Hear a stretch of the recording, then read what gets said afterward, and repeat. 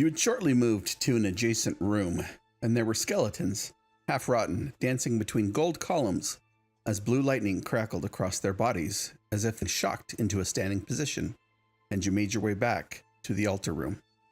Gotcha. All right, let's go ahead and put Torin's body on that table. Whoa. Gentlemen, yes. This is. Did you not see what I saw in that room? It looked like somehow they were using the souls of the weird dog creatures to fuel the whole thing. I mean, Did you not see that? There is the woman that is also barking. Yeah, and there's that. I mean, is there any part of that sentence that you find not disturbing? What if we assume that they're using those as kind of like a fuel? Well, although I'm sure it would be very amusing to have Torin bark occasionally, the entertainment value of that would probably wear thin after a while. So why don't we try the more traditional method? Bring him back. I don't think it'd get boring if he could play fetch too. Well, there's also be the endless recriminations of why did you reincarnate me using an evil dog soul? I just don't want to have that conversation forever. I agree. I was just in jest. It would be a funny conversation, though. They put him on, but if you have access to more what you say traditional methods, I am not familiar with it. Let's put the evil dog soul bed in our back pocket. Call that Plan B. Mm-hmm. And if nothing else pans out, maybe we can reconsider. As Caliban is making the statement, you look over to the corner where the lady is sitting on all fours, scratching the back of her ear and licking her shoulder.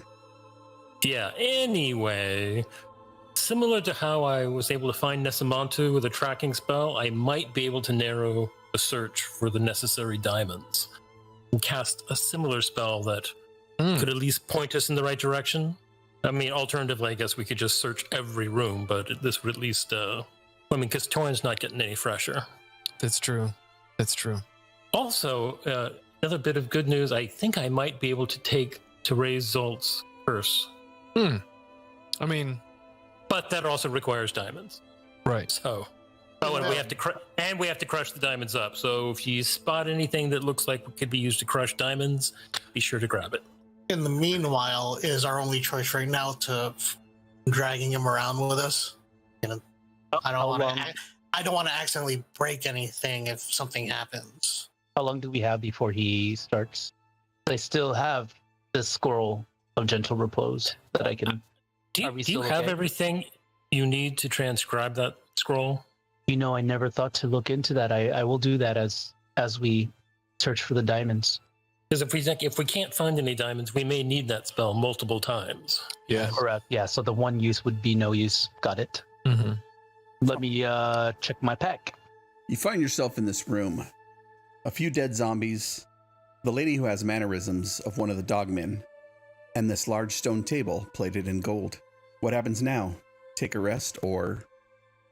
Yeah, should we take the time for you to transcribe the spell into your book so that you can cast it later when needed, and then we can set a guard and rest, because that fight took a lot out of me. Yeah, that would be wise. So you start planning. It's going to take 4 hours to transcribe the spell, but you have all the components you need. Short rest or long rest, while Fiddle completes this task. I personally do not need a long rest, but whatever you guys need. Yeah, I, for some reason, don't need one either. So let's say for the ease of time, Fiddle's completed the copying of the spell. You've now taken a long rest, as I've rolled for encounters, and no encounters occurred. Nice. Amazing. Well, I can cast Locate Object. If there's any diamonds within 1,000 feet, not behind lead, it'll point us in the direction. Let's do it. This is important, right? We need it for him, and then you said my curse, so this is really important. Right. You find a ping to the west of your current position. You just point, and Zolt's going to start going in that direction. He's going to cast Pass Without a Trace on the party. Everyone now has a +10 to their stealth, and you can pick up the party token and move forward. So it looks like a 18, 29, 28, and a 34 stealth. Nice. So does that work the way it worked when you guys were tracking Nessamantu? Like when I come to this intersection, will Caliban be able to point which direction it is? Yes. And as you look back, Caliban is standing at the door and pointing back in the opposite direction. Yeah, I thought he said west. The other west. My bad. I need to hold up my hands, right? Which one is the L? Here we go. Now, this spell only lasts for 10 minutes, so possible I might have to do it multiple times if it's a good distance. Wait, I'll consult with my god. Your god. Caliban, as you move closer to it, you get a ping, and it seems like it's still to the west. It is here. I'm gonna walk up after Fiddle moves out of the way and try the handle, see if it's locked. You try the handle, and it easily opens. Okay. I will open it stealthily. Do you want another stealth check? That's a 40. The rest of the party is waiting for Zolt to open the door, and he does so silently as he nearly disappears through it. The door is open, and a path leads to the west before it turns to the north. Gonna follow it. As you come to the turn in the hallway, you see a heap of dead creatures. The pile includes several dire rats, a handful of bats, and 3 dogman guards. What does it look like they died from? Give me an investigation or perception check. Yeah. Use your eyes. Fiddle, find. Go. I just point at the pile and I say, Fiddle. Do it. 21. They appear to be coated in frost. There's frost. There could be a dry aging room up ahead. Oh, you think they're saving the bodies? Yes. If you hang meat for a while, especially in a nice temperature controlled room, you could get meat to get more tender. This is their bodies. This must have been. In my investigation, do the dead bodies look like they're wearing like older clothes or the modern clothes or whatever you consider modern during our time? Like, do they look like from the past? Give me a history check. 26. The Dogman guards look like they're wearing the standard uniform you've seen throughout the Fireforge. You can't make out the uniforms that are on the dire rats. May I make a recommendation, gentlemen? Remember that plan B? Could we add to that plan B? Mm-hmm. Sure. All right. Just wanted you're agreeing. Yes, Wait, I got a yes. You want to resurrect one of the dog Yeah. guys and ask him what killed him? Yeah. Well, we don't have to ask him. I just want to see what the table does. And if you don't want to use Torin, we can use one of these bodies. Can we do that after? Absolutely. As long as we could do it. Plan B. Thanks. I start looking through the dead bodies. All piled in this, turned down this corridor. I'm going to take my bow out and shoot an arrow into the pile of bodies. You shoot your arrow into the frozen bodies. Upon impact, some ice chips jump from them as part of their extremities crack and fall away. So they're frozen solid. Interesting. I'm glad you shot at them first because Fiddle was making his way over to the body to try to like look at which one he wants to use. That's why he did it. And how tall is the pile? 5, maybe 6 feet. Okay, so we could get over them and get to the other side if we wanted to. Caliban, is your ping pointing this way? West by northwest. Okay. Well, Caliban said he only has 10 minutes left. We should hurry up and get over this pile, but we should be wary of whatever. If it's a creature that did this, we should need to keep an eye out. Yeah. Agreed. I take out a small knife and I mark one of the bodies. Are you afraid someone's going to come and take it? Okay. No, I chose the one that I wanted. Go ahead and make me a DC 16 dexterity saving throw. Mother. That's why you left. Why don't you guys stop me? You said saving throw? Okay, there. Yeah, DC 16 dex. 15. Fiddle moves up towards the pile of bodies. He reaches out, and you witness cold air and frost shooting from the small holes in the ceiling. You take 6 points of cold damage, and you are restrained. What does the rest of the party want to do in this moment? Fiddle, don't move. Just move your eyes Oh, where's the trigger for the trap? I didn't do anything. I mean, and then I'll look around and see if I set something off. I just stepped here and marked it. Ooh, it's cold. 18. You look around and certainly know the trap is coming from the ceiling, but you can't see that there is any kind of mechanism controlling it. Let's see, Make go me a ahead. dexterity saving throw with disadvantage due to being restrained, Fiddle. 8 is a failure, and you take another 3 points of cold damage as the jets quickly blow their freezing air upon Fiddle and the pile of bodies, coating them in a new layer of frost. I'm gonna reach And I up. think this is how it happened. I'm gonna reach up and grab him and pull him back. Zolt, give me a DC 16 dexterity saving throw. 27. As you pull Fiddle's semi-frozen body away from the pile, the jets again blast downward. But with practiced grace, you're able to quickly move out of harm's way. Well, it makes sense why they're all piled up like that if it happens every time you get near it. The trap, when obviously we see the jets coming from the ceiling. How many jets are we talking about here? Every 6 inches to cover the 10-foot cube. Oh, so that's a lot of holes. So this whole area is blocked by that. Do the holes, are they just in this corner? Do they seem to continue down the hallway? You move up, taking care to not get too close to the pile. You scan the ceiling beyond and don't see any holes that continue beyond the pile of corpses. Well, we could always run through it, jump over it. I got caught right when I stepped into it, and it caught me. Do we have any ladders or long poles or a staff? For what purpose? Well, if it's something on the ground, like if it's a weight thing, then we could put well, actually it's the test to see if it's a weight thing. Like if we just stand from a distance and then put the pole into the area and it goes off, then we know it's not the floor, right? So Are you saying we should have bought a 10-foot pole like the good old days? Oh wait, what kind of diamond do you need? I have a diamond. Worth 500 gold? Oh, not that much. Never mind.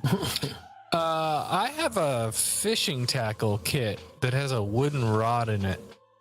Yeah, the fishing pole from when I was sailor. So I'm gonna take that and then stand a good distance away so I'm not gonna get hit by the jets, and just put the pole like over the bodies and see where I put the pole, like if it engages. You place the pole over the pile of bodies, and the trap does not trigger. Caliban, as you're watching Zolt perform this action, you see on one of the dogman's left pinky fingers a glint of a platinum band. Look! Platinum material! On the dogman! Oh, that one was married. Should I try and knock it off of his hand with the pole? I don't know. If only someone had some magical way to reach over there and grab it. I know, Yeah. right? I produce my mage hand and do the light bulb motion with my mage hand. It bears the question, Fiddle, why you touch anything with your regular hands. I have no answer for you, sorry. Sometimes the best experiences are felt and experienced on your own. Oh, okay. I don't know, I'm sorry. I will reach over with my mage hand to grab the platinum band that Caliban points out. Pull it over and I inspect it. But it's still in the mage hand. Here's what you pointed out, Caliban. I hold it up to Caliban's face. Yeah. Could we lose the finger? Sure. And then I'll like crunch it so that the ice kind of. There you go, Caliban. And I hold it out. Do you think I'm going to be carrying you? Why don't you carry that? Oh, okay. Does it have a gemstone on it? Does it have a diamond? No, plain platinum band. Yeah, I'll activate my my winged boots and just kind of like fly over the area. Like be ready to grab me in case this is a really dumb idea. As you start to float over these bodies, I need you to make a DC 16 dexterity saving throw. Really dumb idea. 6 is a failure, and you take 9 points of cold damage, and you are restrained. I'm gonna hook him with my wood pole and pull him back. Like try and hit him back towards us. If my bow is strung, could I like hook his arm or his put it around his head and just pull him back? Give me a dexterity check to see how quickly you can do this. Straight dexterity check. 17. You extend your bow towards Caliban and lasso his toe. Pulling your bow back, you feel tension that could possibly break it. All right, I'll just reach out and grab him. Make me a dex save. 27 again. 27. You easily reach out and grasp Caliban, pulling him from beneath the freezing jets. Caliban, you take 5 points of cold damage. Zolt, you're able to evade injury once more. Next person that goes there, why don't we like put a rope around him? Good call. Good call. Okay, not a pressure plate. Yep, Not a pressure plate. That's clear. So this pile, you'd have to climb it first and then get over. There's no way to just like jump over it. You could probably jump over it with the boots on Torin's feet. You mean the boots on my feet? Aren't you a monk? Yes. Jump over there and then we'll tie a rope to us, and if we get stuck, you just pull us over. We're teleporting too. So if I control them. Would I be able to jump from here to here? Yes. I guess I'll give it a shot. As you enter the 10-foot area, give me a DC 16 dexterity saving throw. We put a rope around him first. Oh, wow. 3 times the jumping distance. So I could jump 39 feet. Okay. Dex save, you said? Damn, 27's popular Yeah, tonight. and you're easily able to jump over the pile just before the cold air descends upon you.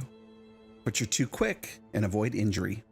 From on this side, do I see anything that would hint to me what triggers it? You can make me an investigation or perception check. Guy, as you look around, you see what looks like an eldritch symbol carved on the wall where you're standing. It's approximately 6 inches from the floor. I let the guys on the other side know that.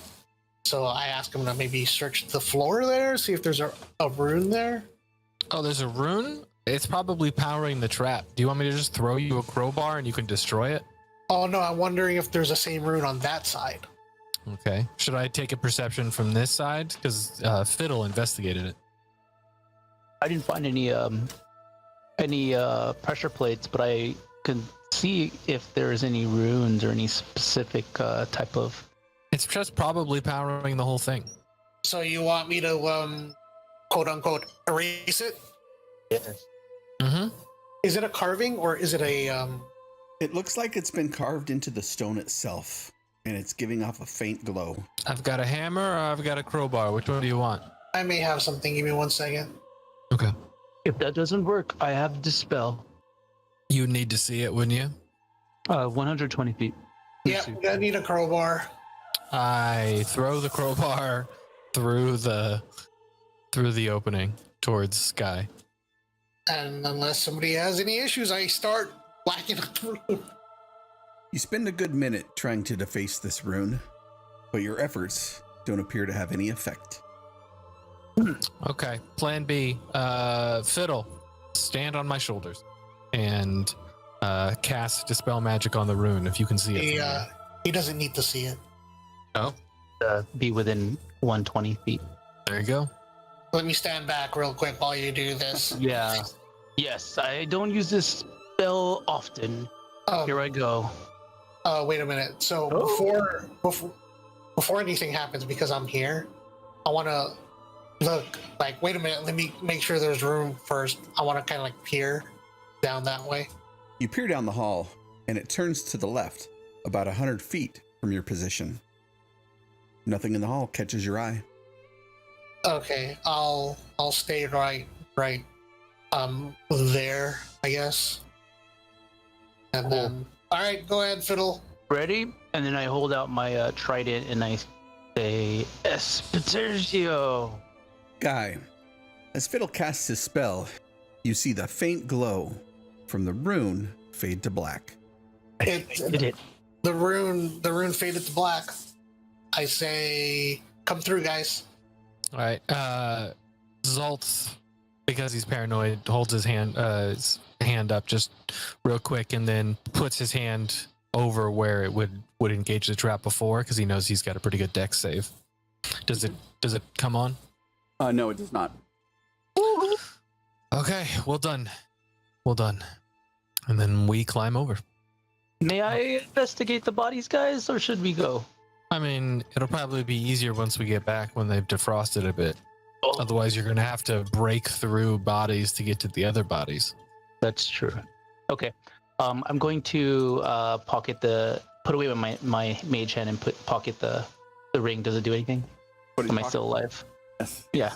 Okay, good. You got him so paranoid, he's concerned about putting a ring in his pocket. Yeah, you put the ring on Torin. Yeah, definitely should probably do that. Oh, it's a ring of resurrection. Wild.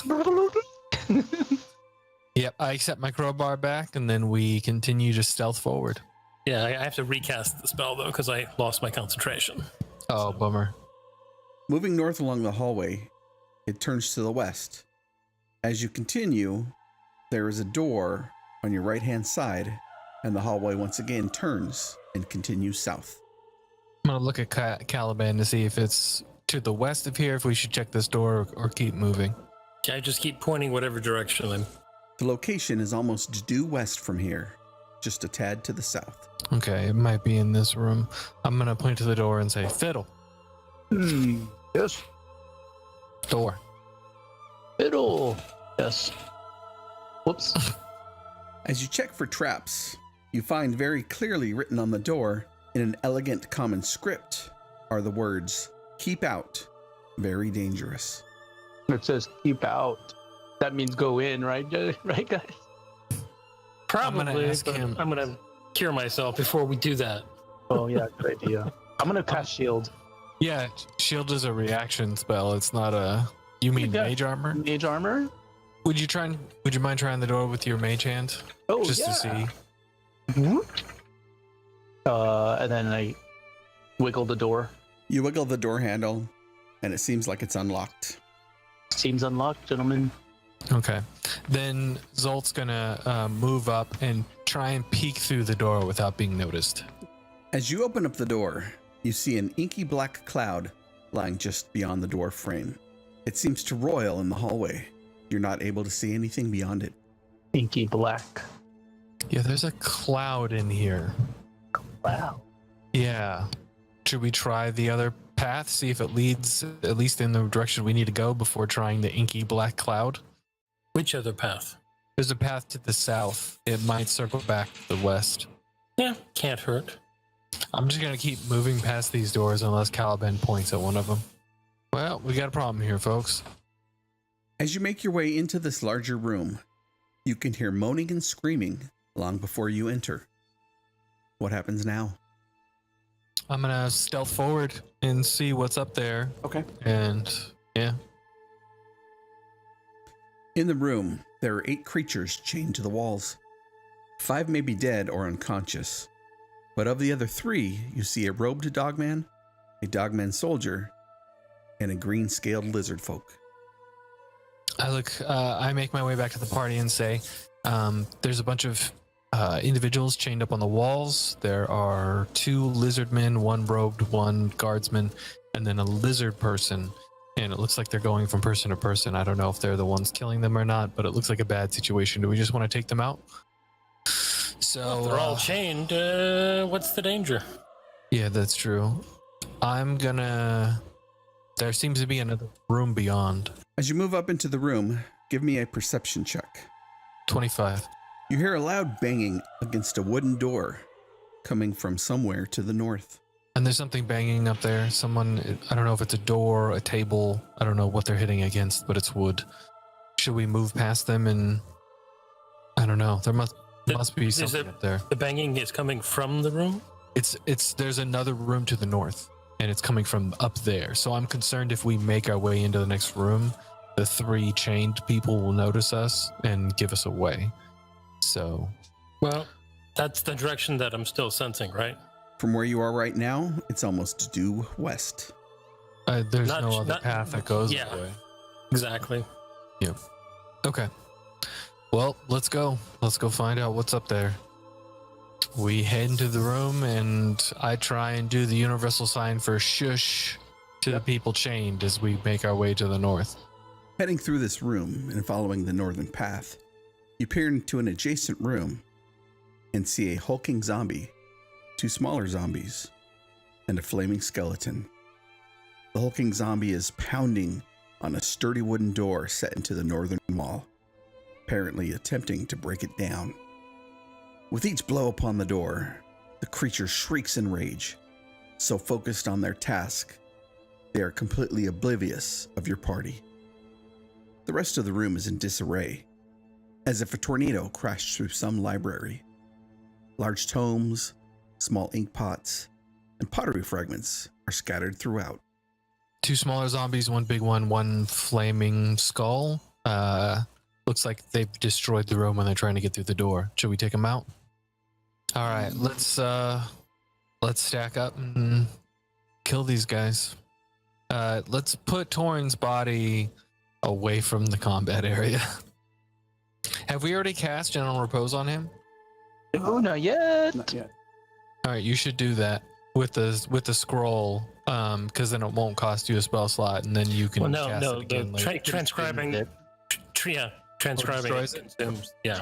Well, let's set him in the corner or whatever, so no one walks away with his body, and let's kill these zombies. Oh, I still have the X on him. No, I'm gonna leave my signal whistle around his neck. You call us if you need us. Oren, we'll be back. I'm gonna cast Raise Undead. As a monk. Do it. All right. Yeah, Richard, we got good news and bad news. You're alive, but you're not alive. I'm positioning, and I'm just gonna shoot at some people as soon as I can. Can you mark where you saw them again? Zolt? You should be able to see them right now. All I just see is a hallway. No, you're looking the wrong direction to the north. Okay, I'm gonna stand right. Here. I'm like, I don't see because I was walking over here. Hey guys, I don't see anything. I don't see anything down the path we just walked. There we go. Oh, you're right. I see them. I'll be right. I'll be right here, so I can at least. Yeah, there you go.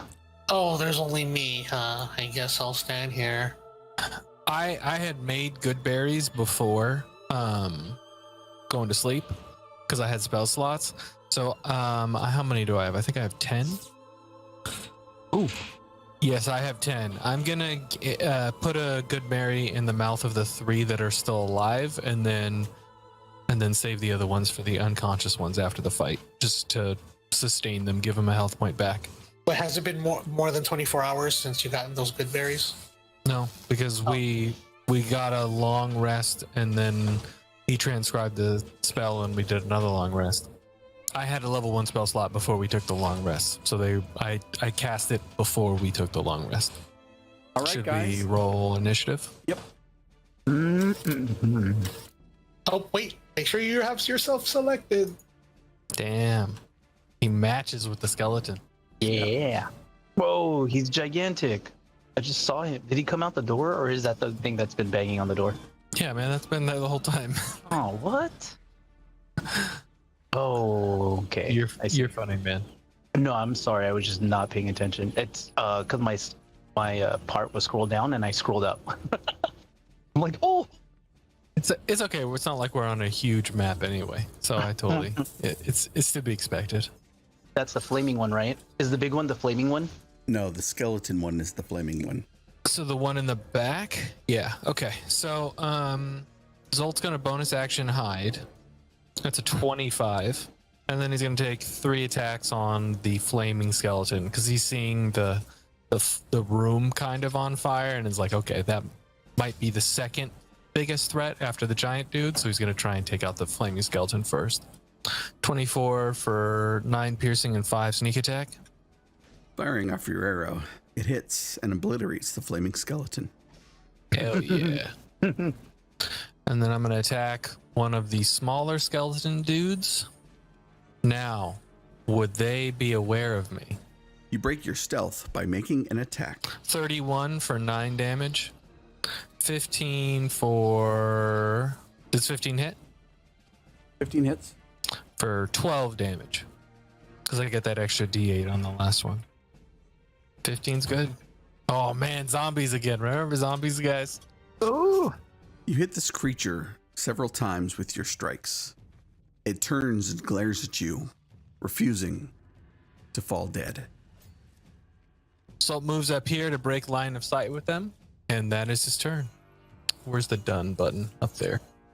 I'll just I'll go back here and I'll hold my action for when somebody, gets up here that gets in my range. Okay.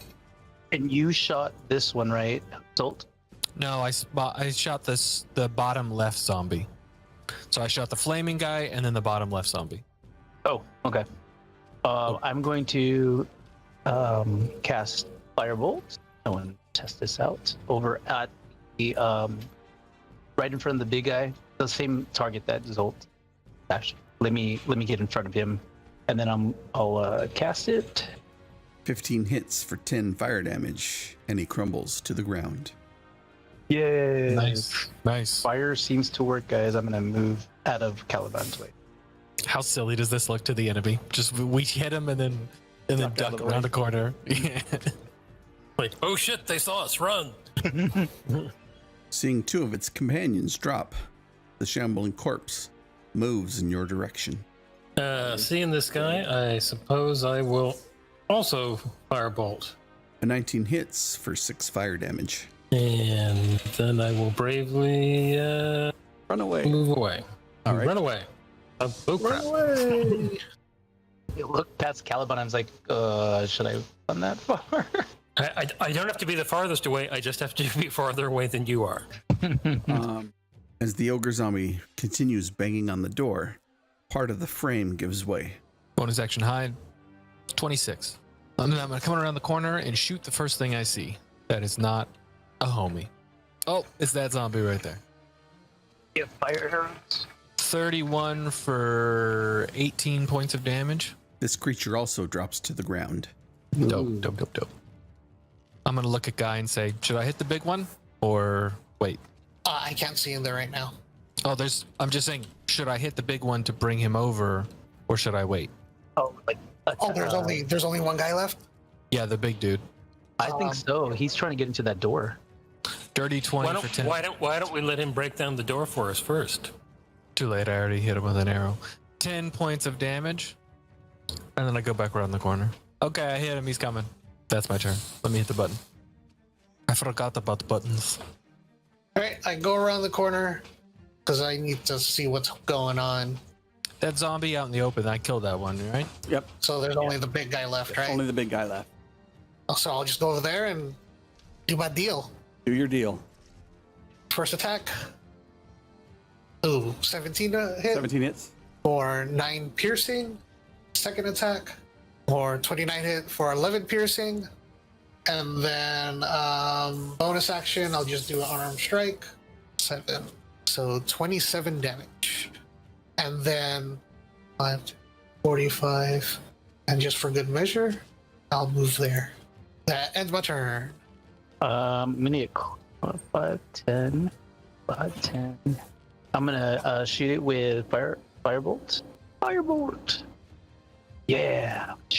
Fizzle. And I'm gonna head back here. End my turn. Back 1, 2, 3, 5. And I will also firebolt him. Yeah. And I'll stay there. As it moves towards you, it reaches down to the left and picks up a large morning star with spikes protruding from its head, swinging it as it comes into range and rolls an 8 that misses. Yes. Zolt's gonna bonus action hide. 25. He's gonna come around the corner to shoot and see Caliban in front of him and shake his head. And then move up to there and take a shot. 25 for 20 damage. 19 for 8 damage. Alrighty. I will do my deal. First attack. 19 for a crappy roll of 7. And then second attack. That will hit, and the large ogre zombie drops to the ground. It door south, so Yeah, that's a good point. And then I point at Fiddle and I go, door, Fiddle. You sure you want me to do that? Do what happened last time? We'll do it with your. Oh, he finally gets it. I finally get it. Yeah. I will check it. I will check it. Okay. Investigate. It's clear, and it didn't suck me in. Was I supposed to check if it's unlocked too? And I'm gonna pull on the door. It's not moving. I think we need to do something to make it open. Anybody know how to do that? Hello, door. Nice to meet you. Will you open, please? Is it locked? No, it won't budge. It won't budge. But it's not locked. Oh, okay. I think I forgot how doors work. I just have been focused on investigating for traps. But it's good. Have you tried pushing? No. Okay, let me try that. You push, and the door opens. No! I got it. I think these glasses are making me dumber, guys. Yeah, it's the glasses. And oh shit. And before you move in, let me describe the room you see. The chamber is thick with the smell of chemicals and rotting flesh. A figure slumps against the lip of a 10-foot diameter pool to the south. Dim light emanates from this pool and its twin to the north, near which stand a table and shelves strewn with books, vials, and alchemical equipment. Swirling purple mist fills an archway leading to the west. For a brief moment, it thins and you glimpse another room beyond. From the same direction, you hear the chanting of a lone voice. As you look about, a rot grub falls from the table, scurries along the ground toward the west. What happens now? well, I suppose we should go in. Where's the diamond, Caliban? To the west. Fiddle? I will check I know what to do. And I head over to the books. Actually, it might be nice to know if there's any magic going on in here. I'm mid walk and you stop me and I go, that is right. Well, you're actually in the hall, but Not liking the look of the mist. Oh, sorry. This way. Yeah, he's wandering off down the hallway. he's like, fine, I'll check the door. We're like, no, Fiddy, get in here, please. Books. And then I stop right here. And then you want me to check the purple mist, you said? Well, just in general. In general, yeah. Detect magic, probably. Okay, because you asked me. I'm going to sit right here and cast the ritual. Detect magic.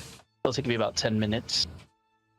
Caliban, as Fiddle starts casting his ritual, you hear the chanting in the western area beyond the mist go quiet. I'm going to grab Fiddy by the collar and say, just keep doing what you're doing. I'm going to drag him away from the doorway, so if someone looks through it, they won't see him. You hear the voice to the west yell something aloud in a language none in the party can comprehend. As the echo of the voice falls away, items on the table near you start rustling and the books start moving. As soon as I see the books move, I kick Fiddy and they say, we're fighting. I told you I should have checked the books. Y'all don't listen to me. Oh, wait. Click myself. Damn, I rolled low. As the books move among the detritus on the table, you see hands, the size of halfling hands, crawl up from below the refuse. Guy, what happens now? I guess I'll go up there and I'll go stabby. First attack, 26 to hit, or 12. All right, then I have second attack, 17 to hit. As the hand, very similar to your own hands, crawls across the tabletop, you skewer it on the end of your blade. You high-fived it too hard. And then I guess I'll do 10 feet, hop on the table, and then I'll attack this one with my bonus action. Unarmed strike, 26. You stamp down from atop the table, squishing it. From the western room, beyond the purple mist, you hear the continued chanting. Caliban, roll me a 1d2. Zolt, give me a DC 18 wisdom saving throw. 22. You hear the monotone voice pierce the mist and feel it trying to take hold of your body. But remembering all you've been through with Nesamantu, you're able to shrug off the effect. The crawling claw's turn. This one moves next to Fiddle and makes an attack, rolling an 8. Claw does not hit. That does. For 3 slashing damage. Ew. Oh, these hands. What? So they're the size of halfling hands, you said? Halfling hands, or perhaps gnome hands. 18 to hit. Yes. 2 slashing damage. Are they like dead-looking hands, like exactly like the picture? Yes. A 6 misses. Guys. Zolt. One will attack you with advantage. That's a 23 for a crit. Yep. For 9 slashing. Wow. One will move up to Caliban and take an attack. That's a 16. No, that missed. And Guy Lagasse. Natural 1. So as you move into the room, these claws crawl out from under the desk. You see Guy stomp, crushing 2 of them, but others crawl from the bookshelf, where Fiddle is wide-eyed at all the ancient tomes, clamping onto his leg, sinking their filthy claws into his skin. I'd like to take a reaction. That's it. Thank you. What did you roll for initiative? 4? Oh yeah, there's some weird shit going on with me, huh? That is the end of their turn, and now it is your turn, Zolt. Interesting. I will take 3 attacks on hands. I'm going to focus on the ones by Fiddle at first. Okay, everybody, we need to be hands-on here. Yep. Wait for that one. Man, I take 5 psychic damage. It's been less than an hour, so I'm gonna use bonus action Hunter's Mark on the one to the south of Fiddle, and I'm gonna take my attacks. 24 for 15 plus. It looks like you don't need a hand, Zolt. Zolt just takes another bow out of his quiver and aims at the next one to the east of Fiddle. 19 for 13. Are you saying this psychically or telepathically, Guy? The last one is going to be the one that was still on the bookcase that attacked him.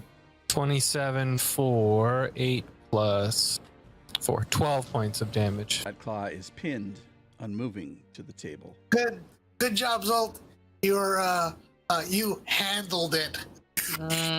Zolt turns around and walks out of the room. I was gonna say you're a stand-up guy.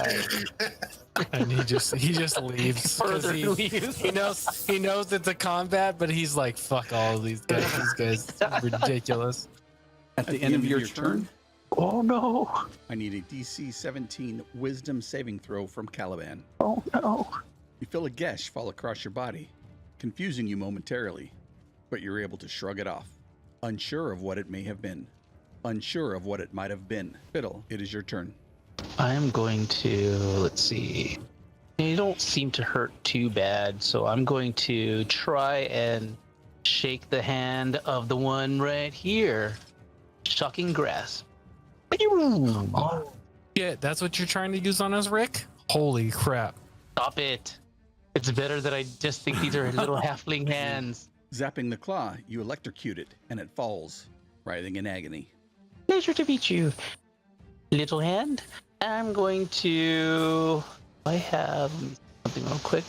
Do I have a way to escape without... If I casted a spell, I can't do another spell as a bonus action, right? Like I can't Misty Step at this point, right? I believe that's the... Or I can because that was a cantrip, right? I'm gonna Misty Step. Misty Step.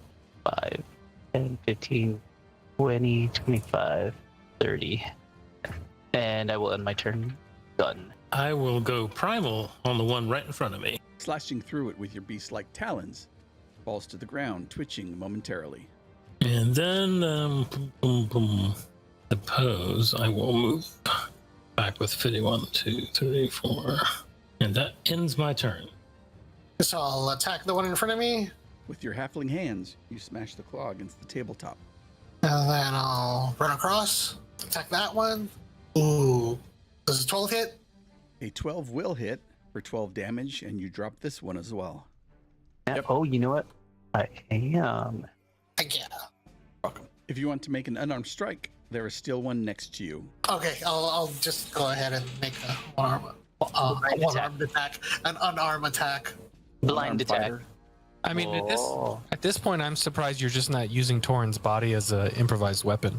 You hit and crush the claw into the tiled ground. Mush.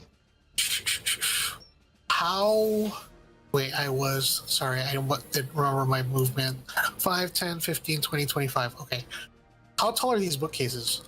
10 foot tall. Okay, cool. So I'd like to climb up and get on the top and kind of like. Is there room? Is there room like more ceiling above that? Yes.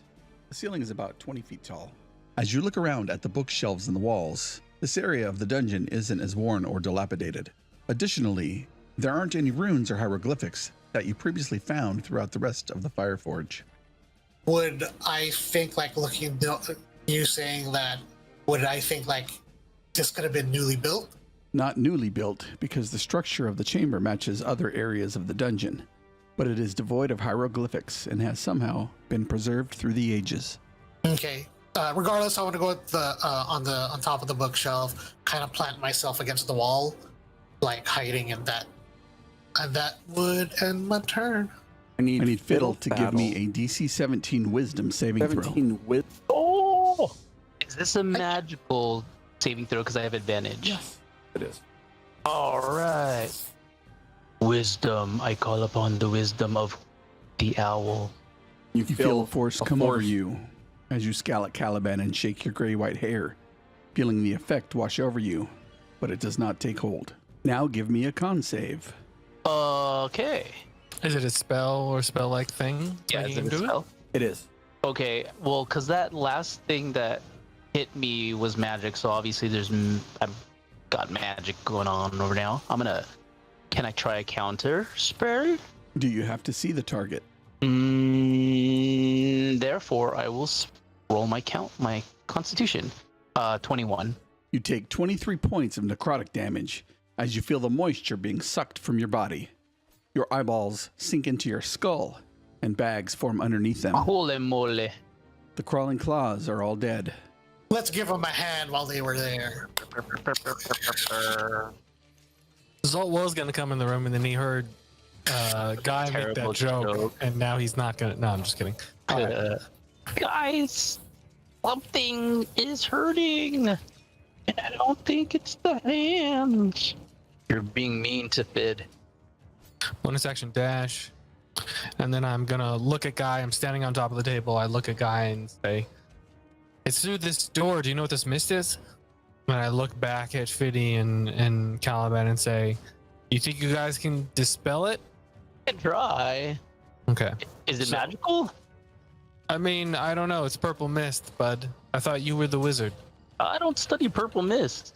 Zolt readies an attack if something comes within range, but otherwise he's standing on top of the tables. That was movement, bonus action to get onto the table, and then ready in action. At the end of your turn, you see skeletal hands grasp the edge of the blue-watered well in the south of the room, pulling the body up and out of it. You can take your opportunity attack. 24 for 10. These beings crawl forward from the well and approach, drawing their short swords and swinging at Zolt for 8 piercing and 17 piercing. 17 also hits. I would like to take a reaction. Thank you. At the end of the well creature's turn, I need Zolt to make a DC 17 Wisdom saving throw. Natural 1. As you feel this compelling force wash over you, like looking at these intruders into a best friend, into one of your tribe mates, theirs, guys have grown up. You're not sure. You feel this compelling force wash over you, seeing these intruders invade your tribe mate's lair. You're unsure of who these humanoids might be and why they're attacking your brethren. So I'm going to attempt to see if Dispel Magic will work on this purple mist at 3rd level. As you cast your spell, the purple mist dissipates. Behind the mist is a figure standing about 6 foot 6 inches tall, dressed in dark robes. He has pale skin and slicked back hair, with a cloak pulled up about his shoulders. He looks your way after you dispel the mist and says, well played, Fiddle. You see polished teeth with elongated canines. Know my name. Bonus action, movement, 5. I'm gonna 5, 10, 15, 20, 25. 5, 10, 15. I'm gonna go over here. 5, 10, 15, 20, 25. Oh, 25, not 30. I'm gonna go right over here. And done. At the end of Fiddle's turn, Caliban, you see the figure move to the north. So, can I tell that something has happened to Zolt? I mean, I just look like I'm gonna hug some skeletons, Calvin. I don't know what's weird. Give me an insight check with disadvantage. Damn, son. As you look at Zolt with his back against the wall, looking toward where the purple mist had just dissipated, and then back towards you, he slowly lifts his bow in your direction with ill intent. Oh, do you want to know what's a cool callback from when you guys first met me? One of the things that Zolt does, because he's a bird, is when he focuses on something, his body moves, but his head stays level. Like, you know, when real birds, when they're focusing, like hawks and eagles. And the thing you notice, Caliban, is even though I'm breathing, my head has stopped moving and my eyes are focused on you. The same way when I'm hunting. Okay. Then I'm going to move 1, 2, 3, 4, 5, 6. And I will reach out and touch Zolt and cast Greater Restoration. Whoa. That's a great spell. Actually, that's the thing that would lift his curse. I need 100 gold of crushed diamond for that. Oh, specifically crushed diamonds. Yeah. Very good. Okay. Rewind. Screw that then. Instead of that, I will wild shape into a giant eagle. This gives us the opportunity to throw that platinum ring into the fires of Mount Doom. Yeah. Man, if I was still controlling Zolt, I would leave the dungeon. I'm also large now, but I can fly 80 feet. So let me see where 80 feet takes me. So that's like, gotta select myself. So that's like 45. And now that I can see this guy, I have just enough movement left to fly up to him. And I will attack him twice. My beak and my talons. They both miss. Oh, damn. Oh well. Ooh, ouch. Yikes. Rolled a 23 and a 24 and then a 7 and an 8. Yikes. Hey, it's the first time I've ever been a bird. That's true. You're learning. Very hard to be a bird. Yeah, it's like I'm like I think my arms are just as long as they used to be. So I'm getting used to the reach now. Are you an eagle with winged boots, though? No. I'm an eagle. Eagle. Oh, so the clothes and everything just you turn the whole thing Yeah. turns. Oh, got it. Is this mist active? Yes. And I saw Caliban able to move past this one. Not past the far mist, but past the close mist. Okay, so if that's the case, then I run in because that means I don't know where Caliban went. So 5, 10, 15, 20, 25, 30, 35, 40. I guess I'll have to, a bonus action dash. I mean, I'll bonus action 1 key point to step of the wind, so I can just run straight. You have advantage due to flanking. Forgot how to do an advantage on, there you go. Hey, Attack. Randy. Yeah, 20. I just want to say, because I've noticed it, your mini looks fantastic. Well, yeah, I spent a bunch of time screwing with him. Oh, And I paid their fee to get the photo booth thing. the background. That's right. You can color now because I colored the other one. First attack hits. Second attack. And then with that, you'll hear a guy say, stunning strike. So Constitution saving throw, Nice. 11. that fail. He will spend a legendary resistance to succeed. That's 1. What is it? Who is he? He knew my name. Second attack, 23 to hit. And then you hear a guy again say, stunning strike. 22. And that ends my turn because I bonus action already. At the end of your turn, he moves and steps into this black fluid and disappears. He's here. It looks more like a teleport than anything else. Do I still have movement? Oh wait, no, it was his turn. My bad. Go ahead. I need Fiddle to give me a Constitution saving throw. Constitution saving throw. There we go. Con save. That's a failure. Oh no! That is a failure. Gonna dehydrate me again. You take 49 points of necrotic damage. I'm out. Oh. Holy moly. The skeletons are going to shoot at you, Zolt. And since allies of the caster have attacked you, the charm condition ends. Wow. I know you didn't want to do that, but that's true to what the skeletons would do. So you get a point of inspiration. Appreciate it. I'm down to 43. I kind of do a little barrel roll with my head, as birds do. Look at the two people short bows, and then turn to the north and see Fiddle. And my bird eyes go wide. I move over to him, and I cast Cure Wounds at a 2nd level. You get 7 points of healing back. Fiddle, you're awake. I was gonna say, what's Perone? What happened, Zol? I need to make some con saves actually. Okay, so I failed. So Hunter's Mark is gone on that last one because I've been attacked 3 times. So Hunter's Mark is gone. Fiddle is alive. He goes next. So what I'm gonna do is I'm gonna look down at him and say, you need to get out of this room. Go through the doorway you just opened up. And then Zolt is going to bonus action dash and do the same thing he just told Fiddle to do. He gets up here and he sees a giant bird and goes, huh? And then come this way. sees Guy. Hey, don't block me in, please. Oh, then he had enough movement to get to that space. He's in there now. And points back to the hallway. Fiddle's up. Hopefully he'll come with me. And that is Zolt's turn. At the end of your turn, Zolt, you see the mist reform in the passageway.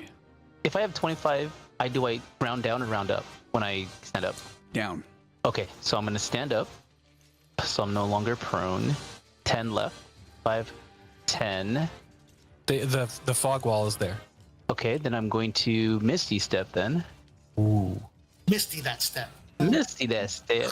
Yeah, can you see through the fog?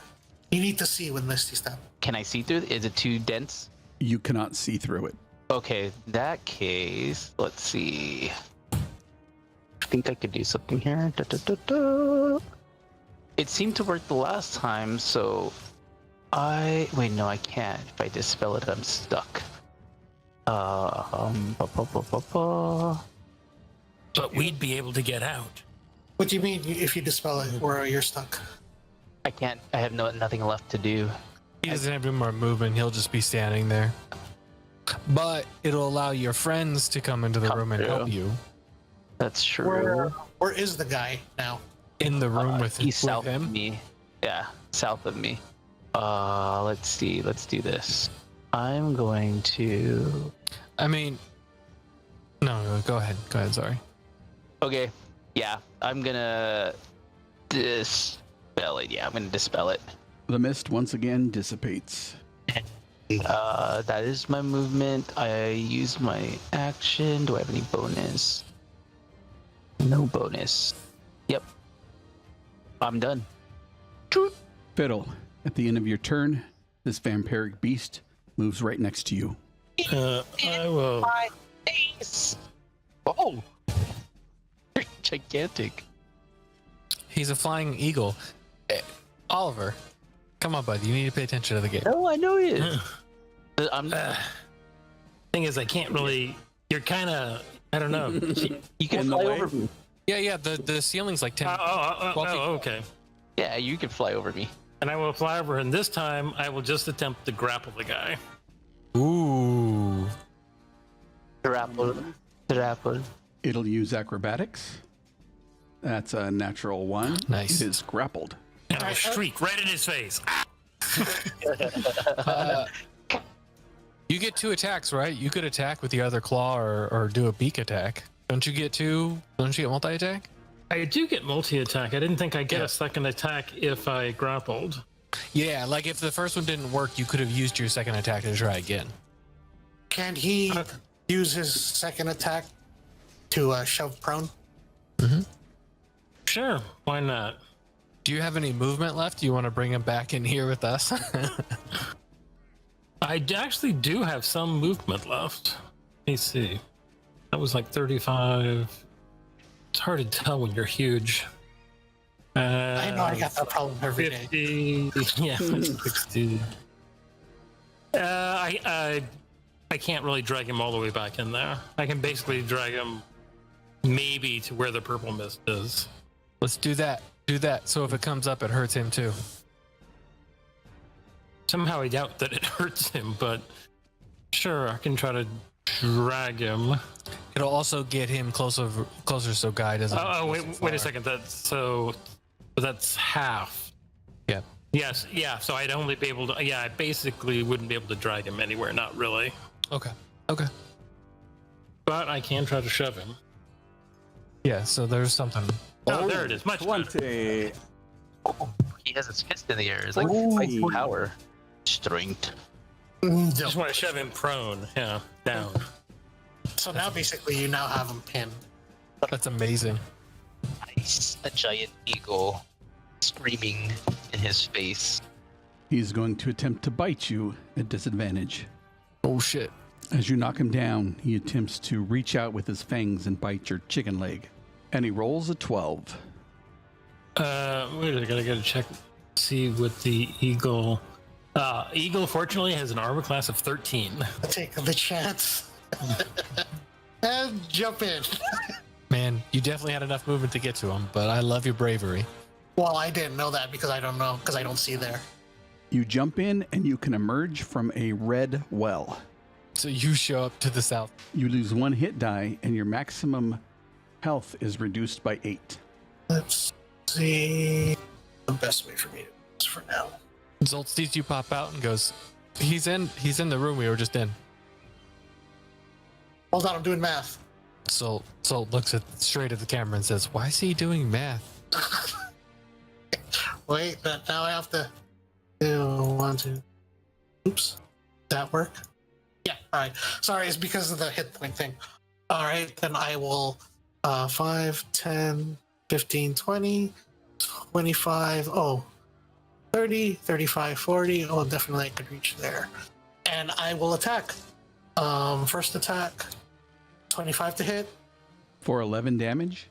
It was on mute. And then here we say again, stunning strike. Con save. That's a 23. God damn it. All right, second attack.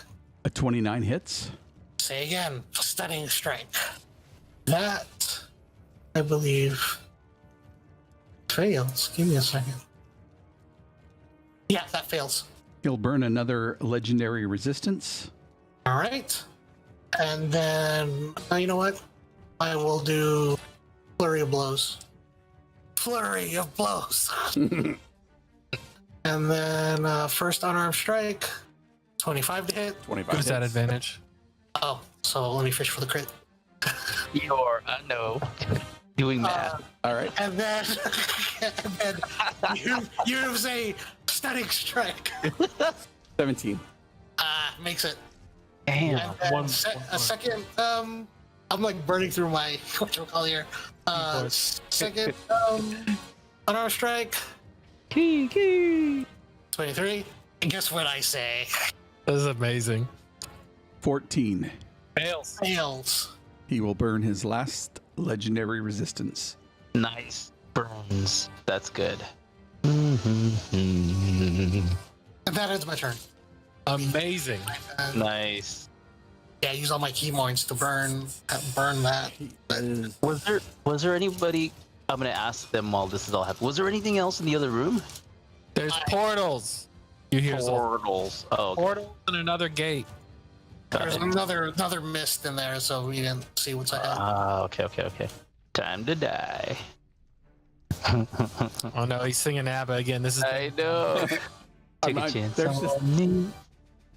so What does the fist mean again? grappled. Grappled. Okay. And prone. He has a speed of 0. He can't get up. He's grappled. As you have him grappled to the ground, the bruises and cuts disappear from his body. Ooh. He's going to try and bite Fiddle at disadvantage. Oh man. That's a 24.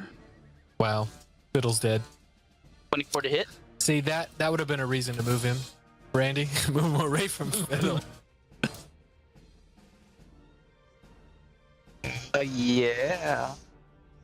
Just a reminder, Oliver, you could have shielded some of those attacks you took earlier when you were getting murdered. Yeah, I still would have died. Yep. I took like 40 something on that one. I know, that was so wild. Is Fiddle's down again, right? I can't see from over here. Yeah, I'm down. I think you're dead. Maximum. Maximum. You scared me for a minute there. Say that again. Maximum hit points to 0. You take 9 necrotic, and your maximum hit points are reduced by 9. Got it. But you don't die. The maximum goes below 0. Got it. Max HP modifier down by 9. Got it.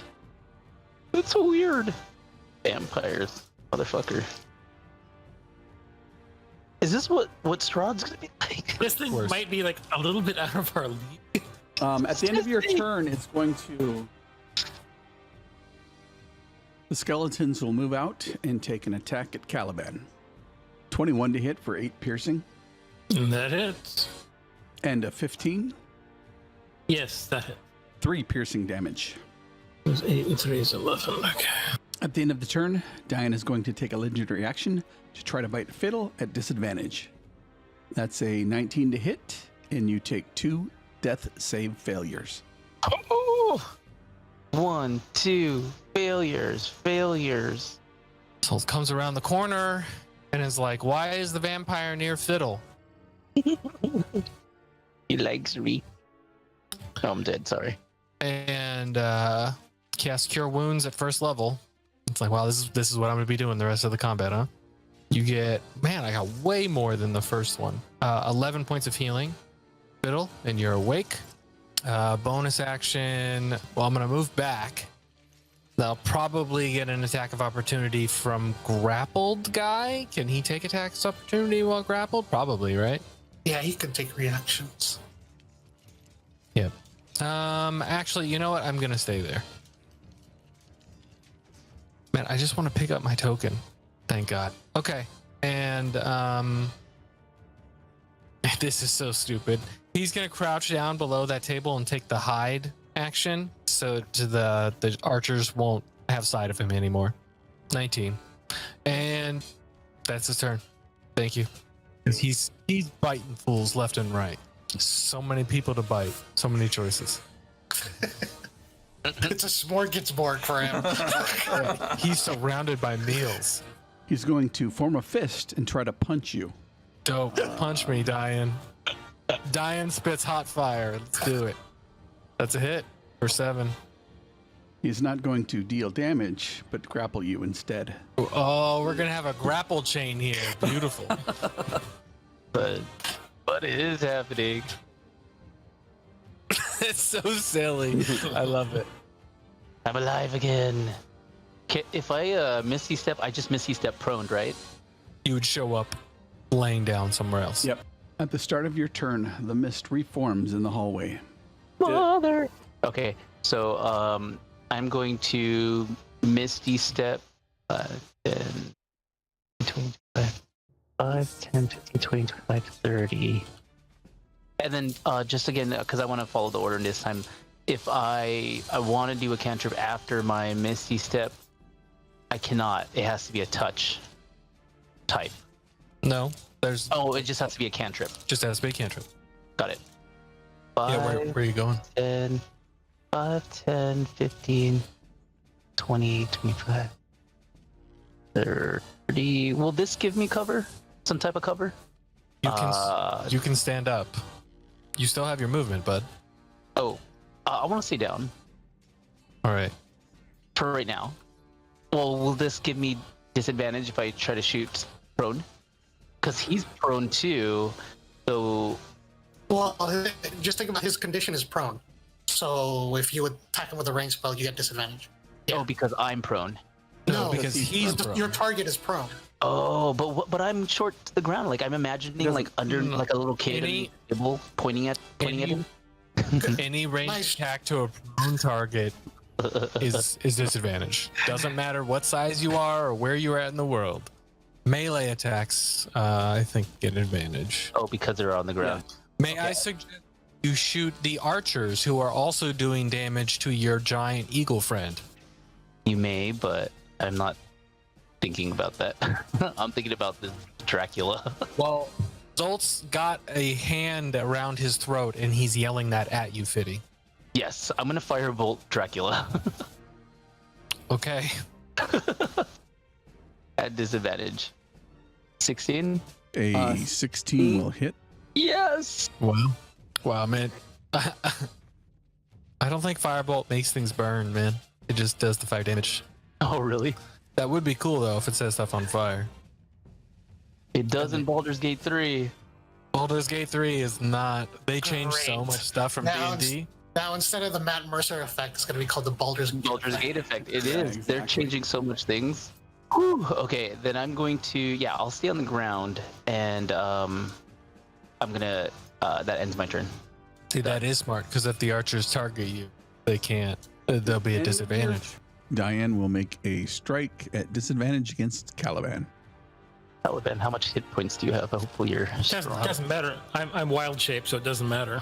Oh, it just absorbs it. That's right. That's a 17 to hit. That will hit.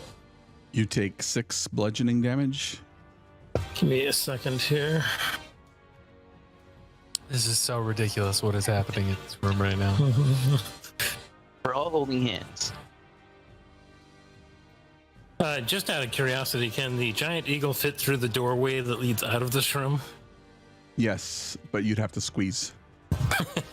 That'd be truly ridiculous. The chain of people being drugged down the hallway. Yeah, but we're also in a labyrinth. We don't know what door, like behind every door could be a room of enemies. So I don't know. Where how was I feel that about picking a floating fight. room at? It's down the hallway to the north. Didn't you say that there's good rooms in here? Not that we found.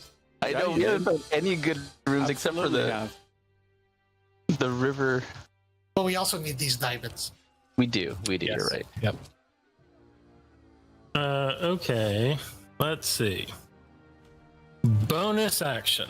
I will drop the wild shape. Okay. Instead of running away. I will cast. Let's see what spell level is that. Okay, 3rd level. I will cast Conjure Animals, conjuring 1 large constrictor snake. That is a beast, giant constrictor snake. Wait a second. Nah, that's not going to work. He's huge. He won't fit in the room. He'll fit just to the north of us. Really? Because I thought huge was like 16 by 16 or something like that. No, that's Or no, it's it's 3 by 3. oh well. If it's 3 by 3, forget the snake. I will instead conjure my friend Enormous Tentacle. Oh, we haven't seen him in a while. Do we need to take it off the stream just in case? Yeah, I feel suddenly uncomfortable that I'm only wearing boxers right now. Tie break. And so that's my action. I don't know where we're going to put him in the initiative order. It'll just go on your turn if that's all right. Okay, Well- that's totally fine with me. Well, then make his constrict attack. I really hope. I'm pretty sure that Damn. hits. It's also at advantage because he's prone. He might not be grappled anymore, but he's prone. Oh, yeah. Okay. Well, anyway, 25 hits.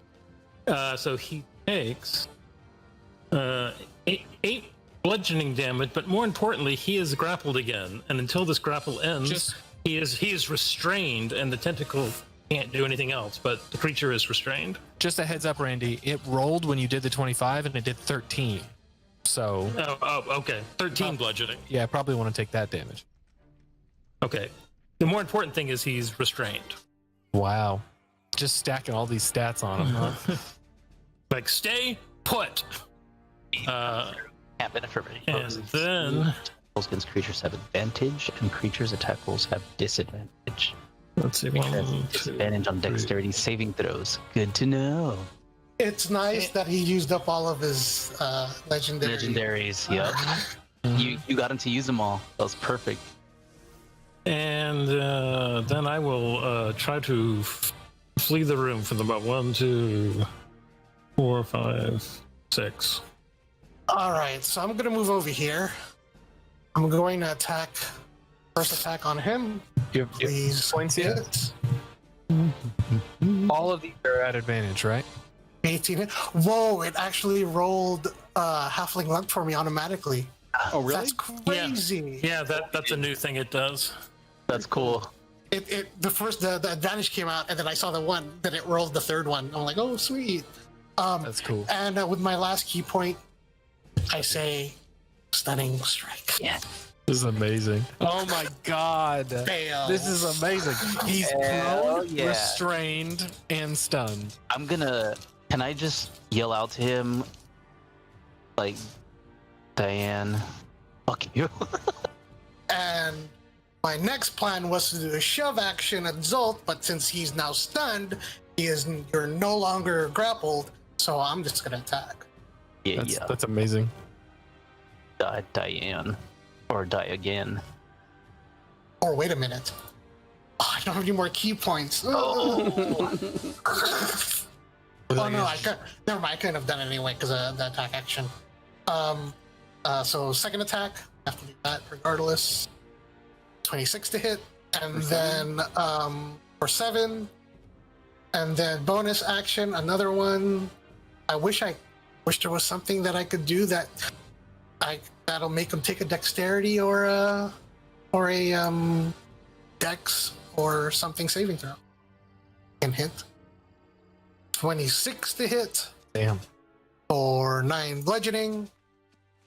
And then I'll move. Oh no, he's totally stunned. He can't do anything. Yep. Then I'll just stay there. That sure does.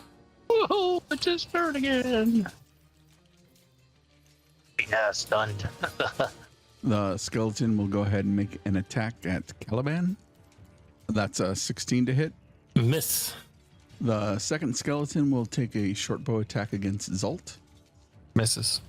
All right, I can't see through there, so I'm not going to react to that. Moves away because he's not grappled anymore. And takes 2 attacks at the archer in front of him after casting Hunter's Mark on it. And we'll attack twice. As he got up to the table, he looked back at Guy and he said, thank you. 16 and 30, so that'll be 22 plus 6. The creature drops to the ground dead. And that's his turn. Let me hit the button. How tall is this table, desk, whatever it is? 4 feet. 4 feet. How tall am I? You're less than 4 feet. Yes. Yeah, so you could have just been hiding under the table. You didn't need to be laying down. If so I'm funny. moving prone, is that regular 5 feet or is it like is it what do you call it? For every 5 foot you crawl, you have to spend an additional 5 feet. So it's like what is that called? Something terrain? Nope, it's not difficult terrain. For every 5 feet you crawl, you have to spend another 5 feet. Oh, okay, because it's just crawling because it takes more effort, kind of thing. Yeah. Okay. It's if remember that there's a difference between halving your speed and taking additional movement when you're crawling, kind of deal. That's I see. why there's a distinction. Okay, so I'm gonna stand up. That gives me 10, and I'm gonna come with my last 10 movement right here, and then I'm going to. Can I lightning bolt without hurting Guy? Right there. Sure. That doesn't. I'm gonna do this at level 5. Automatically does not dex save, so take the damage. He's stunned. Oh, damn. I forgot. So Don't Guy's full turn. damage. Full 5th level damage. I'll be laughing if you roll all ones. All right. Oh. Why'd you put that under the Why'd universe? you say that? So just a straight roll, right? I don't have to do advantage or anything. It's a saving throw. Yeah, you just hit the button. So man. you roll, you have to roll your damage. Yeah. 42? That's good, man. Look at all those fours. Oh, you're nice. Is he electrocuted? What does he smell like? Diane. Yeah, that ends my turn. Okay. Hope you have something A little Dexy bit. there. Dexy? And I will cast Flame Strike right about there, Okay. So, so that it encompasses the vampire and the archer without frying Guy. that's so Dexy. And he is restrained currently, so Stunned too. 46 fire and 46 radiant. Nice. Satay. 30, man. That's a lot. Hell yeah. Throw all these conditions at him. And then I'll move back around the corner. Did that kill the other skeleton archer? Yes. Yes. Amazing. Oh, in that case, I don't have to move. That's funny. You just watch him crumble on fire. You're like, oh, okay, I'm good. Well, in this case, we just gonna watch Diane. Wait, what is this And- thing I'm seeing back And there? an enormous tentacle will just continue to hold him. The day of the tentacle. What am I looking at? What is those? Those are oh yeah, those are those things. That ends. No more key points. The only thing I could do was just pound him in the face. Punch him. Don't punch him up.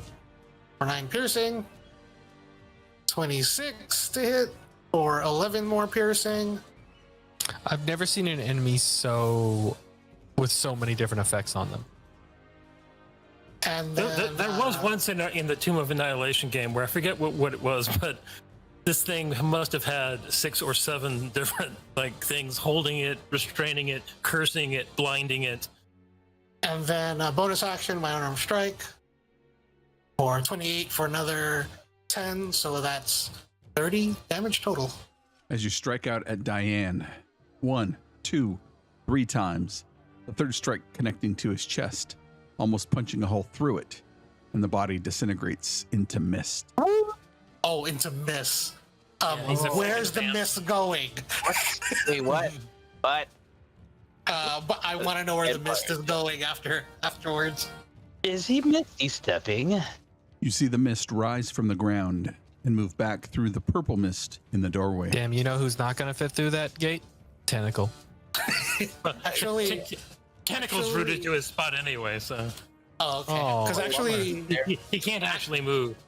Oh, But he does have a 35-foot reach, so. you should have done the snake. Snack. Can I, Kelvin, is the tentacle physical or is it more magical? It's It is physical. It's a beast. Like, can I have a piece of it later? I don't think that'll work, Eddie. I mean, once the spell goes away, he just, It goes away with it. he evaporates back into, ectoplasm or whatever he's made out of, so. but no, in the way the rules are written, you could squeeze into a smaller space. We drop out of combat. Guy, you're fast enough to follow it if you'd like to go through the purple mist. Well, that's the problem. I don't want to go through the mist. Okay. Does Fiddy have another dispel magic? But there's also another mist. We know that there's another. There's double. mist. Double mist. He got away, guys. Well, I can dispel. I You can have dispel the too? mist. Yeah. I don't want to metagame, but there's another creature on the turn tracker, so if we want to keep fighting, we can. Yeah, because I saw it though. Oh, I couldn't see it because of the mist. That's right, I couldn't see it. We're gonna see him again. That was intense, guys. And we will. Only if we stay here. Let's just loot the place, get what we came for. Get out of Hold here. on, where's the diamond? We have to get it. You have to We get. still yeah, gotta you have search to- the place. We haven't. But- We had to rest. Well, we don't know. It wasn't in this room because it would have keyed on you, right? Like you would have felt it in this room if you knew it was in here. That's why we were detecting magic, I guess. I was detecting magic just because there was purple mist floating around. Right. Well, Fiddy was detecting magic. You were still concentrating on the diamond. Well, until let's see how many happened. spells. Yeah. Up until the combat happened, though, I don't know if anything you cast required concentration. Yeah, I had to drop the locate object. Oh, I can cast it again. Because that's the whole reason we came here. Otherwise, this was just And kind of a waste. I'm casting it again. You get a ping of the diamond's location through the mist to the west. Fitty, open the gate. Gates open. The mist dissipates for about 6 seconds, allowing Guy and Zolt to run through. Wait for me. It only dissipates for 6 seconds? For 1 round. Gosh, if you want to do anything, you got to do it your freaking self. I'm running out of spells here, but No. Here's the thing. We noticed that during combat. I find it hard to believe that Caliban wouldn't have been ready to go through the gate with us, but Well, even then, it's not like you can't dash, right? Because that's more that you can do that within 60 feet. yeah, I guess that's up to Rick. Could he have seen the gate open, Well- moved, and dashed in 6 seconds? Probably here. That's far. Because didn't do the dispel while I was up front. I was back here still. And did you do it while laying down too? Were you not standing? Well, it would depend. Like, would it go back up at the when it go back up at the end? The question is, would it go back up at the end of his next turn? No, then on his next turn he should be able to go through then. like, why doesn't Fitty just stay put? Because Yeah, I'm gonna stay with the tentacle. Maybe it's safer. Yeah, I'm gonna stay by my buddy, the tentacle. He's kind of hurt anyway. Why don't you watch Torrent's dead body? Make sure no one grabs Oh, it. where is Torrin? well, no, the tentacle's gone now because I had dropped concentration on it too. Oh, So Fitty So can look just. for the diamonds. oh, my friend. Why don't you I drink don't some feel potions? safe anymore. I'm gonna look at the books. Oh yeah, I'm gonna read the books. I'm sure Take care. that. Take care, Hey, guys. what's the over/under on him being dead because the books blew up on him when we come back out? Okay, well, you're right. I'm in like really damaged. I don't have people around me. I'll be careful. I'll just look at the books. Do you have a potion you can drink? No. TikTok, guys, 10 minutes. Diamonds. Go. TikTok. Okay. Caliban, which way? Still west? And I guess I'm going to have to drop this one myself. As you cast Dispel Magic and the purple mist dissipates, you spy a black skull painted on the tiles in front of you. Wisps of smoke rise from it. It's just painted on the ground, or is it moving? Whoa! Did everybody feel that earthquake? Kind of shifted there for a second. It's weird. I think that was an earthquake. In there, kind of doing their thing. Can I at least investigate the tables? Not touching anything. Just seeing if there's any potions, maybe. Okay, cool. I go through, but I don't get near the smoke. That doesn't sound good. Do you think that controls the mists? Like it's got to be some type of spell that keeps renewing itself, right? Like the rune with the ice trap. Yeah, you lost me on that one. There was a thing that was making it keep going, right? These gates keep coming up, even though we killed the vampire or whatever. So there's got to be something. Well, we didn't really kill him. He ran away, but Oh, well, there's nothing for it. Guess I'm just gonna have to step across this line. I'm not seeing any other option here. You guys Good want luck. me to try first? Hmm? You guys want me to try first? I'm not sure it makes a difference because we got to go south here. better decks? Is that why you're asking? No, not mechanically. I'm just asking. Do you want me to try first? Sure, yeah, why not? Then I'll go here, and then I'll jump across to here. Yeah, he's got like 35 feet jump. To here. As you easily jump across, you feel tendrils of smoke reach out towards your legs. Caliban and Zolt, you actually see the tendrils reaching out. Guy, you take 8 points of necrotic damage, and your maximum hit points are reduced by 8. Make me do all my hit point thing. Lucky the math is easy this time. My current is 44.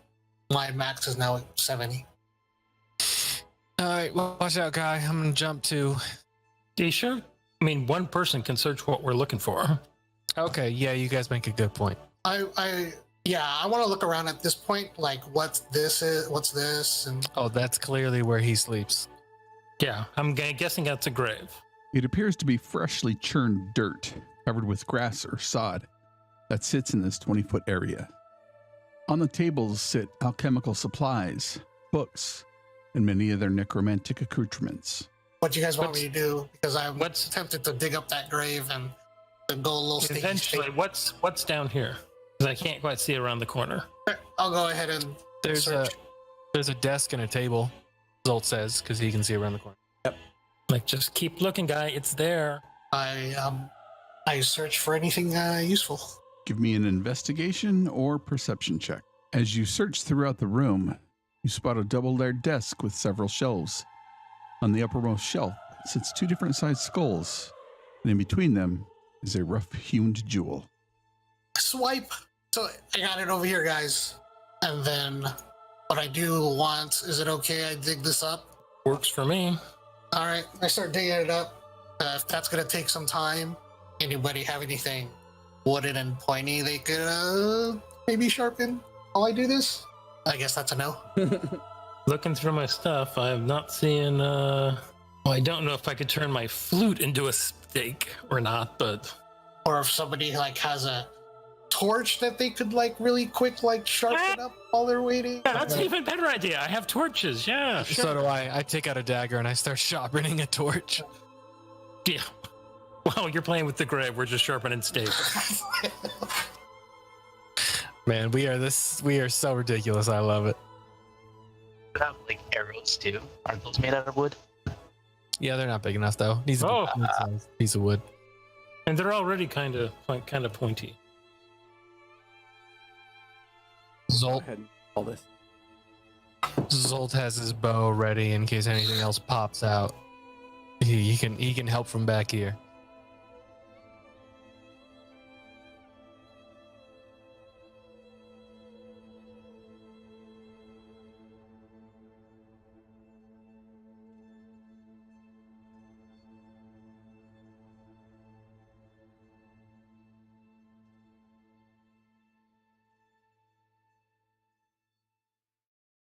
Kingsman, what would you like to do? Guy's digging, and I'm ready to shoot whatever we find in there. I'm with Torn's body right now. I like I said, drawn protective symbols on his body. We definitely pulled it up to the hallway, so it's in the hallway outside of the room. I didn't do all that work tying Torn's body to our druid to then leave it further back when we got up here. So I'm just gonna spend my time trying to push the body into the room instead of in the hall. Oh, I need to start digging. Do I have a shovel? I have a mixing paddle. Yeah, that should work. Totally the same thing. Zolt sees you pull out a spoon and then pulls a shovel out of his pack and says, "Do you want this?" No, it's not a spoon. It's literally one of those large mixing paddles that you put in cauldrons. It's one of those. But a shovel would be better. Yes, we don't know where this ground has been, and he throws you the shovel. You throw it over the thing, yeah. Yep. All right. Yep. And I grab it, and then I start digging. The pile sits about 2.5 feet tall. It has what appears to be grass growing on the sides of it. You dig for about 15 minutes, spreading the dirt out around into the room from the center of the pile. I'd rather not spread the dirt out. If I could just make another pile in the corner, like right here or something, that'd be great. As you continue to pile the dirt in the corner, you get to about where the pile is approximately 1 foot tall. Make an investigation check. That's a 6. You continue to dig and you're not quite sure what you're digging for, but there doesn't appear to be anything of note in the pile of dirt. I don't see anything in this pile of dirt over here. It has to be something in here. It has to.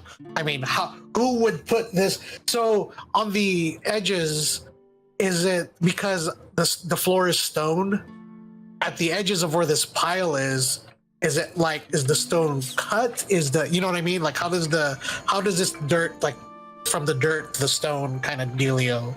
It looks like whoever put this here just plopped it down in the position it is in now. You search around the edges and investigate the stone and check where the tiles run together. And it appears to be like the rest of the stone in this room. Unless you guys want to give this a try, I'm going to keep digging. No, I'm not moving. Well, we only have one shovel, right? I didn't actually finish looking through my equipment. Oh, so you went for the big spoon first. I'm saying you opened up your bag, and if you have equipment, and you went straight for the spoon instead of looking for a shovel. You're like, yeah, spoon, sure, that'll work. He's a cook. But it's not just a spoon, it's a big paddle. Good for shoveling, good for paddling, say if we're in a canoe. Is it made of wood too? Because you can kill the corpse. Yes. How much dirt are we talking about? Yeah, how much dirt has he removed from the soil at this point? About half the dirt has been removed. After all, it is a 20 by 10 foot area of dirt that's now about 1 foot tall. So more than we can throw into a bag of holding and take with us. Correct. Just to be dense. That is very funny. Vampire comes back and what? Where'd all my dirt go? those dicks, they took my dirt. Is there any way we can get rid of it somehow? What happens if you throw it in that bottom portal? And Zolt points to like the portal over here. Toss a handful in and see what happens. Yeah, I'll go ahead and take a handful of dirt and toss it in there. Oh my god, there's a door to the north. I was going to point that out. You drop the dirt into the well, where it floats momentarily before it sinks to the bottom. The pool contains a dark, brackish liquid. When you drop in the dirt, it doesn't act like regular fluid. It bubbles for a few seconds. Oh, just put it all in there. So he's got to work to get it out. Real quick then, I look over here after I've done that. How does that pool look? Is there dirt? Does it look like there's something inside there? Make a perception check. You look in and notice that the well is about 3 feet deep, but it doesn't appear to contain any dirt. Let's start shoveling some of the dirt in here as per results recommendation. I'm talking about probably like 5 shovels worth. You start shoveling the dirt into the well. After about 5 shovels worth, you can barely discern that the level of liquid has risen slightly. And then after that, I look here again just to see if maybe Faz has changed. You take a look, and it doesn't appear to have changed. Can't really tell, guys. What you guys want to do? We don't have Fitty, but do you want to check that door up there? Maybe this is what do they call them? Green herrings? Sure. Someone at the dock said herring. What's a herring's like a Fish. rodent, right? Oh, a fish. Okay. I obviously wasn't on the water that long. Herrings are delicious, especially if you pack them in a jar and kind of ferment them a little bit. Oh, check the door. Yeah, fish booze. It's great stuff. I assume you're looking for traps. Give me an investigation check. The area does not appear to be trapped. I check if it's unlocked. It also doesn't appear to be locked. Okay, I'll go and open it. Or missed. Wait, we came to that one. We did? Yeah, I don't recall seeing the mist before. Okay. We have no clue what happens when something goes in it. Yeah. We just don't trust it. And floating purple mist in the vampire's lair? And probably not. All right, what do you guys want to do? Do we want to get rid of the rest of this dirt, or? Yeah, sure, why not? Can't hurt. Yeah, I mean, if you dug like in the western portion, maybe try digging. I feel we? like we'd be, I don't know, he's like curled up in a fetal position on one side or something. He also could have just run out that door. He turned into mist. That's true. He totally could have just gone north, and we're just screwing around in here for nothing. Well, not for nothing, unless he has another pile of dirt somewhere. That's I true. will take the time, unless the party wants to do anything else, I will take the time and start filling both pools with dirt until it's all gone. That's fucked up. I'm gonna walk over to the first set of mist. I'm gonna yell through. Did you guys find the diamond? We're Yes. like, Fitty, shh, stop yelling. Oh, Yes. sorry. I don't know Yes. if you could hear me through the mist. Yes, but shh. Did you guys find the diamond? Yes, but shh. Okay. Close, Fitty, close the door to the room you're in, so in case someone walks by, they don't see you. Okay, I'll close the door. Good idea. Oh, I'm gonna read books. Oh, great. Oh no, I'm not supposed to. I'll go back to Doran. I remembered. I saw books and I got distracted again. I love that. I love just Fitty every 5 minutes going, books. Oh no. Don't touch books. 5 minutes. 5 minutes later. Books. Oh no. Fitty, you know he's dead, right? Yes. Yes, of course. Of course I know that. I'm protecting his soul. I have nothing. Guy has nothing else to do. So unless the party wants to do something else, that is what his guy is doing. Soul's just kind of pacing with his bow, moving around. You guys could just try crossing that area. Did someone just open the door for where Fitty is? I guess my idea of him closing the door didn't work. I closed the door, but they opened it. Hi, nothing to see here. Oh man, guys, I figured this is it. I had to do this. Oh shit. Let me get some initiative there. Okay, can I say that I didn't walk up to say hi? I'm gonna die. Oh no. Or you just go through the purple fog. Well, let's see what happens. Oh, great. He does go one before you. Ah! Hello. You're standing in the lab looking back through the mist when the door opens. A towering set of armor enters the room and a voice echoes from within. I told you I was coming for you, Fiddle. Followed by a warden dwarvish as his longsword bursts into flames. That's a 24 to hit, Fiddle. Yes, that does hit, and I cannot even shield that because that's not, it still hits. You take 13 slashing and 5 fire damage. Oh shit. Yeah, I'm down. You hear the scuffle from the other room, and the Knight of Fire will make a second attack. That hits. You now have 2 death save failures. That's an automatic failure. How Yes, many do I have right and now? it's 2, your right? turn. 2 Make a death failures. save.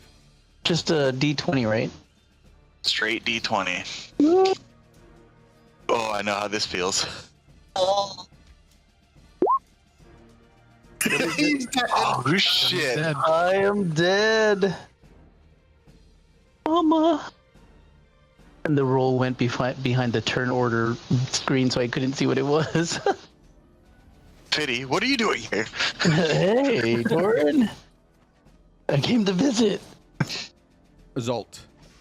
From the other room, you hear, I have come for you, Fiddle. as the sword strikes, echo, and steel strikes flesh. Fiddle gasps and cries out, followed by silence. Because even if he dispels this fog, and I move, which I can't I can ready an action to dash, but then I'm just stuck at the other door. So our friends are dead. And You can always take the dodge, for what? just in case. He's not gonna. Sure, I'll dodge. Let me look at my feature. Yeah, it doesn't say I need to see the enemy. And that's it. Thank you. I guess I'll go here. And then that's 30 feet. And then I'll jump here. And since I probably can't see him, I'll just take the dodge action. My turn. Okay. Bonus action, I will cast Guardian of Nature and become a great tree. It's a subtle. My skin appears barky, leaves sprout from my hair, and I get certain other You benefits. look like Groot. Yeah, It's like, I cast Groot. it's like what Belladin did, except he became a beast. And then for my action, I will cast Primal Savagery. But now I should have advantage on this because it is a wisdom-based attack. Oh, that's right. I can't see him. You can hear the Knight of Fire as his armored boots walk across the floor. He is currently not hidden to you. Yeah, it's only if your specific thing says you have to see your target. You would just get disadvantage and all that stuff. It just says a creature within 5 feet of you. Doesn't say I have to be able to see him. There you go. Very nice. So it'd be a straight The roll. advantage says you make dexterity and wisdom-based attack rolls with advantage. But it'd be a disadvantage because you can't see the target. Regular straight Am I roll. wrong? You hit the Knight of Fire, but the strike bounces off harmlessly. Okay, well, that is my turn then. Okay. Just gonna ready an attack for if I can see the enemy. And that's my turn. Let me take off dodge. The Knight of Fire is going to make an attack against Caliban with advantage. That's a 15. That misses. The second attack is a 25. You take 10 slashing and 1 fire. The flaming sword streaks out of the purple mist, and you're able to dodge the first swing, but the reverse cut connects with your arm.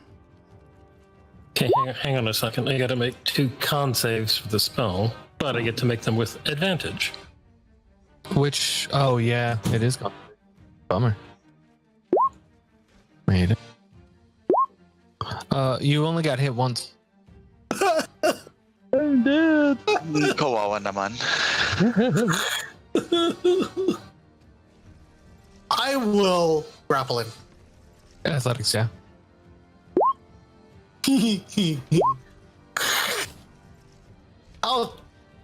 Can I try grappling him again? I'll do that. What the hell? Why not? Jesus Christ. Wow. And that's my turn. Well, yeah, I'll go and try to slap him with my bonus action. What did I just do? Okay. Unarmed strike. Misses. FYI, I forgot to tell you this at the beginning of the combat. I rolled an 18 on my initiative. I don't know if that makes a difference for whatever my character has on him. I can't see him. I'll try to strike at him again. So it's just a straight roll? Hell yeah. For 35 damage. Oh, yes. Damn, son. With a tree trunk or? Yeah, well, we don't need Torin, I don't think. How long does that last? Oh, it's just acid damage. So, you mean it's The 10 spell. minutes? 10 Yeah. minutes, nice. You hit the knight solidly, and the armor rocks back and forth. And that is my turn.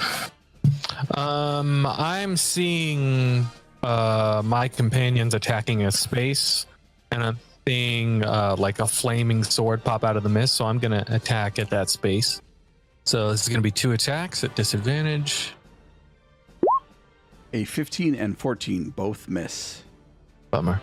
And that's my turn. Though you can't see him, the knight turns towards you, Caliban. You clipped him, and now he's going to attack you twice. That's a 22 for 6 slashing and 6 fire. Give me a concentration check. In a second. Oh, the bark thing is concentration. Nice. Yeah. Second attack. That's an 18 for 10 slashing and 1 fire. Who's got the boots of flying? Me. Oh, so you can get away if you need to without taking any damage from the smoky tendrils. I don't know. We haven't tested that theory. You hadn't. Yeah, I think you need to do another con save at advantage. Yeah. And fails that one horribly. Rolls are not good tonight. Nope. I'll go ahead and try grabbing him again. Ooh. It was halfling luck too. Nice. Yes. You've successfully grappled the knight. And I have Pull him into the smoke. choice Yeah, throw him in the skull. to see if I can pull him in there and into the smoke. So Eat his face. So it'd Guys. be 10, 20 feet. Guy's so badass. then it would be like that. So it would be 10, 20. That would be 30 feet of movement. And then second attack, I guess I'll give him a noogie. Actually, no. I'll see if I'll try it again. I'll shove him prone. Oof, yeah, right. Maybe he'll roll really low again. Natural one. Oh, I thought. Yeah, I know. I was like, what is that? No. Accidental click. And then my bonus action will be me giving him a noogie. Yeah, you got a free hand. You can punch him. 6 bludgeoning damage. I'm literally. It's almost like. Yeah, it looks like a UFC fight at this point. So guy in the armor didn't have to do any saves for the smoke. Did we notice the smoke attacking either of them? Did not attack either of them. Interesting. Okay, I am going to burn my last 4th level spell slot and cast Polymorph. Ooh. On who? On me. Okay. What you And I making become there? a giant ape. Yeah, that's 3 by 3. Ooh, big old boy. He's huge.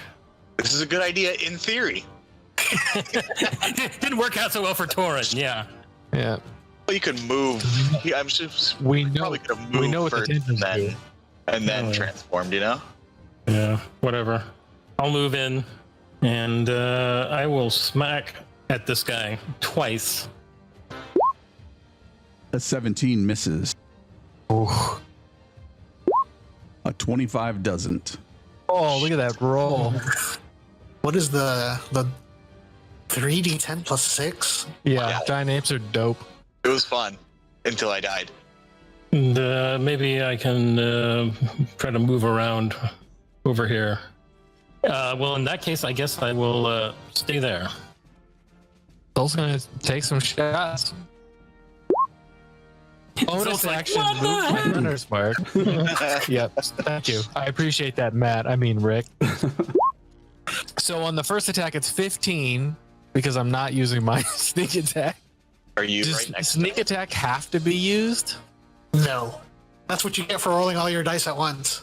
So, Okay, so then that first one is 19 damage. We'll just say I used the sneak attack there because I didn't know I was going to be critting on the next one. So 19 damage on the first one. And then the second attack is 16 plus 9. So 25 points of damage on the second one. you guys are making Guy feel small. Get it? Small. Torin dies again. A little bit more, though. His body decays just a little bit. The knight strikes out at you, Guy. Yep. Misses. Oh, damn. Oh, my goodness. Let me shove him prone again. Try to. Please, please, please, please, please. Oh. Yes. That's amazing. Sit down. And then second attack. I need a whip or something. Bolts with a whip. Yeah, with sneak attack. A 25 hits for 11. Yep, and then bonus attack. Bonus. A 16 misses. The giant ape will beat on him some more. With advantage because it's prone and A 23 will hit. As you see the giant ape beat its chest and jump up and down, it slams both fists upon this creature, splitting the armor apart. Dirt pours from within and onto the ground, and a mist follows. Oh, what a dick. Where does it go? I look at it. Yeah, make we can sure see. where- We can see this time. Where does it go? You see the mist float to the southern wall and then disappear through it. Oh, this is some Strahd shit. the greatest vampire of all time. He's Dylon. Yep. He spits out fire. At least his sword does. Does his sword go out? When the armor drops to the ground, the sword falls with a clang, the fire extinguished. Yeah. Now the giant ape is going to start scooping up all the dirt he can find and throwing it in those pits. He's pissed. Guy, can you hand me the sword, please? I want the sword. Guy, you might want to check that wall. What type of sword does Guy give me? It's a long sword. I'll add it to my character. Thank you. With that said, I'm gonna start searching more interesting stuff on the. I have no idea if Fiddy's dead. Give me Start a searching. Give me an investigation or perception check. I was literally typing that out to Oliver as you said that. I was like, oh my god, they don't know that you're dead. Okay, we have no idea. A 22. You start looking around the laboratory, finding the following: alchemical equipment, some notes on the desk. In the drawer are 2 red potions, and a thick black book sits on the desk's top. I take the potions and then I look at the book. Okay, I go ahead and read it without touching it. Black tendrils come out. What languages do you speak? Common, Draconic, Halfling, and telepathy. Looking at the book, it appears to contain rituals. In the margins of the open pages, you find instructions on how to raise a being to lichdom. Erratic notes also speak of freeing people from structures deep within the Great Desert. Hey, Fiddy, what do you know about liches? Fiddy? Oh, so sad. So I didn't get a chance to punch the wall. You punch. Of course, I'm probably stuck in this room. No, you can squeeze. Oh, it's 3 by 3. He just got bigger. Can you call it more? Why did the ape get bigger? It's because the druid's magic is so strong. Since if I don't hear Fiddy on the other side, I panic and I run through the mist. Oh wait, there's a. Zolt says as he runs by.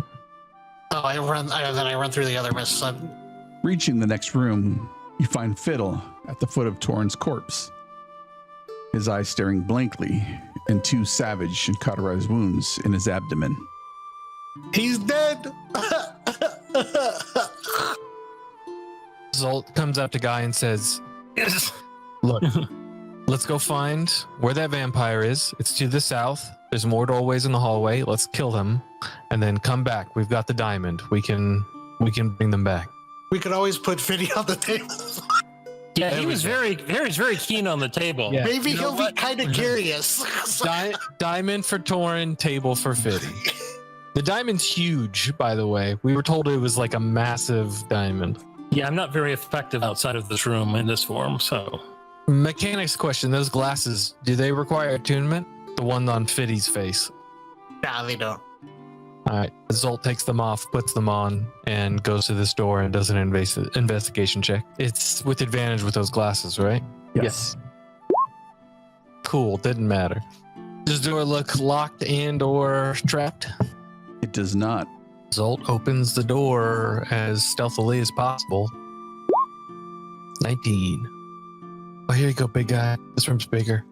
And I will squeeze out and squeeze my way down the hallway. Squeeze in through the door. Just squeezing. Push all the air out of your chest. It makes it easier to fit through. Oh, this doesn't look good. The room appears as if someone wanted to portray it as some kind of garden. The walls contain murals of picturesque landscapes. On one wall, it shows a distinct image of Mount Fireforge as if viewed from the north. Zolt, you're familiar with this view as your tribe is from the north. Another wall seems to look down from on high to a serene sea. A statue of a mermaid sitting on a rock is positioned in front of the seascape. A nearby stone bench is situated to provide a distinct view of the mermaid and her oceanic backdrop. Planters of various shapes dot the room. They contain mushrooms and softly glowing fungi, which has replaced what originally grew here. One of the planters appears to have been damaged. Hey, why don't we? I don't know. Tear apart all the. Yeah, the ape squeezes through and just starts smashing the planter. Yeah, I make the gesture of bag, dirt. All right, I'll take enough dirt from one planter. Fill the bag of holding for Caliban's request. Zolt's gonna look under the bench. He's gonna sit on it, move around on it, see if there's some type of like trigger that there's a doorway somewhere. He's like looking at the wall to the north and like trying to do the mental math of like, okay, it went through, and then realizes if it went through the wall, it would actually be like over here. After the ape tears up enough things, he's going to ask the ape to punch the wall, see if there's a way to get through it over on the west side. And if there isn't, suggest the party goes back through the hallway, see if there's another door. Why don't you smash the statue just for the hell of it, too? Oh, No, kick it over. Stupid mermaid. Talk about desecrating. and Rick's in his head is like, this is the only safe place in the entire dungeon, and they're destroying it. You quickly destroy everything in this room, including the mermaid, planters, and bench. Nothing appears to have been hidden. Could I do a perception check, see if there's any seams in any of the walls, see if I feel any air, see Sure. if there's like a secret doorway anywhere? 15. In the northwest corner, you find small fissures and cracks behind one of the now destroyed planters. I think this is where he came here. through the mist. Yeah, I don't know, Guy. What do you think? See, dirt came out of him as we killed him. One of the pots were smashed when we got in. Which pot was smashed? That one. We smashed the rest of the pots. Well, Fiddy was the only one strong enough to carry Torin's body, so I don't know what we're going to do. I would say that we just gather up the bodies and go back to the table. Okay. Did the wall react in any way? Were there any panels that came loose when our giant ape was punching the west wall? As you're taking a closer look at the fissures, they appear to be made in such a way that they would align with Diane's alchemical lab. When he came the second time, how much time was passed? Yeah, About 30 minutes. half hour. Okay. No. What do you want to do, Zelt? My choice right now would be to try to head back to the table and The ape makes gestures like carrying things and moving. Yeah. My only concern is that woman seemed to become more dog-like over time, and her mannerisms became more and more and more dog-like, so I'm just concerned that it might bring back Fiddy, but eventually Fiddy would turn into one of those guard things. The ape gives him a look like he's very dense, like you didn't think we were really going to put him on that table, did you? Zolt doesn't really get sarcasm. All right, let's go get the bodies. Zolt's gonna look down to the south and see if there's just another doorway to the west, like that's that is kind of lines up with the laboratory. See if there's one more thing to look at, The hallway continues on and then turns to the south. and then it just stops. Okay. Well, that's that. I'll drop the polymorph and help them carry the bodies back. Zolt walks through the fog that clearly didn't do anything and we were worried about the whole time for no reason, and looks at the dirt. I mean, is there anything left in there, or was it all put in like the basins? Guy was about halfway through putting all the dirt into the basin. But the giant ape was able to complete the task in about 5 minutes. did the level of the liquid go up? Yes. Did you grab the book, Guy? No, I didn't. Why don't you go and get it? Grab the book. You go ahead and pick up Diane's ritual book. Not one for naming things, was he? A quick perception on this area Diane's to the big south. book of rituals. There's probably Diane's hideous laughter in there or something. Items on the desk are alchemical equipment used for mixing potions and concoctions. Could a quick perception, see if I see anything worth grabbing before I leave the room? While he does that, can I taste the potions to see what they are? 2 potions of healing. Oh, nice. Looking around some more, you find empty vials. They appear to be old, maybe worth some coin, but are still intact. Additionally, there are 2 well-polished skulls. I grab the skulls and the vials, put them in my bag, and I head out the room. Heading back, are you going through the gravity room? Oh yeah, the gravity room. Well, everything in there's dead, so That's true. It'll just take us time. You got I mean, Fiddy, or should I carry him? Okay, Biddy, we can actually put in the bag of holding, That's true. or at least we can stuff him in there until only his top is sticking out. His head sticking out of the bag holding. The Fitty backpack. Like those dog backpacks where it's got a little window you can see the dog on the inside. Yeah. And then with Torin, we stand him up and do like a Bernie's whatchamacallit? Weekend at Bernie's thing. Weekend at Bernie's, yeah. When we go to the gravity room, I do it like James McAvoy, where he puts his two fingers at his To his temple. Okay, Professor X. You find yourself back in the room with a golden bed. I put Fitty on it. No, I'm just kidding.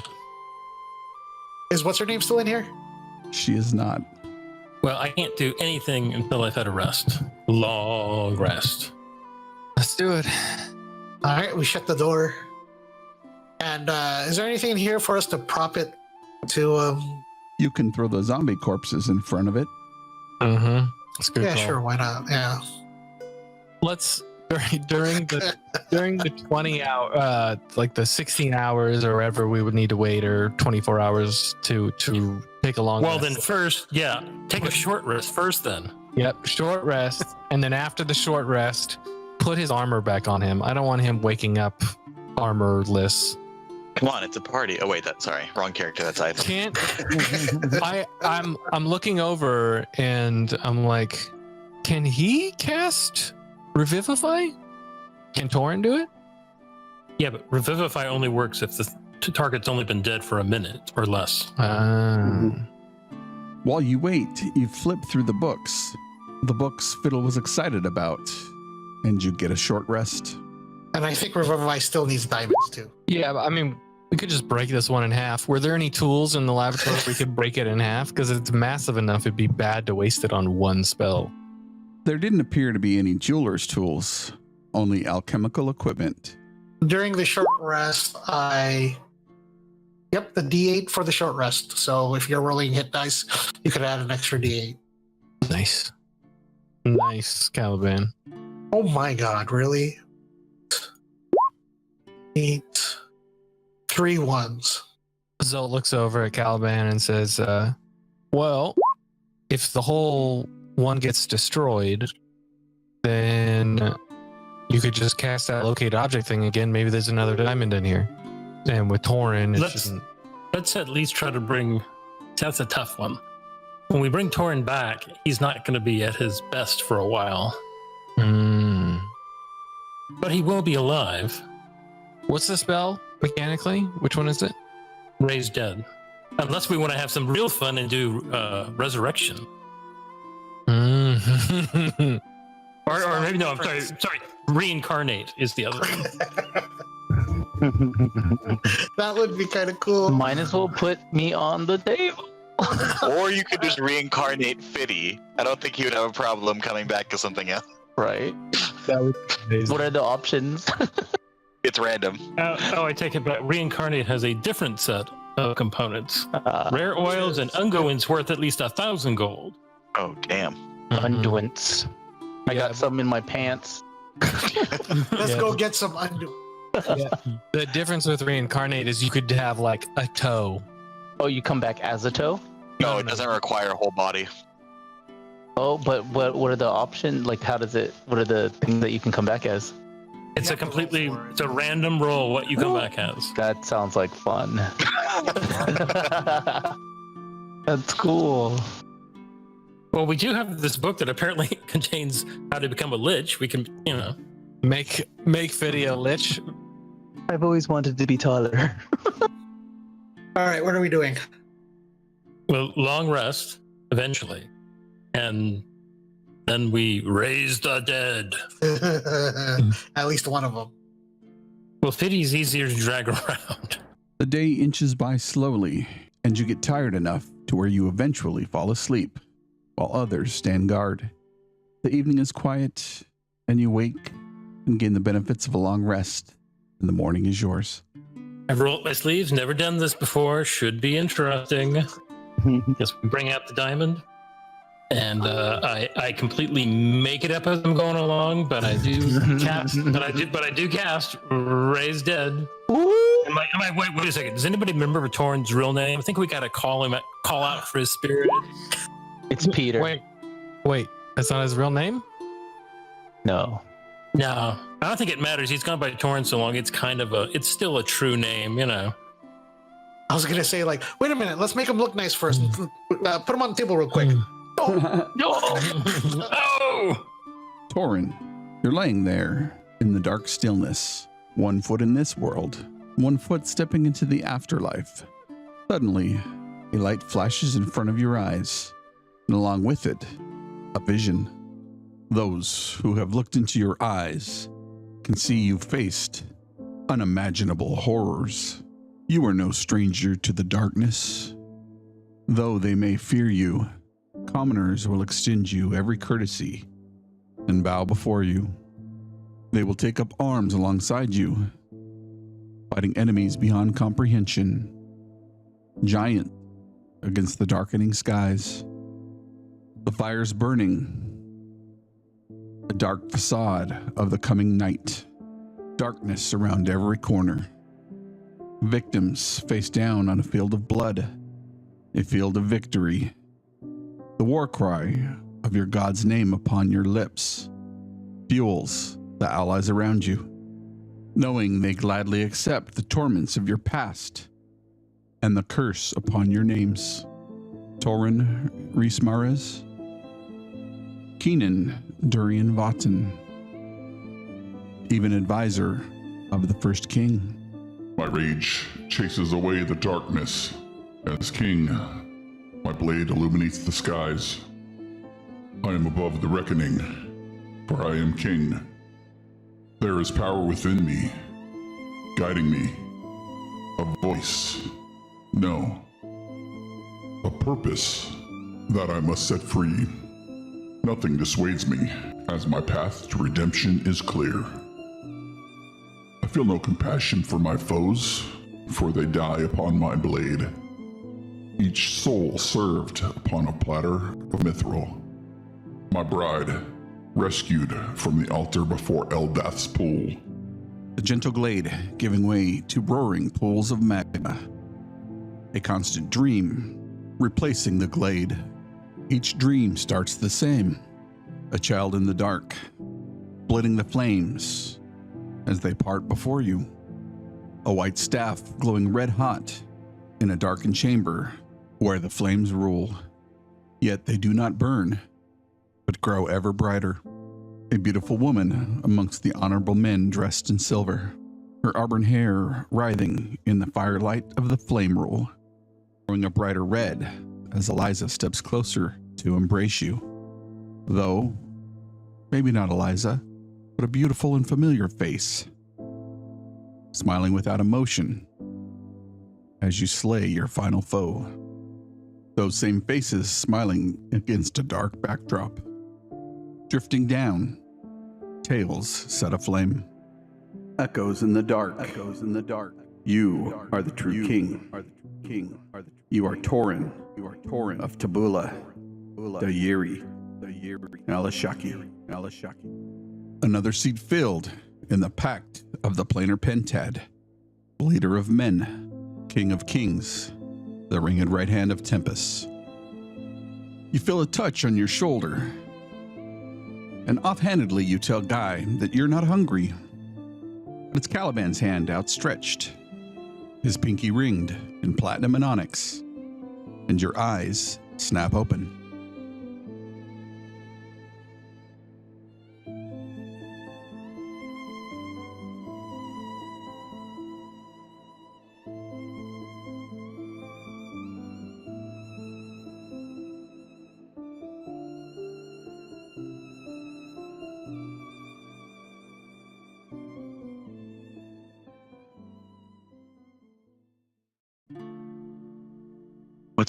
What happened?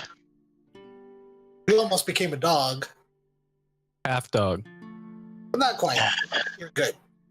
Guy? What? Dog? What? I don't understand. It's a long story. Why don't you rest up? Where's Nesumontu? He's dead. We can go dig his head out of the bag if you want to see him. What happened? You died. And we killed Nesimon too. Hmm. See here, I'll show him the head. I raise it up like Perseus in Clash of the Titans. Do you work the draw like, oh, look at me, dead? So you were all victorious then. Almost. And then as I put the head back into the bag of holding, I take out Fiddy's head. Like, You killed Fiddy too? He was talking shit.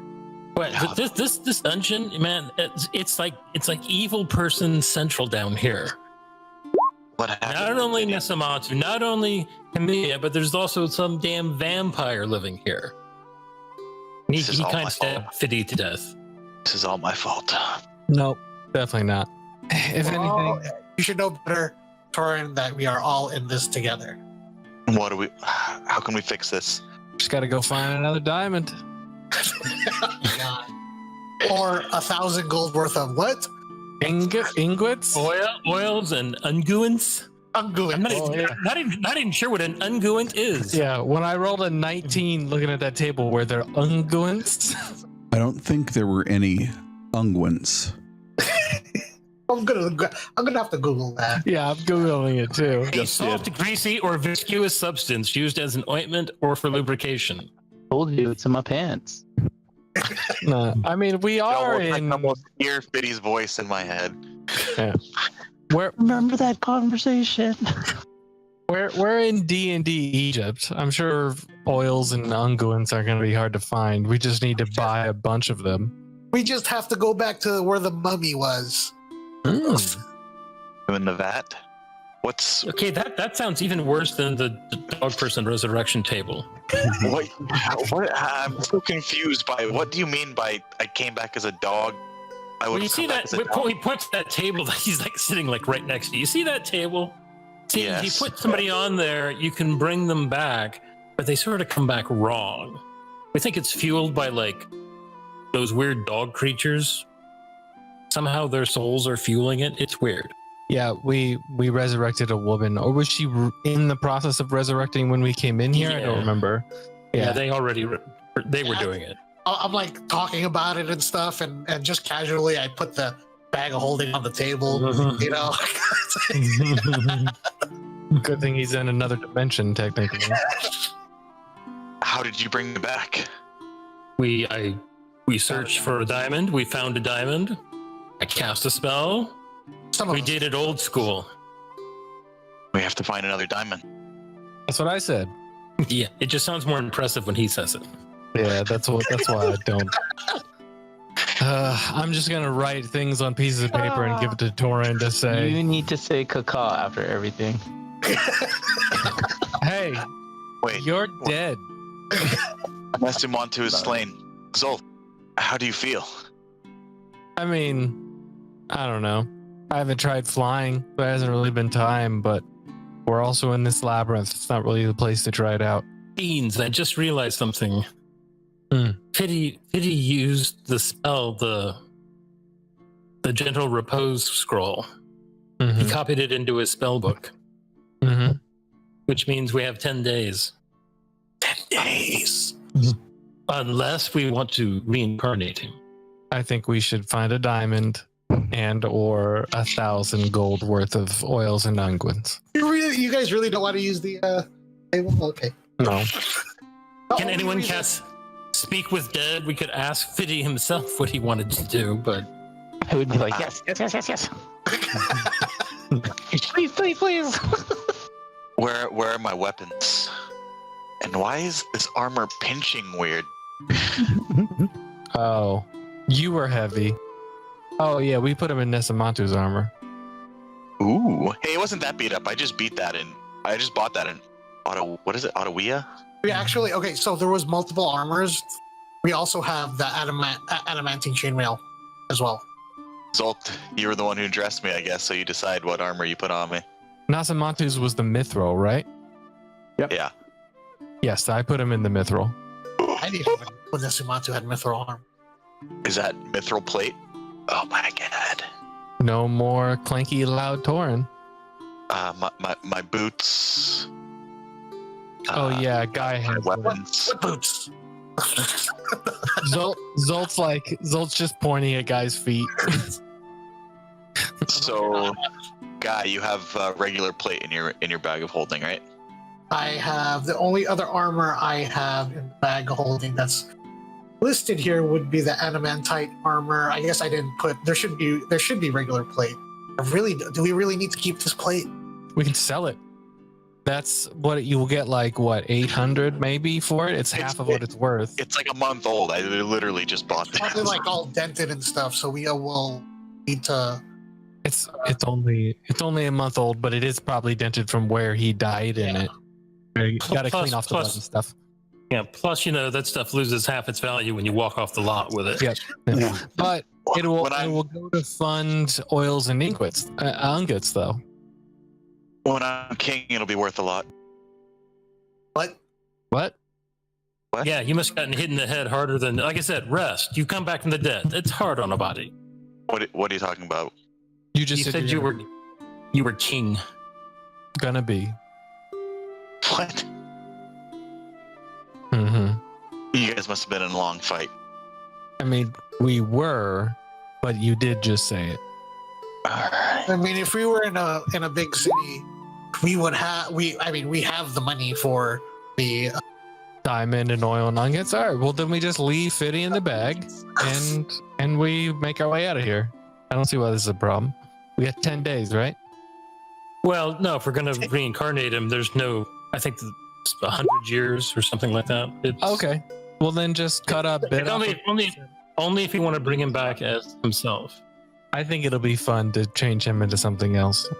And I can't actually imagine him being bothered by this. no, I think he would love it.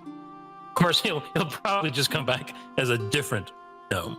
Yeah, a different kind of gnome. Right, I'm gonna roll a gnome again. Put me on the table. Reincarnate also takes no longer than 10 days. How long did it take us to get It took us way longer than 10 days to get here. Mm-hmm. So we need to find a diamond. or we put them on the table? Let's call that a 9th day approach. The last day, yeah. Well, I mean, then we have two options. You can cast Locate Object Diamond or Locate Object Oils and Unguents. What do you think we have a better chance of finding here? And Should we start looking today or wait until tomorrow when Torrent's in better shape? might as well try to get closer to wherever the object is. We can try casting. Caliban can cast the spell, and then we can see if it's even here. Sure. We'll at least see if we get a ping. Torrent, giving him some health back if we're going to go out. 17 to you. Got it. Thank you. You're welcome. And yeah, Caliban, it's up to you, man. What are we looking for? Sure, let's go for broke. Let's look for the oils and so on. You reach out with your druidic magic in this ancient ruin. The magic's eldritch arms extend out to 1,000 feet, turning 360 degrees, and your magic doesn't pick up any oils or unguents. No love. Yeah, I still have a couple good berries left from yesterday, so I hand out good berries to all of the living party members. So now I have 6 left. Were you able to find anything, Caliban? Nothing. And tried again on diamonds, but We have no other choice. well, I look at the table. Yeah, no other choice. There's also that weird room with the river flowing through it. That's no true. idea where it takes us. But Put us even farther from help, but or to the plane of water. it's better. I wonder. Yeah. Oh, that's terrifying. I wonder if we revive him. that's not terrifying to me. I can breathe underwater, Oh, that's true. Oh, and I have relatives. You know. I think I know where you're going with this, Torn. We revive him on the table here, and then once we find something to give him a good old-fashioned revive, then we kill him again. That was exactly what I thought. Remove whatever dog feature he has. I don't think that would work. We can't cheat the system. Is that what you're saying? Well, if he reincarnates as something else, he definitely won't have any dog parts. Richard, do you want the boots back? Yes, please. All right, I'll remove them from my inventory. Does anyone have any extra magic items that they don't need or aren't using? I've got a +1 longsword. I have a adamantine chainmail. No, I don't think I can wear that. Chainmail's heavy armor, right? Heavy. No, that's mithril. Mithril. Right? Yeah. I do have boots of elven kind, but your bird feet, I don't know. They're gonna work in this. They're magic, right? They would adapt, and then when I take them off, they would go back to their normal form, I want to see that happen. and it would make me extra stealthy for everybody. And he'd be a little word in booties. I'm all for it. Yeah, I want to see the hero forge with that. You know. I have to contact their customer service. Why am I not able to put boots on my bird? Thank you, Caliban. Yeah, as far as I know, this is just a normal longsword. I'm proficient with any martial weapon. Okay. It's just I don't have a high strength, so I don't have a really good bonus with it. The sword tries to attune with you throughout the night. It's too. You know what? Fuck it. I'll attune to it, see what it is. Yeah. And now we have to kill Zolt. Yeah. Don't worry, guys. I'm totally not cursed. Wink, wink, wink, wink, wink. And then after that, we put him on the table, and he comes back as fried chicken. You have successfully attuned to the longsword during your last rest. It is a longsword +1. Interesting. Any luck with the diamond, Caliban? We ready to go? Yep. Okay, I'm gonna try it again. go. And see if there's a diamond. Another diamond. Once again, you reach out, but you don't find a diamond within 1,000 feet. Okay, we're boned. Comes on the table.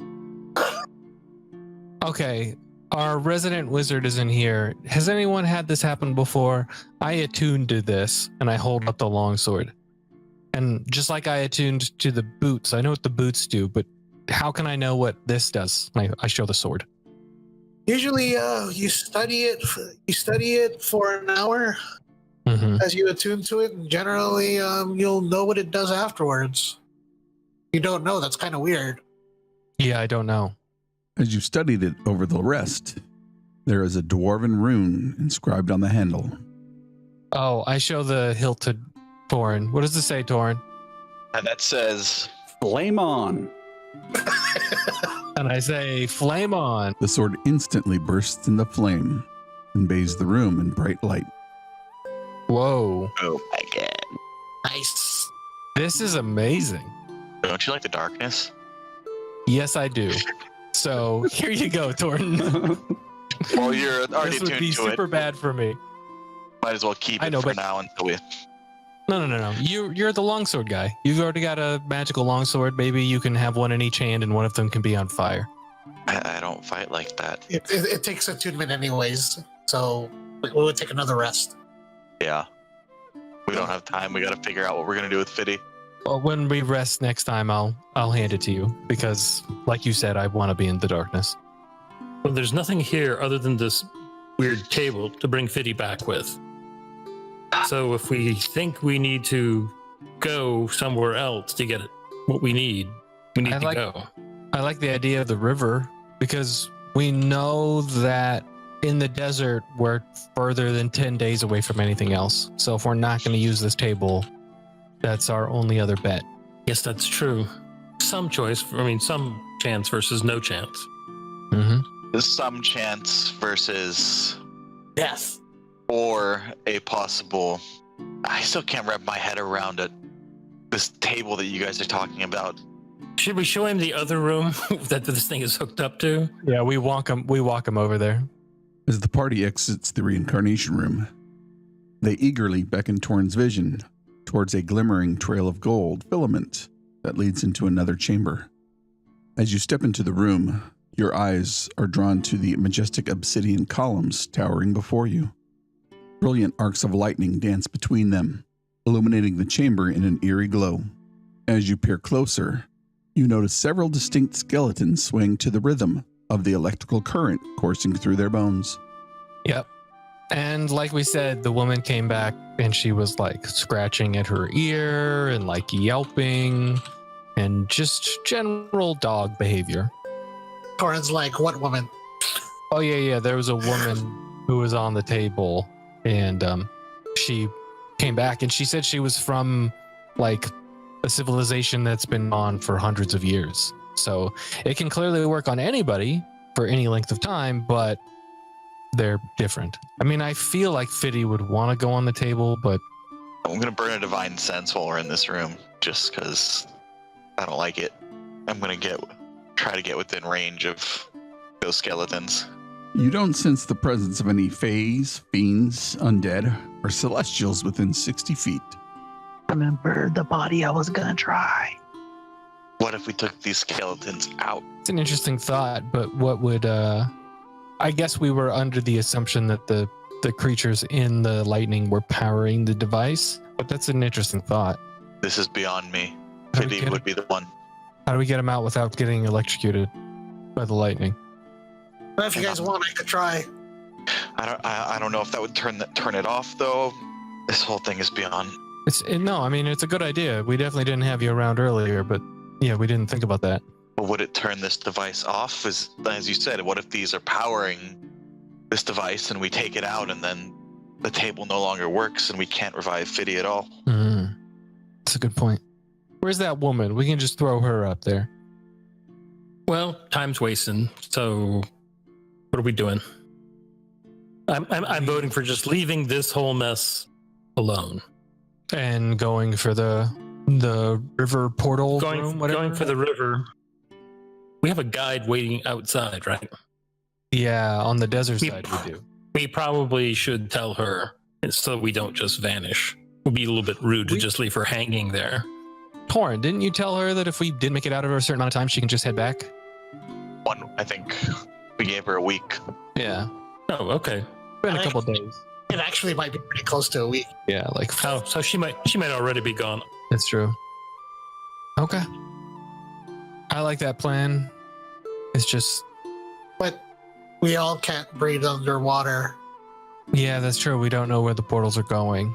I guess Caliban, you could breathe underwater. So we could just like tie a rope around you and then just you can go through, and if it's cool. I don't know just if pull you ropes survive going through portals.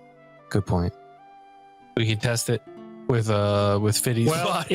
if you want to wait one more day, I didn't know we were going to be needing to breathe water today. I could cast a spell on all of you so you could breathe underwater for a day. Wasn't it peaceful by the thing? Why don't we make our way over there at least, and then we can take another day there, because we may have to fight on the way there and need to recover. Good point. Lead on then. Zolt would remember. He had just led the party here. Like it's only been what, like 48 hours? I have no idea where we are now, but if someone can get us back to where we started, I think I can get us there. Yeah, that was east, wasn't it? At this point, I honestly have no idea. Really, me neither. Yeah, I have no idea, guys. We can basically loosely describe the path we took to get to this room. We walk around for an hour and then notice a familiar door with a table with a room. Oh shit! I forgot I have cure wounds on as well. Yeah, if only there was a paladin around. Yeah, who had also lay on hands. No, I'm out of lay on hands. Yeah. Yeah. Hasn't rested. Yeah, I can't. All my spell slots are. I didn't reset anything. That's a good point. I mean, think about the way if you use Revivify during battle. Oh, that's true. That's true. Right. I didn't think about that. Okay, so which way are we going? Hey, Dead Man, which way did we come? Okay, where are we? We are northeast of the room that we were just in. I mean, we literally have to go back to where, like, the start of this, like Nessimontu. Yeah, don't know where that is. Jordan does not know where that is. Zolt would know, but again, Jordan does not. Well, then I guess we go right. I would say upper right. And Zolt, I'm assuming you're scouting 30 feet ahead, stealthed. Mm-hmm. Would you like my stealth roll? 31. That's what the boots do, right? Give you advantage? That push through, sweet. All right, I get another 11. Do we remember these barrels? I would say just keep going. Yeah, I would remember a bunch of barrels stacked in a hallway by themselves. That's unusual. I would say keep going northeast. I mean, we might, because we don't know the exact path you guys went. We're just gonna have to go general directions at this point. But now I'll always wonder about those barrels. That could have been what saved me. There's unguents in there. Avengers. To get to the room with the stream, we had to pass through the gargoyle room. Jesus, none of this looks familiar to me. Does this? I like we're probably in a totally different part of the dungeon. I would say go east, and then up north. Actually, wait. This. Oh no. Okay, never mind. I was like, this felt like the whatchamacallit room, the Camille's room. That's why. Oh Jesus! Why is there a portal there? Wait, let's investigate it. As you step into this 10-foot square, the floor falls away below and flames shoot up from where the missing tiles once stood. Give me a dexterity saving throw, DC 16. A 28 saves and you take 6 points of fire damage. With the floor now missing, you peer over the edge and see a molten pool of lava boiling and bubbling. Yeah, we definitely didn't go this way, guys. Perhaps we should go slower, looking for traps. That's a good call. It's just, wasn't Fitty normally the one to do that? Yes, I mean, he usually was the canary in the coal mine. You've taken up his mantle of finding traps pretty well, I would say. That's true. Yes, with my 8, I definitely have. All right, I guess I will go even slower while stealthing and investigate for traps as I go. Say we don't cross the pit of fire. Head north. Oh, we don't want to. All right. Should we open? I come back to the group. Should we open doors or just keep traveling without opening doors? Under the circumstances, I would say keep traveling without opening doors. Unless we go through a door that we already know that we've gone through. We have a tendency of closing all doors that we've gone through. Do we think that there's any dogmen patrols or? This looks promising. This does look Looks like a promenade. Looks like it dead ends at the end though. Yeah, but go north from here. Yeah, like we have any idea where we're going. Yes. No, this looks familiar. Go. I'm gonna check that first. Okay, and then I'll go north. And then make a left. That is a bunch of dead bodies. That does look familiar. Because beyond that door is the hall we're Nesumantu. Okay, so this is where we went to get Nesumantu. Yeah, this is where you died. All right, Torn, how do we get back from here? So we want to go, well, Southeast? then south. Yes. It's roughly south. The entrance or the river? The entrance. The river is probably east of us, but what the fuck? Why did a giant ape just show up? we never found out was on this door, on the other side of this door, remember? What, to the left here? No, back down to where we were hiding at first, where we fought the mummy. I thought that's what was behind the door, the mummy. No. Go back up and down the hallway to the right. The mummy was ahead up here. Oh, right. We never opened the door. Hey, I wonder what happens if we put Fiddy in the vat. I'm going to investigate it. With your glasses. 16. The door doesn't appear to be trapped. I will creep the door open. It's a hallway. Our nemesis. I thought doors were our nemesis. Doors are no problem. Making your way into this room, there are telltale signs that this was once a workshop of a bowyer and or Fletcher. In the workshop, you find 2 unstrung bows, several arrowheads, shafts for arrows, and a few semi-carved bows. Nice. I'm going to just grab some extra arrows. I know we're not keeping track in the game, but that's just more for RP. May I do a perception or investigation to check to see if there's anything more valuable to grab before we move on? 12. You pull open the different trays in the desks here, and you find tools, enough to likely make a set of woodcarver's tools. All right, I'm going to add that to my inventory, and then we're going to move on.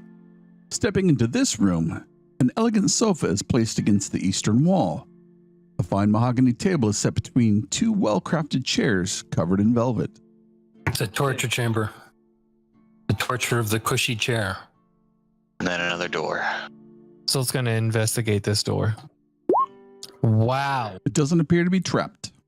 All right. I'm going to ask the rest of the party to move back, and I'm going to stealthily open the door. I think we said I would roll for this one. 32. Jesus. Okay. I continue to do. No, we're in the entryway now. I remember this. All that crap up there. No. But the entryway, Down. the entryway would have all of the statues that were shooting at us. But we originally came this way because there was a cells up ahead, right? Back here, Okay. where the stuff is. So which way should I go then? West and then down. We came from west and down. Remember? So I guess west and down. And then we hit that trap. That's the same hallway. Where we were closing doors behind us. Thinking about that now might not have been the best idea. I guess we try this door. Does anybody have anything on them that we can mark the walls with so we at least know when we've been down a hall? Is Fitty bleeding? Aren't you guys finding my crayon marks that I was marking along the road, along the path? Remember? No. But good try. Damn it. I'd totally do it. Come on, I'd have like drawings of Eddie was here. Okay. I'm going to investigate this door. Jesus. 15. In this room, you find an altar. On the south wall, you find a large mural of the god Anubis. The paintings on the eastern and western walls depict a raging battle. Nope, didn't go through this door before. Yeah, this does not look familiar. Okay. Not sure what to do, y'all. I'm gonna get a bunch of that dust in my hand and pour a little, just a couple drops of water to make like a paste. Just start like marking X's. I literally have like a paste, I'm trying to make like just a paste to mark, like make any kind of marking on the walls. It's not like I'm taking like a bunch of it with me, you know? Yeah, these are the cells. Right. So I seem to recall that we came from south, though. Yes, we came from the entranceway. We went west and then north. Here's an open door. Northwest. From the original entrance, we went directly west and then north, and then a little bit kind of northeast again. I think if we try to head south, just keep trying to head south from here, we should be able to. Okay. Jesus, I lost us. This looks new. Looks like a bedroom. In this chamber, you discover finely crafted furniture decorating the room. A couple bookshelves stand against the eastern wall, while a few sheets of paper containing elegant script sit on top of the desk. I'm going to investigate the desk, I guess, unless someone else wants to. 18, better. Reviewing the writing on the loose sheets of paper, it appears to be a list of provisions. Look over the bookshelves. On the bookshelves are old ledgers and manifests. Like a quartermaster would. I investigate the trunk for traps. 17. I try to open said trap, or said chest. That is totally not a trap. The chest contains clothing with fittings near the thigh for a rather short individual. And not necessarily uniforms or anything like that? Correct. Or is it just like common clothing or? Yeah.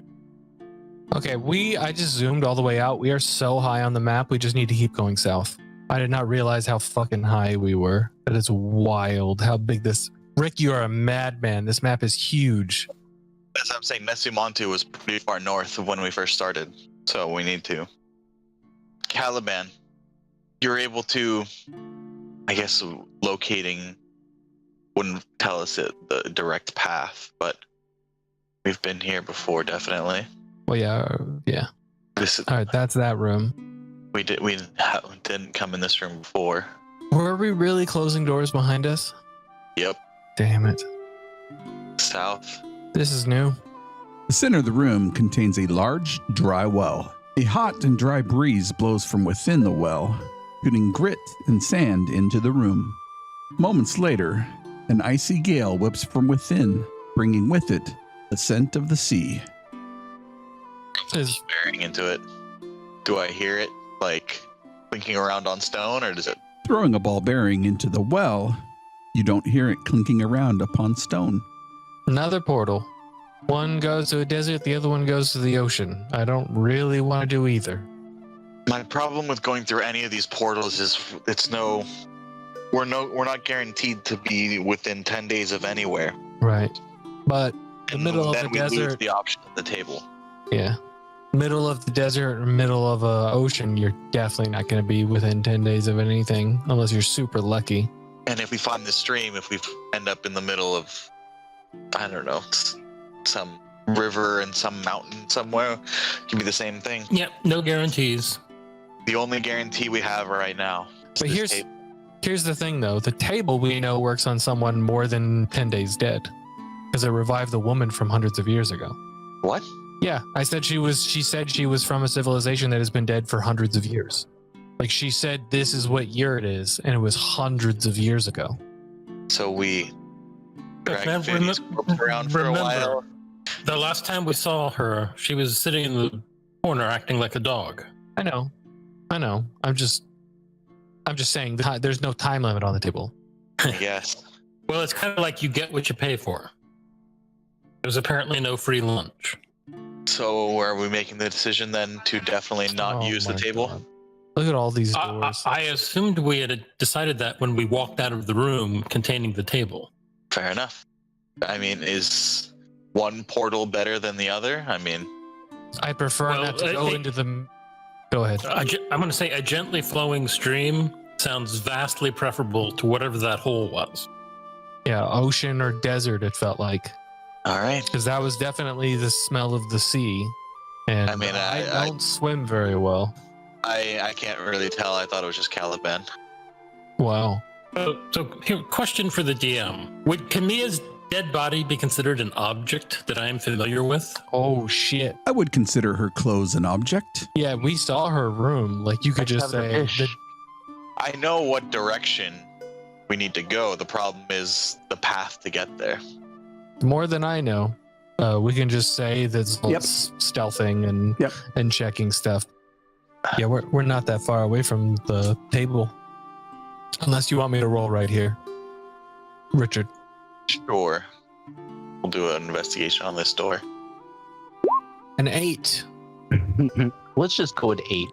Oh man, I don't like the way he said that. If you say so, Zolt, go ahead.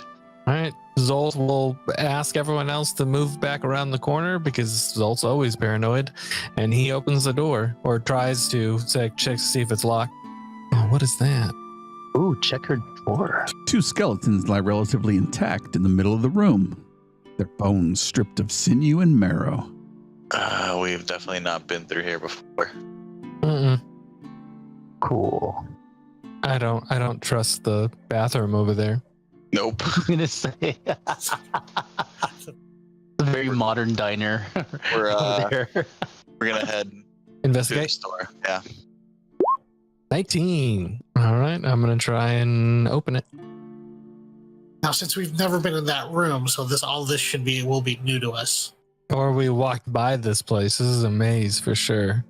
Yeah, because we kind of just sprinted in Esimantu because we had Caliban homing like this. Okay, this direction. Opposite way now. Oh, maybe go up and to the east. Yeah, just want to make sure that probably leads. Yep. Rick's just looking at this giant map like these idiots. What is that? Yeah, that looks bad, whatever that is. At the end of this hallway sits a black blob of void, roiling with the stars themselves. Oh, Let's all run into it.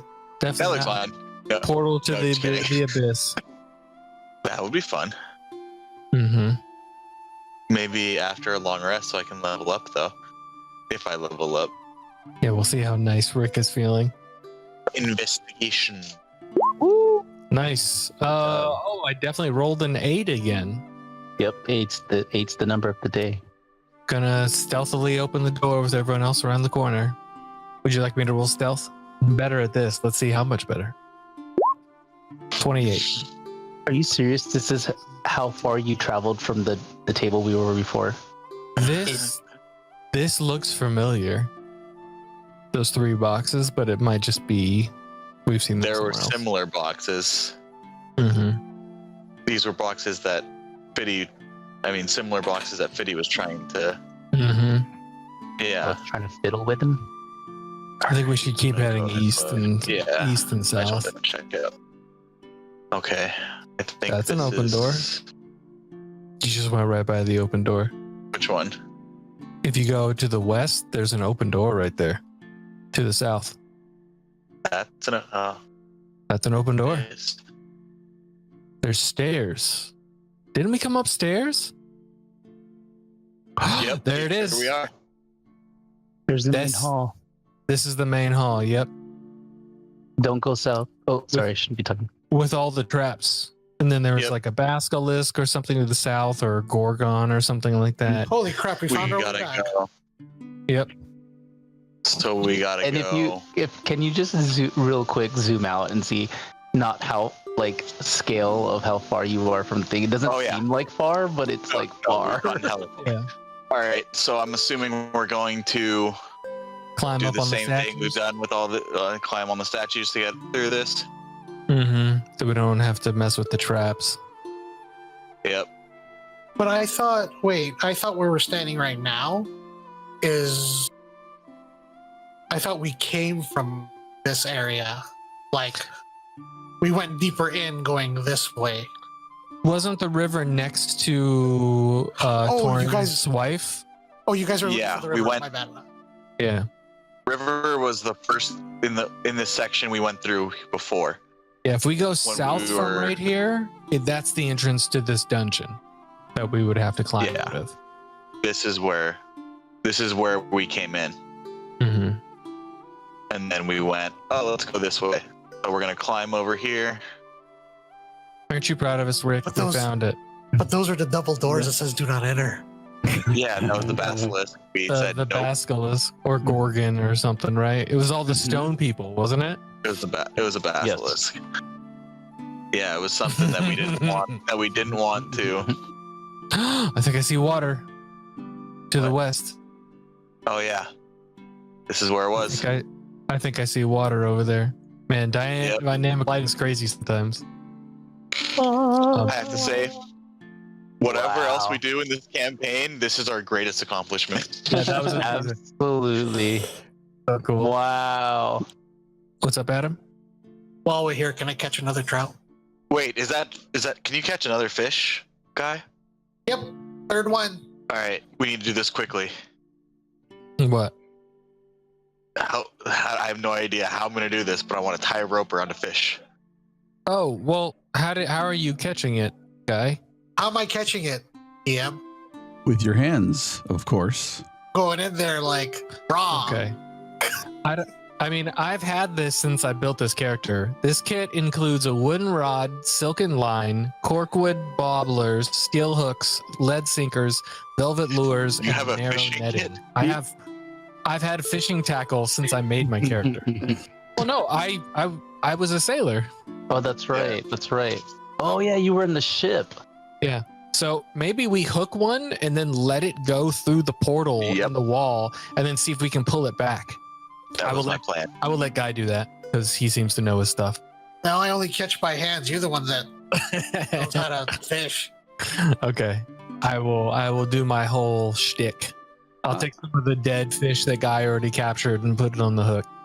We don't need a dead fish. No. That's We need a live fish. That's for lunch. We need a live fish to be able to swim through the stream. and then No, bring back. just a little. No. Just I'm putting a bit of the dead meat for bait because they are cannibals. They'll eat it. No, we just have Fiddy. I mean, we just have Guy grab one again, and then we hook it. and then we'll put it hook back. it in the mouth. That's a good. You're right. That's why I had Guy catch that fish he's holding in his hand right now. Okay, That Guy, are third you one. cool? Are you cool with me hooking it and then put it is in it- the water? Okay, yeah, because I like having 3 trouts. I want to slap people. Let's. I think No, it's he a wants. whole fish. I want to slap people with it. All right, grab another one, Guy, and I'll hook it, and then Why don't you just fish? And then it hooks itself. because it seems You're quick, man. You're just grabbing these things like there's no tomorrow. Because it's called fishing and not catching, and you seem to be doing catching. Yeah, I'll hook it in its mouth, and then I go to where the portal's going to the wall, and I drop it back in, Yep. and then just let the line go until it goes through the wall, or what looks like the wall.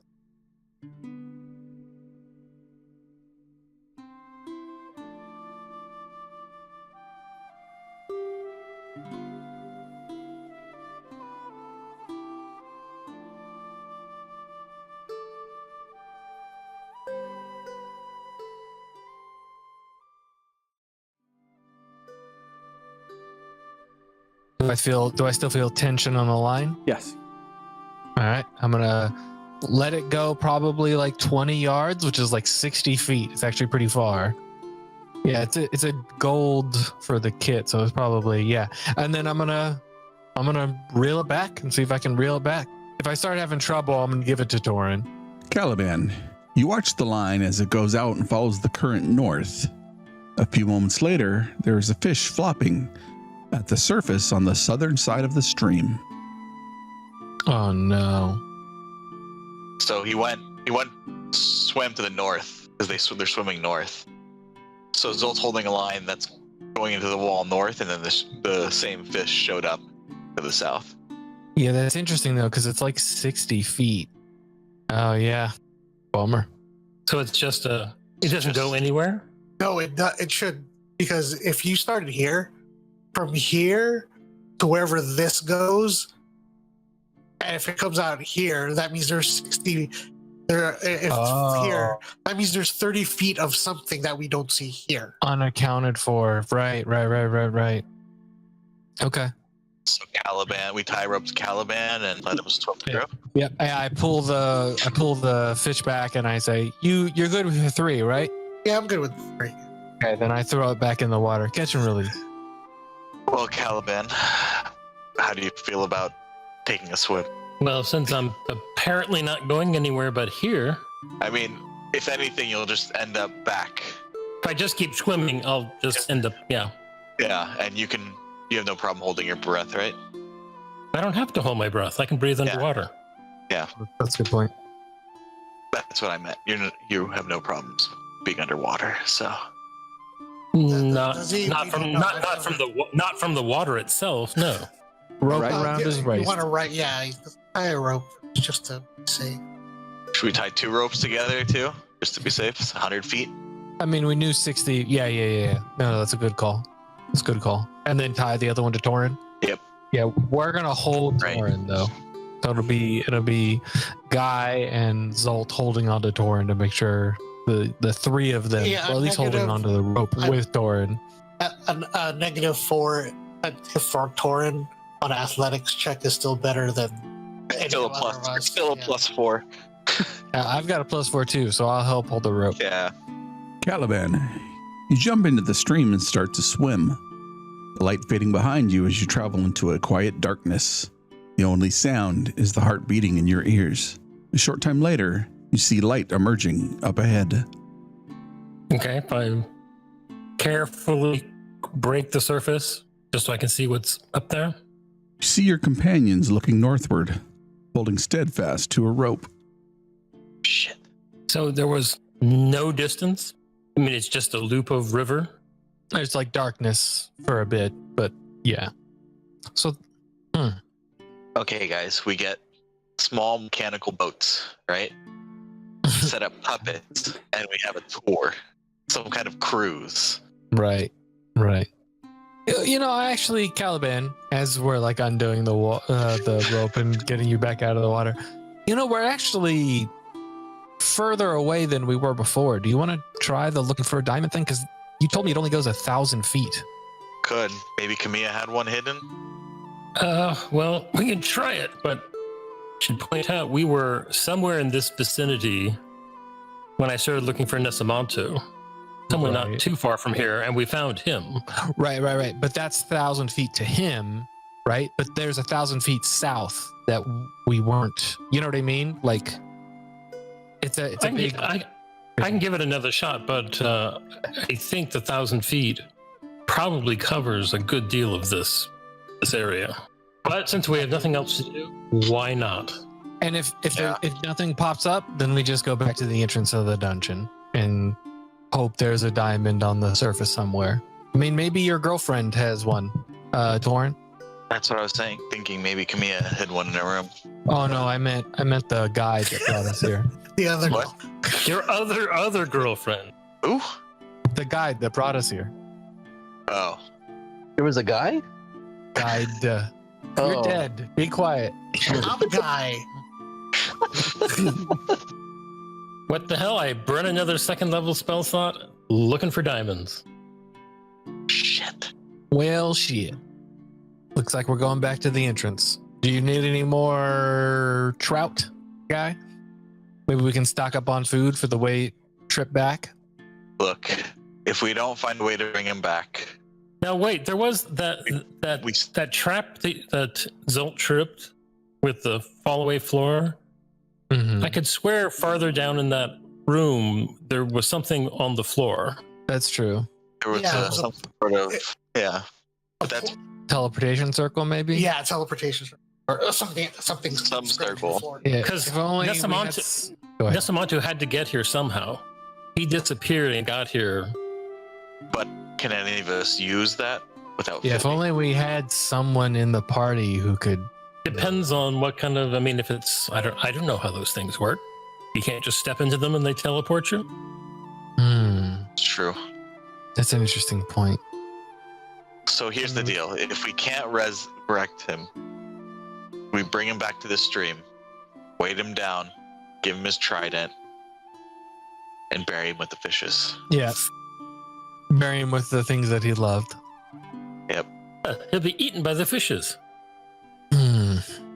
So we head back, I guess. Maybe our guide has a diamond. We could check that teleporter. I don't know.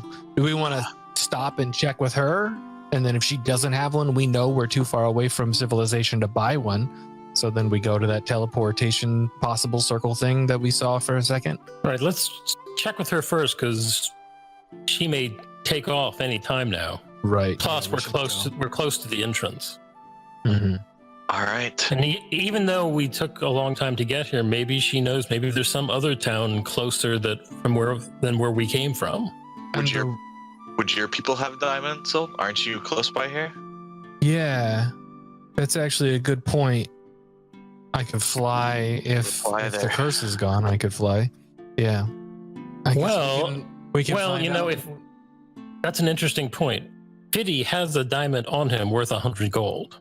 If we grind it up, I can cast the spell that raises curses. Oh, If he's still. Assuming that you don't have some weird special curse that. yeah. Well, do we think that killing Nessimantu broke the curse? We can find out. Like, we'll be in the desert, Yeah. and I can try.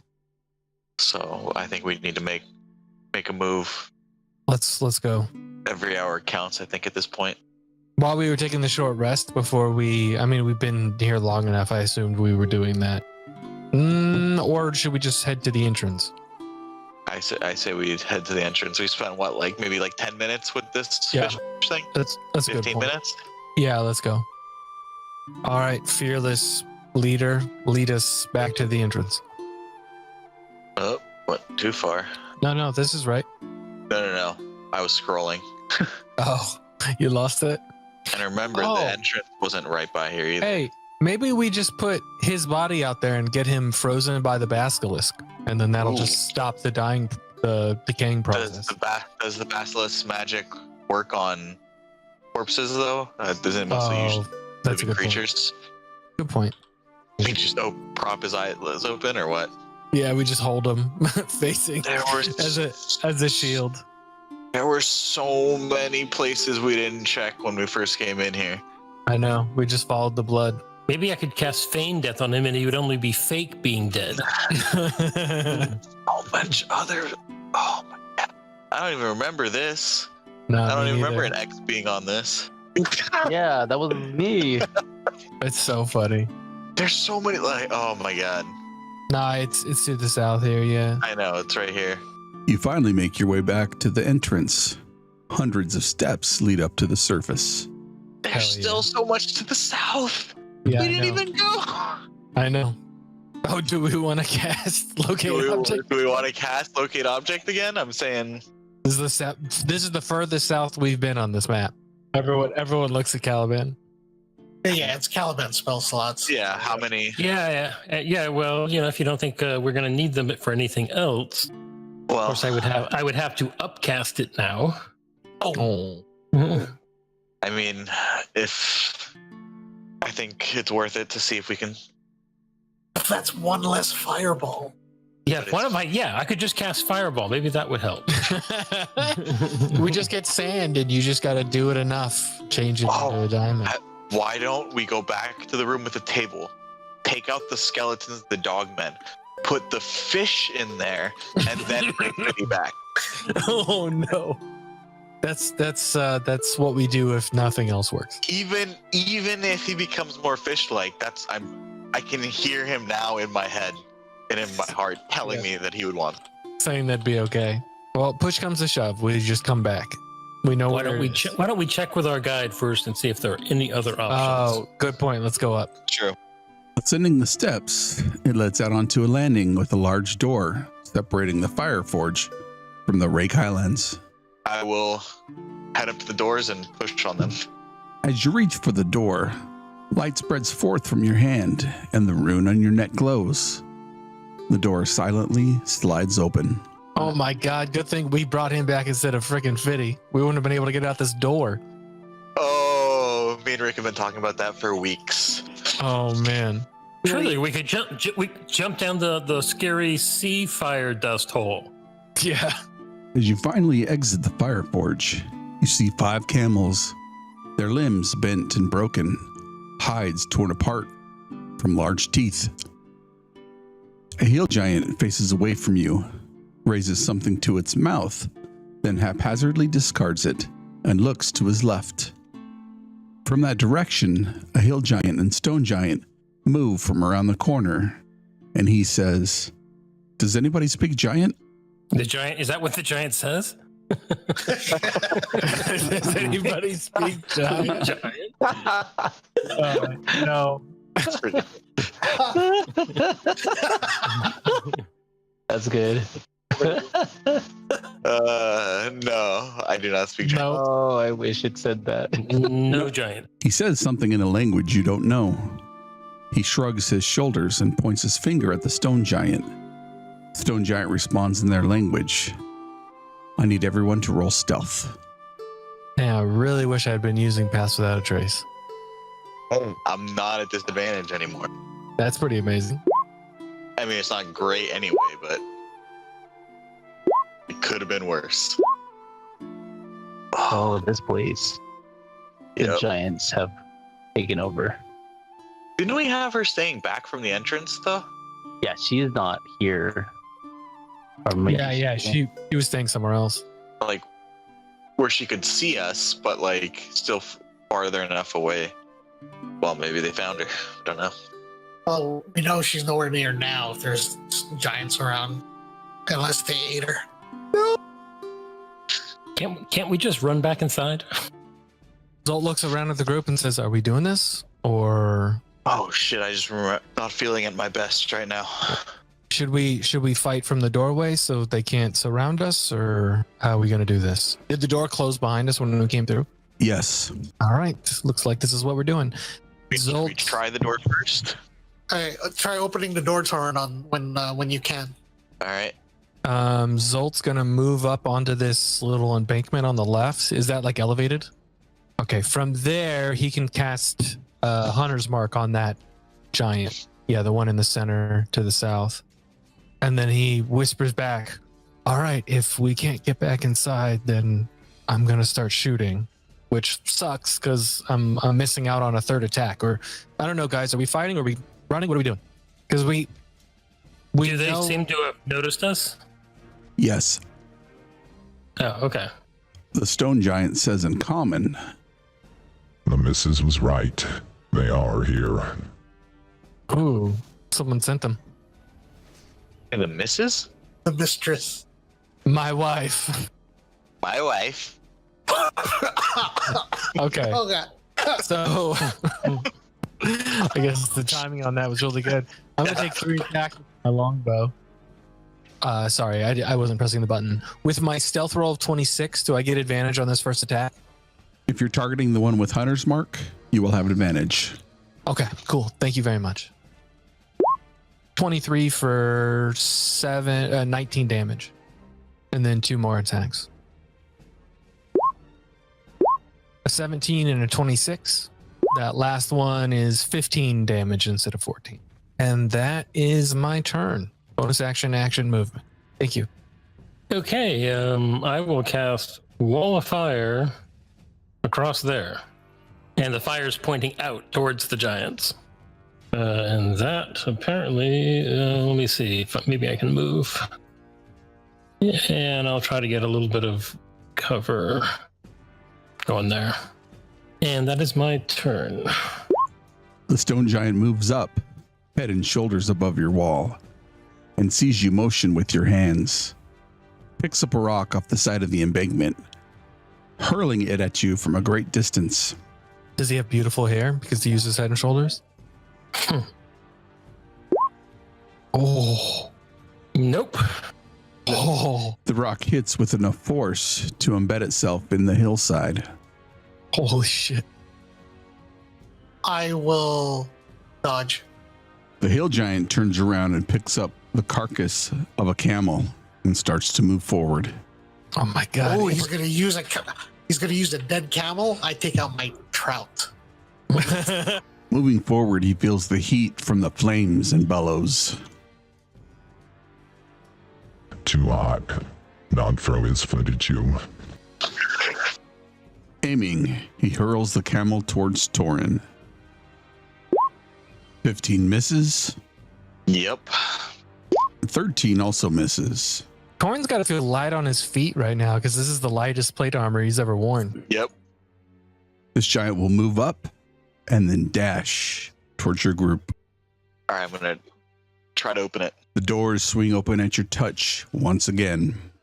Okay. And then, yeah, I'm going to cast Spiritual Weapon as for my bonus action. And it's going to be right here. That's 60 feet. And I'm going to yell out, "Everyone inside!" Zolt's going to turn around, take his free action to say, "But aren't we leaving? Like, I thought we agreed that we can't do anything from inside the labyrinth." I can feel a little bit better than I am now. Oh, okay. That's a good point. Movement. Nope, I'm staying right there. Yeah, if he went in, it'd probably close right behind him. Get to the chopper. Get to the chopper. Listen to me. They're trying to take my tortillas.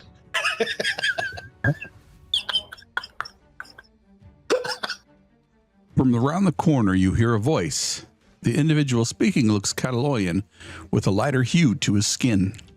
As he runs by you, he slaps you on your shoulder and says, "Thanks, chap.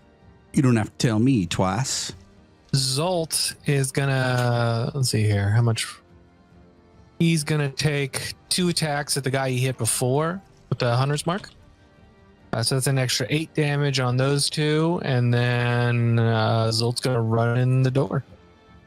Oh, fireball! Well, yeah, I will leave them with a little parting gift. A fireball, like right. Great balls of fire. Right there. Boom. Oh. 33. That's a nice DC. Yeah. That's a good amount of damage. The giant's fur is left burning and charred. He's waving his hands about his face. Even from here, it smells pretty rank. And then I will follow Zolt, flipping them off as I go. Nice. So you insulted them with a fireball and then flipped them off. Yes. I'll go in the door. All right, I'm going to head inside, close the door. As you move through the archway, the door closes automatically behind you. That's why I waited. So as soon as the door closes, I'm going to bring my greatsword to this random stranger's, pretty much like pointed at his neck. "Who are you? What do you want? And what are you doing here? Speak now or lose your head." And who is his daddy? Who's your daddy and what does he do? Who are you? I'm Detective John Kimball. It's actually pretty good, man. It's actually pretty good. The individual puts his hands up and says with a southern drawl, "Sorry, I was just trying to get out of this place. The door was open momentarily a couple hours ago. These large fellows were walking back and forth, and I didn't think I'd be able to get past them. So I just hid and bided my time. After that red-haired lady left, the doors closed. I appreciate you saving my skin." What do you mean? You saw someone coming out of this place? They weren't coming out.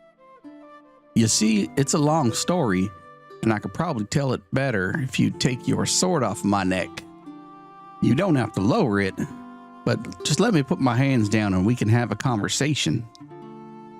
Before Torin takes the sword down, why don't we move to take any weapons he might have, maybe bind his hands? Wait, seriously, is that really necessary? I don't know who this guy is. We're in the middle of nowhere. What is he even doing here? He rushes in. He could be anybody.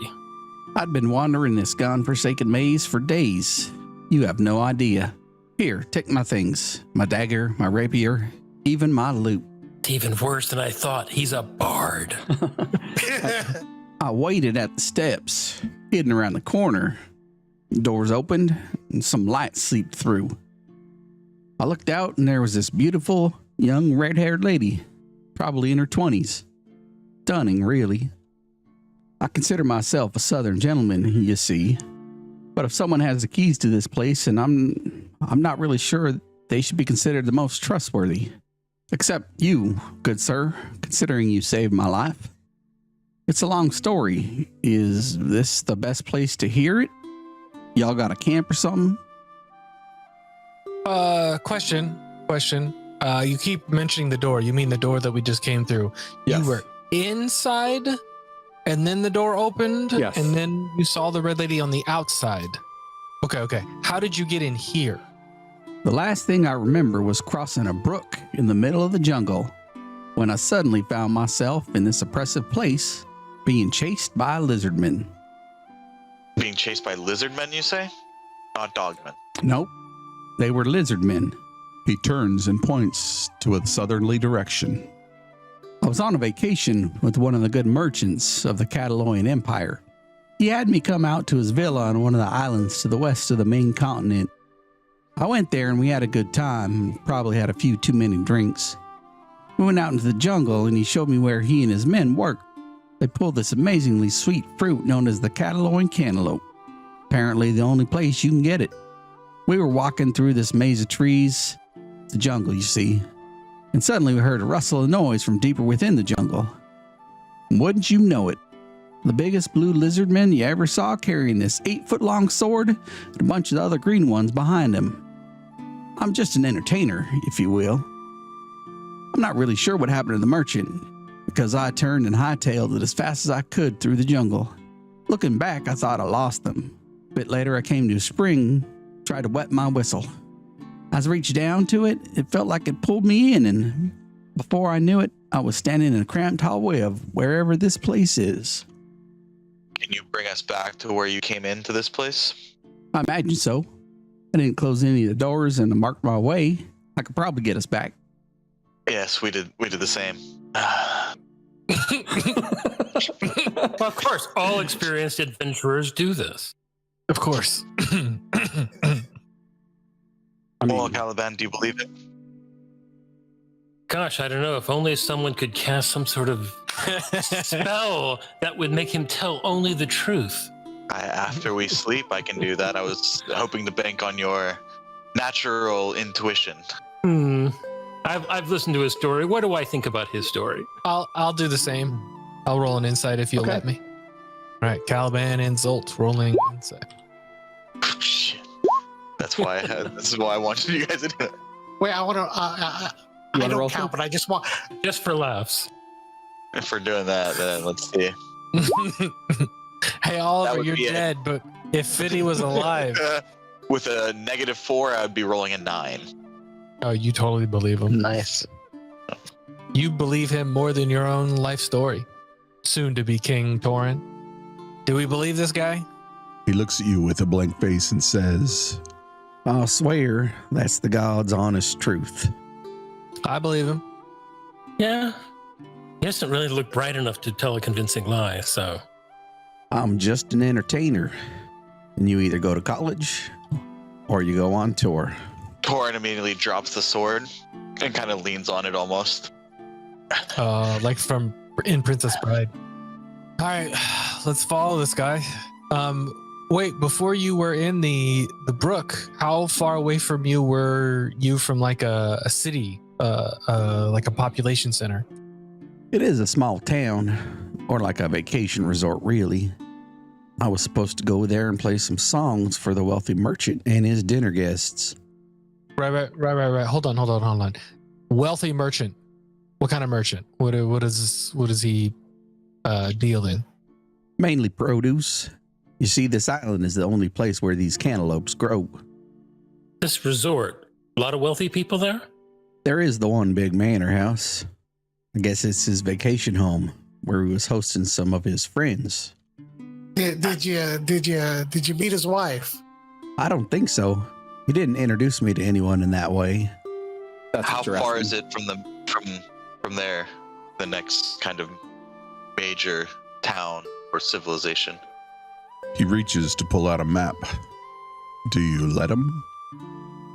I'm sorry. Yeah, you put away his sword, right? So yeah. Roll initiative. As he's looking at his map, Zolt just leans over and is like, wealthy guy, he's got to have some jewels or diamonds or something, right? And we've got enough money. We should be able to buy it off of him. I mean, you guys have enough money. I don't have any money. Yeah, I mean, this seems like a better option than fighting giants and then wandering through the desert. True. We have nothing else really holding us to this land, right? Yeah. I mean, mean- Zolt, you were trying to get home to your people. Yeah. Well, I mean, here's the thing, right? If we get to wherever this is, it's still in Catal, which is not far from here. I mean, if my if my curse is gone, then I could just fly home. It'll take a while. I don't know about that, friend. It took quite some time to travel here by ship. It's the furthest most island to the west. He opens up the map and points to the Anazaran main continent to the east, then points to the city all the way to the westernmost island. I got dropped off here, which is a bit of a podunk place. Probably got to go 4 or 5 days up this way, and you're going to fly all the way back here? It's going to take you quite a while, though. I guess the only other option is I just why don't you all stay right here? We're at the top of the stairs, right? Okay. I'll open the door. No. Hold on. According to the curse, what happened to me before, when I got up into the air, I would get locusts all over me. Yes. And then when I landed, they would come off and like eat everything in the area. I'm going to remove my armor because I can't fly with it on.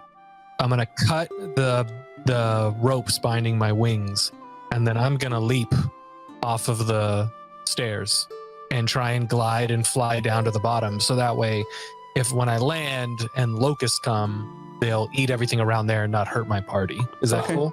You see Zolt, who is a bit nervous as he shakes out his wings, then leaps into the air and floats lazily down this descending stairway, his wings spread wide.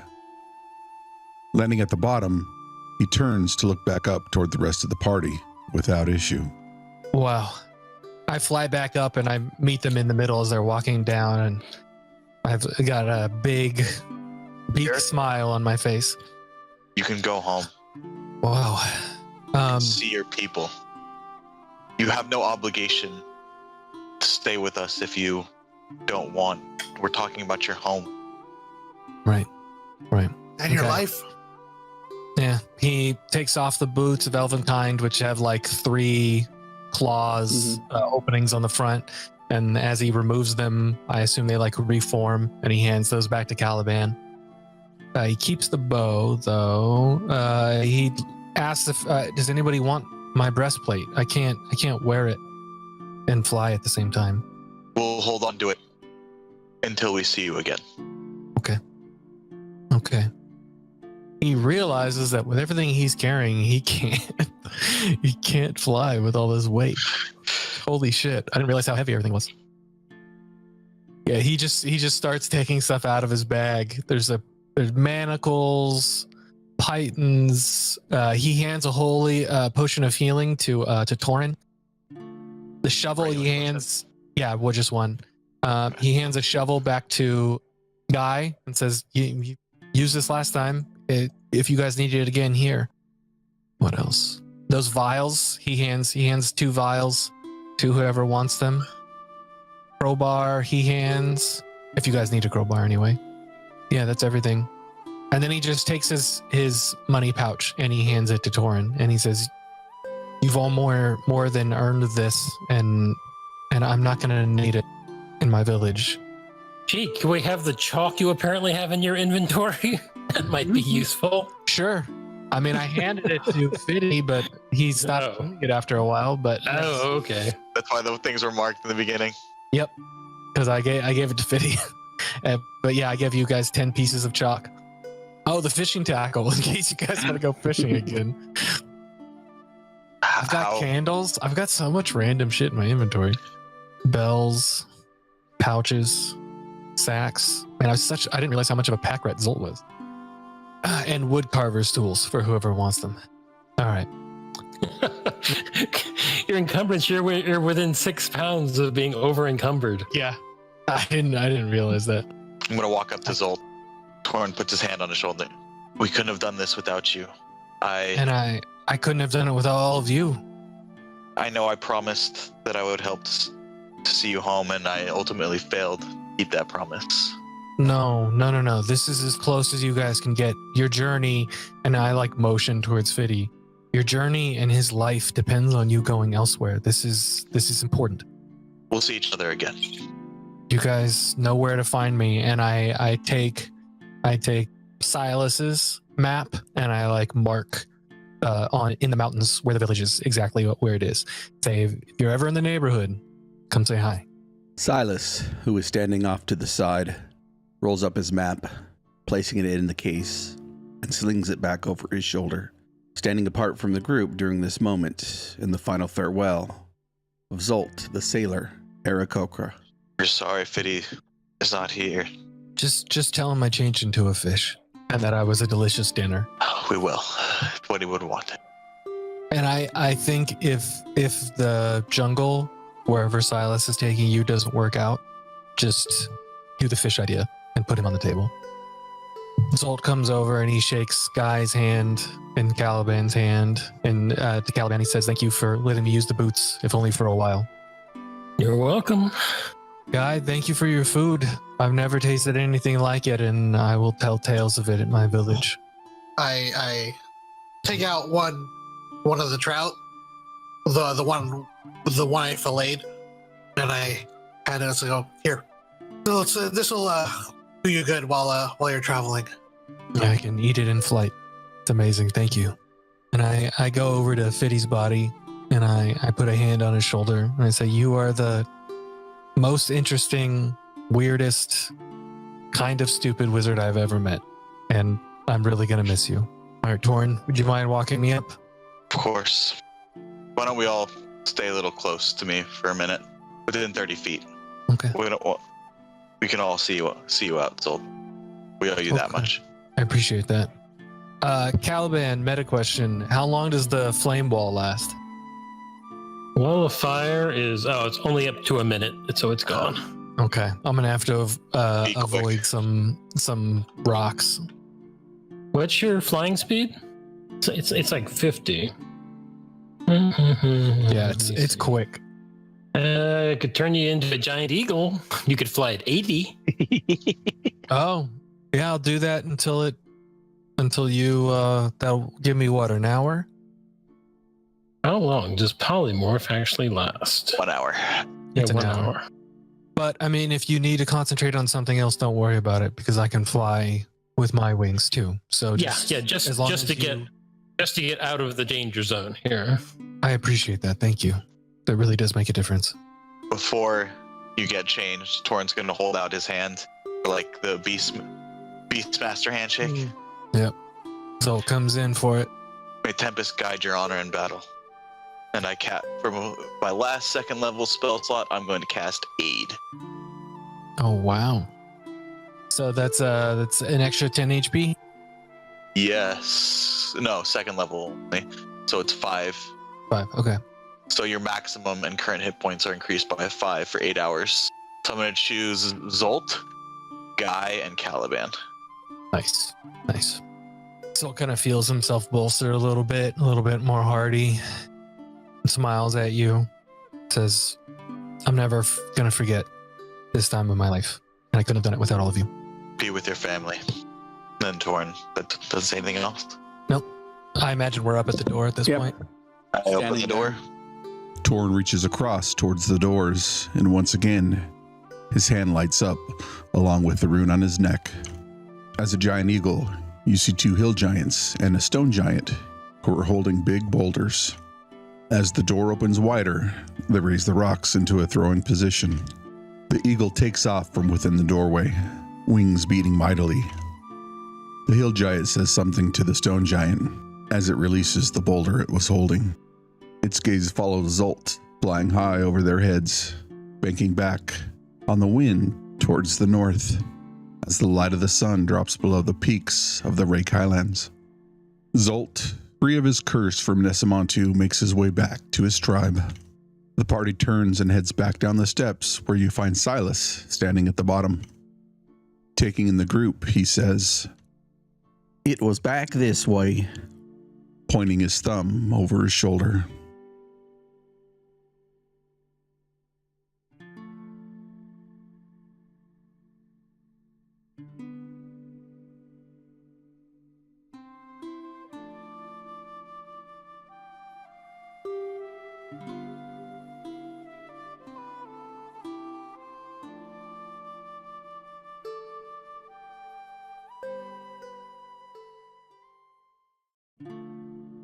Huzzah! Oh, I'm dead. Oh no. Like really dead. You put a thing on my face. Oh. Almost here, Fiddy, in my head. You are. R.I.P. So we're putting him on the table, right? Well, no, from now on, this is how we're going to detect traps. We just throw his dead body ahead of us constantly. That is what I was made for. Mm-hmm. I have a little bit of a question for y'all. Does anyone here understand giant? I do not. Okay. Not I. Now, what was aside from your bird friend leaving, why were y'all going back up there? Were you escaping here? I mean, why were you heading up? You said Does you he came. not see the dead dome sticking out of the bag? I think we put him in the bag of holding. Yeah, but I thought his torso was kind of like hanging out the top. Yeah, you popped my head out. You said you came from this place before. Yeah, and that's why I was headed out. There was a woman up there, and I gotta tell you, I'm pretty sure she's dead. So if she was a friend of yours, I'm sorry. How do you know she's dead? The giants, they were talking about a missus that had sent them over here, and that there was a pretty lady that they had, I guess, talked to, but then they were discussing how tasty she was. So I imagine that's what they were. I mean, besides the camels, of course. Ate the camels too? Yes. Well, some of them. As you saw, one of them was about to be thrown in our That's right. direction. There were a bunch of dead camels. That's right. And how did you survive out there with those giants? Oh, luckily here with and he pats the loot on his back. Got a bit of magic of my own that can help me remain undetected. But I was just waiting for a time to sneak on past them. The problem was y'all showed up and created such a ruckus. It was pretty clear, especially with the wall of fire, that I wasn't going to get out that way. So I decided strength in numbers and all that. Saying. Mm-hmm. Well, I'm sorry for your friend, and then he motions to the bag of holding, and your friend. There might be a diamond or two at the resort. I guess we can go on back with the rest of you. The lizard men shouldn't be such a problem. So how many lizard men are we talking? Oh, say less than 50, but that was in the jungle. I don't know how many followed me in here. When you're here? I didn't see any, but I was making my way as quick as I could. This is a tad dangerous in here, so I was trying to find an exit, and then I found these here stairs. With all of you, and then he looks at Torin, and especially you, we should be all right. Well then, after you, friend. Oh, well, I mean, my markings were pretty obvious, but if you're still untrustworthy, that's fine. And he very slowly just is like creeping up to corners and like looking around them, but making his way south.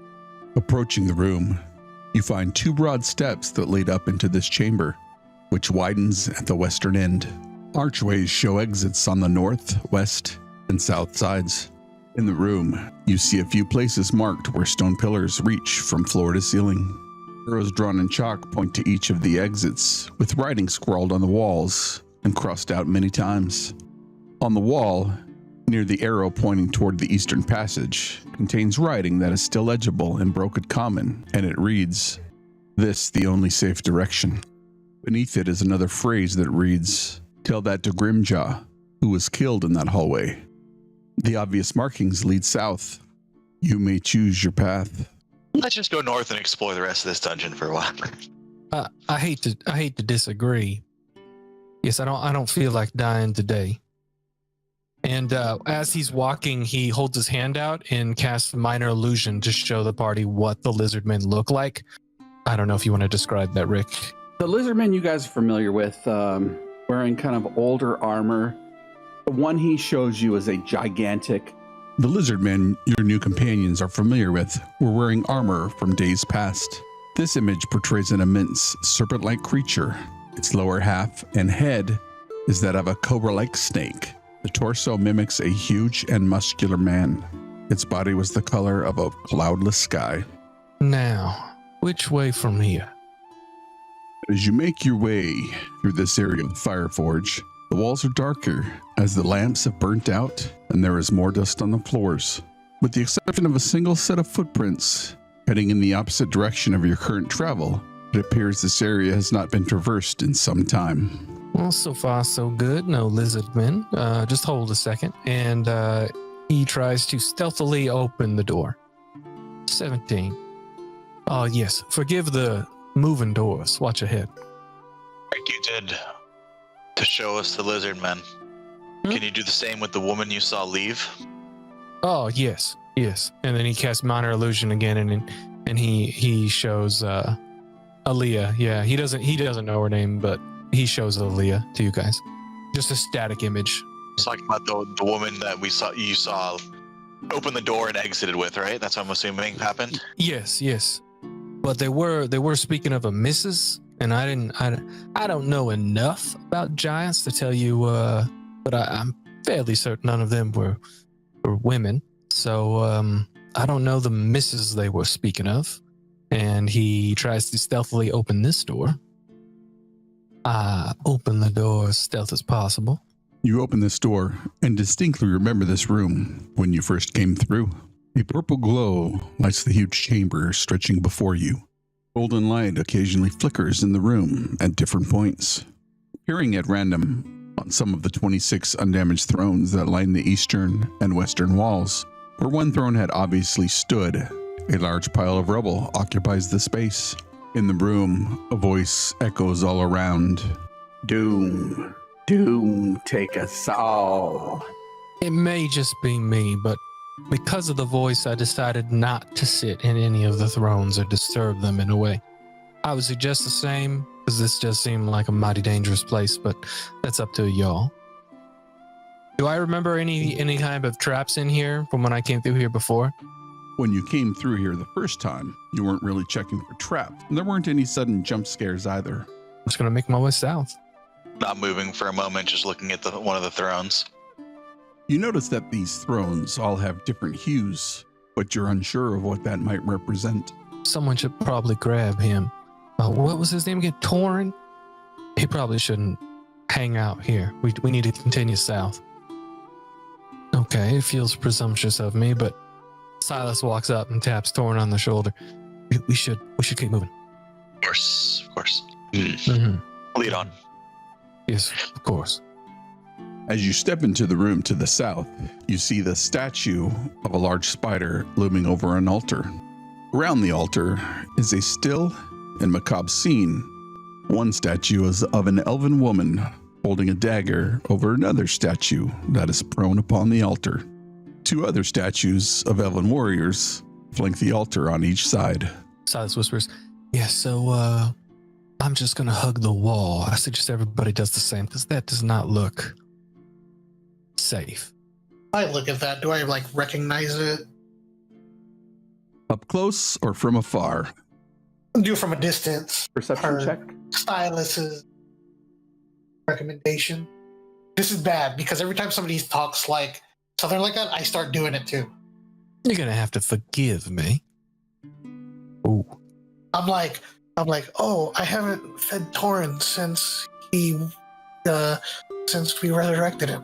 As you look at the scene, there is a violent radiance emanating from the eyes of the spider that illuminates this chamber. The statues all appear to be carved from stone, while the altar appears to be stained red.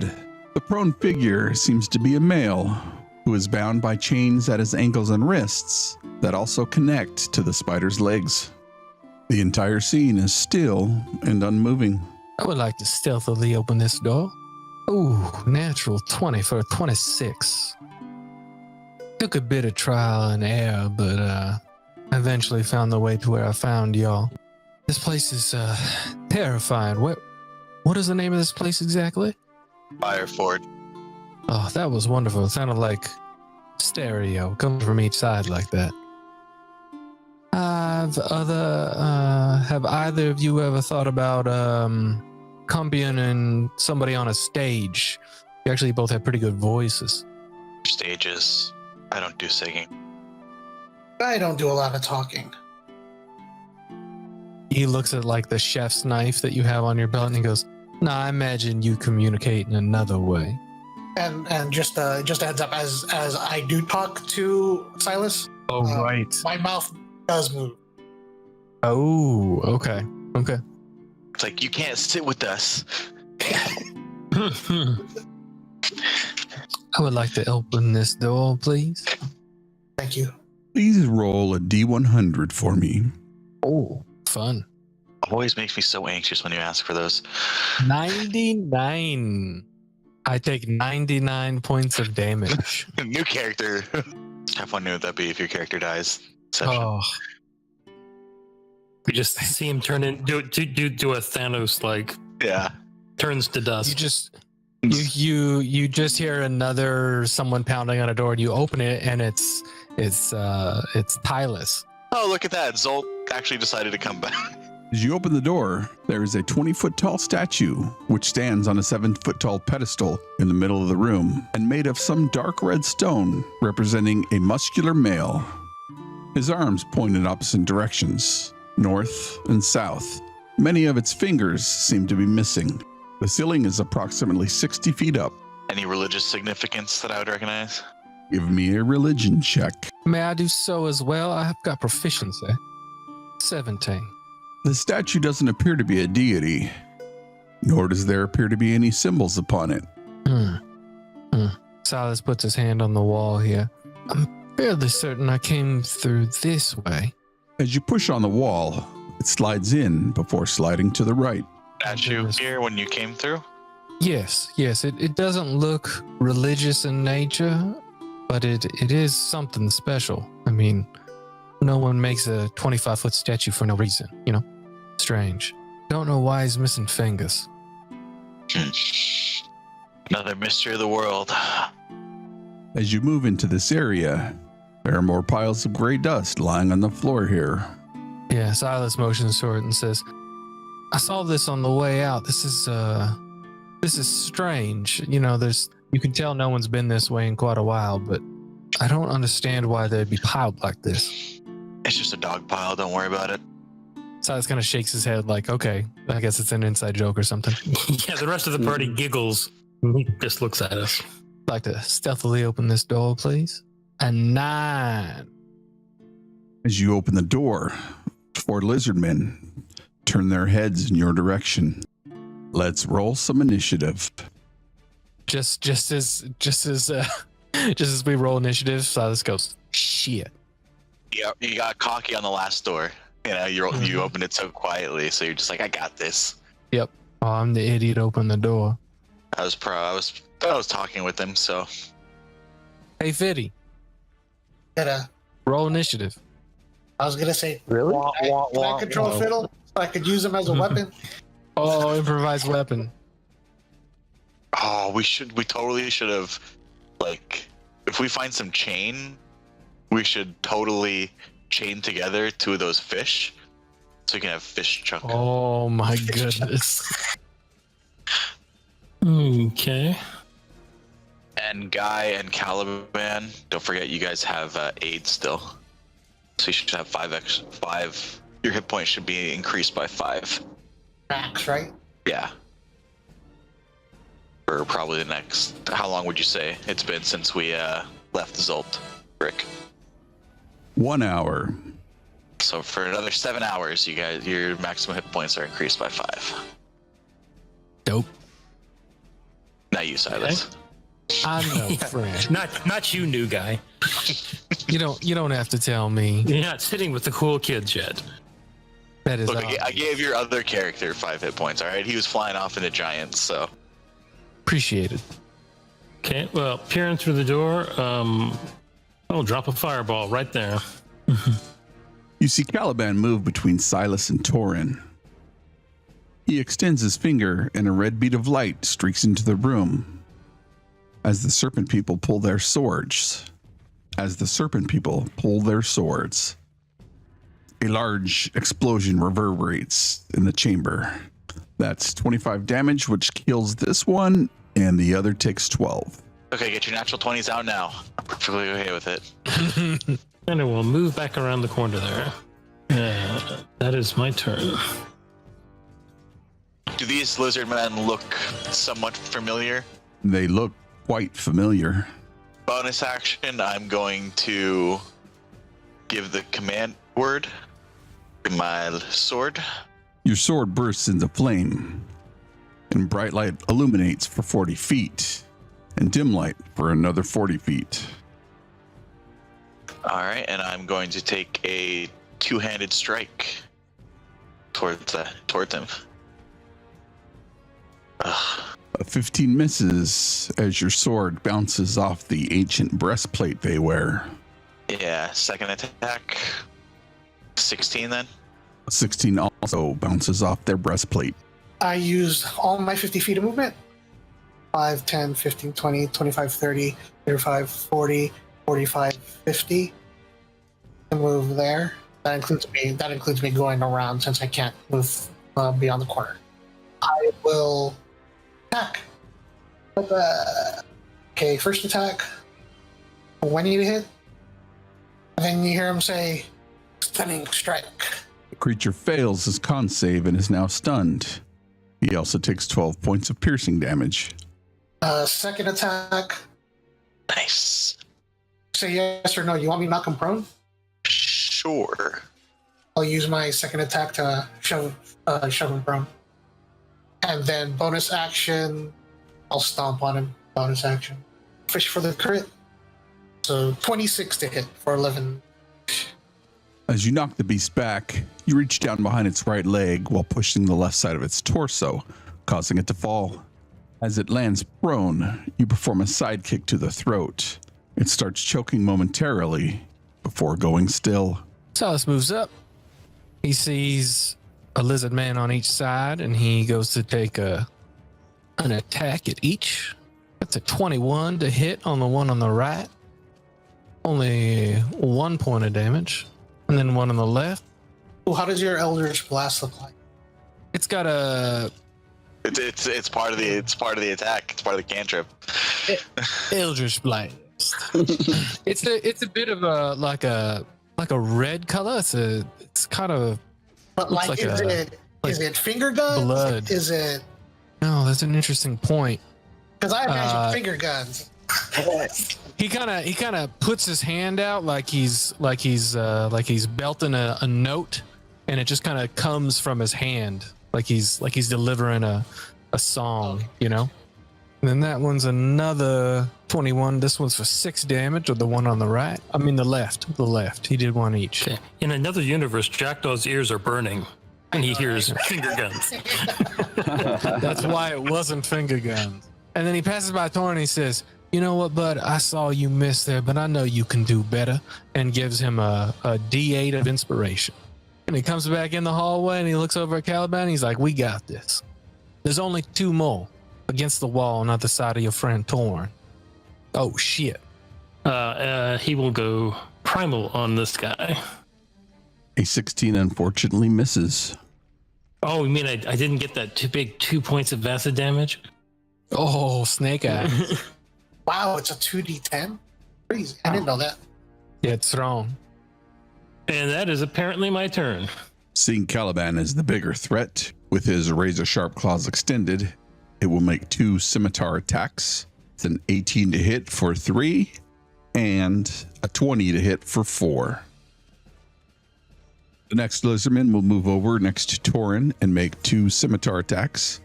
That's a 20 to hit and a 21 to hit for 6 and 6. 12 total. I move up here, pissed that this guy didn't take me as a threat, and inspired more by rage by Silas's words about me missing. I am going to take the flaming sword and slam it into the ground and channel divinity. Because I haven't been able to use it in a while. I want to see if it works on these guys. Conquering presence. So that's a wisdom saving throw against being frightened. Yes. DC 14. That's a 17 and a 10. So one of them fails and is frightened of me. And he is in my aura of conquest. So all frightened creatures within 10 feet have their speed reduced to 4 and take 4 psychic damage if starting their turn in the area. No, their speed is reduced to 0. Oh, okay. And they take 4 psychic damage if they start to turn in my aura. All right, 30 feet. And then I hop over there and then I attack. Oh, shit. It's a little 30. Wow. You punch through the breastplate and his chest cavity beneath. That was max damage. Like, literally max. Yeah, that's pretty good. That's amazing. Looking through the hole in his chest, you give Torin a wry smile. You have a second attack. 10, 15 feet. That one is not an advantage. Or 7 piercing. And then bonus action on arm strike. Oh, that's a miss. And take a step back. Or take 2 steps back.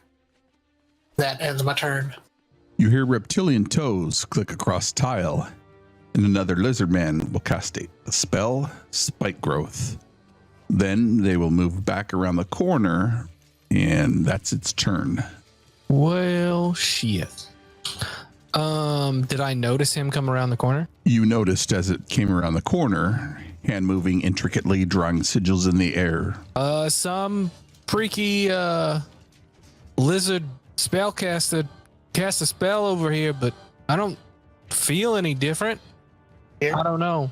Yeah, to the south down here. And then he takes a step around the corner. As you move, you take 6 piercing damage, and the floor is difficult to continue moving across. Holy shit. There's something on the ground here. And then he tries to step out this way. Oh, for fuck's sake. So that was 10 to get there, and then just 5 more to get out. 25. Oh, careful in the hallway, y'all. There's I don't know. I can't even see it, but there's fucking thorns or something on the ground. It's stone. That doesn't make any sense, but I heard like shit. And Language. oh, pardon me. We just meet you, and this is the language you use. You know what? I apologize. This is Apologize.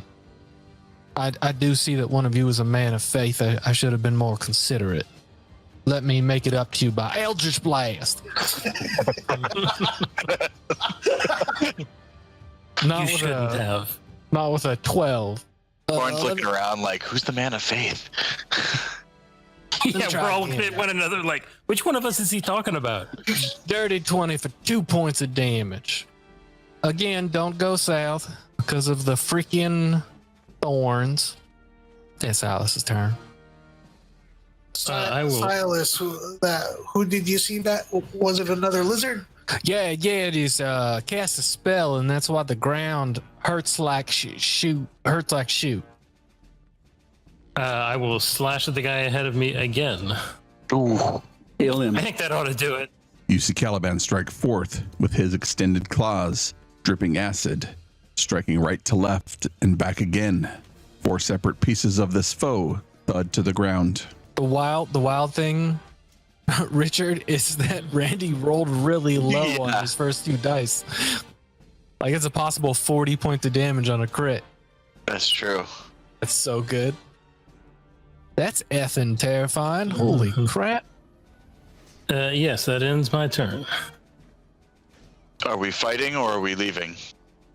I mean, they're a spellcaster, so they're gonna probably be able to follow us. I don't know, but they fouled up the hallway. So if we just continue north, and then I know I can attack from a distance, maybe I can just cover our retreat. Okay. I'm still not feeling myself. I'm sorry. No, that's fine. I'm going to walk up and close the door. That'll stop them.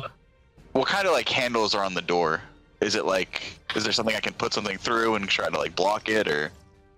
There's nothing to lock or lever against it. And I will hold my attack if anything comes within range. And I'll say, after you, friend. And I'll point to the way that Silas said he came from.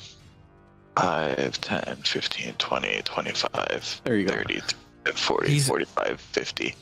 Yeah, he's only got 50 feet of movement, so. Yeah. He's like, all right, we're going. So he's going to move up. Yeah, we're heading north. And I'm going to be looking behind, ready to Eldritch Blast anybody. All right, let's head north. I'm glad to see that my initial estimation of y'all was correct. Y'all can definitely take care of yourselves. And I will like to open this door with a bit more stealth than I did the last one. I do even worse than last time. He opens the door but suddenly sneezes at the desk. Even though it did jack all, just seeing the fear on that one lizard guy's face makes Torn feel a little better. As you move further into the room, you see 2 lizard folk, 2 albino dogman warriors, and a lizardman priest, lying in the center of this room, dead. The room is filled with smashed pottery and other detritus. The shards appear to have been destroyed long ago, and the battle appears to only be a few days old. Steps to the south lead to another hallway. You mind if we just keep on heading back towards the portal? I know your friend's got a bit of a time limit, right? Lead on. I have nothing left. There's nothing left for us in this place. Kind of wipes his nose, and there's a 22 stealth with this door. By the end of this campaign, we're all just going to be Southern. It's all your fault, Silas. I am not sorry I in any way, shape, or apologize. form. He says go up or down. There's so many places we could explore in this place. Opening the door with an 18 stealth. You feel like you're getting close to where you first came into this ruin. Here we are, gentlemen. Thank you for your patience. As you came through here last time, you don't recall the ankle-deep, murky water, nor the vines and creepers that now cling densely to the walls. An occasional frog or newt jump from vine to vine, and from ground to the trees, hopping in the muck. Give me your perception check. 7. I don't know anything in particular about this. I definitely don't see anything worth seeing, but I can tell you for sure this was not here when I was here last. So I'm a bit confused, gentlemen, but keep an eye out. Where you originally came from. It was swampy. Yes, it was a jungle. Other than the lizard men that you were running from, were there any other dangers? You know, I must admit, I was doing that job and working for the lizardmen. I imagine the jungle's got your normal variety of predators. If there are lizardmen, there's got to be more types of reptiles for sure. I just didn't run into any before I went through the portal. Here we are close though. That's why this growth is confusing, but it's definitely near here. Torin looks towards Caliban and Guy, says, I think this is it. Once we leave here, we might never come back, or we're certain this is the best decision. The only decision. And we can always come back. We know where it is. Yeah, fellow, I saw that glowing tattoo on the back of your head. I'm pretty sure you got a key for in here whenever you want. True, and you said that table, that woman was hundreds of years old when she was resurrected, so I suppose we could always bring Biddy's bones here. Silas's eyes just raise pretty high at that statement. His eyebrows. It's a long story. I imagine so. As you make it to the end of this hallway, the next room smells just like the jungle and swamp you were running through. Brackish water fills part of this room to the south, and a thin layer of scum cakes the tiles. Thick mud and smashed stones and vines cover the only path visible leading to the east. A thick canopy of moss-laden branches and thick undergrowth depict a merging of the Fireforge halls and a swampy jungle. How long since I'd come through the portal? A few days, maybe a week. Right, yep. Took me a while exploring to find the entrance where I found the party. Yeah, I gotta tell you, gentlemen, this is interesting. Let's hurry on. You'd be surprised at all the interesting places in this place. I can imagine. Speaking of surprised, Initiative. Bam, they're so quick. The body of a cute little is it gnome or halfling? Gnome. A little gnome with his head sticking out of a bag. I mean, that's how I keep all my gnomes, head in a bag and all that. It is the directed way to ship them, so. I believe it's standard. Flat pack, yeah. Mm-hmm. Cheapest way, anyway. Let's roll initiative. Guy is first, but he is surprised as a giant crocodile emerges from the water to the south. Caliban, you too are surprised. Both of you get your reactions at the end of your turn. It is now the giant croc's turn. It will swim up and make a bite attack against Torin. That is a 25 for 21 piercing, and you are grappled. It will swing its tail attack at Guy. That's a natural 20. Ouch indeed. Guy takes 30 points of bludgeoning damage, and I need a DC 16 strength save. That's a fail, and Guy is knocked prone. Silas and Torin, you are also surprised. You get your reactions back. I'll get up and attack. 20 to hit for 11 piercing. And then I'll go ahead and do another key point for stunning strike. Natural 1. It is stunned. Oh, shit. And then a bonus action 19 to hit for 11 piercing. And then that bonus action unarmed strike 23 to hit for 8 bludgeoning. That ends my turn. Hey, Caliban will move 1, 2. And as he passes Torin, will cast Cure Wounds, 3rd level. Hell yeah. 1, so it evens out. Nice. And say, I am not carrying your heavy butt again. Do not die. Thank you, Caliban. 3, 4, 5, 6. Well, end my turn. The crocodile is stunned, but as you move close to the water, Caliban, another large mouth reaches out of the water, trying to bite you. 17 misses, but that's a 19 from its tail for 14 bludgeoning, and I need a DC 16 strength save. Failure, and you're knocked prone. Seeing that the one in front of him is stunned, says, "Oh, that's interesting," and cast Ray of Enfeeblement. Do I get advantage on that? If it's a spell attack, yes. Yes, sir. That's a 20 to hit. I do believe it's a Constitution saving throw. The croc rolls a 20. Oh, that's at the end of its next turn. Forgive me. But I guess it'll only go until at the end of its turn. So I guess it'll only count until the end of its turn. But until then, does only half damage with its strength-based attacks. And then he sees Torn up in the mouth, and he says, "You got this, Torn. Get on out of that mouth." And you get a D8 of inspiration. How's the crocodile whose mouth I'm in looking? Can I tell? The crocodile is pretty big.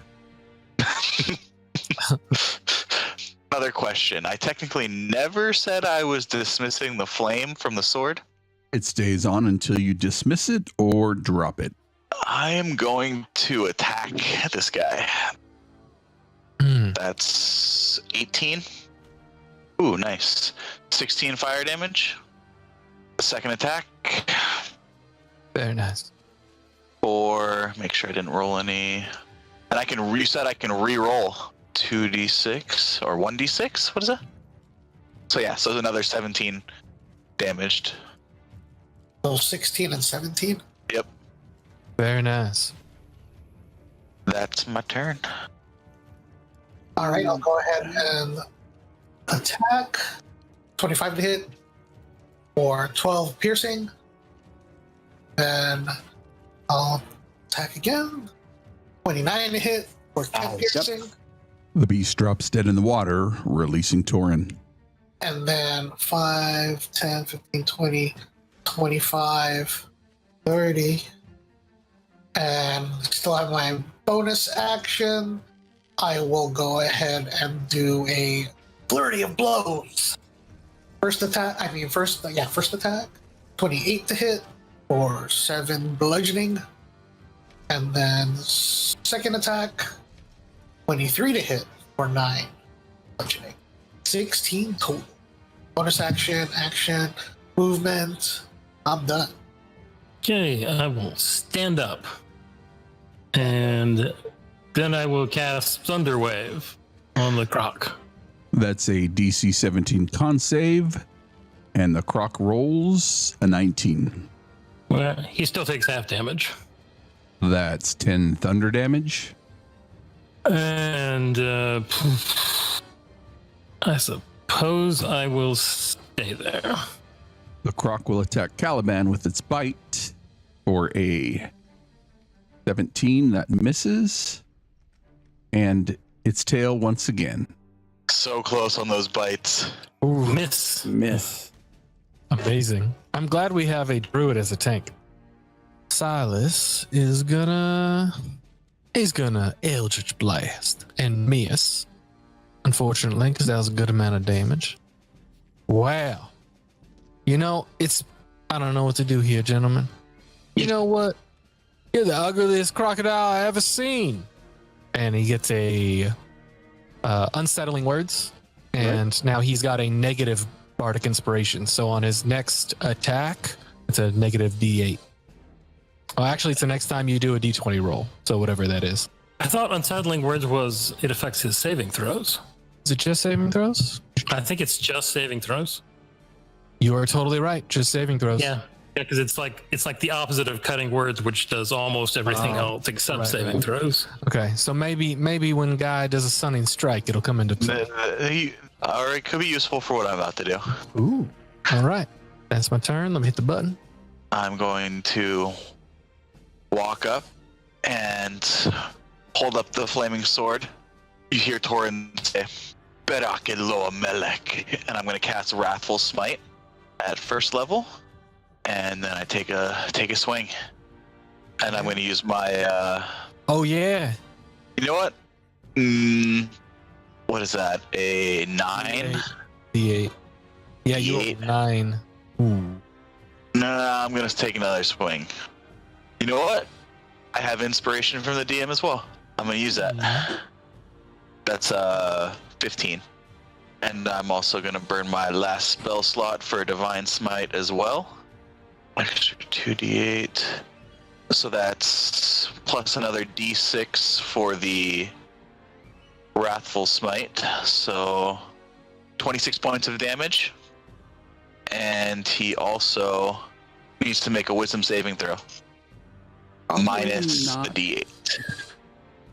Minus the d8. Come on. Big number, big number. Oh. What's the save? 17? It's 14. It's 14. Oh, no. Freaking wise crocodiles. Right?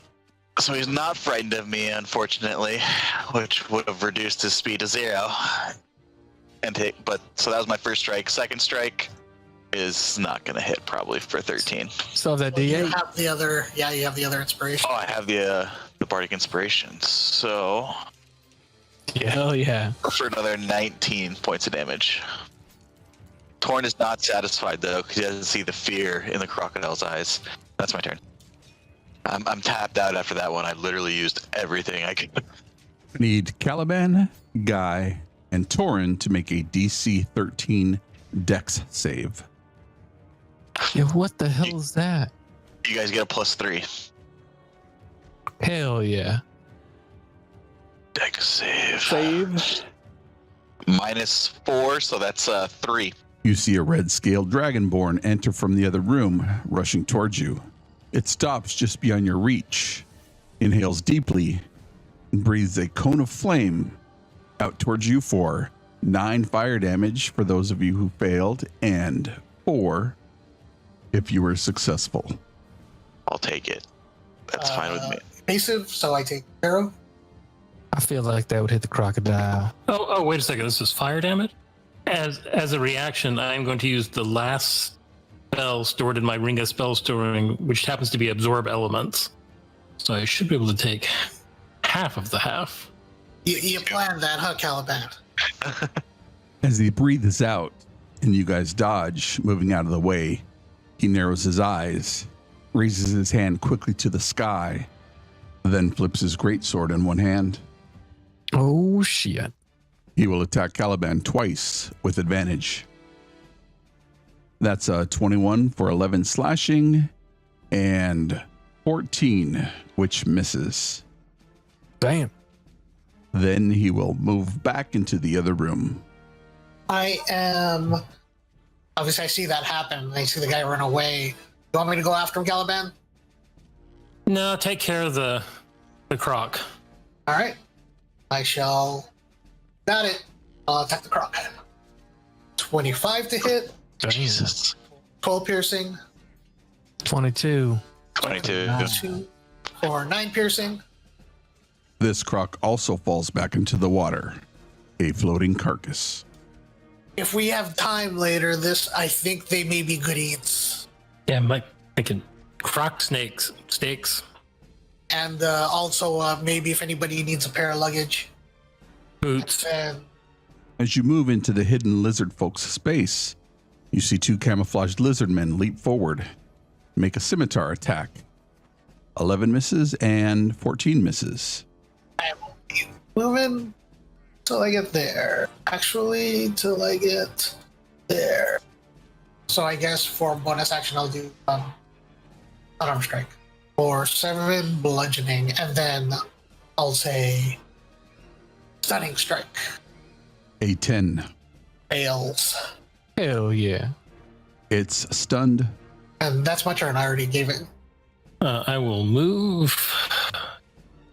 3. Let's see. Do I see here? As you move into its space, it's going to strike out. That was the thing I was looking for. That's a 20 to hit for 6 piercing. I will use Primal Savagery on him. Okay. His reactions use up. Let's see. I moved 1, 2, 3. I continue to move 4, 5, 6. And that will be my turn. All right. Silas moves 30 feet. And at that point, I believe I can see all 3 of those gentlemen. And Thorin, you see, because you're nearby, Silas starts kind of humming to himself a little bit, and his hands move. And I cast Bane on all three individuals. Charisma. Dragonborn Captain saves, and they both fail. It's a 16. So they have D4s to their attack rolls or saving throws. That's it. There's 3 more in there, Thorn. Oh, 4. Shit. 3 that I can see. 5, 10, 15, 20, 25, 30. I'll attack this guy. Jeez, I'm rolling terribly. 13. And I'll just grit my teeth as I'm barely holding on to the flaming longsword in my weakened arms. 2 scimitar attacks against Torin. 23 and 19 for 10 piercing total. 2 more attacks. A 22 and a 20 for 8 more. How's Torin looking over there? Pretty bloodied. Looks like he's lost almost 3/4 of his blood. I haven't been at full this whole time. He's going to shoot you with mine bullets. A lady serpent slithers out from the southern passage. Silas, you understand her as she says in Draconic. What's all the ruckus out here? Oh, I think I recognize you, Caliban. Eat this. Shit. I need a DC 16 con save. You take 35 necrotic as the water is sucked from your water genasi form. Holy shit. Okay, that really hurt. Or she'll then move. Who do you want me to go after? And take care of the people in the room first. All right. I will go ahead and attack. 29 to hit for head piercing. And for the hell of it, we'll say again, stunning strike. That's a 20. All right. I'll give him that one. Second attack. 25 hits for 8. Bonus action, I'll just do another unarmed strike. 23 to hit for 6 bludgeoning. That ends my turn. I will reach into my bag, grab my potion of greater healing, and drink it as an action. And then I think I will take the opportunity for the moment to move away from this guy. 3. And that will be my turn. Silas takes a step down and notices that the room is definitely more full than he thought it was. And he's gonna cast... Well, there's a chance this won't work, but he's gonna try it anyway. I need a con save from the Dragonborn captain. That man is blind. And he says, "Good luck, gentlemen. I'm gonna be in the other room. I will provide support, but you guys got this." And he takes a step back. As an action, I am also going to drink a healing potion. Yeah, I don't have any bonus actions, so that's my turn. This one will move forward and attack Torin twice. Natural 20 for 9 points. And a 16 that misses. 2 more attacks. A 9 which misses, and a 23 for 3 damage. This other one will move forward and attack Silas twice. That's a 9 and a natural 1. Both miss. Oh, good try though. Rick's rolling good tonight. You want to know why he's rolling so well? It's because I'm back alive. The Dragonborn captain's turn. He is still blind, which means he can't cast some of his spells. Though he will use his bonus action to gain advantage on any attack, which will make it a regular roll. And he will turn towards Guy and attack. First attack is an 18. Misses. Second attack is a natural 1. So at the end of your turn, you get that con save again. Meets it. Dang Alright. it. So he's no longer blind. That ends the Dragonborn captain's turn, and now it is the priestess's turn. Caliban, you know these guys? Don't look too familiar. The priestess says, Nuisance, waterman. I need a DC 16 con save from Caliban. Damn. A 21 is a success. That is 40 necrotic damage reduced to 20 as she casts the same spell. That ends her turn. Oh, okay. He can see. I guess I will attack. 22 to hit, and I will go ahead and do another stunning strike. That's a 17 con save. 16. Okay, second attack. 21 to hit. I'll do it again. Stunning strike. This one is a 13. That fails. All right. You will use a legendary resist off. The creature is stunned. And then I believe that was my because the first one failed. And then bonus action unarmed strike. 29 crit for 12. Unarmed strike. I imagine would look like a kind of like a roundhouse that and he hits the wall. A roundhouse kick, that is. And then bonus action movement, and I will stay right here. I will turn into a direwolf then. A direwolf is a large beast. And then I will move there. And that will be my turn. Silas will look at the lizard in front of him and say, excuse me, I actually gotta get close to my friends. Pardon me. 15. He will take the attack of opportunity. That's a 21 to hit. He doesn't even turn around. He just notices that he feels the attack coming from behind him, and he puts a hand up, and there's a bit of magical, like almost sonic energy that creates a bubble around him as he casts shield with a reaction.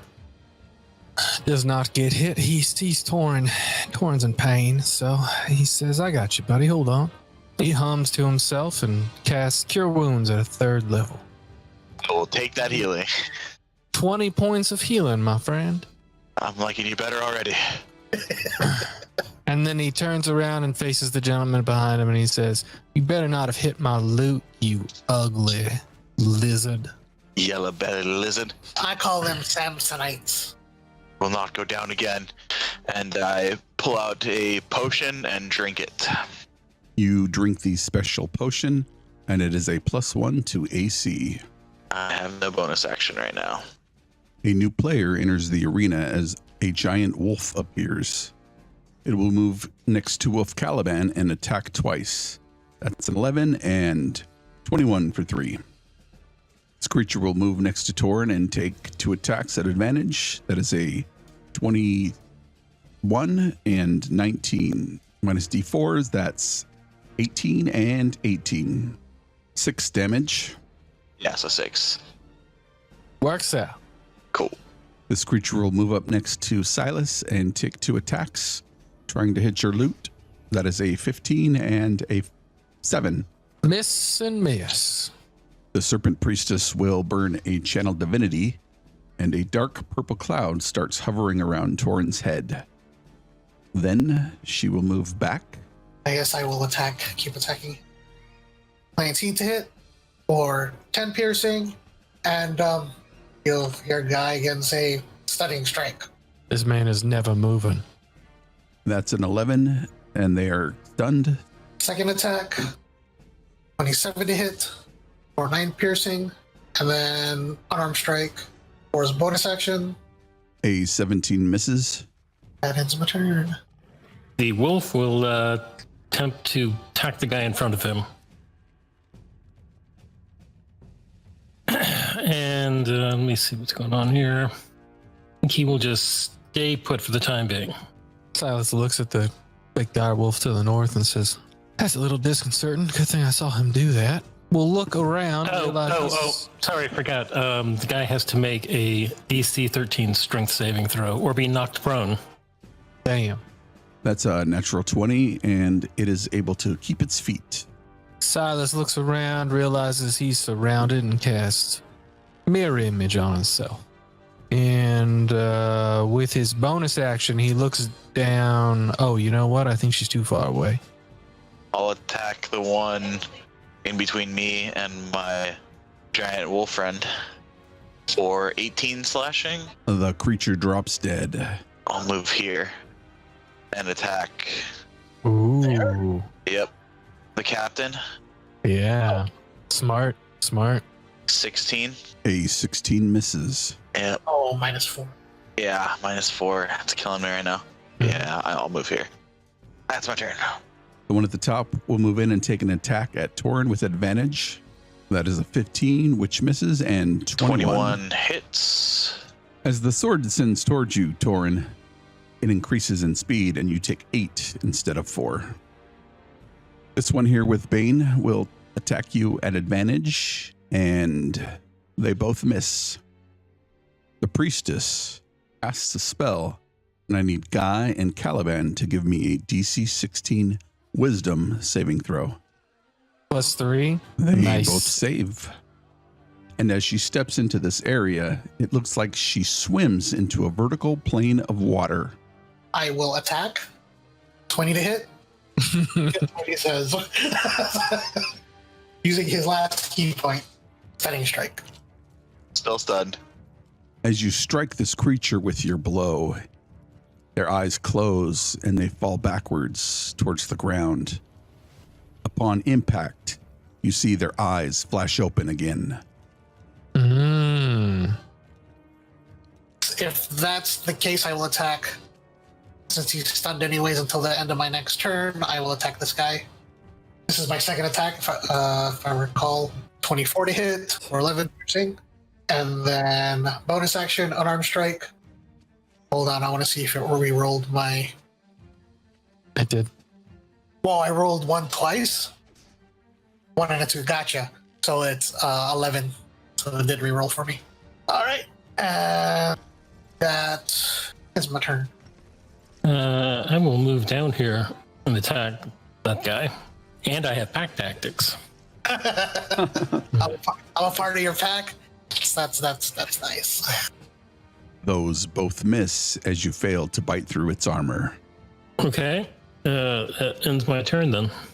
Silas looks at Thorn and says, "Man, you sure do take a beating, don't you?" And casts healing or cure wounds at 3rd level. That's my job. 18 points. I will take it. And then gets on the other side of this one and says, "Why don't we handle this one? If you feel like it, I can help on this side." And that's his turn. Does the one next to me look bloodied? Like how do the two? I don't think we've hit that one at all.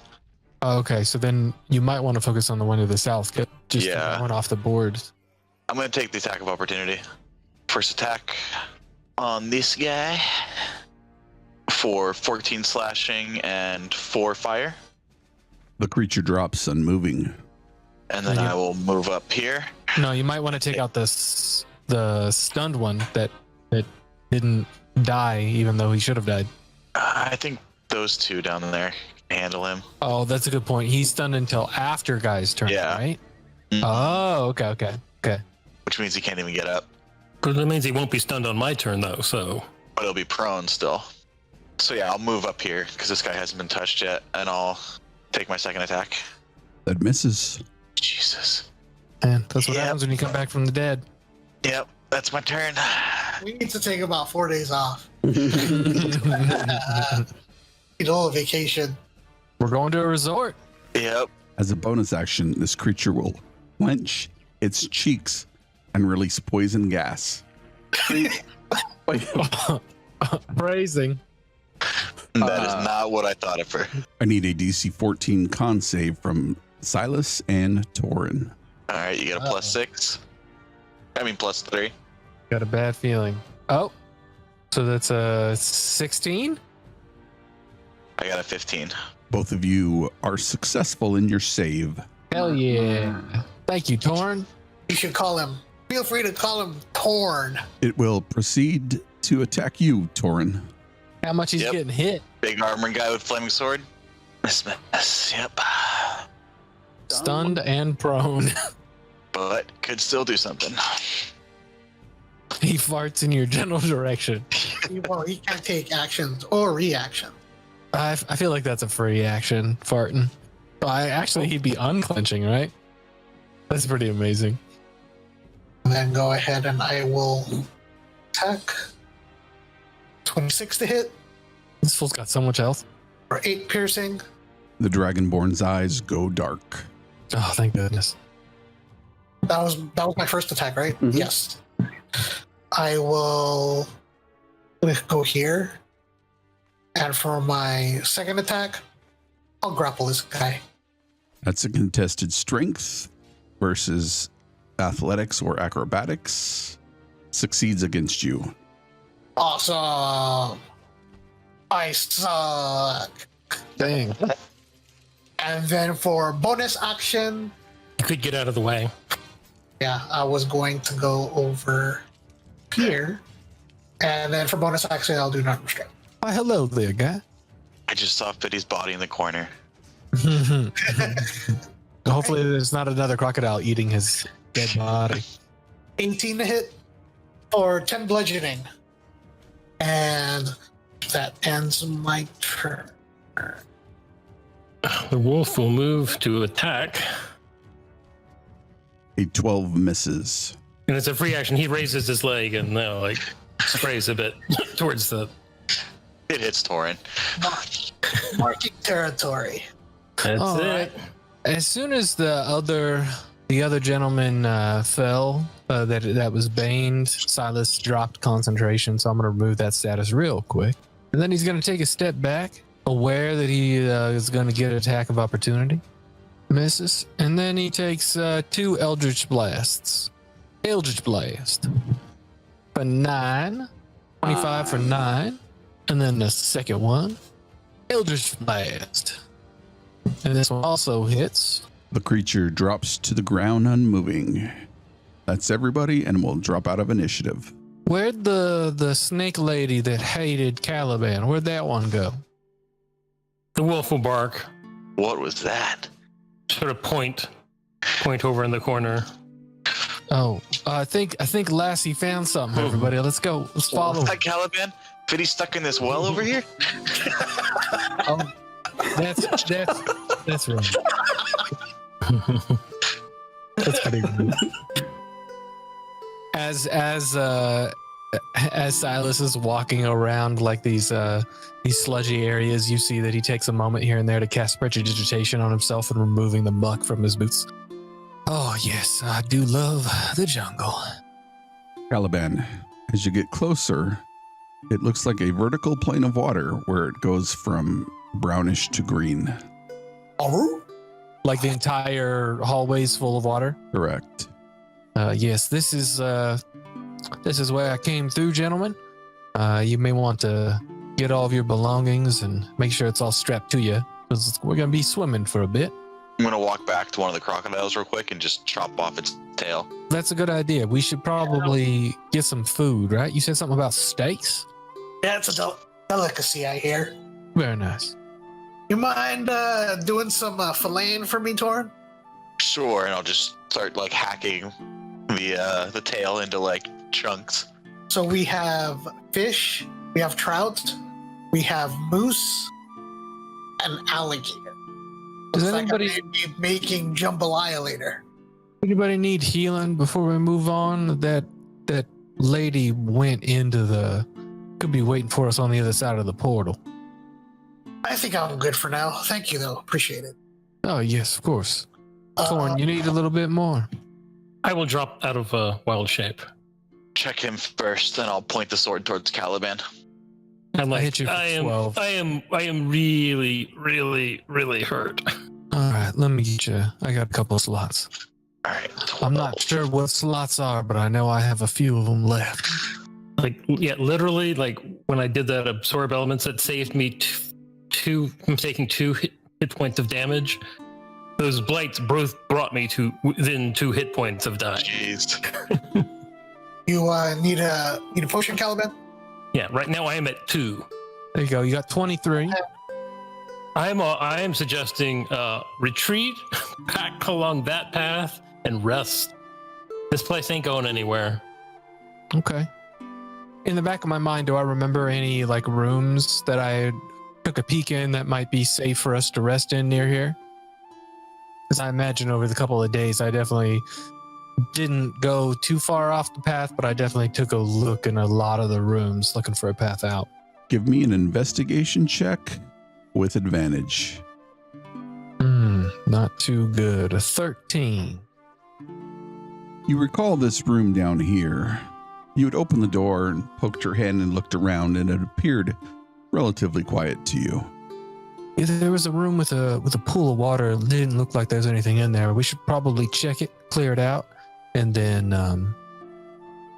I think we might be safe in there if we put a watch up.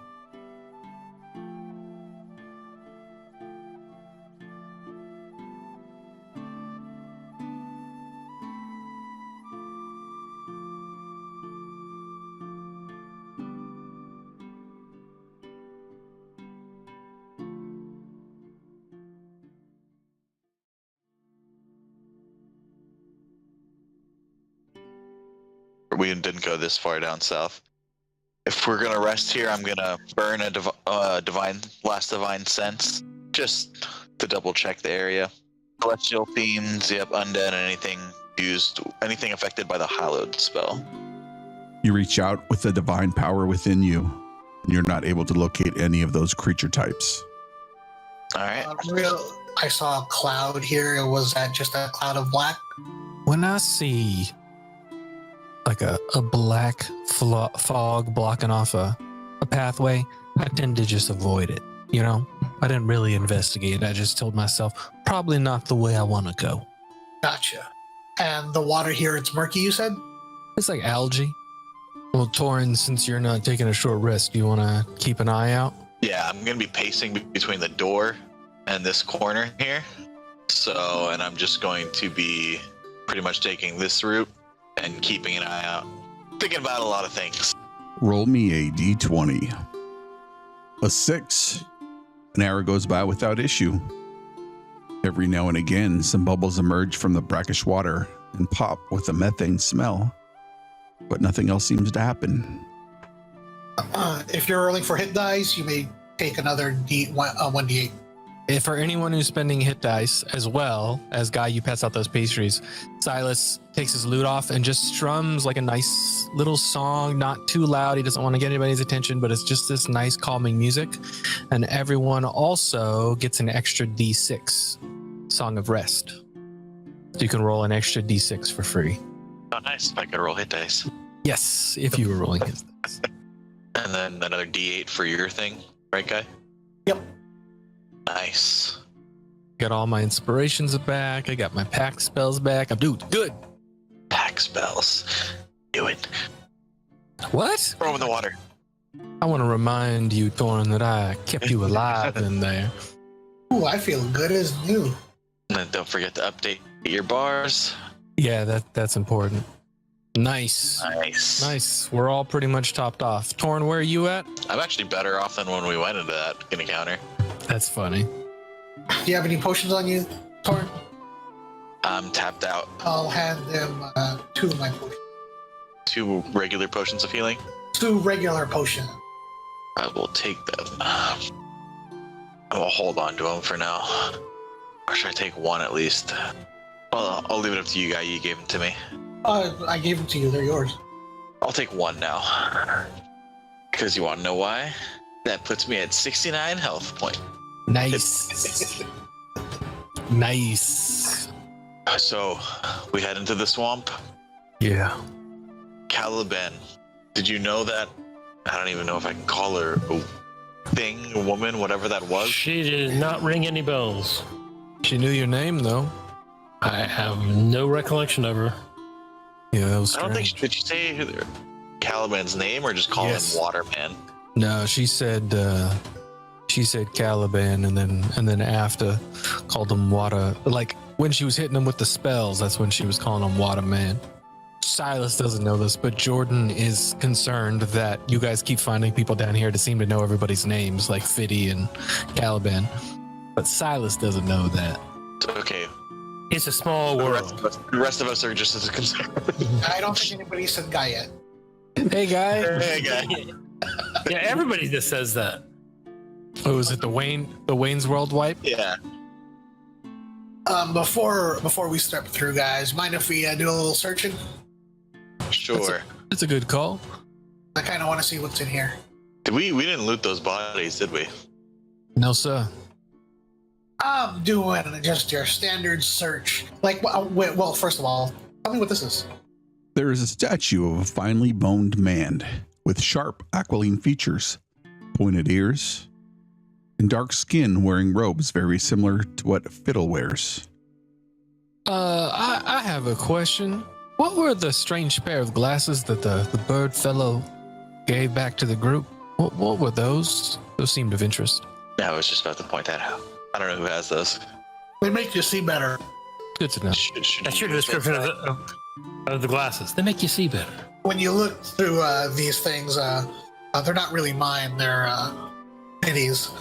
It makes it so you can see things a little bit clearer up close. Do you want some help checking all these bodies? There's a whole lot of combatants to check.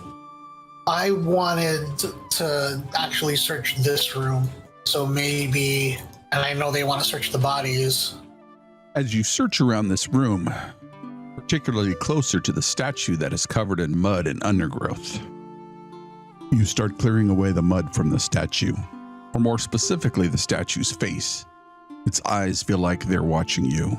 As you step to the side, you swear they followed you momentarily, as if just for a split second. I'll kind of freak out a little bit, kind of turn around, like kind of want to tell the guys, but like, I think it's me. And then I'll go ahead and do like what I did with the other statue and clean it off. The statue to the north isn't covered in as much gunk as its counterpart to the south, and takes you about 5 minutes. The statue is a lifelike imitation of what would be considered a drow wizard. Shiver a bit, then go back to the rest of the group. What'd you guys find on the bodies? You just said that the glasses help you check things, so I figured you were the gentleman to do that sort of thing. We just kind of holding down the fort out here. Oh, all right, not a problem. And I do another search. The Dragonborn captain is wearing plate mail and has a finely made greatsword. Under his plate, you find a ruby pendant of a cloud reptilian hand on a gold chain. I'll go ahead and take that and present it to the group. Can you make anything of this? It looks interesting. He also has a pretty big sword, Torin. I don't know if you want to take a look at that. Leaning against the wall, zoned out. You also find 48 silver pieces amongst the lizard folk warriors who were wearing ancient breastplate, which is now rusting and pitted. Just some cash, guys. It was worth a look. Can any of you figure anything about this pendant? I suggest we put it in the bag. We have a wizard look at it. Got it. I'll just put it as Dragon Claw pendant. Sounds good. Apparently I have 0 gold, so I will pick up the greatsword and say, I'm a little short on funds, gentlemen. I'm gonna take this and sell it when we find someone who wants it. Get a little bit of money. Oh, Since that's the case. Here you go. I'll give you the 43 silver that I found on. Are you sure? Yeah. Oh, thank you. I appreciate the generosity. He doesn't put down the greatsword. Well, like I said before, be a bit of a swim. I hope everyone's ready. Ready. Ready? It's an odd sensation as you press your hand into the vertical plane of water, followed by the rest of your arm. It also looks odd as you step into the water, side merging yourself. Fully within, you start swimming. While swimming, the tunnel makes several turns: right, left, right, left, left. As you swim further, the light behind grows more faint and eventually disappears altogether. Continuing to swim, a minute passes. Deeper into the darkness you go. As 2 minutes pass, you feel the water get distinctly warmer, but not uncomfortably so. Ahead of you, a dull light begins to illuminate the tunnel that is now ascending slightly. As you emerge from the warmed water, this dark, brackish liquid. You hear voices screaming nearby. You see lizard folk chasing dark-skinned humanoids amongst huts with thatched roofs lashed together with long straps of bamboo. So it looks like a raid is happening? Like a raid is happening or something? Yes. A rave. That's my favorite terrain. So Lizard folk are running through this village, hacking down its inhabitants. Give me a perception check. Caliban, amongst the cacophony and hissing of the lizard folk, you notice that most of the people here are women and children, and very few, if any, able-bodied men. I don't know about you all, but I feel like we could turn the tide here. I would say as soon if I see yeah, I see like a woman or child get whatchamacallit, as soon as I see something like that, I just run in the nearest. yeah. I torn charges with Guy forward. Yeah, the moment we came out of the water and I saw the lizard men, Silas would have cast mirror image on himself. Go ahead and take your movement, and then we'll roll initiative. Is this where we're at right now, like water, so we're swimming? Yep. All right, so that means I can only move. I had 15 feet of movement, so I was able to get on shore. That's how far you can get, Torrin? Yeah, that's it. He's so heavy, he's not even swimming. He's just walking on the floor of the pond. I'm wearing mithril now. All right. Oh, right. I'm still carrying a lot though. That trunk with 300 pounds worth of stuff in it. It's an empty chest. I It need can hold 300 pounds. Rolling so low on initiative. Every time. Maybe I should have taken that short rest. Got my channel divinity back, but oh well. See, I will run up to one of them, trying to decide which one. Luckily, it's not easy for you because they're all about to kill women and children. Every single one of them. I know, right? Yeah, it doesn't look like when I went in, right? It looks different. And I will go, hiya. Yeah. You have to do that from now on when you attack. Hiya! First hit 19 or 9 piercing. Second attack. A 27 hits, and the lizard man drops to the ground. I have 2 more squares of movement, so I will move back. That ends my turn. I can't make it to any of those guys for a bonus action. I'm not going to spend anything right now. Yeah, you're in range of 2 of them. 2 of them are going to be able to get a hit on you. Okay, I'll do a flourish with patient defense. Dodge. You see about half the lizard men continue to chase and cut down the youngsters and the elderly. The other half turns in your direction, determination evident. The lizard men move and surround Caliban. It's like, whoa. Even the ones on the left, all they did was kill people. Damn. I'm not so sad about that. I'm more sad because Guy just lost that key point. Fireball yourself. Yeah. We zoom in here. What the heck? I will cast polymorph on myself, and I will become a giant crocodile. Hell yeah. Since I just saw one, I know exactly what it looks like. I probably just crush a bunch of them to death. Unfortunately, I can't. That's my action. All right. Was that polymorph or was that a? That's polymorph. Yeah, I will just stay put. They're gonna all poke at me one way or the other. So 5, 10, 15, 20, and I will swing 22 hits for 8 slashing. Bonus action, I will give the command word. I'm on. Put in Dwarvish, so I was like, ugh. sorry, I didn't quite get that. How did it go again? I'm pretty sure he just spit inside of his helmet.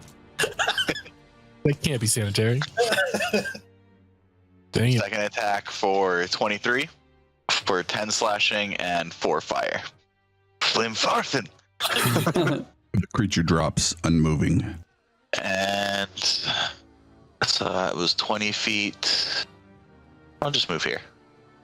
Silas looks at the lizard man that Torin just stepped up to, and he makes a sign in the air, and he kind of whispers to himself for a second, and he casts a hexblade curse on the lizard man to Torin's east, and because that's within 30 feet, and then with his action, he says, Eldritch, no, that's not what he does. Eldritch Blast. Oh, this is better. 30, 20, 14, and then he, with his second one, Eldritch Blast. A 17 misses. Action economy and all that. You guys want me to go north and help you guys out over there? Thorin, you okay over there? We're good. Won't someone please think of the children? 5, 10. Old too. They're not just women and children, they're old women and children. Oh, don't you dare kill any more old children. Yeah, don't touch the old children. What do you mean sad adults? 5, 10, 15, 5, 10, 15, 20, 25. I'll go ahead and attack that guy. 25 to hit. Or 10 piercing. One day I hope to roll that guy. Second attack. 27 to hit. This creature is barely hanging on by a thread. I'll go ahead and burn another key point and say flurry of blows. 19 to hit or 8 bludgeoning. The creature drops to the ground. And then 30, 35, 40. I'll come here and then attack that guy with my other second attack. I need to go play the lotto. Guy missed. Look at my pluses. That's the only reason why. I think that's everything in my turn. Thank you. The lizard man facing guy will swing around and take 2 attacks. That's a natural 1 and then an 18, which also misses. The nearest lizard man will move up toward Guy into a flanking position, attacking twice with advantage. A 15 misses and a 12 misses. This lizard man will move south towards Caliban Crocodile. It will make 2 attacks. The first is an 11, which misses. The second is a 14 for 6 slashing. Okay, let me make a con save. Do you get with Thorn near? +3. Oh, okay. Nice. This lizard man will swing alongside, flanking Torin and attack with advantage. First attack is an 18. The second attack is an 18. Both miss due to your AC potion. He will move here and attack the crocodile. The next lizard man will move up to attack the giant crocodile. First attack is a 23 for 5 slashing. Give me a concentration check. That fails. The lizard man will move up and swing a 22 to hit for 8 slashing. Yep, that hits. This next lizard man will move to Torin, attacking twice. First attack is a 20 for 5 slashing. Second attack is an 18, which misses. Yep. This is where the TPK starts. And the last one goes towards Caliban. That's a 21 to hit or 7 damage and an 18 for 3 damage. See, this is where I'm debating the trade-off in my mind right now, because a lot of those would have hit me if I'd taken the short rest, but if I'd taken the short rest, I would have had Channel Divinity right now. You will never know. I know. Fireball. Fireball. Yeah. We get a +3 to our save. I'm just saying. Well, I could probably do it where we won't get hit. Or a prismatic wall. Yeah. That's right. I suddenly ascend to 17th level.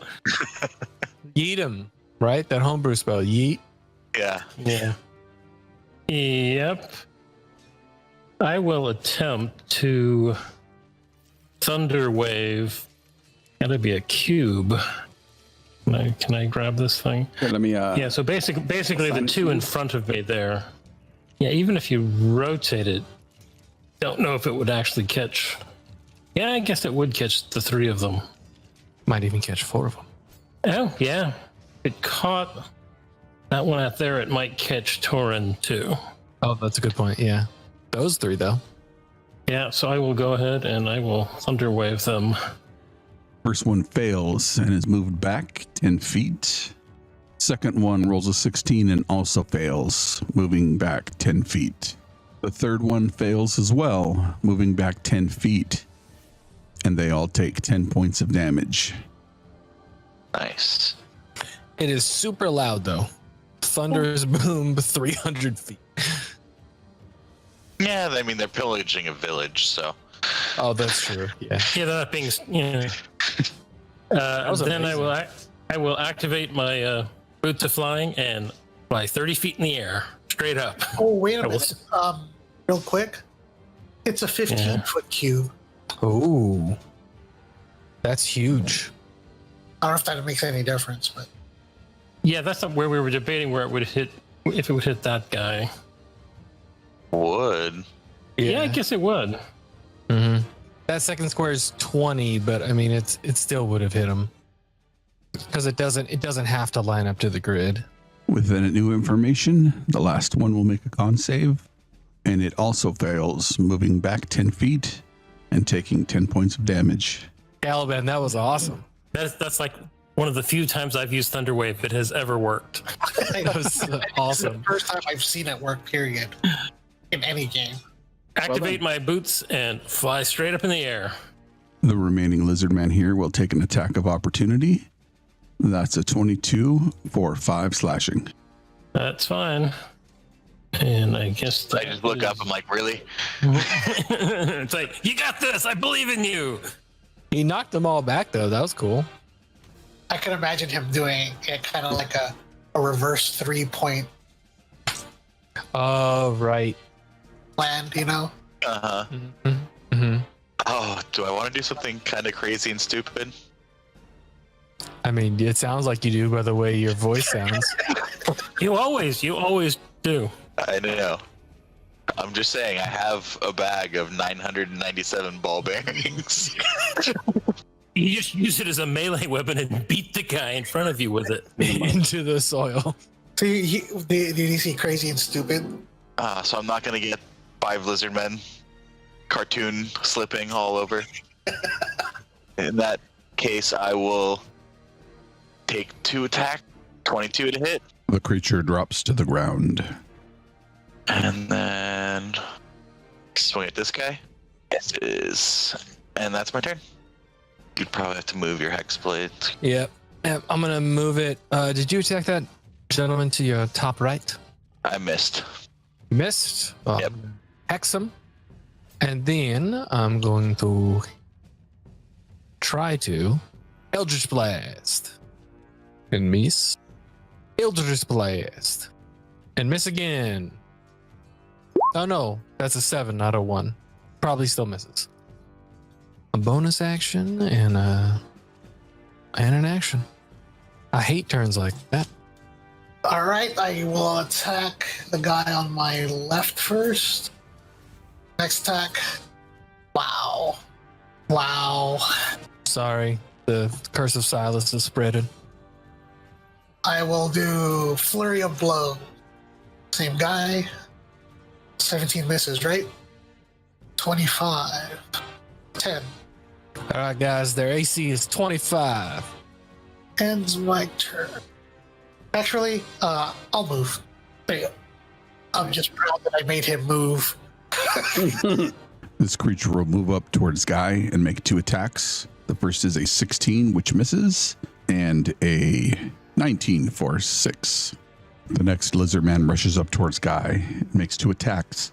First is a 13, which misses, and a 16, which also misses. The next lizard man rushes up towards Torin and makes 2 attack. 23 for 4 damage, and a 17, which misses. The next lizard man will rush up towards Torin, since Caliban is flying in the air, and make 2 attacks. The first one misses, and the second one also misses. Another lizard man rushes up, surrounding Torin, and makes an attack. That is 20 for 5 damage, and a 7, which misses. This lizard man rushes towards Torin, surrounding him, makes 2 attacks. That is a 7, which misses, and, well, another 7, which misses. You just rolled 7 sevens. 1, 2, 3, 4, 5, 6, 7.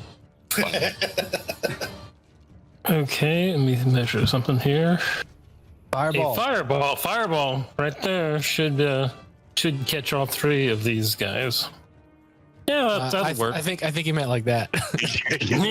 yeah. Get all of them. Torin's cool with that, right? His sword's already on fire. Yeah, what's it gonna hurt? I'm sure he's totally immune to fire now. Yeah, let's totally just try that. Guy's got evasion. Hey, I'm saying if you want to go for it, I'm not opposed. Silas is shaking his head. Silas is the only one not on this.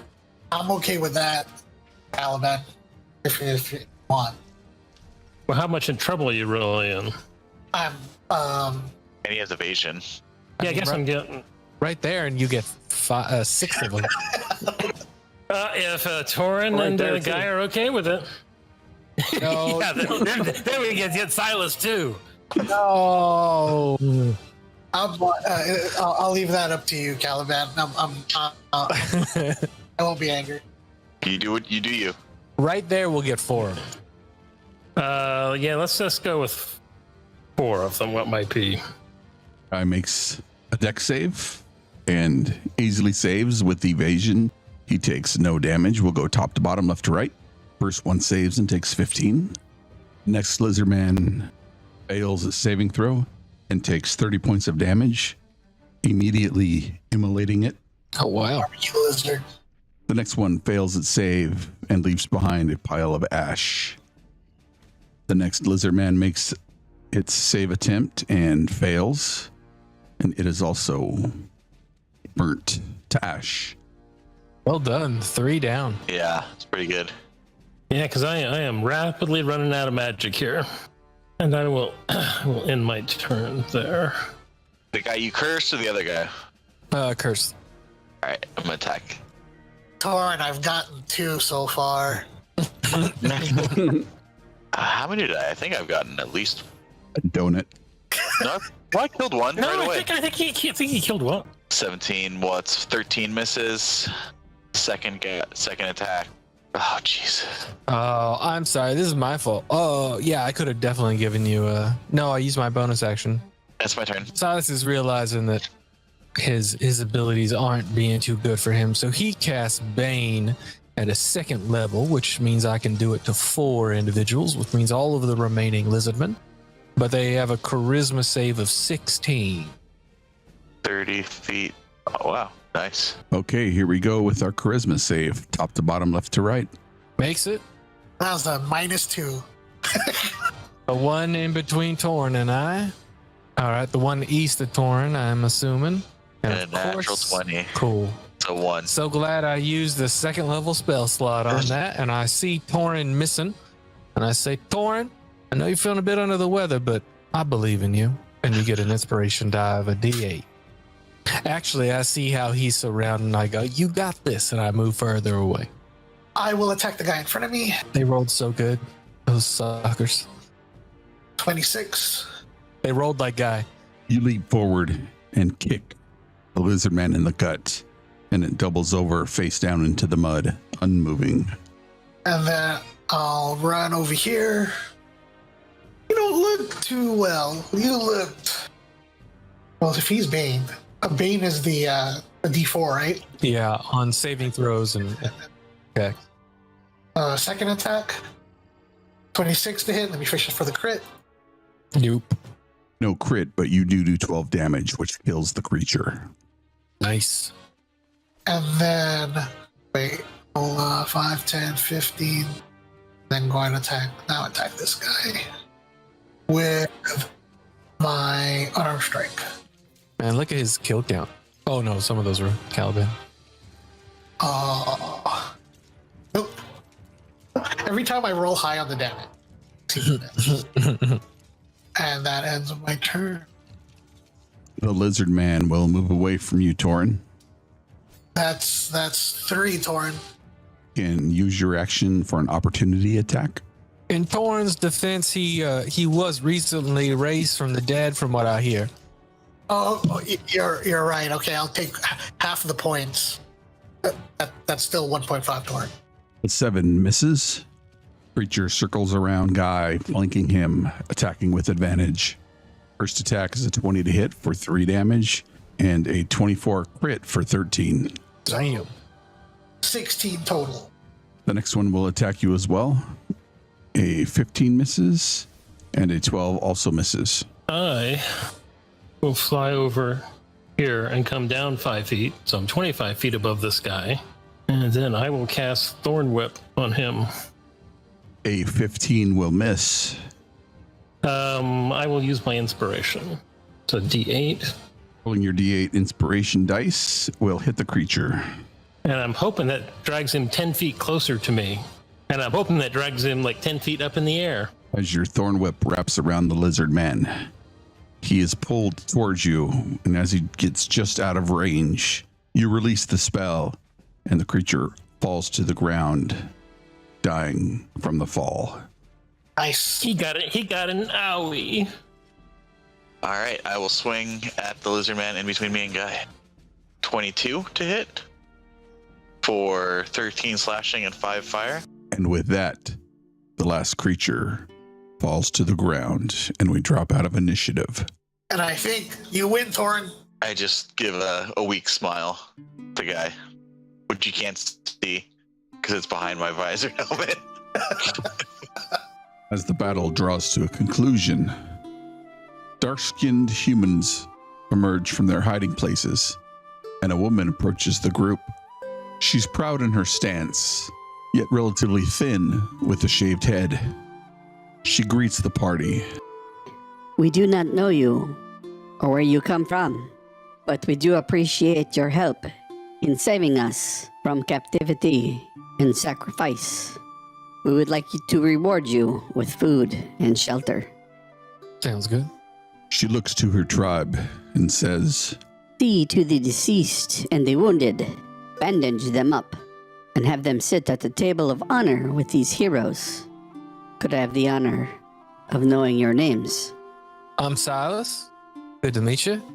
I'll let the rest of these fine gentlemen introduce themselves. Float down to the ground, Caliban. Guy, at your service. Torin pauses for a moment before kind of like shaking his head a little bit. And Torin, my name is Torin. But because he doesn't raise the visor, it comes out. Yep. He's like trying to fight the spit that he spit. Yeah. It's like coming down back on his face now. everybody except for Torin, give me an insight check. Oh, shit. Damn. I swear, I roll low on insight every time Right. I look at my clones. I know. She walks forward and puts her hands on Torin's shoulders for a moment, looking deep into his eyes. Suddenly, she drops to her knees, bowing at Torin's feet for several seconds. Standing up, she takes in the group, wiping the tears from her eyes, and says, Thank you for coming to the aid of those in Jamaica. Please follow me. She walks you back towards a large, thatch-roofed hut, telling her people, Please make preparations for the heroes and the king.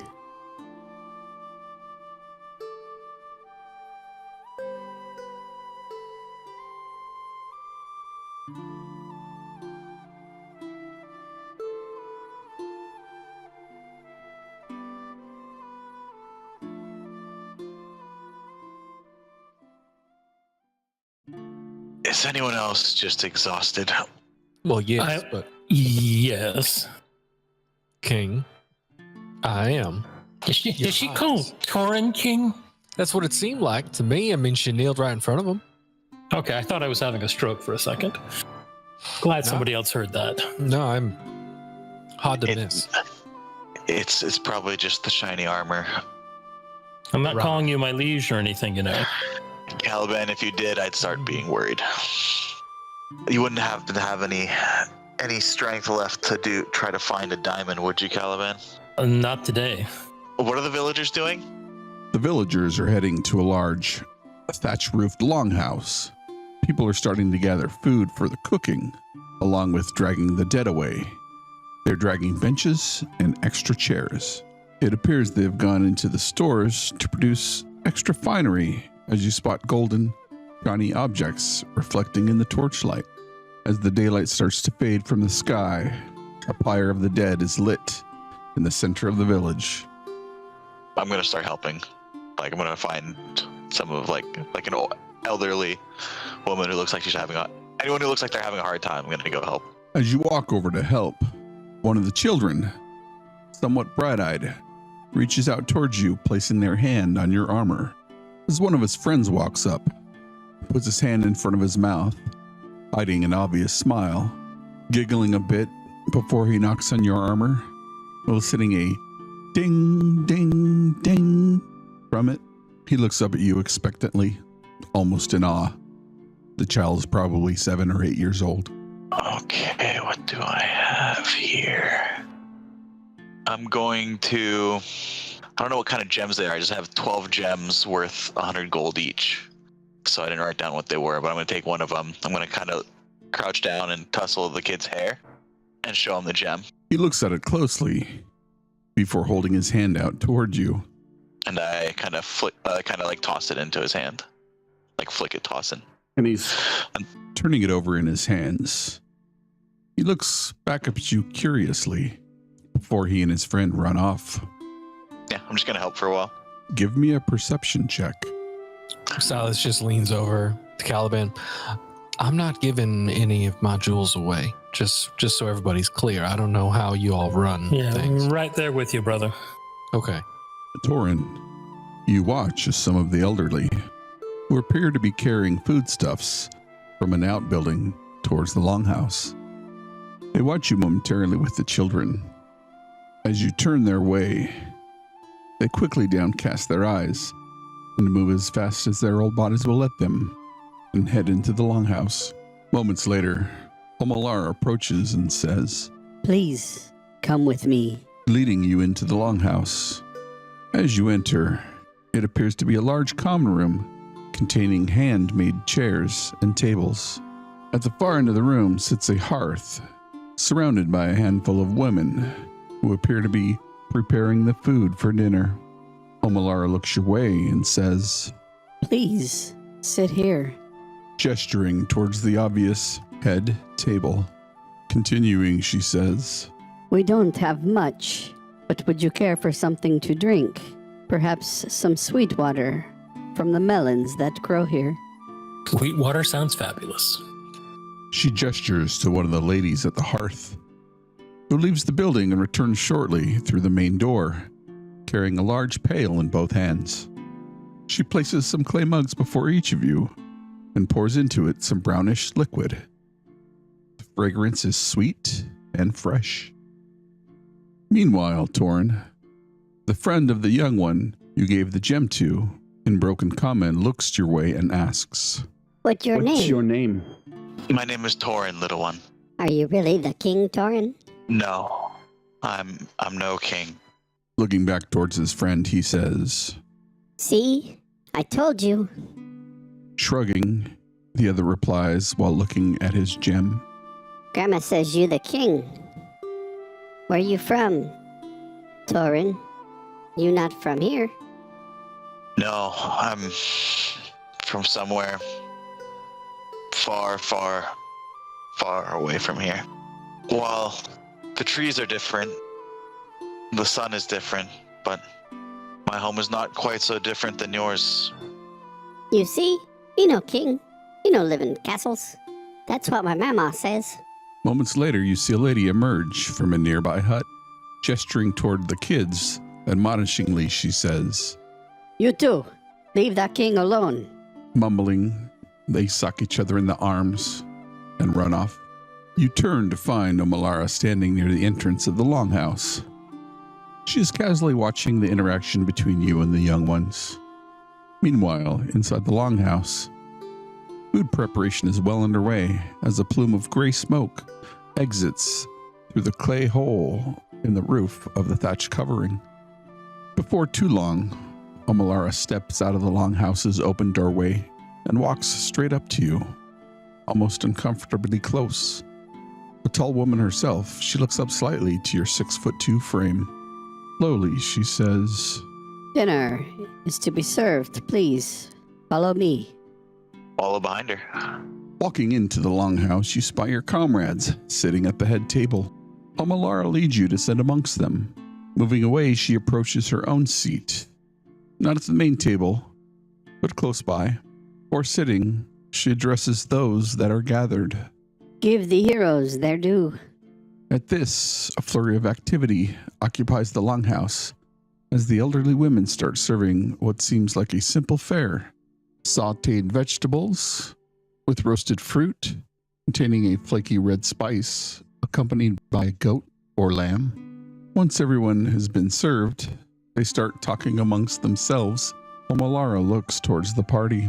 You see, we are nomadic people and a simple tribe of farmers here in the valley of the Aluma Alkam. The serpent people have recently occupied the far side of the valley, gathering a large military force at the base of the Black Mountain to the north. These rumors are unsettling, as the new leader of these lizard men is said to be an incarnation of their ancient king, Keshak. He who used to rule the tribes of the valley of the Aluma Alkam, but is now lizard or dragon-like, and is adorned with 2 heads. Our scouts have reported that this new king is meeting with his allies, the Yanti, Dragonborn, and other draconic races. We know not for what. We know that they are gathering. What happened to the men of your village? These raids happened frequently, every few days. At first, we were able to fend them off with the warriors. One by one, they picked off the strongest ones, those out hunting for food, scouting, or otherwise. They were disappearing on scouting missions, never to return. We have but 1 scout remaining, who will be here in the morning to give us news. You must certainly be sent from the gods, for the prophecy tells of a king torn from another land, rising from the depths below. I don't know how much weight you should put into prophecy. Wait, this prophecy names him by name? Well, in our language, it is something different, but my common isn't that clear. It translates to Torn or Toren. I don't know. We're sent by the gods, but I'm glad we got here in time to help. As am I, and the rest of the remaining tribe. The room goes a bit quiet as she's conversing with you. Looking about the room, it's obvious that the tribe is taking in the sight of these outlanders. From the waterman, Caliban, the water genasi, to the short halfling in a chef's coveralls, to everyone in between. You can visibly see them eyeing you, wondering what the companions are all about, hanging on your every word. Omalara continues. We will have to see if the rest of the prophecy is true. The ones to free us from the oppression of these lizard men. As she gestures towards everyone seated at the head table. So, friends, where do you hail from? I wouldn't say we hail from anywhere in particular. We're kind of between places at the moment. Not anywhere you would have heard. If that is the case, and you did not plan to come here, then you were truly sent by the gods. Well, that's actually kind of my doing. I'm from the south end of Inazera. I don't know if you've heard of it here, but you can't be king unless you take out another king. Maybe that's the whole point, Torn. Maybe you need to solidify your birthright by taking out this other king. That may be a prophecy. That may be what these people need. But what we need right now is a diamond. Ah, yes. Yes, forgive me. I just heard kings and god, 2-headed dragon people, and I got all excited. You're totally right. Perchance, is this beautiful tribal dwelling on top of a diamond mine, perhaps? We're a simple people and nomadic farmers. There are no diamond mines that I know of. If it pleases you, we will dig up the soil beneath our dwellings. No. Do you know of anyone in the area who has jewels and treasure, besides the two-headed king? Not to my knowledge. Perhaps they have some at the nearby town. Are there any other villages of your people? Are there any hiding places of strength that you know that you can go to? The plan is to head to the meeting of the tribes to the north. That's where we were to go before we were beset upon by the lizard folk. We were supposed to head out on the morrow. And where is this town that you speak of? Is that to the north as well? No, the town is to the south. And where's the two-headed king? The Black Mountain to the north. Our journey leads us to the northwest. Our journey leads us to the northeast. They are to the northwest. Our journey is to the northwest. The Black Mountain lies northeast. You cannot miss it. It has been created in the image of a lizardman visage. Is there a reason that the lizard men aren't harassing the town, the resort, or they're just messing with the tribal folk first before they get stronger? There are many tribes. Of the 13, I have heard rumors of other tribes that have fallen. This is another reason we were to be traveling to the gathering to unite under one leader. She says with emphasis as she looks towards Torin. Perhaps you can join us. I think our first priority is Diamond. And because of that, we might be headed to the resort first. How far south is it? The jungle is quite thick. You should be able to get there on foot in a few days. Unfortunately, our trader has been taken by the lizard people. He knows the people of the town and helps barter trades between the tribe and the townspeople. You have reason to believe that the tracker might still be alive, or you figure he's dead? We do not know. We are expecting word from our scout in the morning. He was supposed to go and look to find out any information he could. At the very least, you should wait until he arrives. And you continue your conversation throughout dinner. But as dinner is wrapping up, Omalara stands up and says, Come with me. I have something to show you. Torin will follow. Oh yeah, yep, we get up. She leads you out of the longhouse and walks towards a singular outlying building. The light from the tiki torches struggle to illuminate this area as the jungle growth is poised to overtake the clearing. As you approach the building, Omalar turns and says, Our tribe shaman lives here, but he has recently taken ill. She walks through the opened archway and waits within for the party to gather. Entering the room, you see an old and wrinkled man lying on a bed of musty thatch. Omalara looks at the man and says, Our shaman, Turo Udohe, was taken sick several days ago, and we do not know why. A coughing fit comes from the figure lying on the thatch before the shaman says, I have told you why. I feel something is trying to pull the spirit from my body. Something unnatural. I had my life restored when I was younger, and the sickness seems to be undoing this magic. His voice trails off into another coughing fit. I'm going to have to ask him to wear a mask and stay at least 6 feet away. Yeah, for real. If anybody wants to roll an Arcana check, they can. Sure. Pretty, That's 12. Ooh, natural 20. I know nothing. I have a -1. I just randomly know this one thing. His coughing fit leaves him so exhausted, he falls into a light sleep. Kneeling down, you get closer to the body to inspect it without touching it, and there seems to be a dark aura emanating from him every few seconds. Well, that's not normal. Hearing Fiddle talk about necromancy, it seems as if necromancy has a hold on him, and it's undoing the magic that returned him to life. Oh. Omalara gestures for everyone to exit the small hovel. Once back in the clearing, she says, Like I mentioned at dinner, We are planning on leading the tribe to safety and meet up with some of the tribes of the north and the east. It's getting late and our scouts should return in the morning with news. Can I show you to your dwelling? Please. Sure. She walks you past the large longhouse where the villagers are finishing up their chores.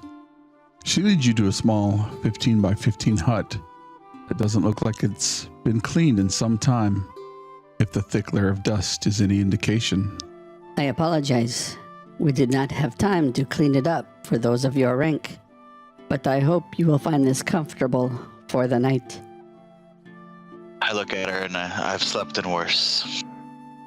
If you need anything, I shall be in that hut over there.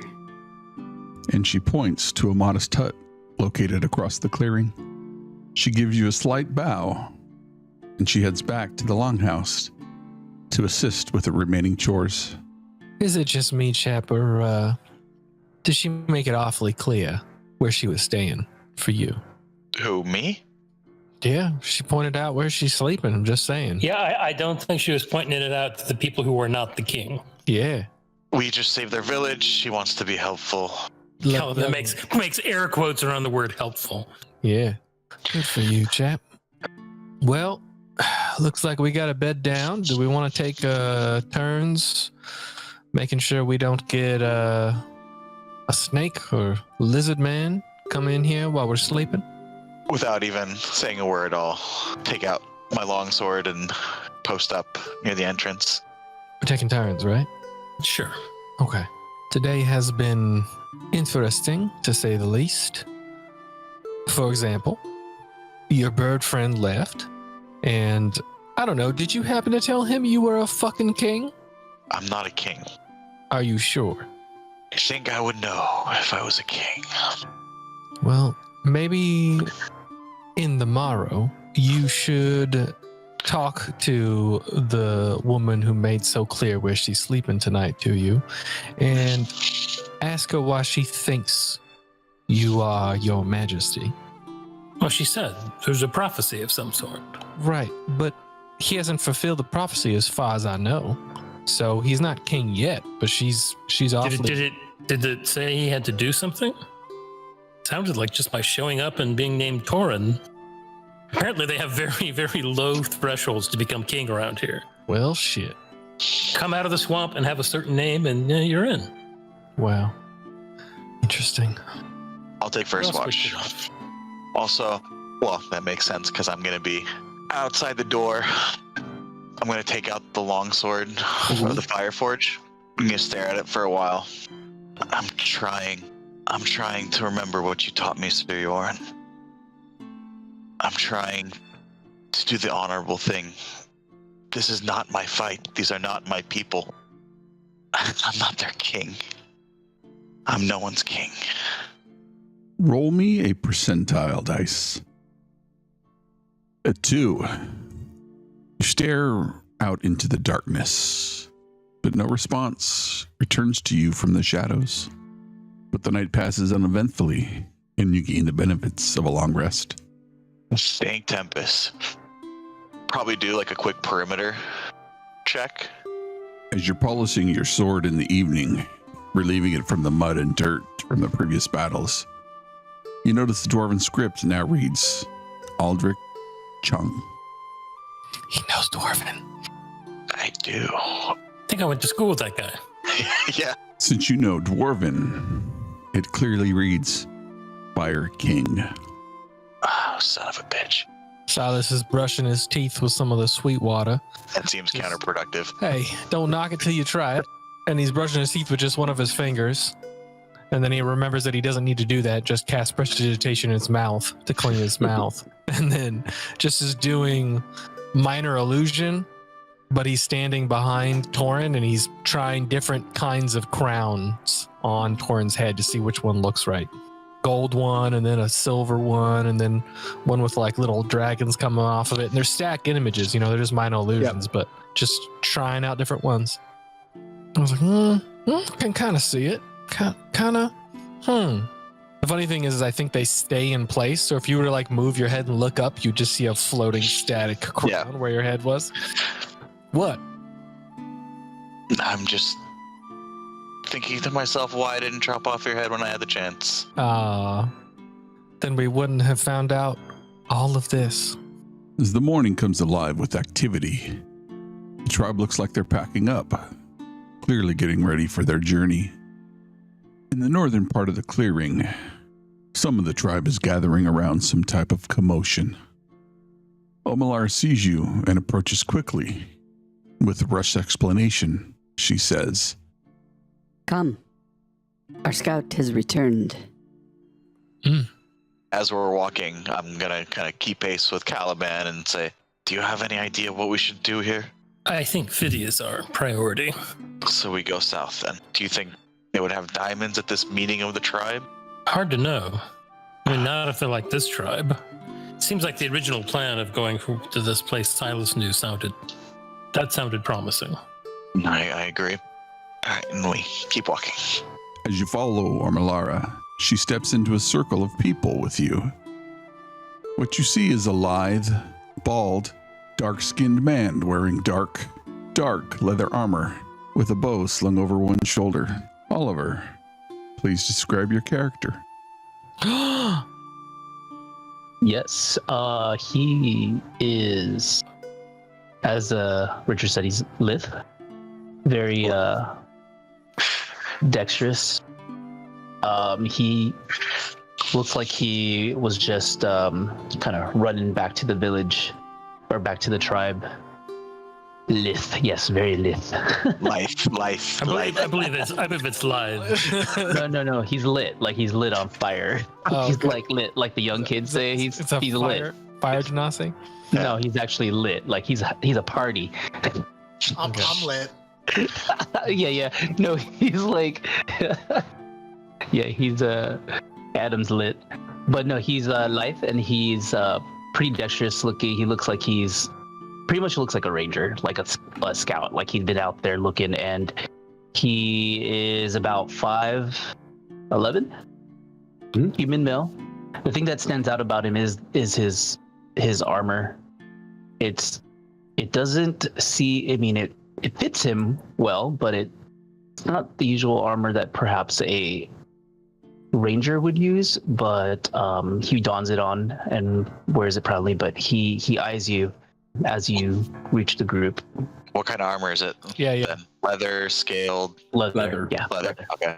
Skin color, pointy ears. Human. Or... Dark skinned human. I go. Does he turn? Kinda. Just kidding. Omalara greets the newcomer warmly, and she says, Abeba, what news do you bring? No, Malari, I found news, but who are these men? This is the king and his knights. They have finally come to this land. The king. Silas makes a crown on Torn's head. The one that looked the best. It's probably platinum with like a red jewel in the center on the front. I attack Silas. Guided strike, second level. Second level divine smite. I take a quick knee and bow. No. That's not. This Damn is, I look over to Omalara. This is the king they spoke of. I whispered to her. King, it is what is your name? This is the King Toran. You come at a great time. It's Torin. Torin. King Torin. No, just. Damn it. Well, Torin, you come at a good time. What have I missed since I've been gone? Your village was under attack while you were gone. Attacked again. Who did they take? Did they take anyone? Did they? Not again. It is actually a good blessing that you have come, King. I mean, Torin. It must have been the serpent creatures again, the Yuan-Ti. Was it them that have attacked? The lizard men, yes. That is who approaches. They have Malari. They have our tribesmen. They have Udo. They have Udo. They approach the tribe. They're coming very soon. I was only able to outrun them so that I can warn the tribe. She looks back to the group, concern clearly on her face, and says, You must rescue Udo, for he is our key to the outside world. He can lead you to the Madinat Kariba. He's a prisoner of a group of Yuan-Ti. Do you know of those creatures? Anybody who would like to can give me a history check. Give it a whirl. 11. Like I said, I have no idea what Yuan-Ti are. 11. Your auntie? My auntie. Yeah. It's like, Yeah. Did he say his auntie was attacking? My auntie. Guy, you know of the Yanti. Humanoid creatures with heads and lower bodies of snakes, while their chests and arms resemble regular humanoids. oh, thank God. I'll fight snake people, but not Tita Girl. The girl's coming. Yes, they approach. It seems they are targeting our village again, or they're passing by. I do not know, but I thought it best to get to you all first. Again, a blessing that the king is. Torin and your friends are here. Will you help? We have a priority, guys. Right? Are they close? How close are they? It sounds like they're about here. They're on the way. We can rescue this soft-spoken gentleman's whatever his name is, and then he can lead us south while the rest of the tribe goes northeast to where their fellows are for their little reconnoitering communion hootenanny, whatever they're doing. And we did our good deed for the day, and then he can take us south. I know not what you're seeking, but I am one of the best scouts here. A diamond. A diamond. A Diamond bloody in the big rough. diamond. Yes. A diamond. Yes. Do you know anyone by the name of Aladdin? Prince Ali said That name sounds familiar. They sing of him. I mean, if they're about here and they've got him and we can take him out, maybe make it a little safer for them to go north. I mean, let's just do it before we go. Yeah, let's go get him. I would be happy to help you search for this diamond, but there's no way that I can take them alone, and we must. As you can see, that our tribe has been hit. There are no men. They continue to take them. Udo is a very important part of our tribe, and I will be happy to help you if you can extend your graciousness once more. I think you were sent for a purpose. You may want to stay away from language like that, young fella, because Torn doesn't like to hear any of that. So why don't we just go rescue this, and I point towards Oliver's character, whatever his name is. Abibe. No, but Abibe. yeah, that's your name, right? Yes. What is the person's who needs rescuing? Oh, Udo. Udo Chipuzo. Udo. All right. Let's go help Abibe. I think I said that right, and don't correct me because I will never get it right. Let's go get Udo. I mean, he can lead us straight there. I kind of know the way, but if we got a guide who can take us there, it'd probably cut some time off the journey, right? We are on a time frame, are we not?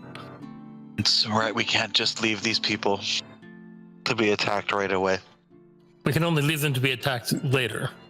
As Omalaru has mentioned, Udo is our connections to the outside world, and he can at least secure some help. I mean, maybe he came back from a recent trip down from the resort and he won some diamonds in a card game or something, and then we rescue him. He says, oh, whatever you want for saving my life. We say, give us the fucking diamond. And then we revive your friend and we kick this fool out of here because we don't need him anymore. And then we go north to go fight the two-headed dragon king, whoever the fuck his name is. And then you can be the rightful king, Torrent. What do you gain out of this, friend? Me? Mm-hmm. Oh, I'm just bored. I'm looking very confused. I don't know if you know this, but I've got some instruments on my back, and I'm always looking for more stories. And you, my friend, are a good story. Yeah, we have all kinds of stories about him. Oh, I would love to hear every single bit after we go save. And I point towards Oliver's character again. Remind me to tell you the one about the princess that repeatedly stabbed him. Oh, It's a good one. word? Oh, Oh, let's get this over with. I'll kill you tomorrow, Silas. lovely. And so, Omalara and the rest of the tribe wish you well as you follow Habibe into the dense jungle. He leads you over swamps and through dense patches of overgrowth and around trees that, at a glance, don't look very healthy. Before long, he leads you over a small rise that runs near the main road. They are like the lizard men, but they have bodies. Their lower body is like a snake. Oh, Beebeth, Yes. do they have any magic users among them? Yes. The Yuan-Ti and the glittery girl, they seem to be magic users. It would be best to target them, perhaps, first. And these trees, I have to say, while I grew up in a forest, I'm not familiar with these kind of. Do they always look this sickly? When did this start? It's the appearance of these serpent men. These When did serpent your creatures. Can I take a look at a tree to determine is it natural that's causing it or unnatural? Give me a nature check. Nice. Oh, Natural damn. 20. Yo. The decay on the trees is definitely unnatural, probably magical from the school of necromancy with your natural 20. What do you think, guy? Well, looking at this, I mean, it's clearly not because of a drought or anything like that. It's most likely something unnatural. It's like it's kind of dead, and considering that what we've seen recently, I don't know, maybe. Did you get a chance to talk to our shaman? The one that was dying? Yeah, he would tell you a better time, but it was around the time he was stricken. That was my next question. There's definitely a connection. Wow, Thorn, it sounds like if you help him take care of this little problem, you might save the entire island. You are the king. Ambush. Yes, I agree. I think that we should. Well, and then I look at Torin, who doesn't look very sneaky, or Well, that he he's- could be sneaky. He's a bit more sneaky now. He's got his new fancy armor. Oh, What shall we do, sire? As guy looks towards Torin with like a smirk on his face. off behind Torin, Silas has put another crown on his head. It's a different one this time, though. It's gold with some diamonds on the tips of the top. You tell us what to do. I'm nothing but a cook. You're also a cook. I hate you all. I hate you all so much. This is what we do. Let's Heavy take, is the head. Where's the crown?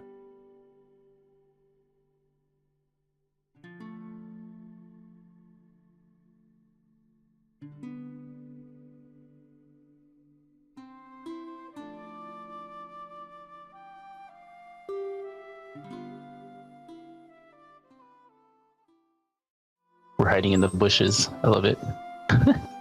If I might suggest a strategy, if we can draw them into the jungle, I can probably unleash a nasty surprise for them. Mm-hmm. Worst comes to worst, I'm gonna say, I'll position myself up a tree. I'll be on the other side. I swore I would never ambush people again. Oh, really? I don't know if we want to be that separated because there's a lot of them. Yeah, no, stay on the same side of the road. If you guys want, I could let you guys know what's coming. Or, I mean, I'll be up the tree. I could let you guys know what's coming up there. Guy, as you climb up, give me a perception check. A 22. What you see in the group is a 15-foot tall blue snake being. There is a saber hilt poking out over his left shoulder. He's walking arm in arm with a humanoid female wearing a green-colored robe. Behind them you see about a dozen lizardmen warriors, flanking a human male who has his wrists bound and is limping where a visible bandage can be viewed. I would probably actually be back here to step out once they cross. Oh, okay. Are you gonna pull them in to the jungle like Caliban is asking? I don't know. We'll see. Ah, okay. But I wouldn't want you to be that far up. If that's the case. I would explain silently to all you guys first before. So yeah. As we're preparing cast Hunter's Mark. Since we have time, and it's only a bonus action, and they last 10 minutes, I'm going to wait until combat's about to start, and then just knock off a Bardic Inspiration to Torin and Guy. Also, real quick, since we got that long rest, can I give everybody treats? Ooh, Ooh, so temporary hit points, right? amazing. How much? How much? My proficiency bonus. Beautiful. You have those treats. You can actually save them for 8 hours. Funny. Oh, we're yeah. I eat it right away. You're like, you can save it, but I already ate it. We're like, whoa, don't you say it? So? So are we waiting for them to come to us? Yeah. Because I can start blasting them from here. But what if they kill the guy we're trying to Save. Yeah. save? So we need to wait for them to get closer, and then I'm going to step out. So once they get to where I am, I'm going to step out, so then you guys are near where they're keeping the guy prisoner. Okay. I was going to say, Obibe, you're probably guy's up a tree, so he's not going to be able to. I would say try to grab your friend as soon as possible. Yes. I was just gonna say I'm going to attempt to rescue him as soon as I can and pull into safety. Yeah, I'm going to hide. Everybody, give me a stealth check. Hey, I don't have disadvantage anymore. Yeah, your armor. So we want to. I'm gonna guess right here. Yeah, I'll hide there. You said stealth? Okay. Anything in the deep jungle, represented by the darker trees, is considered difficult terrain. Okay. My favorite terrain. Guy, are any of them wearing metal? Why did I do someone else's voice? Are any of them wearing metal? The lizard folk warriors in the back are wearing plate mail. Wish I'd known that this morning. Let's see, Hunter's more, it's verbal. Wood. Yeah, no, wait. Them city slickers. Wait for Hunter's Mark till combat. Question to our ranger friend, this guy we're rescuing. About how much would you say he weighs? Oh, he's a human. I would say he weighs about 150, 170. Not more than 240 pounds. No. Okay. Not Torin. As the creatures move forward, you see another lizardman wearing newer armor approach at a run from the rear of the procession and yells out in Draconic, and the procession stops. I know What does Draconic. he yell in? If we're Yeah, so do I. What the lizardman hollers in Draconic is, Commander Nikan, hold. he quickly approaches the blue-skinned serpent man, and they start having a conversation. Anyone who wants to roll a perception check, please go ahead. that's a 5, Captain. After their brief conversation, he approaches the rear of the procession and points to 6 of his warriors, and the 7 of them run off to the northeast. So that's back the way they had come, right? So away from the village we had just left, or would that triangulate towards the path that the rest of the village had left to? Would we know that? How far away are they from us? They are about 185 feet. What's left of the procession, the 6 other warriors and humanoid female, continue along the path. Yeah, you're like 30 feet away from me. I can't hear what you're whispering. I'm whispering to myself. Okay, at this point, whoops, stop him. Yep. I'm going to wild shape into a giant eagle. Yeah. I like this. And then I will take flight, and I will fly directly towards the guy. And I'm going to try to swoop down, grab him, and fly off. Oh, amazing. Because they have a flight speed of 80 feet. You take flight. So let's roll initiative. Awesome. Nice. Pretty good jump. I got 20. Damn it, I rolled. Ugh. You're a baby pterodactyl. I am a terrifying looking giant eagle. Yeah. It's a baby one, not fully Weirdest fledged giant yet. eagle I've ever seen. It's a rhinoceros. It's like a dire dodo bird or something. Yeah, that's what it is. Yeah, I retconned that. I do a dire dodo bird. Oh, they don't fly. No, Oh, don't do no. it. Don't do it. This is funny because it was my intention. Started this because I was facing the other way. For Oh, me to be God. in front of the group, not behind the group. Oh, I was trying to be gosh. behind the group, so that way once they cross paths, I would jump out. What's happened has happened. This entire time I was just facing the other way. Horn's right in front of you, looking like underneath you, looking the other way. Yeah. Guy is lit. That's why.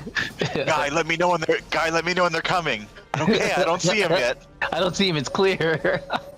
Oh man, she's And- first. She starts Imagine- rattling her snake. Oh, it's a lady. I imagine you react poorly. Ilronda draws a sigil in the air, pointing her hands at the giant eagle, but nothing happens and her eyes narrow. Ooh. I look up and see this. I see Caliban turn into an eagle. Like, what? What is this? What is he doing? I will. He's gonna grab your friend, you hear from the bushes. He's getting your friend. Got it. Screw it. I'm gonna do this. I'm gonna use my etherealness. I think it is. Let's see. Yes, ethereal step. And this allow. Here, let me put in a thing. Ranger hype, ranger hype. Yup. So I'm passing through to the ethereal plane, and It's just for your turn. So as soon as your turn, I thought it was a teleport. Sorry. Oh, that's what I meant to do. I meant to do the ethereal step. That's what it was. Ethereal spell, which expanding a spell slot, but the spell ends at the end. Never mind. I'm just gonna do Hunter's Mark nice, nice. because I need to learn more about that. So I'm gonna Hunter's Mark this girl for my bonus action, and Is this Abibe's first fight? right. I'm going to hold my attack until I see her do any damage, like any aggressive motion to the group or to my friend. Yeah, I'm readying my bow to attack. Done. Okay. Silrondas. I'm gonna swoop towards this guy and try to grab him. Go ahead and give me an athletics check, because as you get closer, it appears like he is chained to those around him. Oh shit. Athletics. Now that's actually the Eagles score. This is skills, acrobatics, inside precision. Okay, so it's just a straight +3, I guess. And isn't that a gullet of strength modifier on that his cheek there? That's a 16. And as you grab him, he starts to lift into the air, but is now stuck in a tug of war between the giant eagle and the warriors on the ground. I did not notice that detail. This eagle is hungry. Oh, since that didn't work, I will keep moving. I will move. And I will just move off to somewhere there. That will end my turn. So having seen the chain get pulled up, how is it connected to him? It appears to be connected around his neck and his manacles at his wrists. Are they all holding the chain or just one person holding the chain? There appears to be a few of them holding onto the chain. You are not sure if it's connected to them or if they're just holding it. All right. Take 2 steps forward. So that was 20 feet. But isn't he within 30 feet of Abibe? Oh, beautiful. Thank you. I cast blindness deafness on Silronda. Yeah, that's Dare a you. con save. Are you gonna blind her or deafen her? Oh, she's blind now. She can all see. She can't see nothing. So at the end of her next turn, she can do it again. Let me see if I got a bonus action. Yeah, fuck it. Hexblade curse on her. Just because I feel like being a dick. Nah, it's a bonus action. It's just it's like a feature. It's not really a spell. Choose one creature. I curse her. I say, "You're blind, bitch." And you curse. That's my turn. Thank you. You know, Torrin, it's going to take us a while to get down there. Are they coming yet, Guy? Do you see them? It's so ridiculous. All this shit's happening already, and they're just waiting. I'd like to jump from this tree to this tree Oh my god. to this tree. Just like that bad Indiana Jones movie. God, your freaking speed is ridiculous. I say, Guy, you're going the wrong way. That's hilarious. King. This is our king. And I will do a dodge. And bonus action. That's it. Yeah, no bonus. That's my turn. 5, 10, 15, 20, 25, 30. This just guy comes out in force. I'm going to, you know what? Not yet. I'm going to say Berak Elo Melek, and then I'm going to cast Spiritual Weapon, a Flaming Greatsword, which is appropriate now that I have this actual flaming longsword. Wow. That's a new one, right? All right, within 60 feet, so I'm gonna put it right there. Right there. And then I'm going to attack the blinded female magic user Yeah, I love it when a plan comes together. for 10 force damage. And then I'm going to use my action to dash. 5, 10, 15, 20, 25, 30. And that's my turn. You already used your movement and you dashed, right? Yep. Silranda will go ahead and cast a spell as a sphere of darkness forms itself around her and her group. Oh, shit. Nice. Yes, another con save. Oh, that's a fail, Captain. Nice. I am going to get a bit closer, like 5, 10, 15, 20, 25, 30. And then I'm going to cast Silence. Yeah. Nice. Yes, centered around her. Damn. The ground at her feet. The ground at her feet, yes. Where it was, because you can't see in there now. Yeah. Yes, where it was, so. So the silence is overlapping the fragment. The darkness. Silent. Nice. That's my Yeah. action. Bonus action, I'm gonna. Oh wait, she has to die, right? Before I can move the hunter's mark? Yes. Or you can cast it again, but it takes another spell slot. Got it. Okay, then bonus action.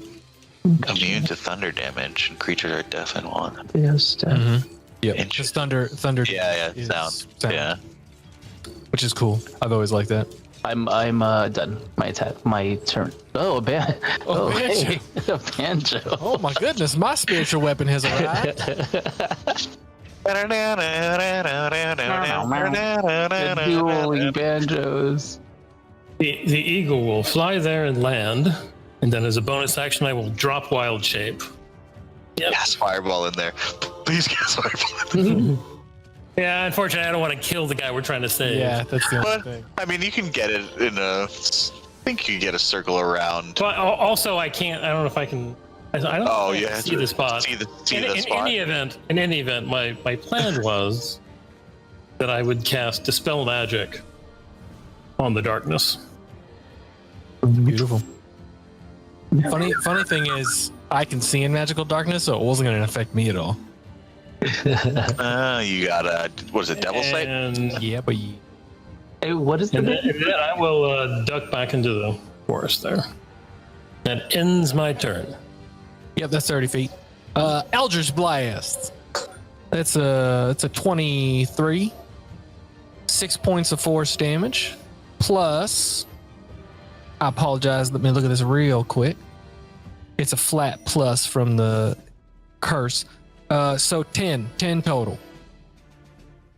That's a 25. That's 11 more points of damage. And as a bonus action, I'll say I can see her. She's within 50 feet. So she doesn't need to. Oh, she can't hear me because of the banjo, but she doesn't need to, actually. I just need to be able to see her.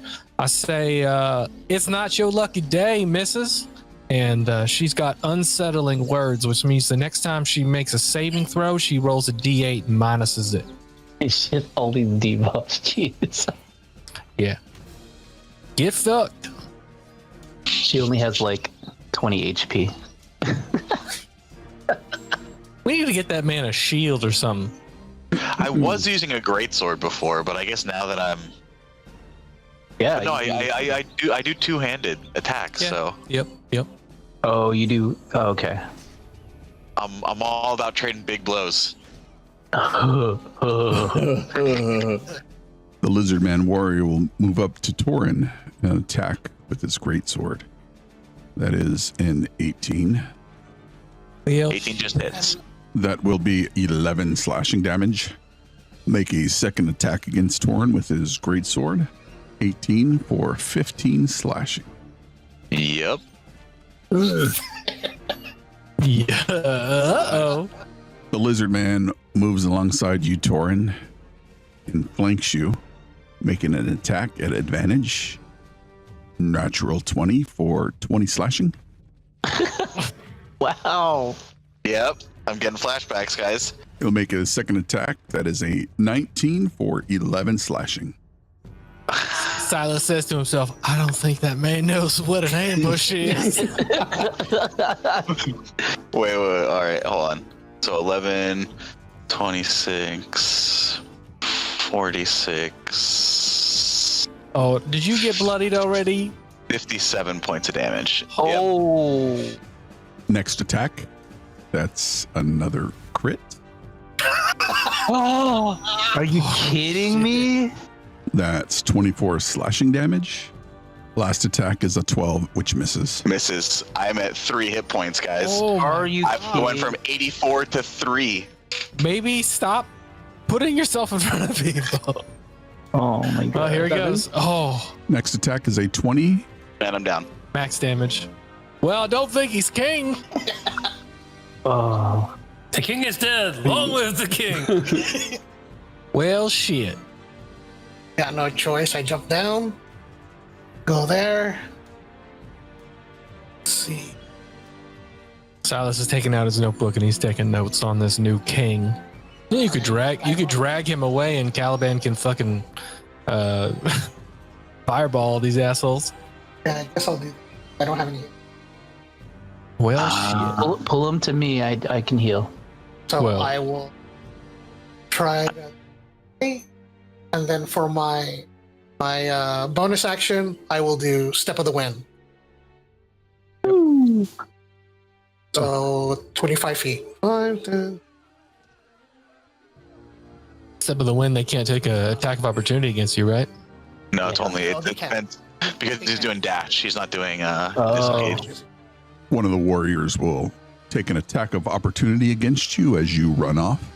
That is a 19 for 14 slashing. Torin, give me a death save. That is a 10, which in your condition is a failure. He has a mind. But he has.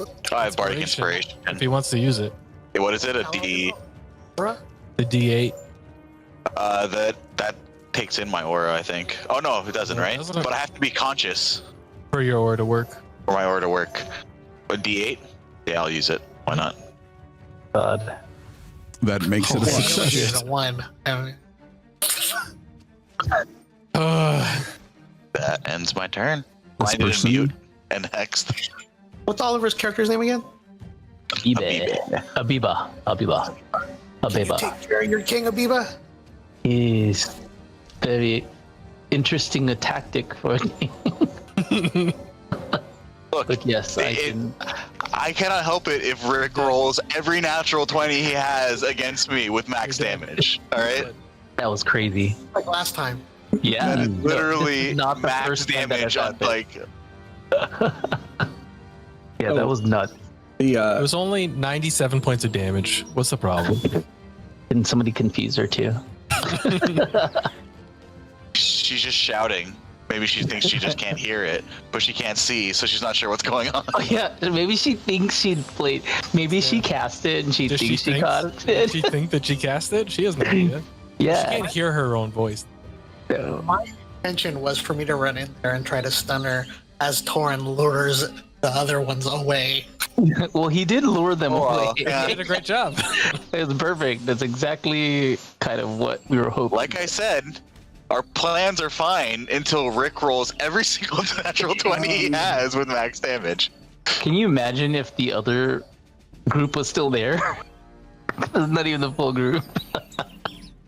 Deronda will take the dodge action and now attempt her save. Con save. No con, no con, no con. Yeah. Yeah, roll D8. Let's see how bad she failed. Yeah. Fail. I'm gonna step over to the future king. Well, if we keep him alive, he's the future king. Right. And I'm gonna cast Cure Wounds at level 2. 2d8 plus 1. Ooh, my first healing spell too.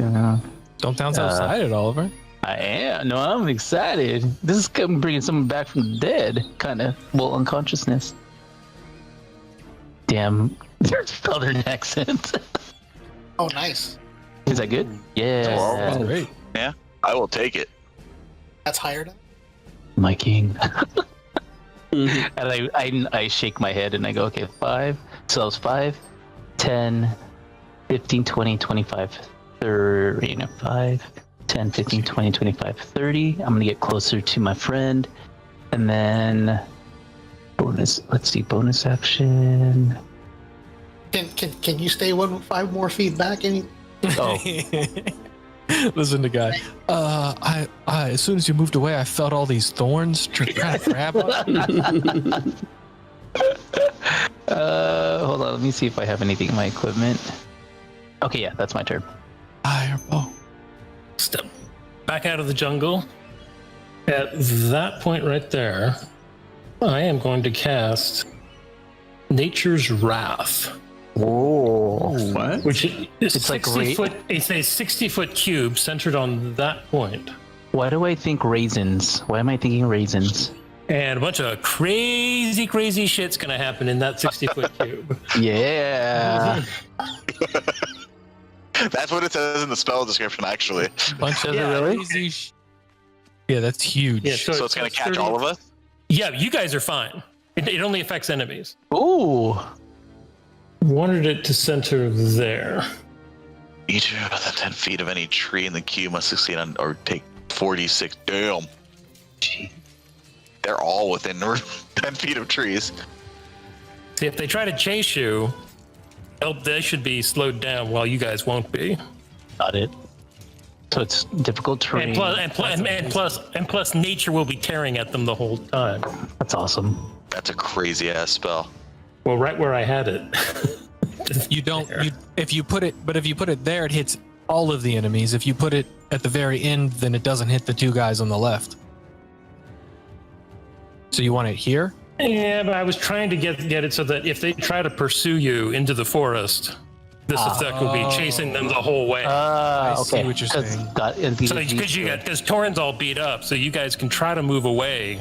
That's a get good him to point. safety. Yeah, that's smart. Nice. So let's see. At the end of my turn, I think you had it right there, right? Yeah. right? Crazy, dude. That's incredible. Yeah, for a 5th level spell.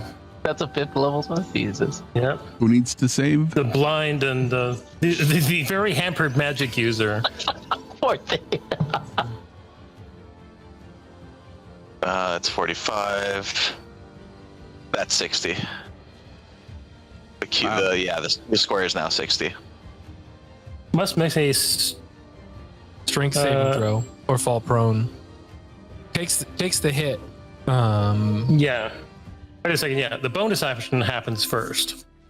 So, so a ranged spell attack. That's a +9. With advantage because you can't see you. Didn't she take the dodge action? Oh, did she? Oh, that's no fun. She's dodging blindly. I love it. I think she's going to get hit. Oh, Still good. still hurts. Yeah. Now she has to make a strength. Well, yeah, it's the end of my turn, so I'm going to move. Oh, my score is not good. How did you do a nice score? You can draw shapes. No, not against a 17. So she is restrained. But just on her, everyone else gets to run around. And I think that's all the horrible things I can do this turn. You guys are able to do all this stuff because Torin focuses the attacks all on him. Just keep telling yourself Yeah. that, bud. No, I get it. You try to get them all in together. Yeah. Good job. You Now, are the king. next turn, I'll set them all on fire. The king is very when they wise. can't run away. He's so wise. He lulled them into a false sense of security. Mm-hmm. Wow, wow. All right, I need a charisma save from the woman and the 4 gentlemen on the right. Bane. That saves. Who is that from? The speaker. All right, so she is not baned. Fail. So they all have Bane, which is a D4 to their a minus to their attack rolls and saving throws. Ooh, debuffs. Debuffs. I am love concentrating. debuffs. Yeah. Whose blood did you use? Don't worry about it. That's an action. But And- Torn was flopping a lot of blood around recently. Yeah, I got- he I could have got- grabbed some. I got some of that. Yep. And then I move further back into the forest and say, y'all got this. Torn, you might want to pick yourself up there. You're pretty fucked up. I'm gonna kill you tomorrow, Silas. I love you too, once and future king. If the ground is covered by grass or undergrowth, it's difficult terrain for them. Damn. Oh, here they come. Dodge it, dodge it. I'm. Prone It hasn't still. been my turn yet. Did Guy lift you up? Can he do that? It's not his turn yet. Oh. That is a 24 to hit or 6 slashing. Yeah, even with the Bane, it still hits. Yep. Okay. Ooh, Excuse me. minimum damage. Minus a D4. Oh, still hits. Oh, still hits. I'm down. Well, shit. This lizard man moves up on a Bibe and makes 2 attacks. Nada. Nada. Oh yeah. Roll shit against him. I see how it is. You're never going to hit anybody else. Moves up to Guy and makes 2 attacks. Minus a D4. D4. That's a 3 on the D4 for a 17. That still misses, yes? Yes. Jeez. Even with the Bane. This one attacks a Bibe. That is a natural 20. Nope. Crits don't work against me. Wow. It's my special feat. That's 24 slashing. Okay. Damn. There's Yeah. the 20s. Nada. You gotta fix your crit hack. Yeah, right? Yeah, that's what it is. I have a potion.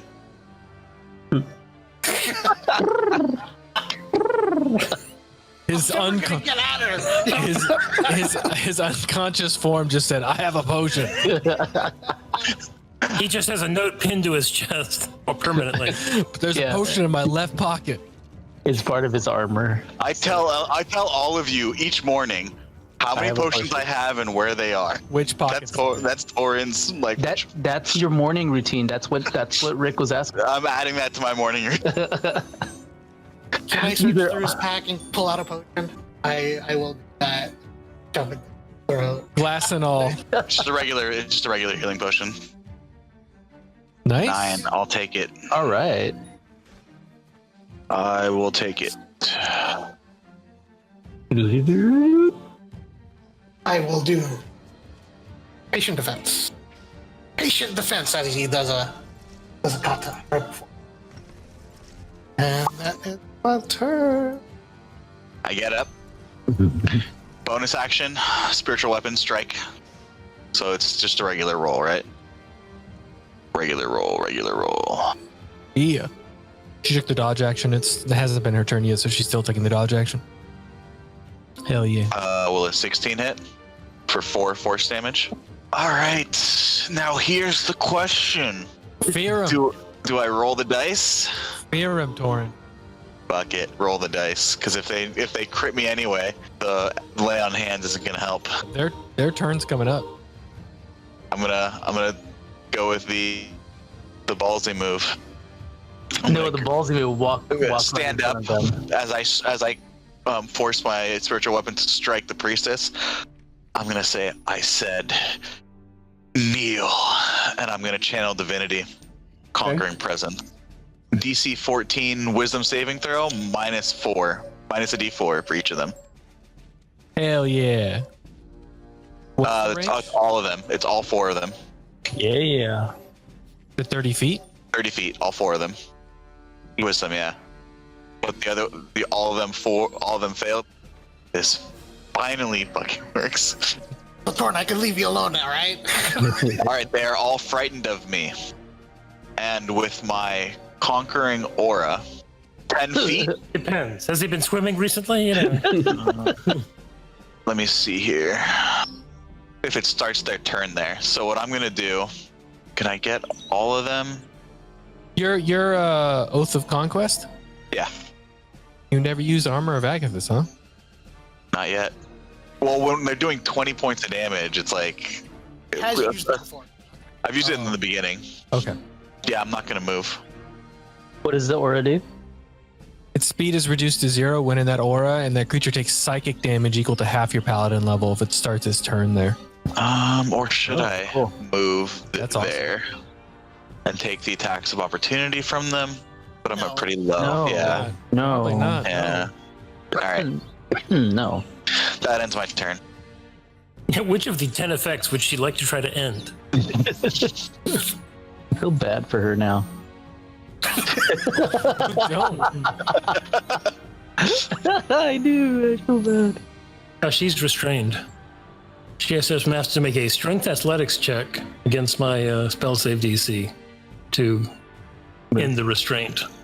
Silrana will go ahead and attempt an athletics check. It's 22. Oh Damn. man, Wow. Nobody crippled her? she's no longer restrained. Yeah, it's pretty amazing how she's doing this blind. Good for her. Not running in any of those trees. Oh, ooh, ow! And we hear her moving through the brush. Ow. Ow. Yeah. What was the banjo again? Sorry. Silence. Oh, okay. Yeah, another con save. Fail. I am going to see her going away, so I'm going to attack her. Oh, she has Hunter's Mark on her with my longbow. Regular roll. Okay. Okay, since you guys are, I'm gonna have to move away from y'all. Sorry. If you move, you get an attack of opportunity. Just attack her. Oh no, I'm gonna Misty Step. There is that. Misty Step is verbal, yes. Silence. Oh, silence isn't. Silence You can 5, choose 10, to 20. cancel any concentration at any point. So it's up to you how long that silence stays there. Yeah, Shouldn't keep you roll a on. con save for that crit you got? Oh, I didn't. But Oh, yeah, you took damage, right? I did, but I'll throw. I'm gonna turn it off so that I can cast Misty Step. 5, 10, 15, 20, 25, 30. Yeah, it's 30 feet.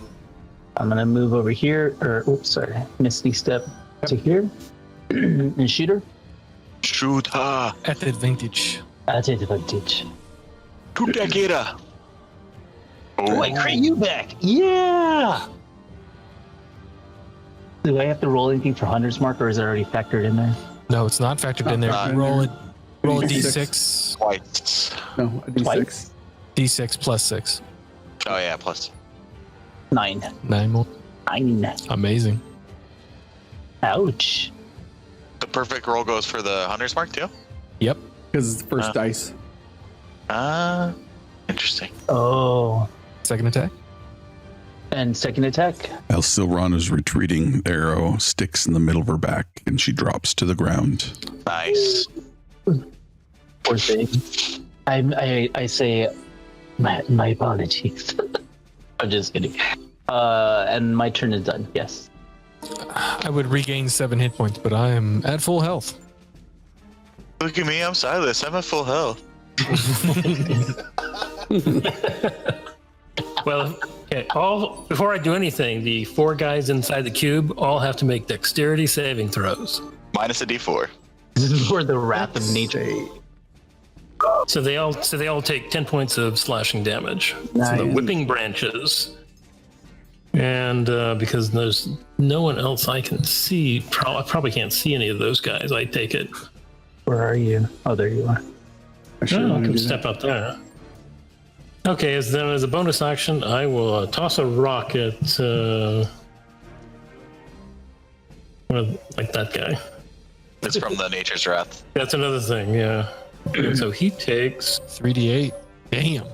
another 11 points of damage from the rocket hitting him in the side of the head. Man, that's fucked up. Now I will actually take an action.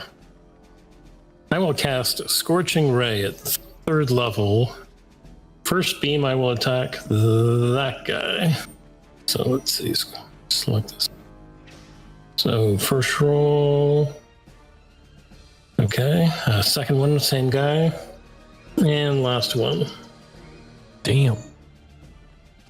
And with all that, I will try to move back into the jungle. Let me scroll up here. And then I get the benefit of that. So that'd be 20 feet, and then this would be 10 more feet. And so that's my 30. And then, because I see Torrin's in an awful predicament, I'm gonna... Let's do an Eldritch Blast on the fellow on the north. Eldritch Blast. Yep. 6 points of force damage. That's gonna miss. It was a 5 plus 8, so it would have been a 13. I know they've got plate on, so. Yep. I already did my movement. Looks like they're too far away to benefit. Oh no, it's 60 feet. Hey, Torrin, you got this, fella. I believe in you, whether or not you're a king. And you get a D8. Enjoy that D8. Thank you, Silas. You're Good welcome. night, Wesley. Sleep well. I'll most likely kill you in the morning. No, I am neither a princess nor a bride. Thank you very much. And move closer to me. And any attacks they make are at disadvantage while they can see me. Good for him. And he can still see Yeah. disadvantage, Minus a D4. honestly. Well, do that D4. Oh, Critical hit hits no matter what, right? Yeah. but advantage. It's at disadvantage, yeah. Jeez. 27%. That's how much he hits. Oh, he gets a second attack, doesn't he? Oh, that's a miss, 14? my friend. 10. Miss. Yes. And a miss. These guys. Yeah. Those guys, their speed is reduced to 0, and right that's now right. they each take 4 points of psychic damage. That's right. So, but doesn't frighten make them run away from you? It just says they can't willingly move closer. Their attacks have disadvantage while I'm in their line of sight. And with my conquering presence, their speed is reduced to 0, and they take psychic damage. So ideally, it works better if they're like 10 feet away from me, but I can. That was good.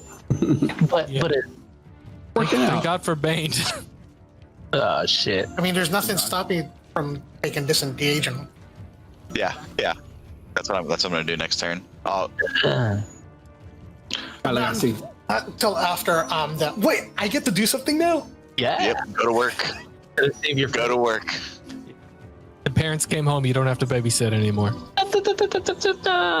10, 15, 20. I will attack that guy. Supposed to be at advantage. Hits. So let me fish for the crit. For 11 piercing. And then you hear guys say, stunning strike. Pouncing. Minus a D4. Bane plus all of our abilities is so nice. It's almost like someone designed this character to work with all of y'all. Move 10 more feet over here. And then second attack. Oh, sorry, Rick. They both get saves. All 4 of them get saves at the end of their turn. And then you hear for 10 points of damage, and you hear a guy say again, stunning strike. Nice. You can now move right there, do flurry of blows, and hit both of them at advantage. You may now freely move among the cabin. Yeah. The captain has turned the fastest people flying off. You may now freely move out the cabin. And then you'll hear a guy say, flurry of blows.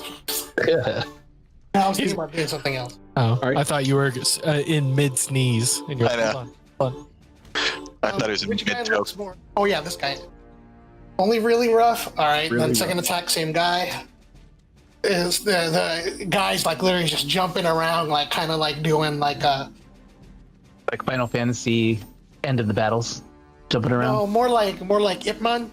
His last hit is ending like with a 2-finger stun.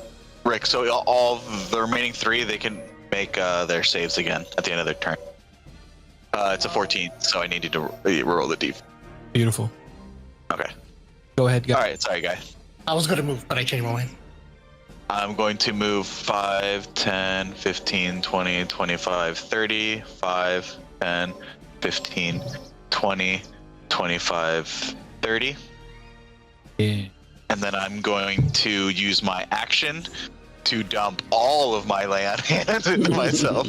So that's 40 points of healing. It always feels good when you do that. Yep. So that's my action. All right, so I'm at 49, and then bonus action. 5, 10, 15, and my spiritual weapon's going to attack that guy. I mean, you can't really do much else, so Top left. I'll just roll it twice. 9 nemesis. Yeah, double 9s. Actually, it's double 7s with my. That's my turn. Thank you. Okay, I'm gonna move my hunter's mark to this guy. Well, actually, let's see. How badly do they look? They're not hurt at all, are they? Oh, they're a little hurt. They took at least 10 from the slashing. From 10 from the slashing? Okay, I'll move it to this guy. Bonus action and then attack. A 17 misses. And then, where's my D6? Boom! 18. Nice. And then I'm going to move, let's see, 5, 10, 15, 20. I'm going to move, let's see. Nah, you're like right on the edge of the road right there. Okay, so I'm going to move right here. I think if you want to be in cover, it's these. Like these are Oh, difficult that's right. terrain. That's right. Yeah. These are just trees, so you can stand between them without cover, but this is actual cover. Okay, I'll stop right there. And I'm done. Donka? Okay, the one guy still in the cube, he's stunned, Yeah. and he fails his dex save and takes 13 points as the trees beat on him some more. And since just about everybody's moved out of the cube, let me see. So this area I'm standing in is not considered difficult terrain? This guy's partly in the cube. Yeah, this guy's in the cube.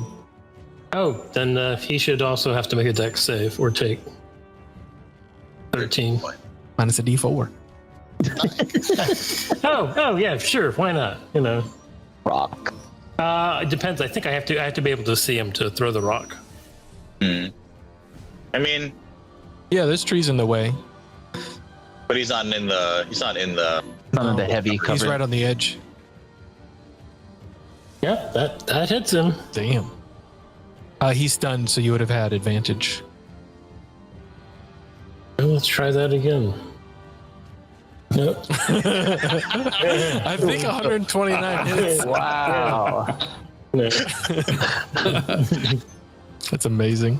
And then I will move 1, 2, 3, 4, 5, 6. And that ends my turn.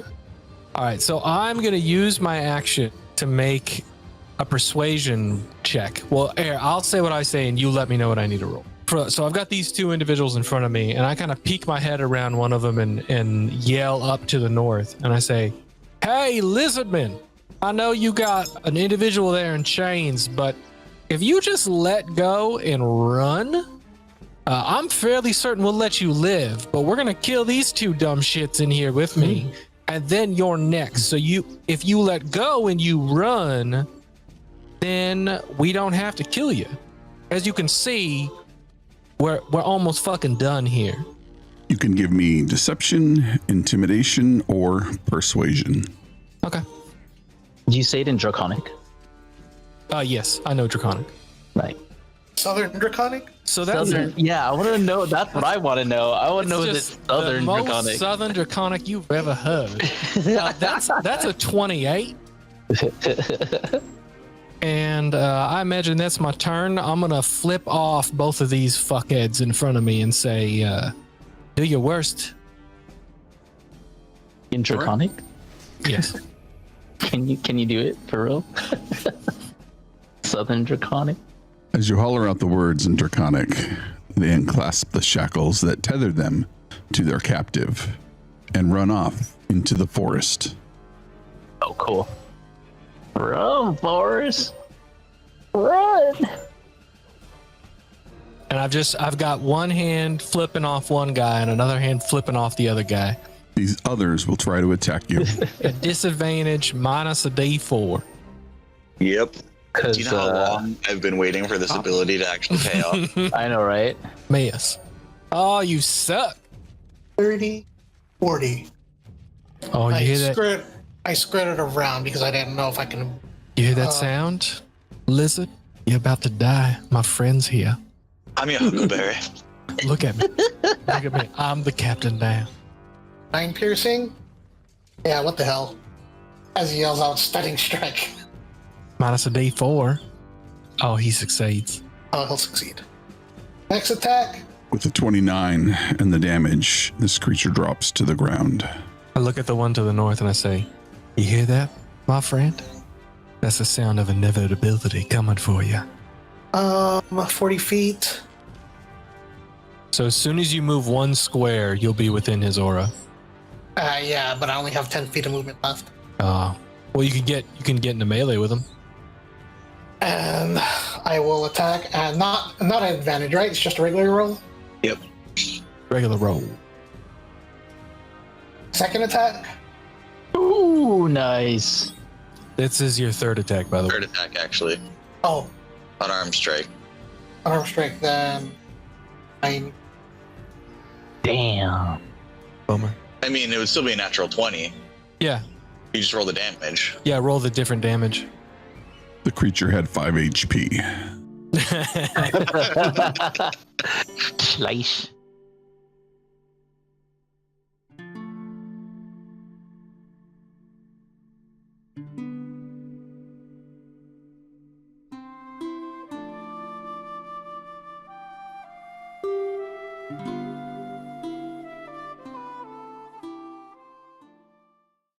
Before you stands an injured, dark-skinned man, seemingly freed from his imprisonment.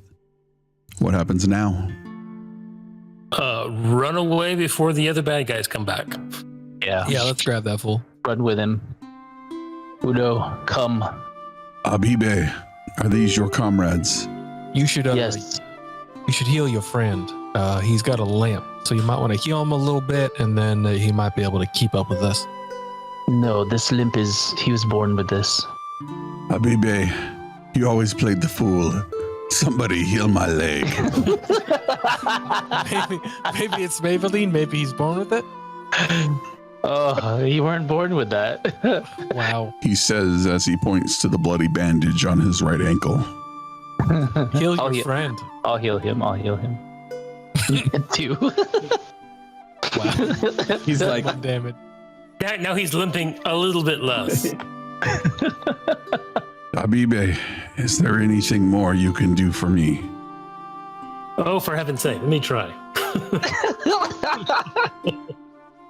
Caliban, Udo reaches out and grasps your shoulder. Thank you, my friend. I think I can keep up now. Tell us what happened while you were captured, and then can he fill us in on our way back? yeah, and While so, this healing is happening, so before we run, can we like at least Oh, look, investigate. Yeah. Or did you want to do that? Search the Sorceress? sorceress. Okay, Yeah, cool. quickly. Give me an investigation check. I can help. I'm trained. So whoever's got, I only get a +5. So who is trained besides me? Nobody? Nope.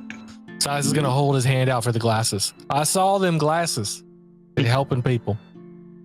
I gave the Birdman gave them to somebody. Someone was using them last game. You have him on Fiddy. He's still wearing them. Pull. Do you still have the bag? It's on Fiddy's face. Yeah. I had him to Silas. Advantage on all investigation. Okay. And all right, I'll roll this at advantage. Yeah, and then I don't know if there's a plus on it. 18. Searching the bodies, you find some miscellaneous coins, gems, and jewelry that equate to 107 gold pieces. Any of the jewelry got diamonds on them? No. Shit. All right. Any unguents? Yeah, are the unguents? Oh shit. the gold patch to somebody. Let's continue on. She didn't look like she took care of her skin, so she didn't have any oils either. As you get closer to her, you see very fine scales upon her skin, which also contains a hue of green and is somewhat oily. Maybe we can take her body and turn her into oils and unguents. Go and chop her head off and put it in the bag hole. Jesus. Would Fiddy?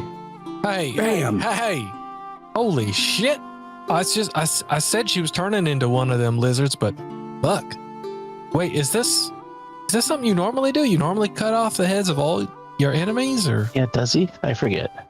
Yeah, that is strange. That is strange activity. I look up and I go, yes, my sire. I give a sideways look to Torin. The king requested you to keep heads? And I just, Torin is just there and he takes his thumb and he just crosses his neck with it. This king. As you start making your way back, Udo asks, Habibe, what of Omalara and the tribe? They have find these. They believe they are called the president's people. Okay, your scout friend's a bit of an idiot. Several children and women were killed. No, yes, Attacked I did not and finish. We rescued the rest of them, but there were several losses. We are apologize about that. But apologize about that. Yes, and this man, he speaks lizard in southern. It's very interesting. I know. He heard me do it. It's why the two lizard men ran away. Oh, that's right. Yes. I was going to say you bravely protected the village. It could have been worse. And this is the king of the prophecies, apparently. And he points to Torin. Silas shuts up. You mean the prophecies of the Madanat? Do you know of it? I only know that our shaman can speak more of it, but I have heard stories of a returning king. I do not know more, but they talk of an outlander rising from the deep to lead our people against the lizard men and become the true king of the Madanat Kariba. Is this you? As he looks towards Torin. I'm just Torin. Just Torin. As we're traveling through the forest and the jungle, I go, off chance, this may not work out, but do you happen to have a diamond? I have no diamond, but perhaps the Pasha has a diamond in the Madanat Kariba. For certain, I do not know, but I can lead you there. And he keeps saying that word. What does that mean? The Madanat, the Heba? They call the town by the sea the Madanat Kariba. I am a runner and/or trader of the tribe, though recently the people of the town have been trading less and less and acting more strangely. They look wilted, their bodies withering from their former selves. During my last trip, the townspeople wanted nothing to do with me. In fact, they attacked me and chased me off. On my way back, I was taken prisoner by these serpent people. I was to be brought before the Lizard King. He then says a couple words in Draconic that translate to the coming. That is all I know. The coming. That is. Perhaps the shaman knows more of that. Right. Well, looks like we're not getting a diamond here. Might as well try this creepy town. First, let us check in with Omalara and the tribes. I'm not going into town today. I'm a little tired. I've died or almost died a few times the past few days. I just want to sleep. Oh yeah, I don't know if that's part of the prophecy, but he did die, and we brought him back to life before we got here. Is that in the prophecy? I do not know. Perhaps the shaman knows more. I haven't heard of a dog table, whatever the hell that means. Dog table. We should rest. We go back to the village and rest? Probably. I mean, Yeah. I'm not chasing any more lizard men or going into some creepy town for the rest of the day, so Yes, we should rest. I say we go to the village or wherever their people are now. Make sure no one attacks any more women or children. Hopefully rest for the rest of this day and night, and then figure out what we're doing in the morning. Agreed. The village would be happy to see you. We don't. Well, then let us go. And as you start making your way back to the village, somebody roll a d20. Who wants to do it? Not me. I'll do it. You'll do it? Okay, cool. Traveling for about another hour, weaving in and out of the trees. Through your travels, you hear the call of low draconic voices over the land. Abibe guides you through the thick jungles and away from the voices. Let me get another d20.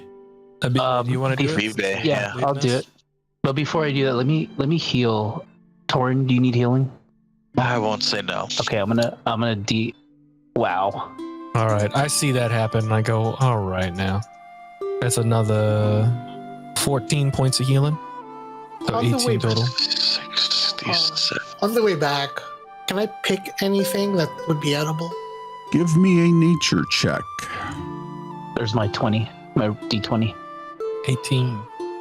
Along the way, Abibe sees you looking at the shrubbery. Glancing up to you, Guy, he says, "We use those for medicinal purposes," pointing to some mushrooms at the base of a tree. Medicinal purposes. Oh, guys, I got to get high. Time to get lit. And you know what's a specialty? Edibles. Why'd The next you whisper the that?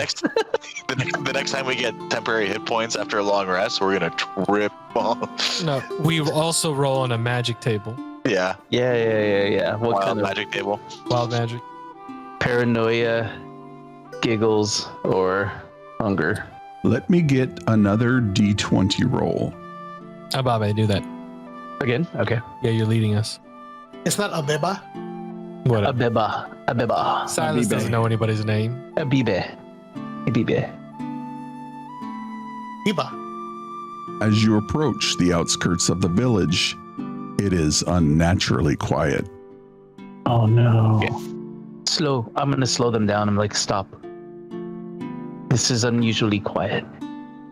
Can I go like kind of stealth ahead and just check to see if there's any danger or what's going on?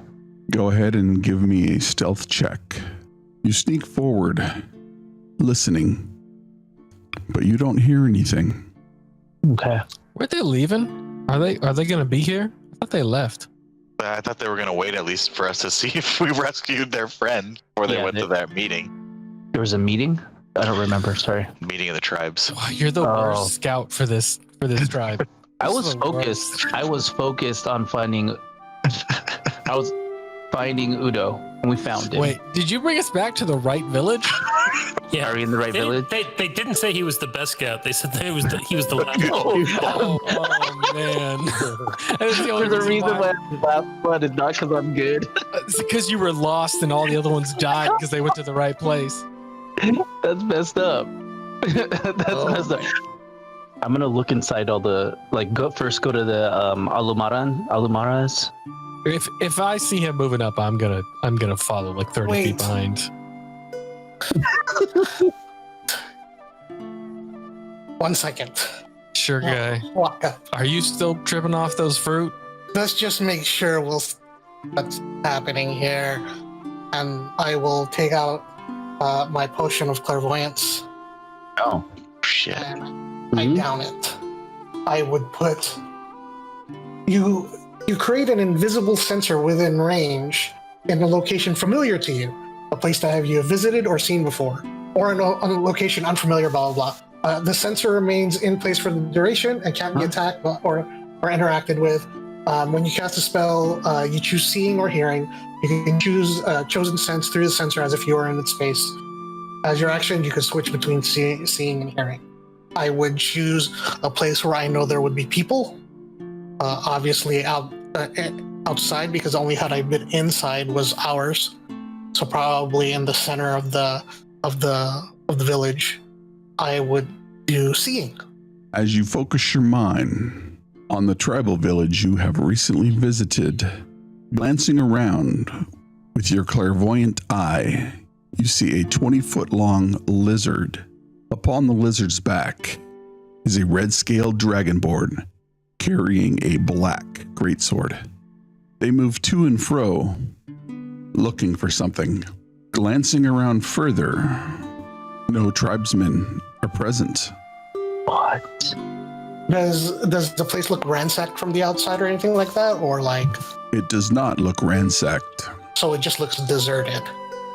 And there's nobody else around. Give me a perception check. That's a 20. 20. Sitting quietly back near the pond is another 20-foot-long lizard. Upon its back sits a serpent priest, similarly clothed to the one you saw in the Fireforge. And no foot soldiers or anything like that then, right? Doesn't appear to be. I switch to hearing, see if they're talking to each other, if anybody's talking. In the draconic tongue, you hear them say, "It looks like everybody has left. Can you find any tracks?" "Yes, there are tracks leading north. Shall we pursue?" "I say we go back to the ziggurat." "Very well. I will follow you." And when he leaves, can I ascertain the direction that they went, or that they will go? No, switch to seeing after he says, "I will follow you." It looks like they take the path out of the village that leads northwest. Your Okay. other northwest. I go. The duration is 10 minutes, so I'll keep a sight to see whenever they leave, and I relay that information. There was only two. Saw two. Hold on, you said they were on top of something. 20 foot long snakes. Lizard snakes? Lizards. So Snakes. so lizards on lizards? No, it was in this case it was a oh yeah it was dragonborn, lizard on lizard. Weird. It's all lizard on lizard action if you ever are into that. No, I am not. Thank you, sir. Lizard. It looks like the village left before they got there. I Good. didn't see any evidence of any ransacking or death or anything like that. You know, I can send a message to that damn, what was the name of that lady who wanted to have sex with Thorin? Olamaron? Olamari. Yeah, I can send her a message. You want me to just Omalaru. see where she's at? My liege? Omalaru tried to bed with the king. Well, it was, I mean, she told him exactly where she sleeps at night and like looked at him. I don't know. Oh. Warren just rushes into the center of the village. Again. Kill me now, lizards. So it was, you said she looked like the one that met us at the entrance, well, exit really, of the labyrinth that I found y'all in. You think it's the same one? Did it look like the same one?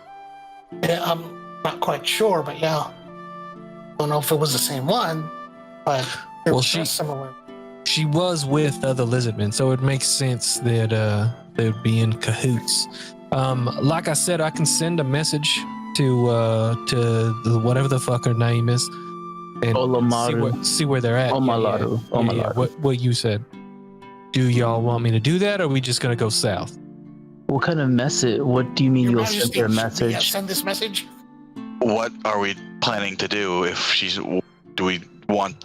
Are we planning to go meet her, or are we south of town? What is? Yeah, I thought we were just checking to make sure they're all right. We know they got out, and we know they're not being followed by the 20-foot long lizards with lizards on their backs, because they're going back to the ziggurat, I think you called it. So Ziggurat, yeah. aren't we just going south to the city then, or are we going into the village and taking a nap?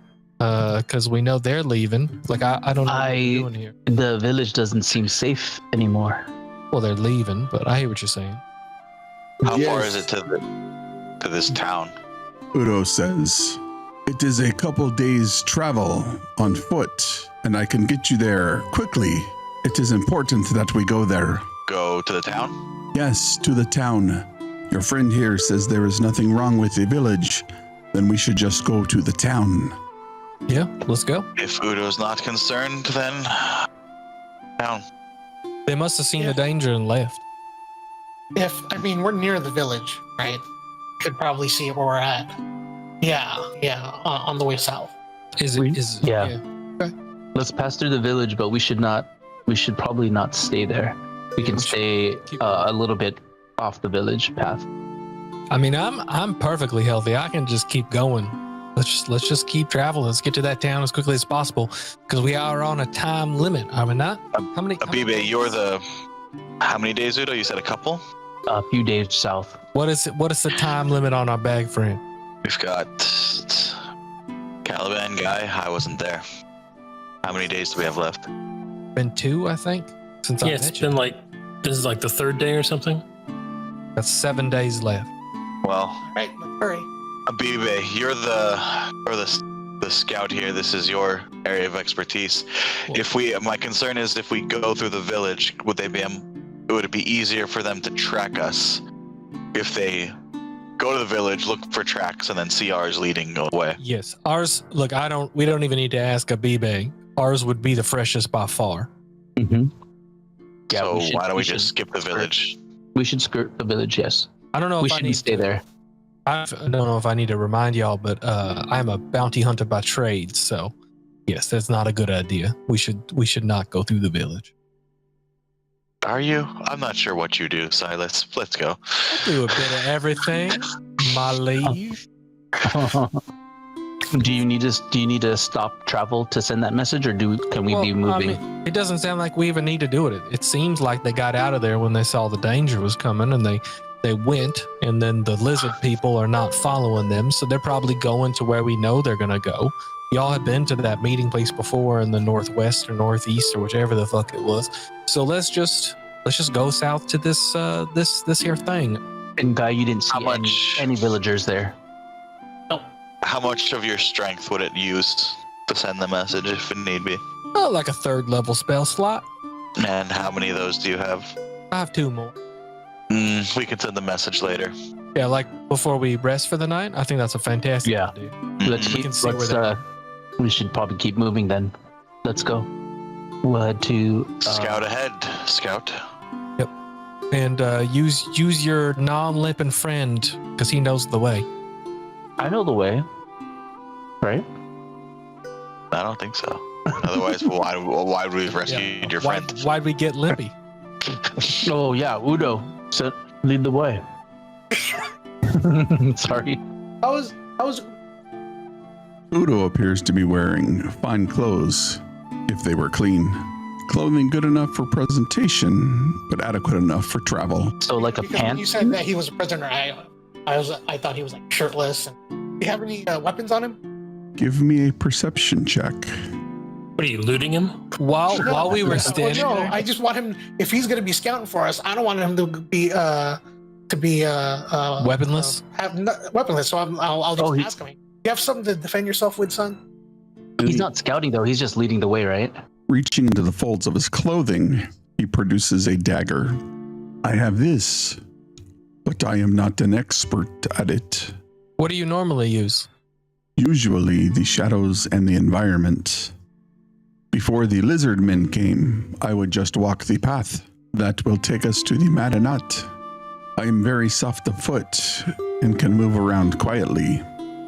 All right, I just wanted to make sure that you're good to go. That's all. While he's saying that, I'm using prestidigitation to just clean his clothes. I pull a greatsword off my back, and do you think you can use this? I cannot use that. I don't think I could lift it. It's like as big as him. Yeah, don't we have like 6 more greatswords? Didn't we grab all their greatswords? And all We the didn't. plate? How about a rapier? For some odd reason, I have that in my backpack. You had a Yeah, got her a rapier. Is that a rapier plus 1 or just a regular rapier? I don't think anybody's ever tried to find out. Nope. No, No, we we just have a rapier. Yeah. No, I'm gonna want to take a look at that rapier when we get to town. There's 'Cause- quite a few things. I think. Bodies. Can anyone carry plate? Because plate's expensive, and we could have gotten some money off of it. If it wasn't damaged, but we kind of killed all of them, so they're probably damaged. Yeah, but they got damaged by like trees. I'm sure it's fine. If you were talking to Udo about the journey, give me an insight check. Oh man, my friend. He does not know where anything. I trust him. Why would I insight him? Continuing on your journey, let me get a perception check from the group. I swear I can't roll a 1 for the life of me, but I can roll 2s like ain't nobody's business. You continue traveling throughout the day, making your way along these paths that lead to the southeast. You don't see any signs of passage from other beings, and the sun begins to set in the sky. Are you going to continue on or look for camp? First of all, we'll find an appropriate place. Yeah. Yeah, Scout. Aren't you good at that sort of thing? This is your home, right? Mm-hmm. Give me a survival check. The favorite terrain, doesn't he just automatically do it, or is that a advantage, or how does that work? Your group can't become lost. You remain alert to danger, so you can't be surprised. And your proficiency bonus is doubled if you're using a skill. Yeah. Survival. Double it. So it'll be survival. I have Plus a plus 4. So 7. Plus my proficiency. You double your proficiency. Oh, 8. So plus 8.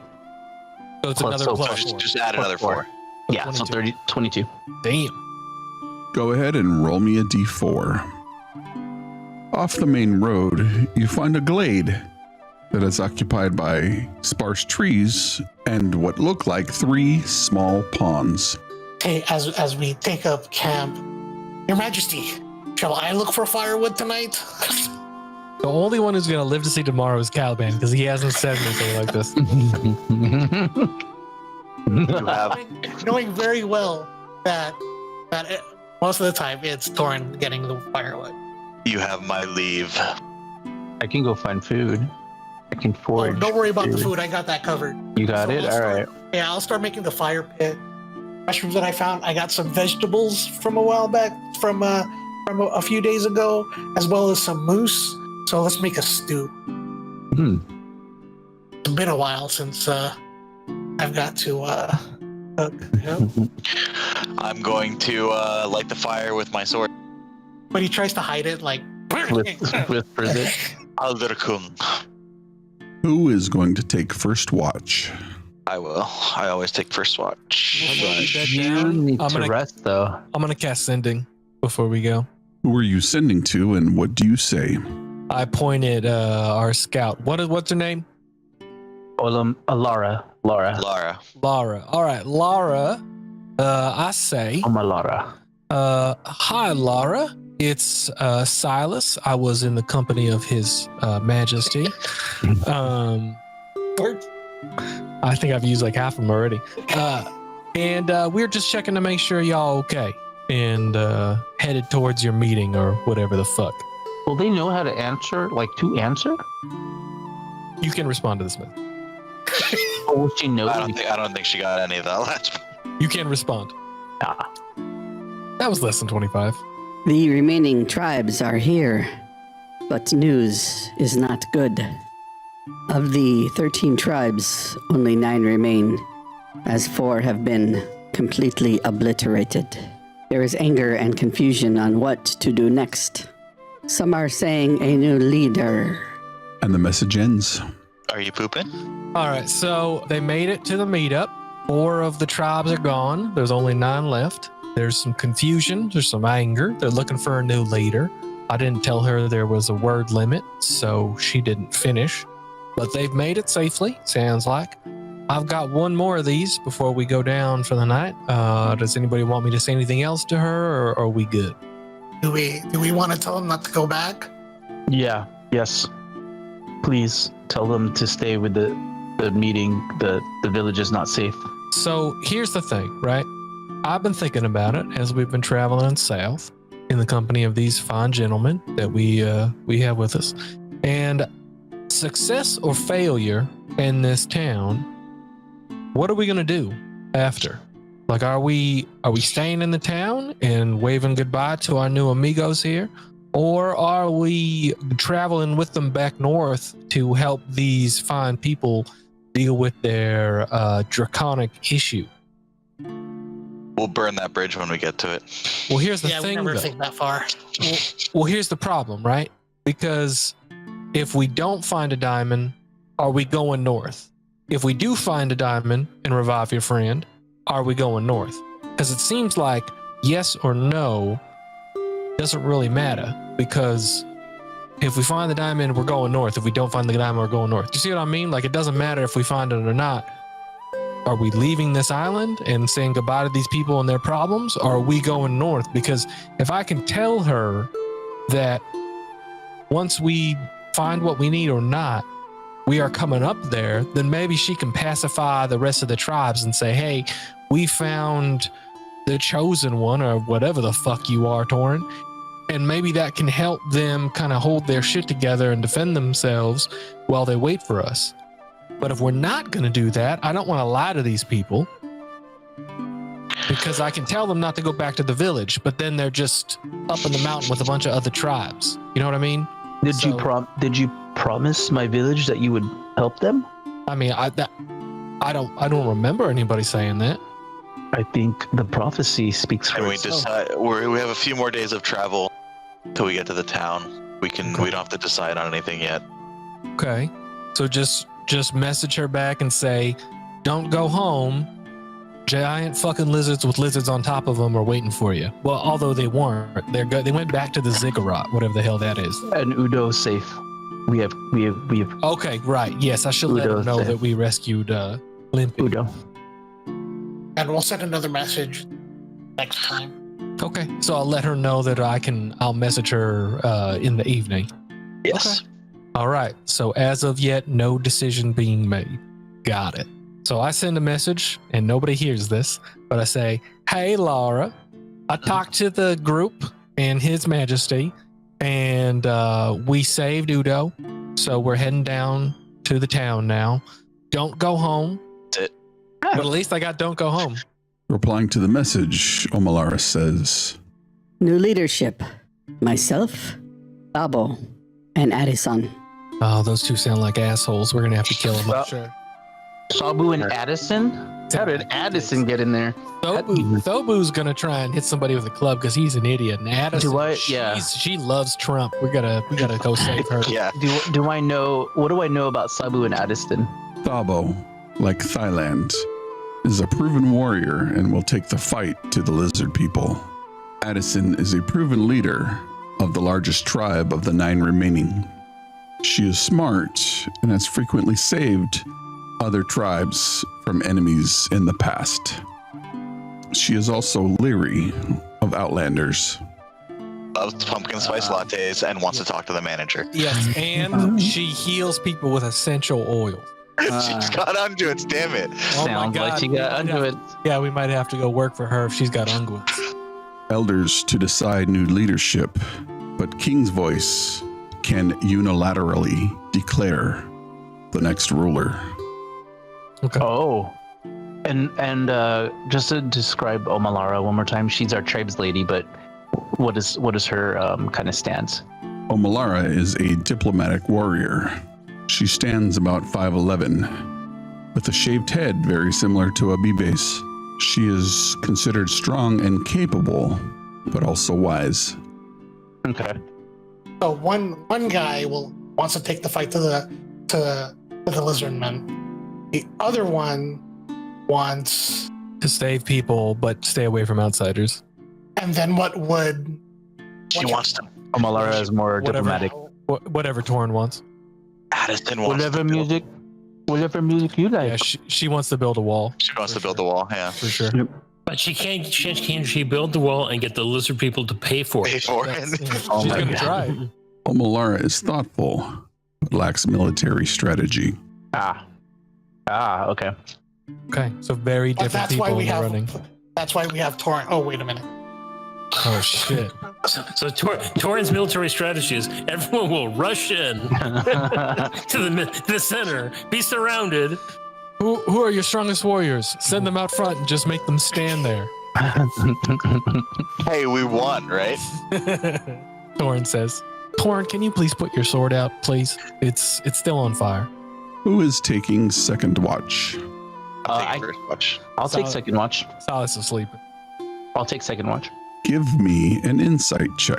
Inside check. Are we being led north? Is that why you're doing this? Holy shit. Wow. I trust my land. And so you bed down for the night inside of this glade. 3 puddles dot the interior, contemplating the future leadership of this tribe. Your journey leading you south in search of diamonds or unguents in an effort to bring your companion Fiddle back from the dead.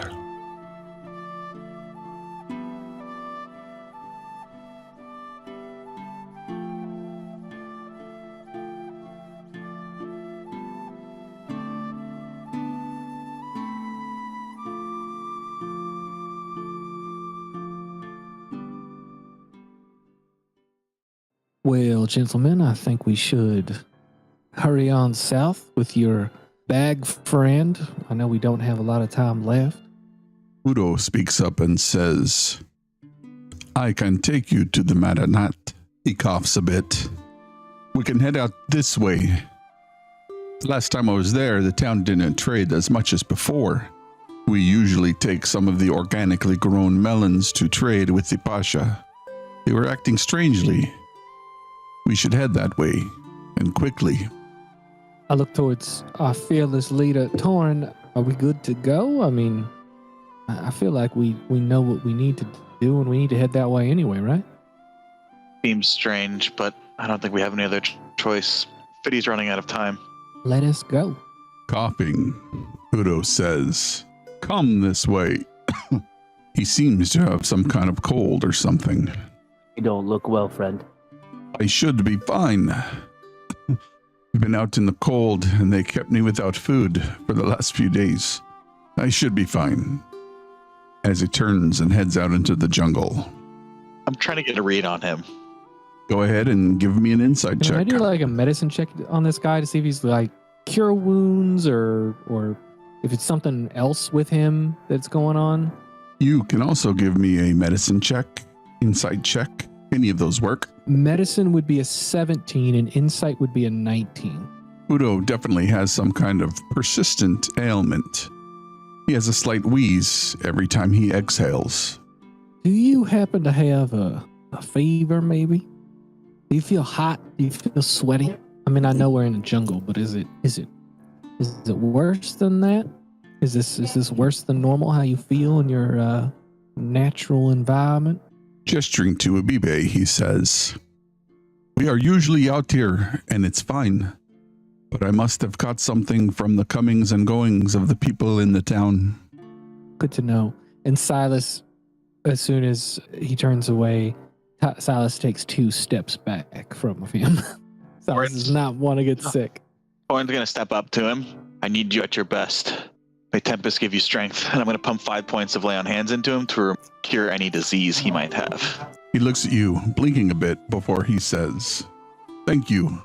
I feel a bit better. Let us continue on. Here, you must eat. And I had one of my rations. Taking it, he quickly devours it. Although Udo is unwell, he seems to be in a hurry, as if he's concerned or preoccupied with something or someone at the Marinette. If he's leading, I'm gonna stay by him and try to like strike up a conversation. It's like, we haven't seen you in a while. You seem to be in a hurry, in a rush. I understand that the village is acting strangely, but you are acting strangely, my friend. When I was last there, the townsfolk seemed a little out of sorts. Maybe with your friend here, as he gestures to Torin. And what he did with me, perhaps he can help some people that I am close to. I see. Whatever we can do to help. If you'd like, you can give me an insight check. Yes. See if he's acting weird to you, because you know him better than any of us. Because I would think that I would know like his family. I rolled a 14. He is acting a bit off, and he seems to be in a rush. Usually when he would go out to trade, it would take him 3 days to get there. This time, he said it's going to take us 2 days to get there. He is coughing into his linens and rubbing his nose and his eyes. So the lay on hands that Torn did not completely cure him of whatever he has. Make a medicine check. He is not coughing as much, but whatever he seemingly has is not completely cured. I looked to Torin. It seems what you did helped him a little, but I don't know if it fully cured him. Should it? Does your magic allow you to cure everything? Not really sure the extent of it, but it should help with most ailments. Somebody roll a d20. Got to be you, Oliver. You're the ranger. While they're walking, if Silas gets his boots dirty at all, he's just constantly casting prestidigitation to clean his clothes off. And then he's doing the same for Torin and Caliban. Oh, right, Caliban. So he's like cleaning everybody's stuff off. And so the party continues throughout the rest of the day. As night begins to fall, Udo is insisting on pushing forward. I came through this jungle before, didn't I? Isn't this the place where I came from? You were on the coast of this island. Here, you are considerably toward the island's interior. Udo asks, so, you are familiar with the Madanat? Yeah, I stayed there a bit. I arrived and then was contracted to get a job done, and I did it. And then got a bit turned around and wound up somewhere else and met these fine individuals. I didn't come this way, though. I don't feel like it anyway. You probably wouldn't have come as far. We have a few days to go if we continue to travel for the next 4 hours. Tomorrow we can get up bright and early before we continue heading south. All right, then as you seem to know this land so well, I will bow to your superior knowledge of the area, and we will stop whenever you feel it's needed. I do notice you seem to be in quite a hurry. You sure you're all right? Coughing a little bit into his elbow, he says, I should be fine. I like give a raised eyebrow to Torn because I recognize his power and his ability to heal and such. So I notice that he is not healed the way Torin meant to heal him, and the respect I have for Torin, I know that it should have done it. So this is clearly something more than we believe it to be. So, and then I take another 2 steps away from him to make sure I do not catch whatever he has. The party continues into the evening for another few hours. You hear the distant calls of birds and other jungle life before Udo leads you into a modest clearing. There are some old trees, and the canopy of the jungle hangs over the glade. Udo says, this looks like as good a place as any. Unless you find someplace better, Abibe. I'm going to survey the area he's looking at. Is it, can I use my survival skills in the forest to figure out if this is a safe space? Give me a survival check. So 14. Looking around the glade, it appears pretty safe. There are some small puddles and muck off to one side. But other than that, It looks relatively harmless. This place looks good. We can rest before we make our final trek. How's everyone on food? So I can go tracking for food. Is everyone okay? For some reason, do not have any rations. I think I must have lost them in my escape from this jungle before I found y'all. So, Brew on one ration. thank you, Torn. I figured our tracker friend would know how to hunt around here, and he could hunt us some food. But thank you, Yeah, there's a group. Keep your eyes open. as you wish. Yeah, I'll take first. I'll take second. Give me a perception check. Looking around during your watch, it's quiet, other than the familiar sound of the frogs croaking and the calls of the nocturnal birds chirping within the jungle canopy. Your watch goes by without incident. Torin, during the night, Udo is having fitful dreams, and he's coughing more than he was the night before. The night goes by without further incident, and as the morning comes, Udo gets up a bit later than usual, and it doesn't look like he slept very well. Looking around the group, he asks, "Does anybody have any food? Abibe, did you track anything down?" I didn't track anything, but I do have rations, so I'm gonna hand him. I'll hand him some rations. Udo eats about half of it before proclaiming he is full, handing it back to you. I try and get Abibe's attention, like from behind the sick guy, and I just like shake my head, like, don't eat from whatever he ate. Give it back to him. We don't know what he's sick with. I'll save this for you. Thank you, Abibe. How long have you been sick? I'm fine. I was in the town 5 or 6 days ago. Maybe a bit longer before I got captured, but I am fine. If anyone wants to make something warm to drink, it might help. I just glance over to Caliban. Well, I can create a fire and some water. Guy says, I can make an herbal poultice, as he starts looking through his pack. If you want to make a fire, perhaps we could have a real breakfast. Look, I am no judge of how one should sleep in the jungle, but you do not seem like you rested well at all, and we kind of need you at your 100% so we can get back safely. So let's do our best to help you before we move on. I understand you're in a hurry, but maybe this will help you and we can get there even faster. Caliban creates the fire as Guy starts pulling herbs from some nearby foliage. He cooks a breakfast of fish and creates a minty herbal drink that Udo consumes during breakfast. Guy asks, "How do you feel?" Udo says, "This will help and should lessen my cough. I feel good. We should carry on." As he coughs a little bit more. Can I do another Caliban. medicine check? Just watching him. Yeah, it's only a 14. Drinks the tea relatively quickly, as if he's in a hurry, but his complexion doesn't change. He is stifling his cough a bit and willfully holding it in.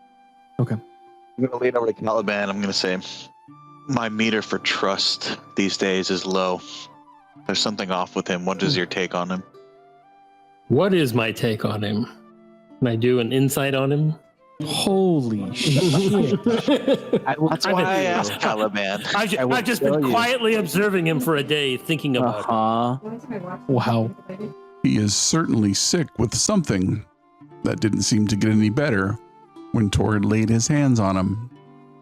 In fact, he is getting worse while trying to put up a bold front.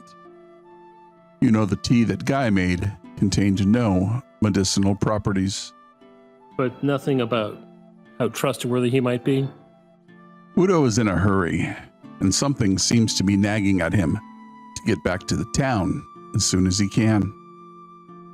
He is also overly concerned when he said the people weren't trading as much, which has piqued his interest. He is concerned with something or someone. Does he have family there, or where is he most connected? Like, do I know as a Abiba where he calls home? Udo is not originally from your tribe. He was adopted into the tribe after he had been there for so long. The story is that he was brought in as someone who was found in a shipwreck, but he was an adult when he arrived. Okay. Udo, I'm concerned for your health and for the urgency in which you are having us get to this place. When you say they were acting strange, what do you mean by that? Well, normally they trade our organic melons compared to their industrialized melons a lot better, and they didn't seem like they were interested as much this time than they had been in the past. Normally, the people trade our melons a lot more, but it didn't seem like they were as interested this time as they had been in the past. And do you think there are ties to your captors? Oh, I don't think so. But we should get back there and see if they're doing any better. Is that where you got sick? It may have been. The Pasha had some visitors. In fact, you probably know those visitors. They might have had something that I wasn't accustomed to. But what I have is no big deal. As he coughs again. Were they coughing? Not when you were there, Udo says. A couple of them were coughing, but it's really nothing. I probably just need some rest, but we have no time to waste. Right. I assume we're all walking, like after he finished his tea and we packed up camp. As you continue on and travel throughout the day, Udo's pace noticeably slows at some point. As the evening comes, Udo says, "We should be there by the middle of the day tomorrow. Now is a good time to set up camp," as he searches around haphazardly.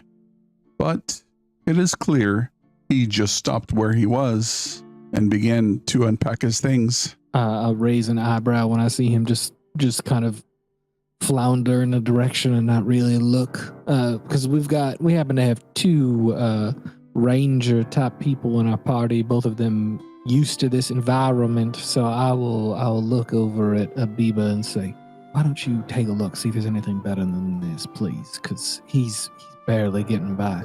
I naturally do a secondary on the area, and I want to take a look at the land, make sure that it is hidden well enough, but also like that we aren't, susceptible. Make a survival check.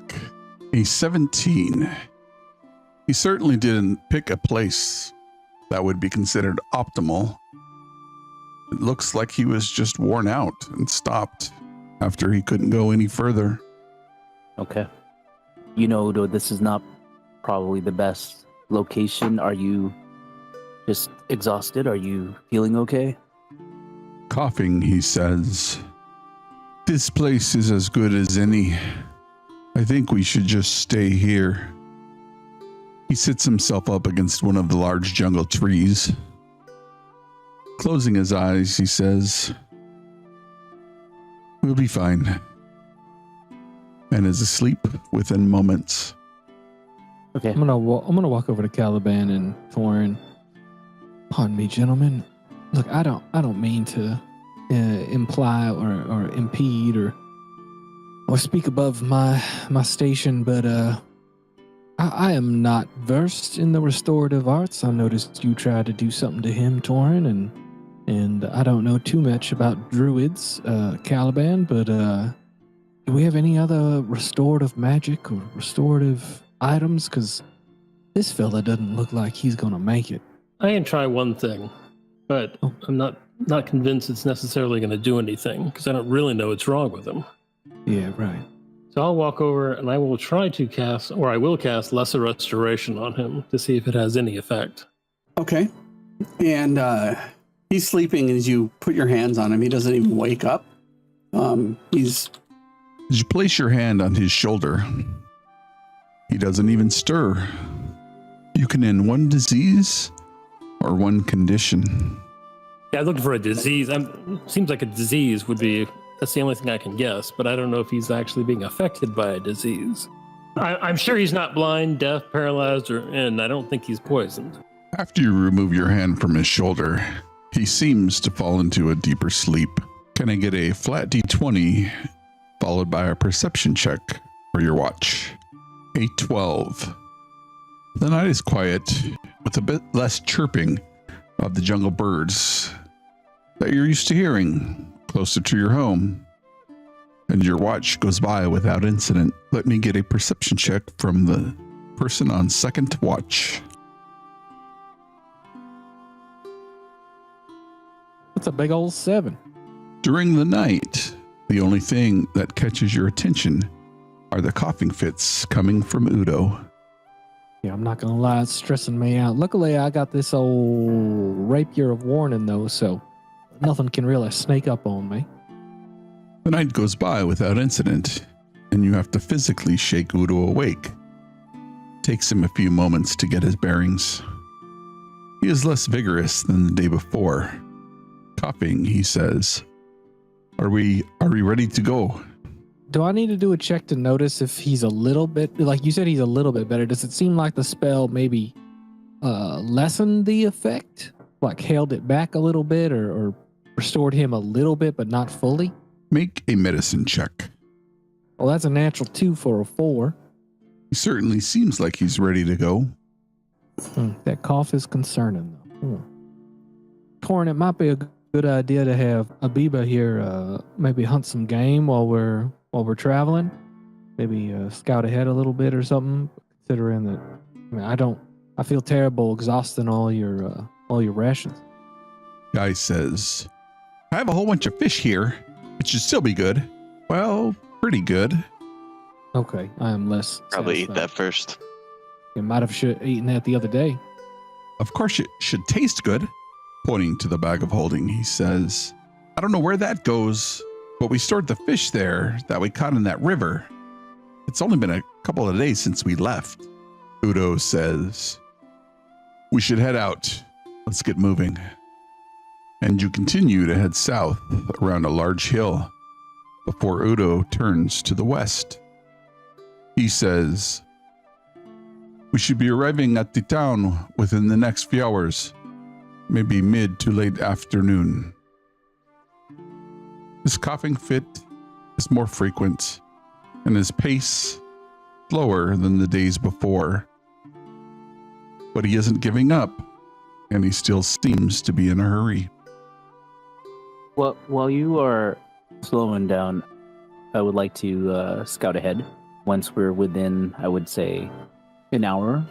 You continue to make your way through the jungle trees, Udo doing his best to break a trail. Coughing, he looks back and says, Abibe, we should be about an hour outside of town. Let me take a look ahead while you guys go at a normal pace. I'd just like to make sure that the path is clear. As you pass, he puts a hand on your shoulder and then passes out. Oh, Udo. I try to shake him awake. He doesn't wake. Can I check to see if he's alive? Give me a medicine check. As he's doing the medicine check, I look over at Torn and I say, well, we still have room in the bag of holding, don't we? He is alive, but unconscious. He's unconscious. Strange. I can try something, but it'll use quite a bit of my power. That may not be the best, considering we don't even know what we're walking into here. That's what I was thinking as well. He is alive. I mean, you cured the disease, or you try to anyway, with a bit of your magical healing. Do you want to try and just maybe pump him with a little tiny bit of healing, see if it wakes him up? Just like a little bit, like a sprinkle, like Salt Bay. Tried curing a disease before. I can I'll pump 5 points of lay on hands in him to try to neutralize poison. Get on one knee and put my hand on his chest, close my eyes, grab the symbol of Tempest, put 5 points of lay on hands. Putting your hands upon his chest, you release your divine magic. His breathing becomes more steady, and he falls into a deep sleep. Well, that seemed to help a bit. He's not dead, that's a plus, but What'd you do different? I tried to maybe neutralize any poison that might affect him, but I don't think it's that either. Hmm. I'm just wondering if it's something magical in nature. Fiddy might have been able to tell us, but that's not my area of expertise.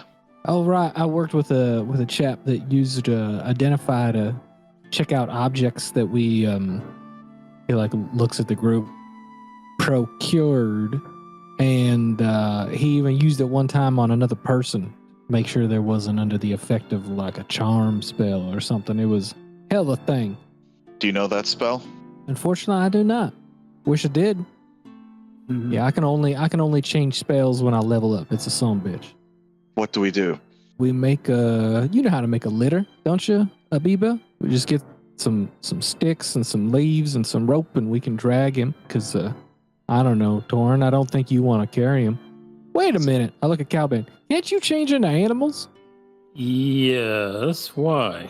Can you change into a horse? We just tie him on your back, and then we just go on our way. We just tie him up there like we're tournament in or something. How far are we from our destination? I don't know. Sure, I guess we can do that. Oh, you're too kind. Thank you, Calban. Come a warhorse. And that's something. With with Silas's background of a bounty hunter, and then ties him up the way he would bring in a bounty so he doesn't fall off the horse. Thank you, Calban. Appreciate it. I'm gonna go ahead. Before he passed out, he advised that the town was just to the southeast side of the next hill. How far ahead of the party will you be? I'm gonna stay just within.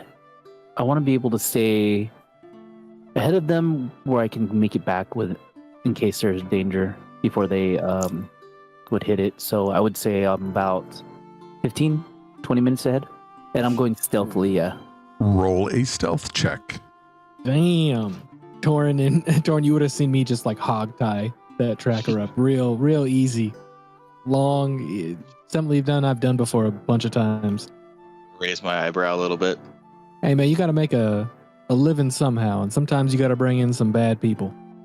This guy ain't bad, but I don't want him to fall off of this here horse. I mean, Caliban. We all have a past. Following the direction, you find some game trails, and the paths get wider. Leaving the jungle, you see a small town occupied by about a dozen buildings. It sits quietly up against the coast, with a large manor house in the middle. Many of the bungalows stand on 8-foot-tall stilts, should the tide rise too high. The area is grass, with paths leading into the town that crisscross throughout. Do I notice any people about? Give me a perception check. 18. Doesn't appear to be anyone walking around. Okay. Can I get a little closer without being seen? I just want to see if I can see the first group of people. I want to stay still within the forest if possible. I'm going to, I guess if I can't see anybody even within the forest cover, I'm going to go back to the group and relay that, I didn't see anybody. It's strangely quiet. When you were there, Silas, people were out and about, moving from the beach to the farming fields, to the posh's house, or to the tavern. It is an isolated vacation resort for the rich, and you don't recall it being so quiet. Yeah, I say we take caution as we get closer, or come up with the plan before we head into town, or head into town knowing. No, that's a good idea. There's definitely something going on here. It was bustling before, rich people eating their food and everything. I mean, that's why, I don't know if y'all remember, but that's why I was hired. Was the melon shipments were being attacked by the lizardmen, and I kind of helped clear that up. But I haven't been back since. This seems strange. We have to at least see if we can find what we're looking for. Otherwise, the whole days were wasted. Let's find a place to put down this fine fellow, and maybe. Are there any predators we should be worried about if we leave him here? There is always. It's best that we place him in the tree if we can, up at the top. Though, would it be a problem if we took him with us? I don't feel comfortable leaving him out there. There are a lot of creatures out here that could take him. That's what you want. He's your friend. Yes, if we could, please. I don't recommend that we leave him out here. We get to the town, we leave him somewhere near a building, so Yeah. we don't have Caliban having to drag around his sleeping body as a horse. Yeah, Yeah. they had like a fancy name for these buildings. I think they called them like bungalows or something. I never heard of such a fancy phrase for a cottage. But let's clear one of them, make sure it's safe, and then we can leave him in there and make sure he's safe inside, and then Caliban doesn't have to carry him no more. That would be safer, yes. And then I'm gonna lead them to the first bungalow that I did see, the first building. As you approach from the path to the south, it looks like there are 9 bungalows on the left, covered in bamboo and thatch. Silas, you stayed in one of these when you were here. You recall a blacksmith shop, a warehouse, the Pasha's home, the tavern across the river, alongside it another outbuilding where some of the help stayed. But as you come out of the jungle, give me a group perception check. Oh, thank you. Concerned about Udo. Heading up to the first building, which is the warehouse, you hear the clopping of horse hooves from within the building. Bursting forth are sickly-looking war horses with black eyes and dingy manes. Oh shit. Oh, what?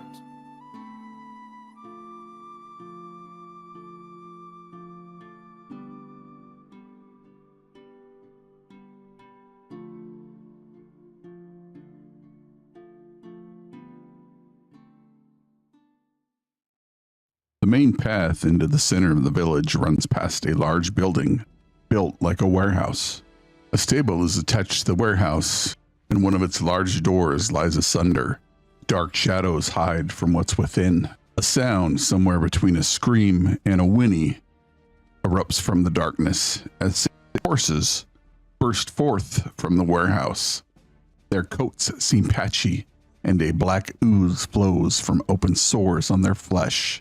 The closest one carries in its mouth the arm of a humanoid. Ugh. Oh, what? Horses don't eat humans. Cannibal horses. Well, I mean, it's not technically No. cannibalism because they're not Zombie horses. zombie horses. Well, Caliban should be fine then. He can be. He can lead the horsey revolution that has finally come. Brothers, death to the non-horses. Dear benevolent DM, may I use a move action to cut the tracker off of Caliban's back? You can do it for free. This was a dangerous situation. We don't know where people is. I definitely summoned the rapier earlier, which I'm sure got a look from Torin as I made the rapier appear out of thin air. And then I don't take his full weight, but I like grab one of his legs so he doesn't hit the ground super hard. And then I just kind of like let him fumble onto the ground and be like, he's fine. I'd like whisper to a BB and I say, we don't want Caliban to get close. Oh, I'm screwing up the accent. We don't want Caliban to get close and then, man, I can't do the accent anymore. And then they attack an unconscious man on his back. Well, this is gonna suck. I was gonna do something to help y'all, but you know what? Yeah, I'll play the hero. I move up. I said, pardon me, guy. You're gonna get in my way, man. Oh, sorry, sir. And I cast Bane at a 3rd level. I need 5 of these 6 zombie horses to roll me charisma saving throw. That's a fail. They don't have charisma, these horses. These zombie horses. I know what I want. I want it. Whoa, negative. I love it. They all fail, and they have Bane, which, as you can see, is a D4 subtract from attacks and saving throws. Let's see if I have a bonus action. Caliban. He's still within 30 feet. I turn around. I look at Caliban. Hey, Caliban. I know you're a horse and all, but I believe in you. And as one horse to another horse, I know that you can vanquish these evil zombie horses. And you get a D8. Ability check, attack, roll, or saving throw. Okie dokie. That is my turn. Bonus action, I will drop wild shape. Because Silas has gotten in my field of fire, I will have to move up. Sorry. And then I will cast Cone of Cold at the horsies. Is a 60-foot cone. Holy shit. Hopefully, I should be able to do that without blasting Silas. I hope so too, companion. I'll have to make con saves. Thank you, sir. Minus the D4. That is 28 damage from the Cone of Cold. Damn. That is no joke. Yeah. A kill creature becomes frozen. Frozen, That's amazing. Horsicles. Yeah, only one save. That's a hell of a thing. And then with my remaining movement, I will, using my my winged boots, I'll go 10 feet in the air. Done. Little cupcake. Just kidding. Let's see. 55. I'm going to attack this guy in front of me. Sinuous blade. There we go. You slice across the mane and then under its neck to the one that's carrying the arm in its mouth, and it drops to the ground. Ooh. Okay, so I have another attack, but I'm out of speed. And I use a key. Let's see. Key point to do Step of the Wind. It gives me more movement. I'm going to come up to this guy and attack that with my next attack. 14 hits for 10. Oh, yeah. Yeah, he's just a warhorse. Oh, I don't know. I've He's never a seen it. Frosty warhorse. Yeah, I'm going to use a key point to try to stun him. Stunning blow. Other stunning blow is DC 16 con. Yeah. Done. Use another key point to move. Is this a roof? Yeah, that's why I figured you'd move here, but you went. Oh, I didn't. I to thought the it was side- the ground. I didn't realize it was a roof. I can climb it though, right? I have enough movement speed. You only get 30 feet for Step of the Wind, don't you? Or does it give you the... Okay, so where was I? I was right here. 10, 15, 20, 25. Allows you to dash as a bonus action. Damn. You got plenty of movement to get back over there if you want. Yeah, I'm gonna stay right there. You can even retreat if you want. Got it. I'm gonna climb the roof. Give me an athletics check. Okay. I just forget how fast all of Adam's characters are. It is something else. I'm gonna parkour up the horse. As you attempt to climb the building, you realize that whatever is on the warhorse's flesh is now on your hands, and you are unable to climb. Ew, it's slippery, gross. Probably, Okay, probably a little cold too from that cold of cone. Okay, I'll stay right here then. I'm under the roof. Yeah, the little awning there. And I will hold my action to attack anything that comes near. You got him, Torn. And that's my turn. All right. Well, I'm gonna stand right here, pull out my longbow, and attack. Since this one's stunned, I'm gonna go right here. Oh, whoops. Okay, let me go. Let me get within 30 feet then. Okay. Yeah, I'll get this one then. A 12 misses. And you get 2 attacks, my friend. Oh, I do get 2 attacks. It is a ranger. Okay, so I'm gonna attack again. The bonus, the planner though, only takes effect if I hit. Okay, so I'm going to attack one more time. Boom! Your attack hits for 17 force damage, and this creature shatters into ice shards. Yeah. Damn. 5, 10, 15, 20, 25. I'm just gonna move there. And Perfectly in line for a charge. Oh, really? This horse will rear back and then run forward towards you, Torin, making a trampling charge. That's a 14 and misses. Yay. Your held action goes off. A 14 will hit the creature for 8 slashing and 5 fire damage. Astoria, ice and fire, y'all. Oh, wait, I can't say that. That's copyright.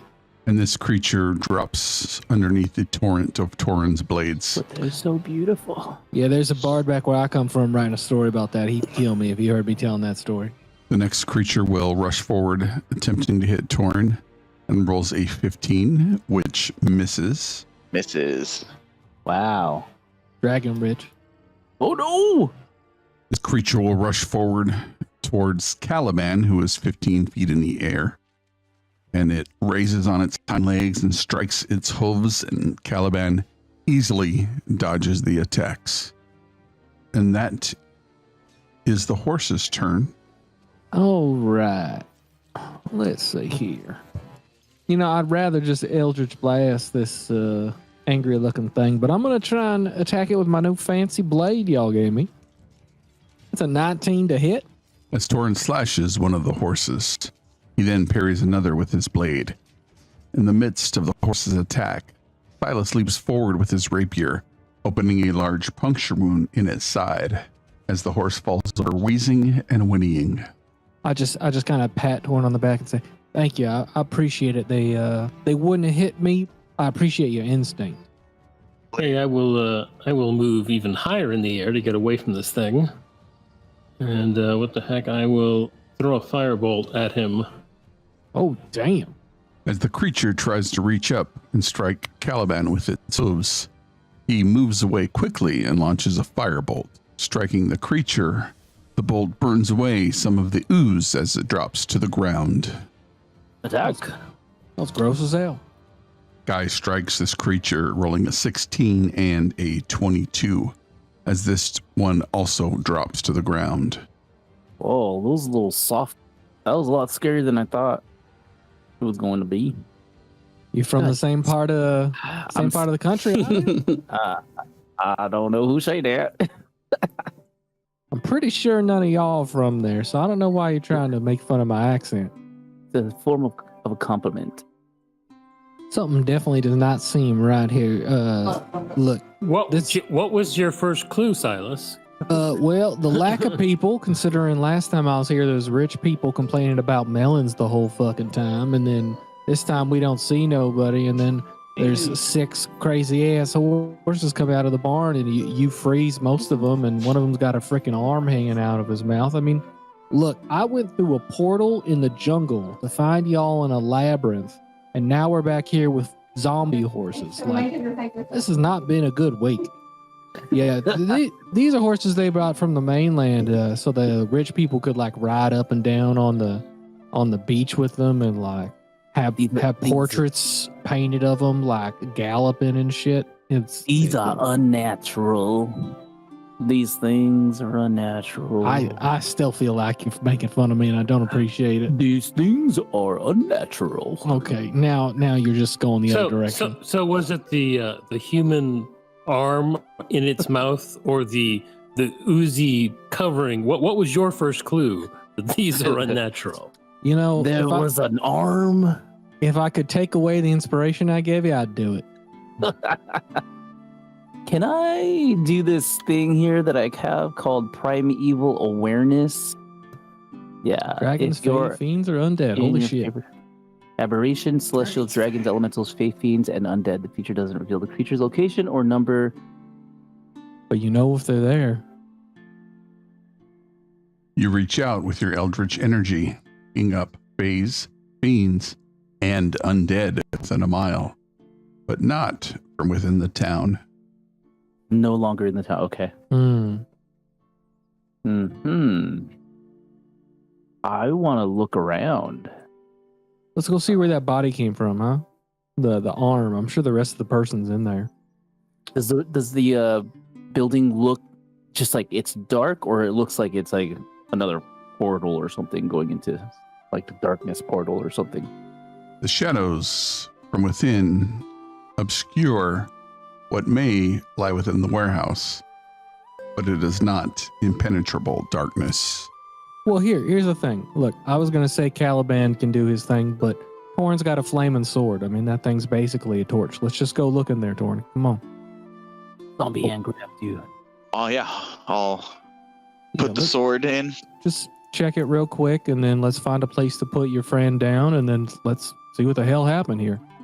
As you head to the opening of the warehouse, your sword illuminating the way, you find the warehouse clean, with the exception of a mauled corpse in the middle of the warehouse floor.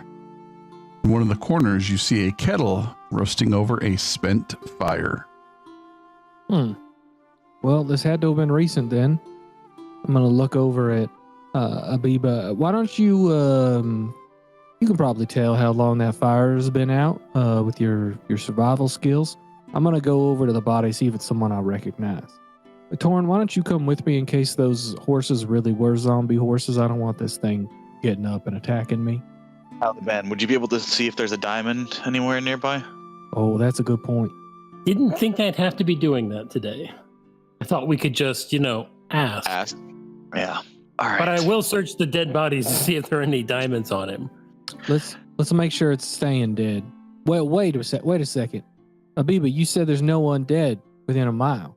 No one dead within, let's see, 1 mile. 1 mile of you, or within up to 6 miles if you're in your favorite terrain. So 6 miles. I look at Abiba, I look at the barn. Well, that's within a mile, 6 miles, whatever. So it's probably not undead. Calvin, that's a good call. Only sense undead, or could you sense other things as well? I can sense if you're in your aberrations, celestials, dragons, elementals, fae, fiends, and undead. Yeah. So I don't have to burn a divine sense then. No, All right. yeah. I'll walk in with Silas. Calban's checking for the diamond. I'm just checking to see if I recognize him. Those of you checking the body, give me a perception check. I'll check the fire. Yeah, to see how long it's been out. God damn. Oh, I should do one too because I'm looking. Oh man, I roll good or I roll bad? Torin, you're looking around and checking in on him. It doesn't look like anything is on him. As Caliban kneels down and inspects the body, Caliban, you come away with 3 gold pieces. Silas, this is the stable master you were introduced to when you were here last. Oh, this is definitely the guy who took care of the horses, but it looks like they took care of him. Shit. How long ago this occurred? Was it fairly recent? Give me a medicine check. Medicine. You figure this body has been dead for a little while, but not very long. Okay. How long's that fire been out? Probably as long as this guy was alive, or before he died. Sometime. Does anyone remember what Udo said about the last time 6 he days was ago. here? 6 days ago? About the same. But people were acting strange. So Already, yeah. Yep. Is there anything else inside this building? Should we check the other buildings? There is a kettle in the corner hanging over a spent fire. I wouldn't eat anything here. We don't know how these people got sick.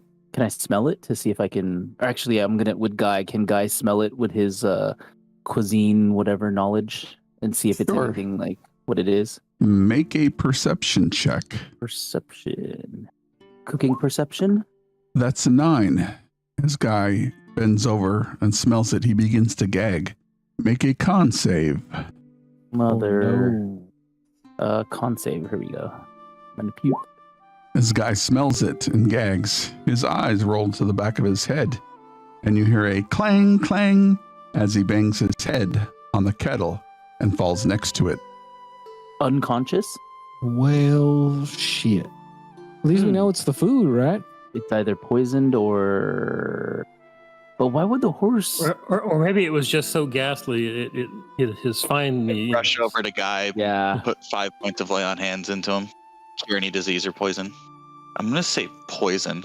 You cure 1 poison on Guy, but he does not wake. Well, shit.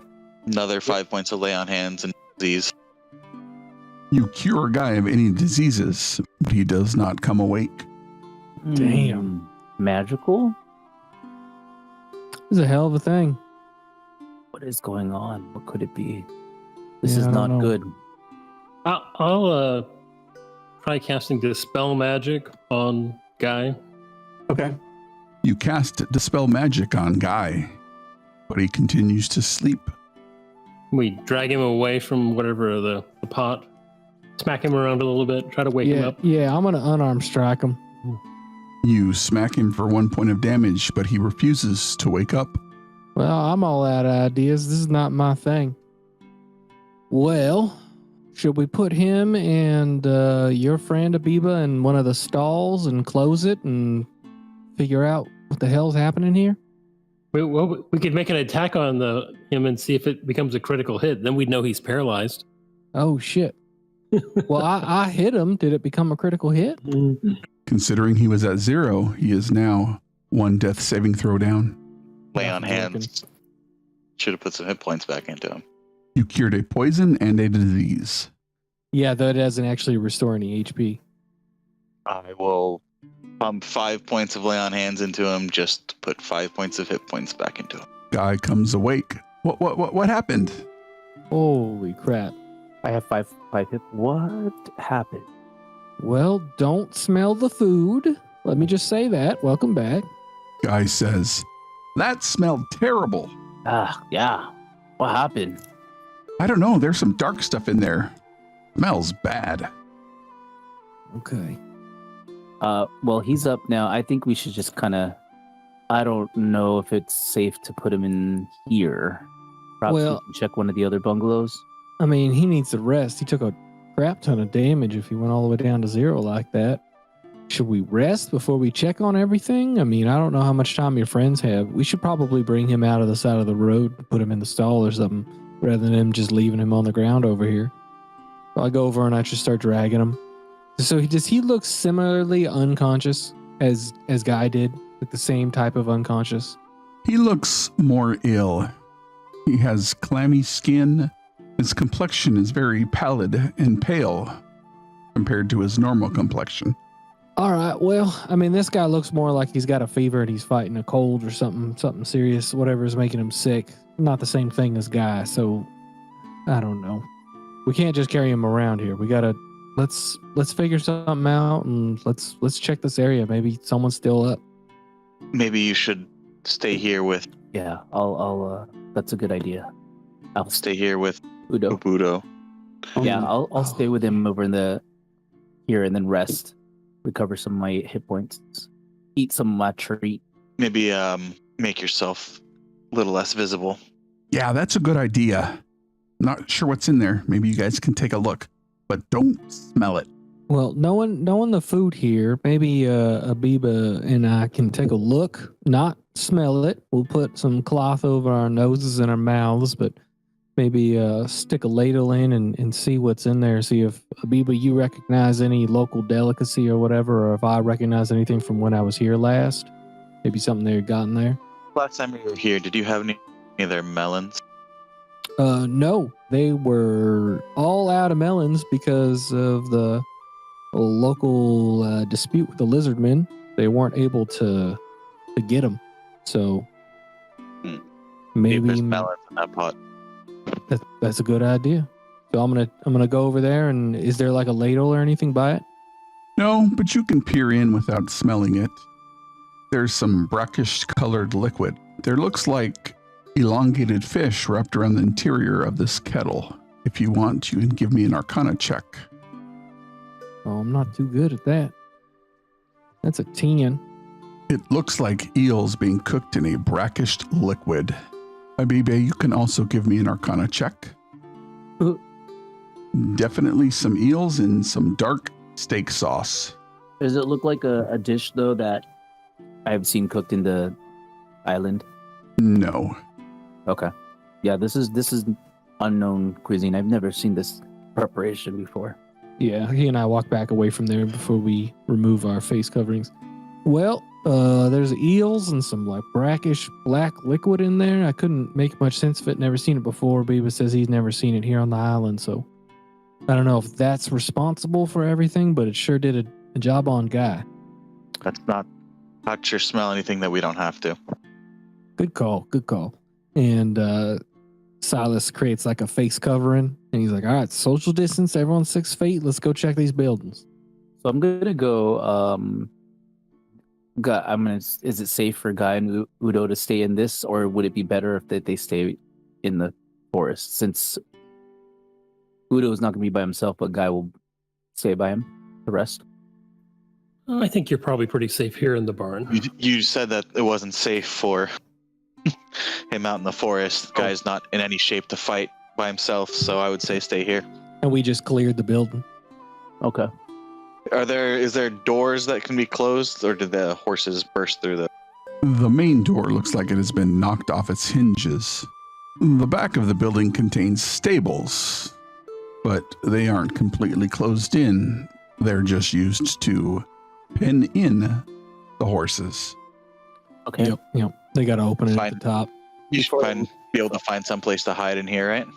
Yeah, and before I leave, I'm gonna cast Cure Wounds. I'll do a level 2. Lance locked. Yikes! That's a hell of a thing. I'm gonna do one more at first level. First level was better. Shit, Abiba making me feel bad and everything. Fine, I'll do one. Thanks. Making me feel bad about not helping guy. Let's go. So he has an addition. Okay, thank you. If it comes to it, run. Run, yeah. Yep. You're fucking fast. I'm sure you can outrun them. Let's go. No one else is allowed to die. So we checking the big building first or one of the side buildings? Big building. We Yeah. don't have time. Yeah. Let's get this boss fight done with. Come on, you big ugly fucker. Well, whatever's in there, let's do it. They don't have a diamond here. I don't have time to waste anymore. And it turns out the entire building is a mimic. Oh shit, it's like that boss fight for Resident Evil 7 Remake. I love that. Let's do it. Did I say Resident Evil? I meant Final Fantasy 7 Remake. I'm sorry, I'm tired. All right, I'm going to try and persuade the mimic to give us the antidote. As you move on, the fine 2-story manor sits in the center of town. A deck of teak is constructed near the front door. The exterior of the building is relatively well made, but not nearly as nice as some of the places that you've seen. The front doors are closed, and there are windows visible. Caliban, aren't you? No, you're inside. Who's perceptive? Abiba, you're probably perceptive. Why don't you peek in one of the windows? I'm gonna stealth up to the side. Give me a stealth check. You move up and around the corner to look through one of these windows. Yeah. Staring in through the window, you see several people sit in what would be considered the living room, staring blankly into the fireplace. Like they're in a trance. Give me a perception check. Damn. I can't tell what they're doing. Okay, I'm just gonna relay what I saw to the group. There's people in there. How many were there that I saw? There are about 8 people in the room. One of them sits in a large chair wearing fine clothing. I buckle on my shield. I got my rapier ready. You ready, Torn? There's people in there. We are either going to ask them what the hell's happening, or we're probably going to have to kill them if they're like them horses. Will ever be, and I start walking up to the door. Hell yeah. And I'm going to kick it open. Opening the door, you see nice carpet that looks like it goes all the way to the back door. As you poke your head in and look to the right, you see a sitting table to the right, and then another table at the far end. Another table at the far end, covered in fine velvet. On the left, you smell some kind of herbs and spices coming through an opened archway.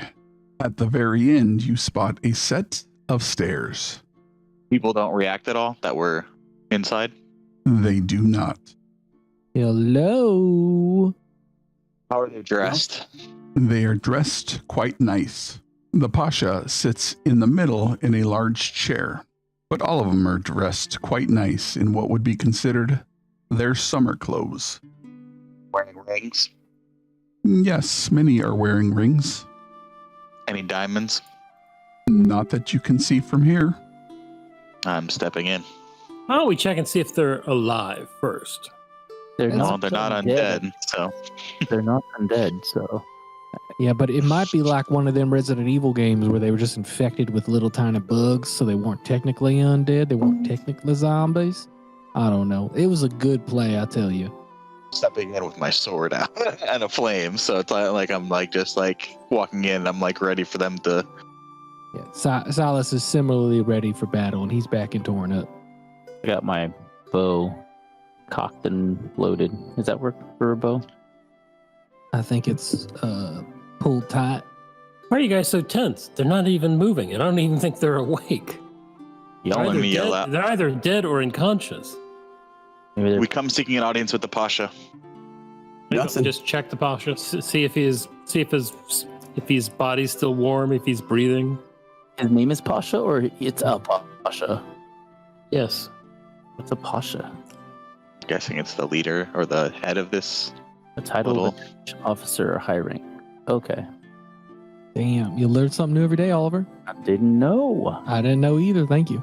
Pasha. Is the entire party moving in, or some of you staying at the door? Oh, I'm back. I'm backing him up. It's when I kicked out in the door. It's not like I was planning on like walking in like right after.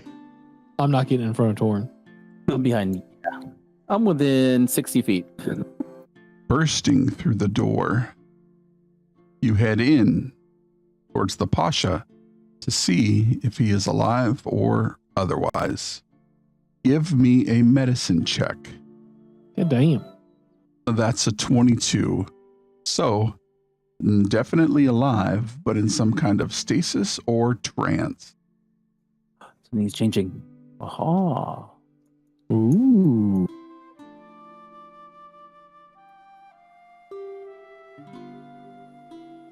As you move in to check the Pasha, you hear somebody yell from the stairs. Running down the stairs, you see a figure wearing leather armor, wielding a greatsword. Who the hell are you? Silas, you have seen this person before. He is the bodyguard of the Pasha. Oh, shit. Yeah, me and Silas were totally ready for shit to go south. Hell yeah. I don't trust nothing in this here place.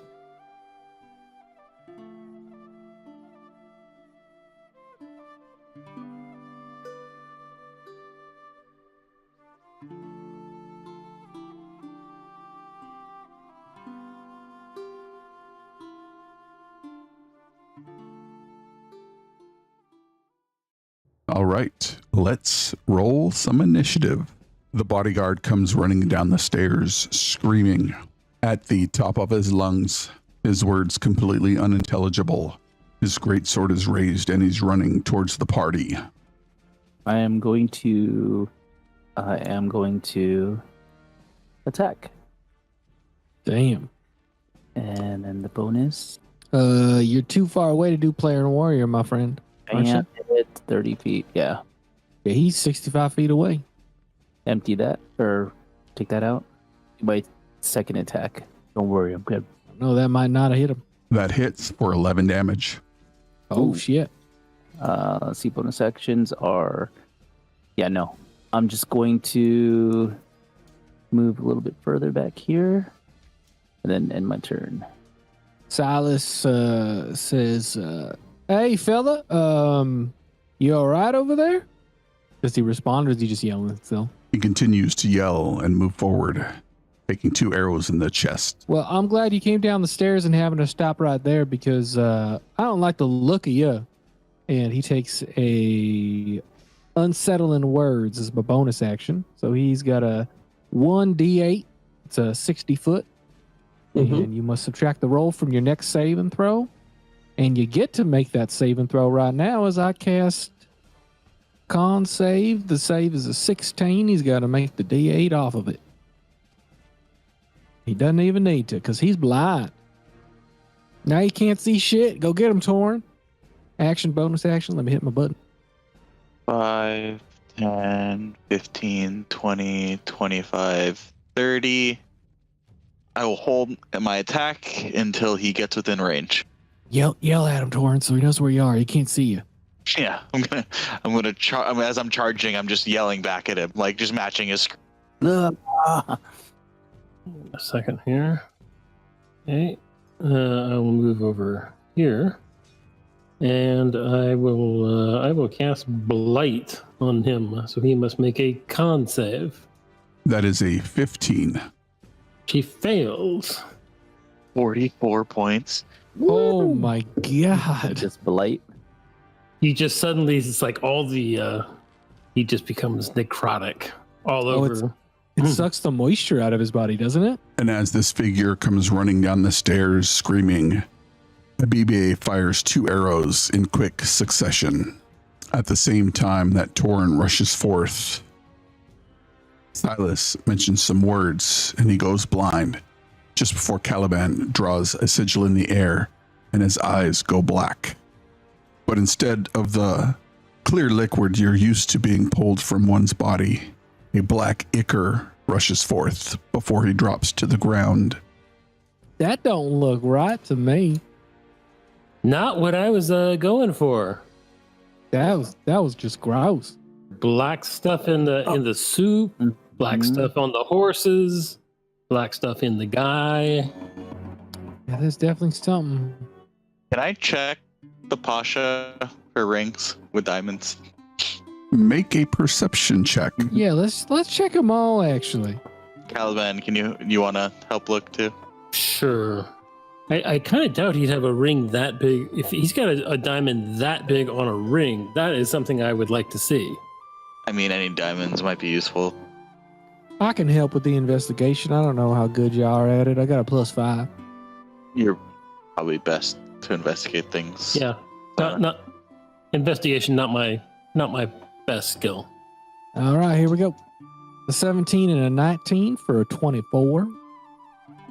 Investigation, looking for diamonds, looking for any valuables actually, because man's got to eat.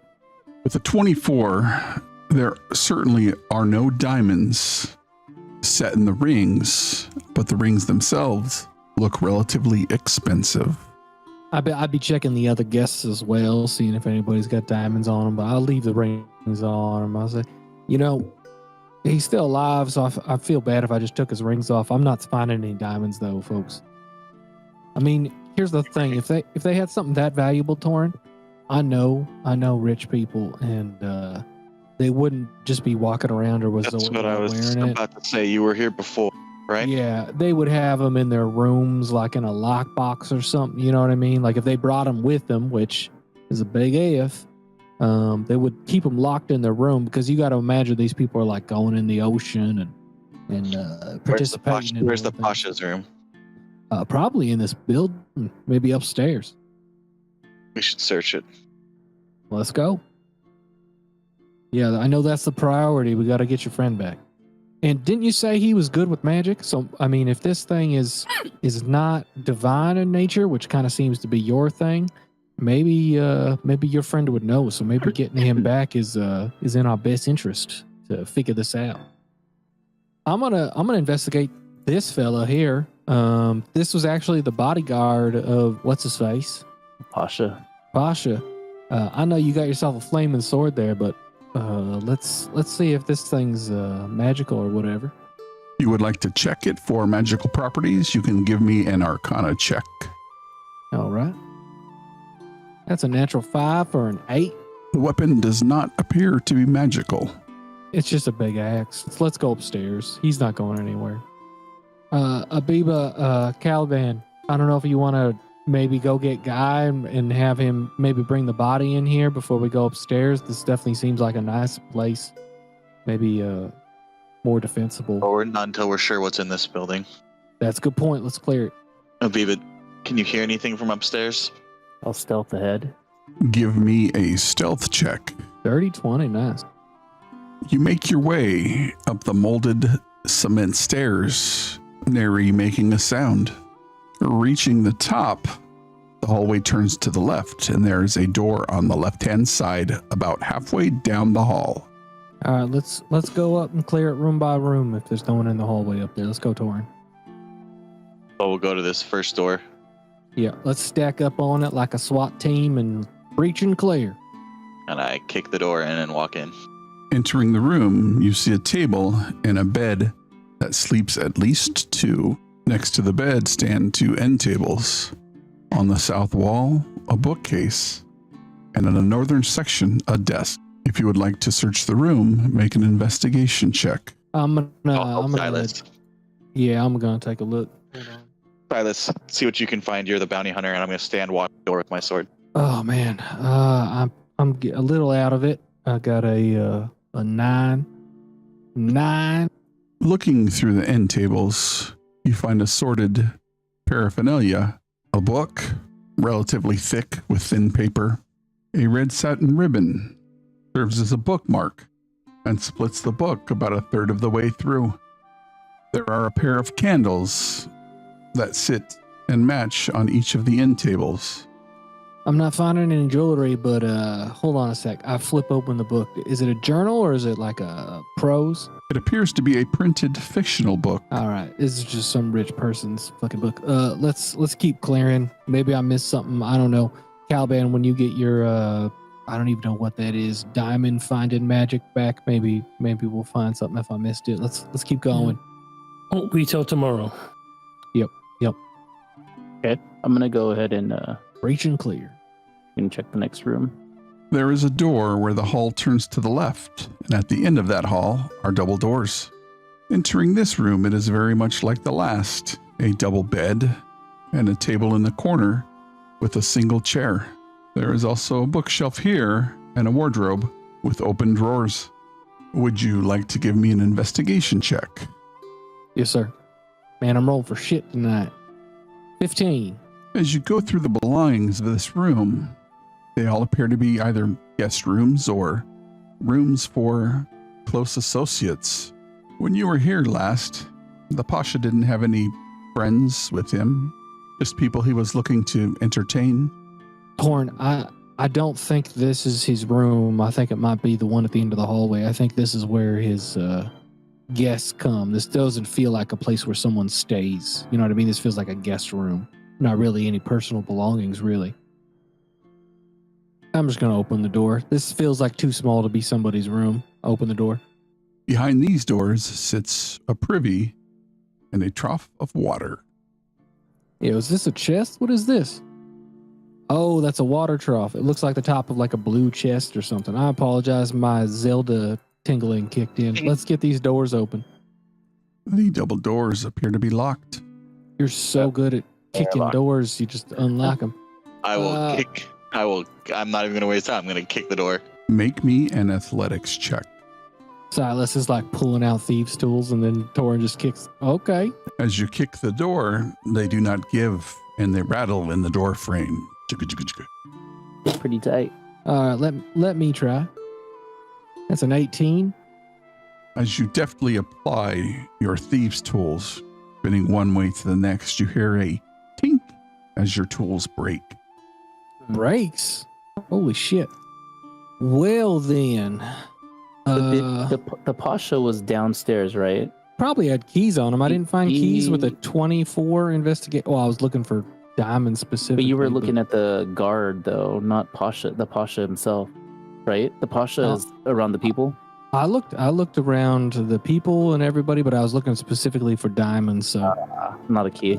That's the only fucking thieves tools I have. I'm actually really pissed off about that. Silas goes downstairs to go get the keys from Pasha or the guard.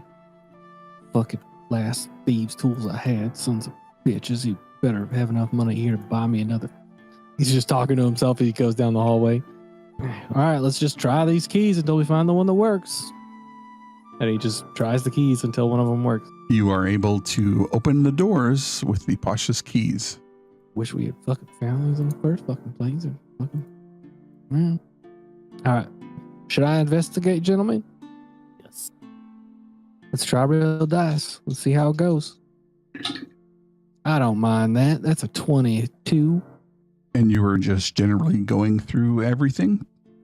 Yep. Looking for diamonds, looking for a journal, maybe.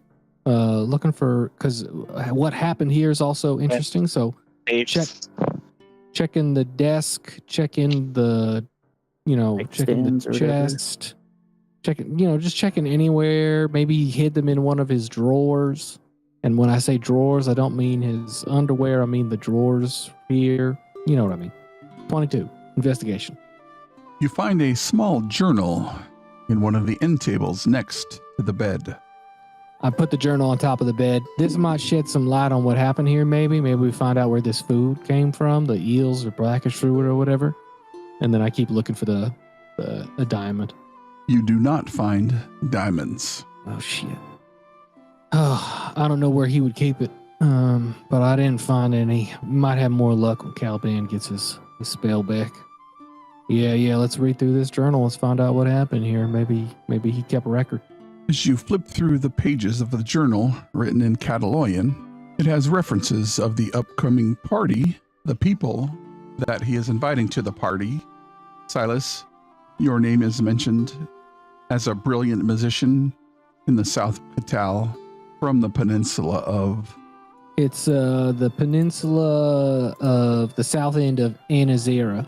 There is mention of several people from Vostar, from Catal, and even a mention from some from Kil Telenar.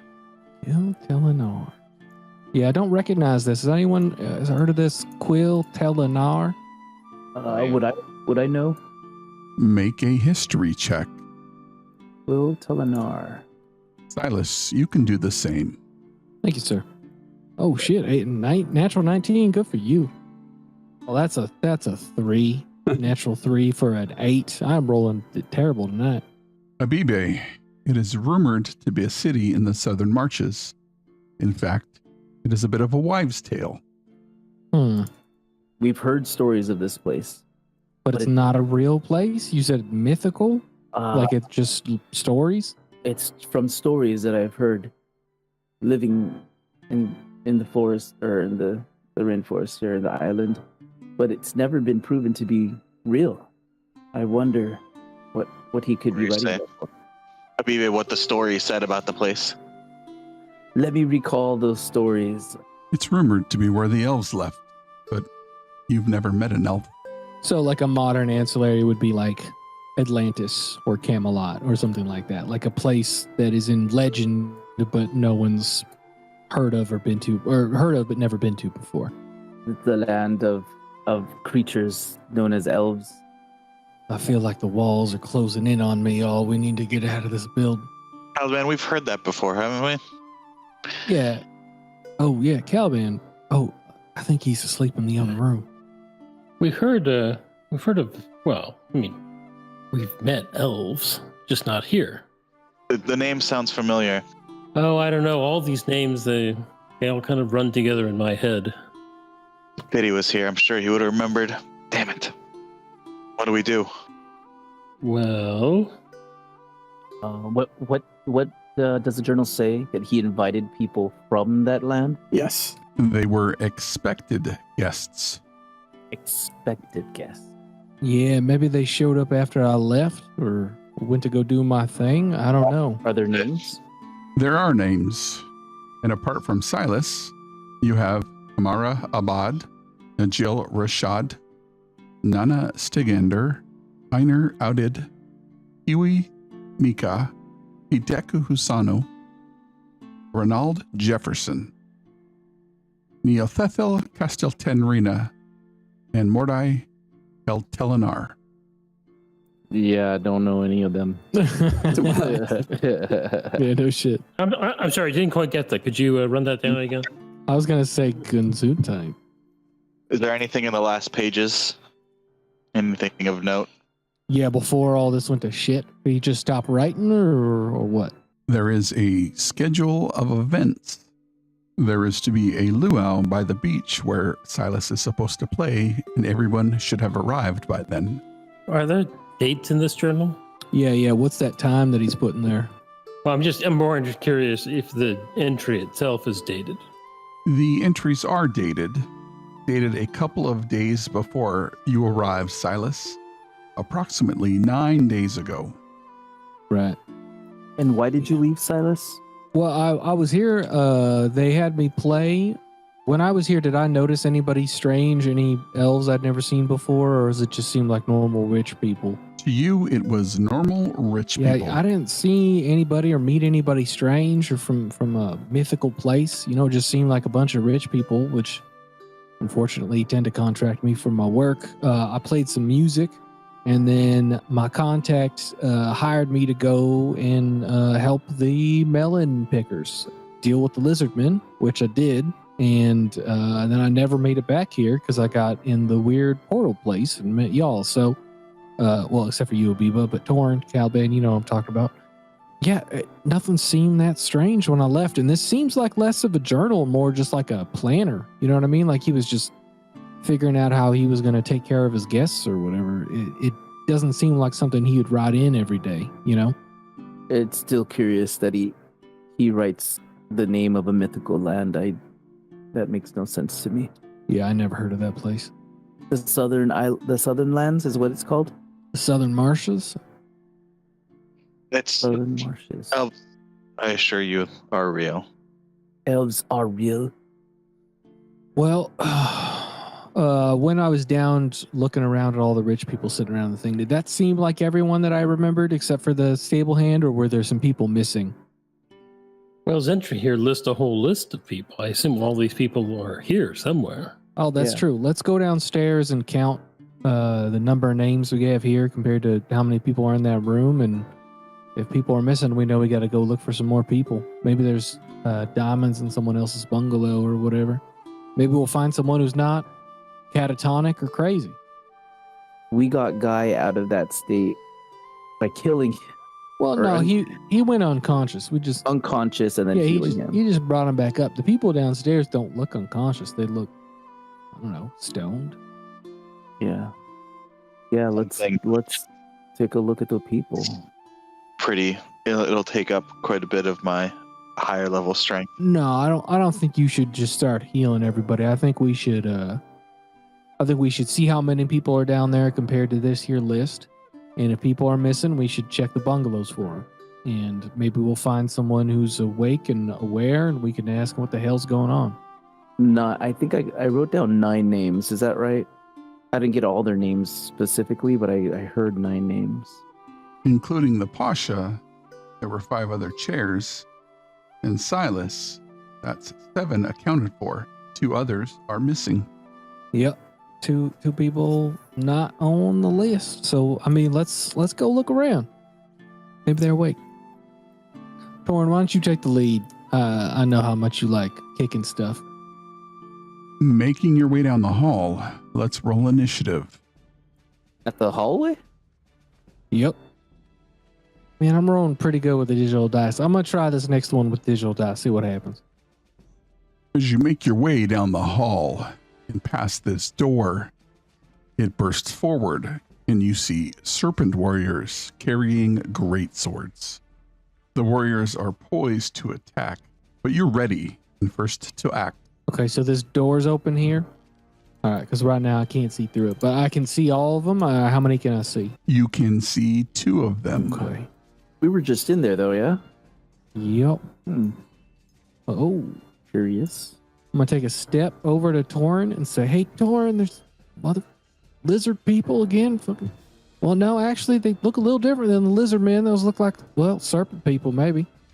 According to the light, it looks like I can see more. Can I only see 2, or can I see the ones hiding? You can see others through the door. All right, wicked. I say, you know what? I tried something earlier. Worked pretty good. Let's try it again. So that's going to be 4 individuals, which is everybody in there, and they all got to make me some charisma saving. That's an 18. Oh, shit, he made it. Followed by an 11, 8, and 12. So 3 are baned. Yeah, he's good. The other ones are not. Probably because I couldn't really see him, so he wasn't looking at me. All right, you got them all tagged. I'm going to look at the one who is right in front here, and I'm going to Hexblade curse him. One right in front. And then I'm going to get the fuck out of there. I got 30, right? Where's my there? Yep. So I've already moved 5, 10, 15, 20, 25. You know what? No, I'm going to get right here. Oh, yeah, that looks good. I'm going to get right there and say, Caliban, there's 4 of them in there. I got 3 of them. Just a heads up. They look pissed. I think. I don't know. I'm not really that good at reading lizard people. 10, 15. I'll go right there. Attack the first one right here. The creature will have partial cover. Planar warrior. I know, I got it. A 23 will hit the creature for 14 piercing damage. Second attack on the same guy. Second attack hits for 13 piercing. And I will move back. Let's see, 5, 10, 15. I'm going to go 5, 10, 15. Back to where I started. Soften them up. And then done. Let's see. Let's try casting confusion on spot right there. So they all need to make wisdom saving throws. All right, so all but one fails. The one is a 19. Roll a d4. That's 4. So 15. So it looks like they all fail. Is that accurate? Yes. Yep. That's amazing. Silas is kind of a prick, but he's pretty useful in battle. And after that, I will continue moving over here. That ends my turn. Can we see how many conditions we can rack on them? Oh my god, are you gonna fear him? Oh my god. I mean, are we just going on by, or are we gonna kill him? Oh, I wanna kill him. All right, then. Yeah, I'm not gonna leave him here. 5. We gotta clear the building. We can use this as a we can put I was here. guy So, and what's his face in 5, 10. Yeah, I'm gonna channel divinity, conquering presence. is amazing. All right. They all make wisdom saves. What is the DC? 15. All right. We will go top to bottom, left to right, and make saves. Looks like one made it, but we'll roll a d4, and that will be a 3, so 14. They all fail. Yeah, you still need to roll over the top one because if you roll 1, it'll still make the save. Amazing. Confused and frightened. So yeah, so they are frightened of me. They got to make a save at the end of their turn. Yeah, so their speed becomes 0, and they take damage at the start of their turn because of my Aura of Conquest. All frightened creatures, yes, and take 4 psychic damage at the start of their turn. I'm staying there. They can't take reactions and they roll a d10 at the start of their turn. Man, confusion's messed up. Confused, frightened, and baned. Jesus. That is my turn. Yep, let me. They all take 4 damage. Torin, this creature blinks away the effect. You watch as its neck distends, breathing fire in your direction. Give me a DC 15 dexterity saving throw. That's a fail, and you take 8 fire damage. He rolled low too. Dang. The next creature will find out what it does. Rolls a d10 for confusion. That is a 3. It does nothing. The next one is a 6, and it also does nothing. This is fun. Dang. Confusion sucks. Taking the 3, but they all get to make their save. Try to make their save again. For fear. For fear, but they all take the 4 damage. Wisdom. 17. Me makes it. No longer feared. They also get to make wisdom saves to throw off the confusion. Confusion would be for all 4 as well. That is a 14, a 6, a 4, and a 9. All fail. Yay, stay confused. Just one fear away. Silas moves up here and makes some attacks. The 26. I'm gonna. It's the one right here. The one I did the thing again. This will just have the right damage on it. So that's 10 points of damage for that last one. And then my second attack. Oh, this won't hit. Yep. And then I go, "You got this, Torin," and you get point of inspiration. So maybe when he blows fire at you next time, you can use it. It's a D8. That's my turn.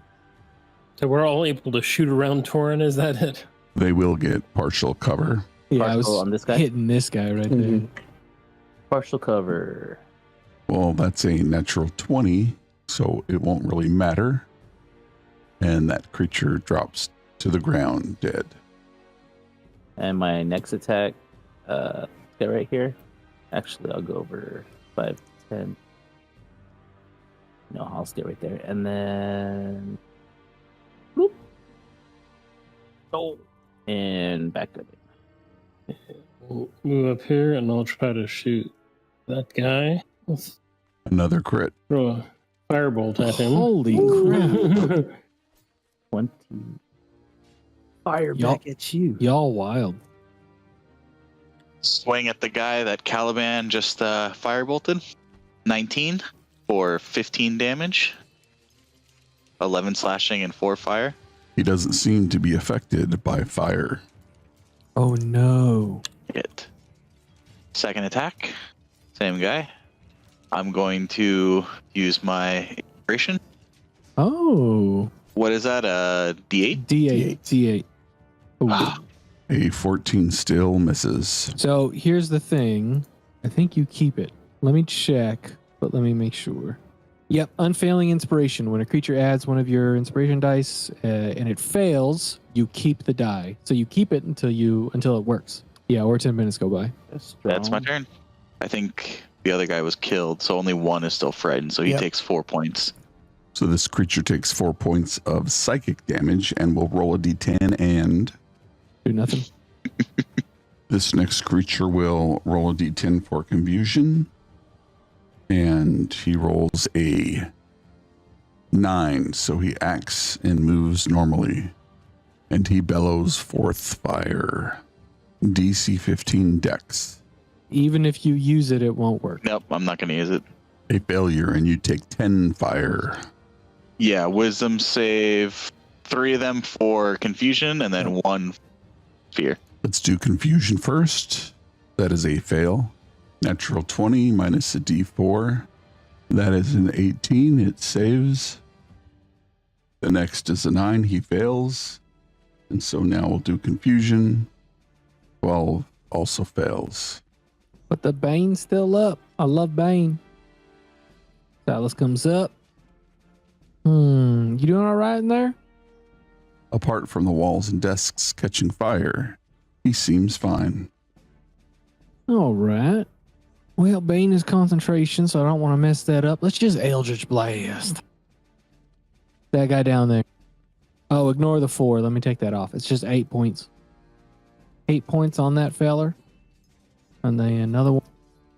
Eldritch Blast. For another 3.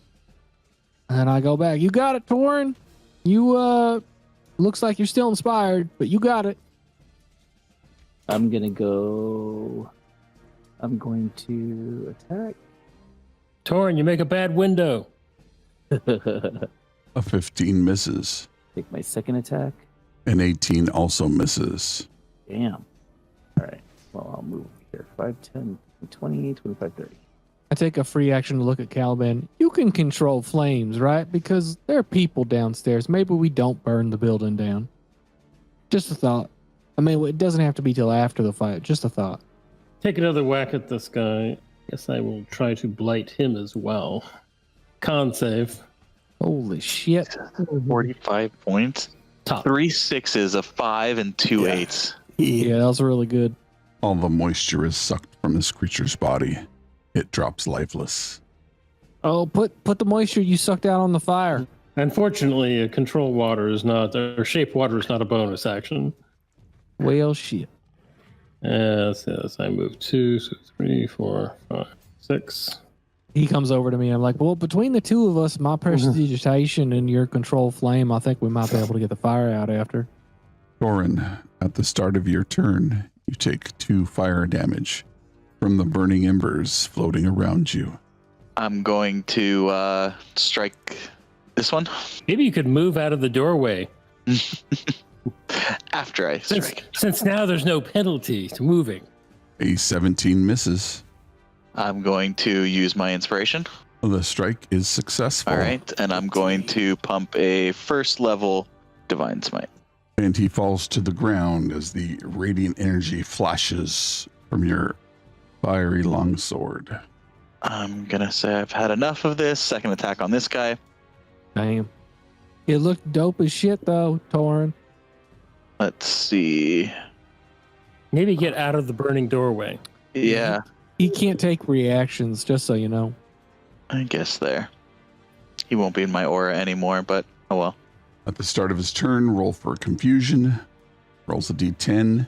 He will do nothing. He makes 2 wisdom saves. That's 15 and 18. D4s on both of them.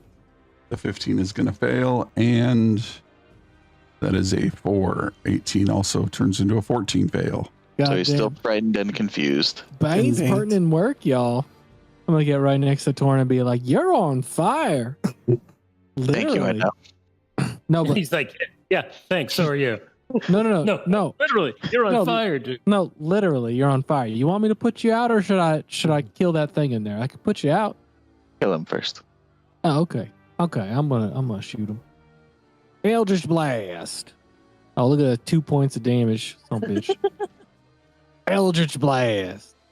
1 point of damage. Son of a bitch. Wow. Nice. I move back, and I'm proud that I hit him, but not proud of my damage. But I'm attacking. What I God get? damn. Roll Is it- above a 7, my Can I- friend. Hey, you don't have room to talk, buddy. The door. I'm hitting things. I'm just not doing any damage. And for the record, I wasn't talking to you, Abibe. I was talking to your dice. It's a 20 for 8 damage. 14 points of damage. That's minimum damage, too. Move 1, 2, 3. And I will go primal on his A 15 will miss. bummer. Then I will move back out since he cannot take reactions. No, that's it. 5, 10. Attack him. Damn. Down. And yeah, 14 damage because 3 won't do anything. Second attack. There Damn. we go. All that anger. That will end the combat, but the fire is growing. Put out the fire. Yeah. Can't you create water too? Wouldn't that do something? Yeah. Give me a second. I apologize. I don't mean to tell you how to run your nature abilities. Okay. I will jump in there and create water. It will fall in a 30-foot cube, extinguishing exposed flames in the area. I'm in the hallway putting out Torin.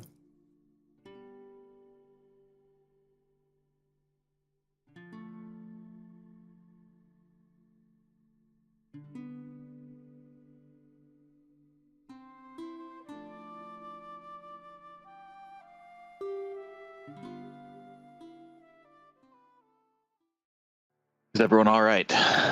Is anyone injured? No. No. I am okay. Are you? I took a little bit. I'm gonna pump 10 points of lay on hands into myself. Yeah, that was very interesting to block the door with your body. You are a brave man. Or a foolish man. The jury's still out. Aviva.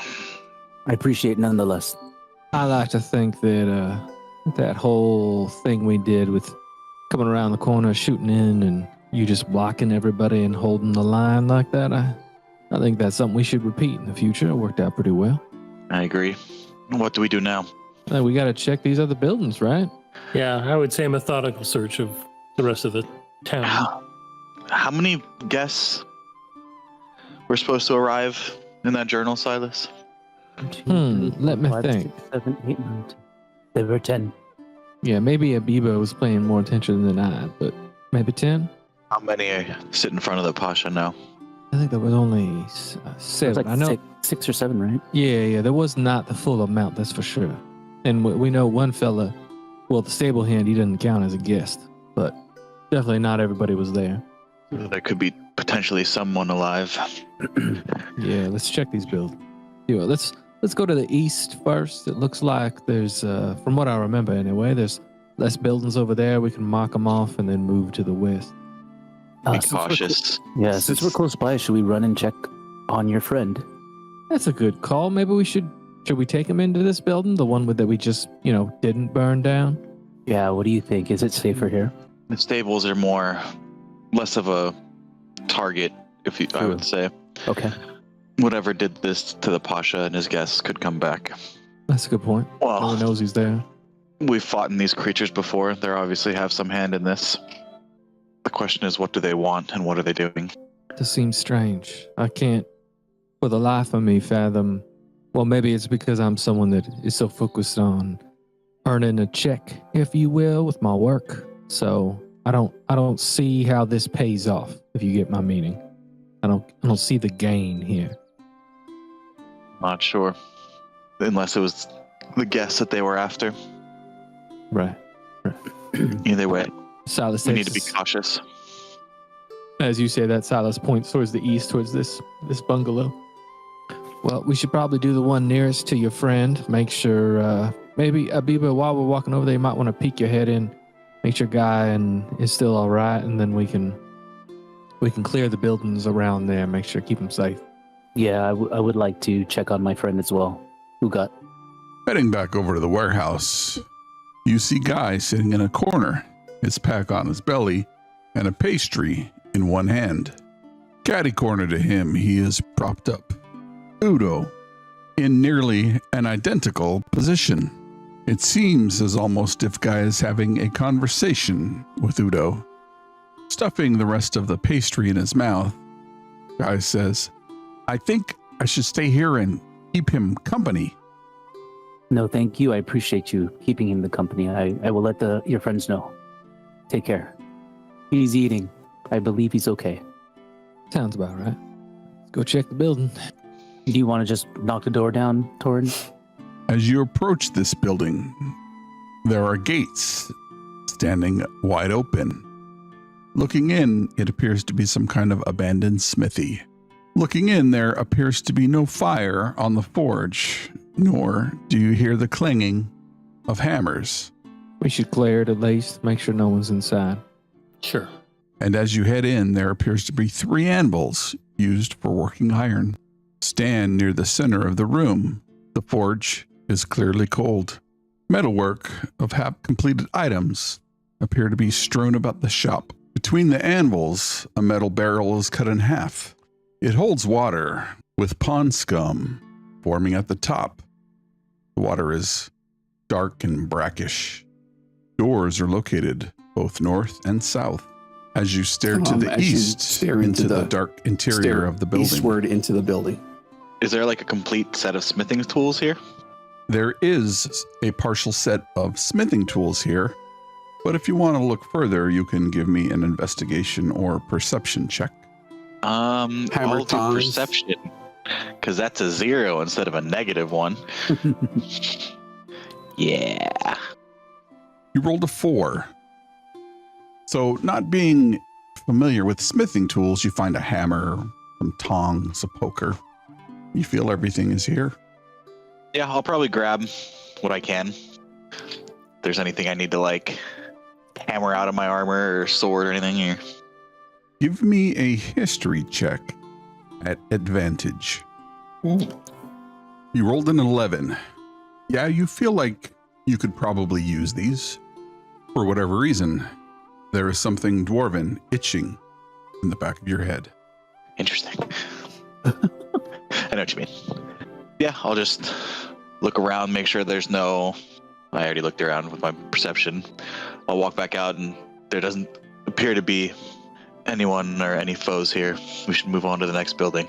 Silas is going to nod to him as he comes out and just take a look in. You want me to do a perception check? I'd like to just make sure there's nothing we're missing. He's just going to take a look around, see if there's... I mean, it's partly because, Torn walked out with some tools, so he's like, I thought this was the king. I didn't know he had to steal. And then also because if Torn's getting something valuable, Silas wants something too. Oh, that was a 14 that turned into a 6, so that would be an 8 perception. It certainly looks like it hasn't been used in quite some time. Thank you, sir. Torn, I don't know how much... I mean, you don't take care of your own armor, I'm guessing, but water, they usually need it clean, from what I understand, when they're cooling down hot metal. And this is looking pretty nasty. So does this fit with our time frame? What was it, like 6 days? A week? How long was it? I forget. 6 days since I was gone, right? Yeah. Since he was here and I left before that. Okay. Yeah, that seems about right. Okay. So no one's been in here since then, it looks like. Let's move on. I'm actually going to poke my head back in and be like, hey, anybody hiding in here? Caliban, what is your passive perception? 19. So as the group is looking around, Smithy, you notice the 3 anvils aren't sitting on wood stumps, but instead on metal columns. And that stands out to you as being a little odd. Well, I might stroll in and take a closer look at that then. Go ahead and give me an investigation or perception check. You rolled a 19. The anvils are set in a triangle. As you do a circuitous route around one of them, you notice near the top, the metal is not quite the same color as the rest of the metal, as if to belie some kind of compartment. Oh, I'll check it out. Well, oh gosh, I'm like, wish Guy was here. He's better at these things. I'll check it out. Does it looks like it might open? Yes. I'm like, hey Torin, got a thing I want you to open. Look at this. What's this? Look, there's a drawer right there. What's this? Wonder what's inside. Interesting. Stand back. I'm already standing back. Silas takes a step back out of the building. I'll open it. Please make me a dexterity saving throw. Mm-hmm. You rolled a 23. You push in to the compartment and you hear a click. And as you pull back, all the air gets sucked into the room and your heart beats once, twice, before a large explosion goes off in the middle of the room. You take 29 fire damage, reduced by half, 14. For those of you standing outside, the heat is so intense, it singes your eyebrows and your eyelashes as there is a bright flash from within the dark smithy. But you've successfully opened the compartment. You alive in there, Torin? I was trapped, Caliban. Oh. I'm shocked. I would not have expected that. As you look inside, there is a satchel made of cloth and tied closed with a leather strap. Satchel, and I hand the satchel to Caliban. I'm sure it's fine. Thanks for opening the drawer, and I will cast Cure Wounds on him. Nice, thank you. I give a quizzical look at Torin and wonder why they went back in there, but I will also cast Cure Wounds at, I'll do second level. Well, he's only I'm about 10 points from full, so. Oh, Yeah. then Cure Wounds 1. There you go, sir. Oh, there you go. Thanks, I'll take it. That's good enough. So I'll take the satchel over, set it down, and open it up. You crack it open and find golden sovereigns, but they are not Cataloyan, nor are they from the Eastern Kingdom. About 200 gold pieces in all. It looks like there's about exactly 200 gold you got there, Caliban, but it smells like money, but it doesn't look like money I've ever seen before. It's gold. Good enough. Do I recognize any of this symbol? Give me a history check. A history check? Okay. My do so as well as I'm looking over these. You can give me a history check as well. Yes, sir. Damn. My history check meant nothing. You haven't been off this island, bro. I know, right? Looking at the coins, and then again, back at the hammer you picked up, it appears to be dwarven in nature, Mm-hmm. Oh. specifically from the realm of Greycliff. Silas turns around and says, Torin, don't you have something to do with dwarves? This looks like it's from Greycliff, if I'm not to be mistaken. The dwarves? Is that... They are also mythical creatures, like the elves. Are you saying they exist as well? Oh, Elves exist, dwarves play myth. Silas is so tempted to walk around this building and come back looking like a dwarf. But he's gonna stay his ground because there's gold here and he wants some of it. Have I ever heard of Grey Cliffs before? I don't think I would have. You can make me a history check as well. Yeah, Silas brought it up because you're the one who's reading Dwarven. With a 13, you're not quite sure. You may have heard it in passing from some of the people who attended the Jubilee, but otherwise, you are not sure. Look, this whole reading Dwarven thing is still pretty new to me. I'm not really sure. Did you meet the smith here when you were here last? No, I did not have occasion to. I don't know if you noticed I wear leathers and my weapon. I hold my hand out and the black rapier appears in my hand. Is magical in nature, so I don't actually need the help of a smith. And then I do a sleight of hand thing, and the blade rapier disappears. So no, I did not meet with him. I've noticed. That'll be a conversation one day. Caliban, as your party members are discussing this coin, you notice the other two anvils have similar compartments. I don't think Doran's gonna do that a second time. Would you like me to? You want me to check for traps, maybe? I mean, at the very least, nice. Yeah, at the very least, I can see if they're trapped. You know what I mean? Maybe we can do something fancy. I don't know, throw a stone from the distance and trigger the trap or something. I don't know. I will go in if DM is appreciative of it and check for traps. As you move in, are you checking anvil number 2 or anvil number 3? Let's do number 2. Give me an investigation check. That's a natural 17 for a 22. They are most certainly trapped. Focusing in on your warlock nature, you feel they are most certainly magical in nature. Looking closer, you can see small runes at the edges of these compartments.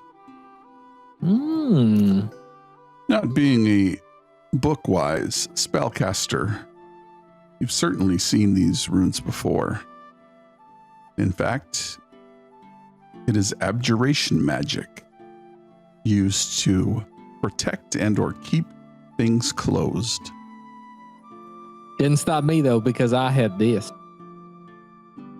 Well, Caliban, looks like your instinct was correct. These are definitely trapped. You should know though, Torn, they're not mechanical in nature. There's rune script on the side of these. You open these up and you get fireballed again, I imagine, or something else unsavory. Well, stepping back out of the building, or at least out of the blast radius that we saw before, I will try to cast Dispel Magic. And what the heck, I will do it at 4th level on the second stump. Casting Dispel Magic at 4th level, you feel the magic of these runes float away. And I'll say that I'm pretty sure that one is now disabled. Nice. You say so. And I'll go and open it. Pulling open the compartment, you find a small journal. As Torn goes in to open it, Silas leans over to Caliban and says, "Alish is so brave." And I just toss the journal to Silas. Thank you. I'm going to open it up and start reading because I can read all writing. Written in Cataloyan, you see a ledger on one side. On the other side is a loose leaf of paper. Reading it, it appears to be some kind of contract. It says that while contracted, we will pay you 250 gold pieces for the next 6 months to create weapons of war. Payment to happen monthly for the prior 4 or 5 weeks. It is signed with the letter N as in Nancy. Oh, this looks interesting. This looks like a contract, 250 gold pieces a week to create weapons for an army. Does anyone know who N would be? It seems mischievous. Initials of some sort. Taliban, do you think it couldn't be? I'm fuzzing out on people I know who start with the letter N. I mean, I wasn't exactly there when you What? all killed him, but Nesimantu. Yeah, Oh, that's the N, right? We told you about him, Silas. I didn't know if it had like a silent G in front of it, like Noel. But good to know. Hmm. So did we think the third, there's glyphs on the third one as well? Yeah, that third one's still dispelled, or got the glyph on it, that rune. Is there any way we can try to open this thing up from afar? I mean, it does the side that you push in, is that facing the doorway? There is a doorway to the south that it faces.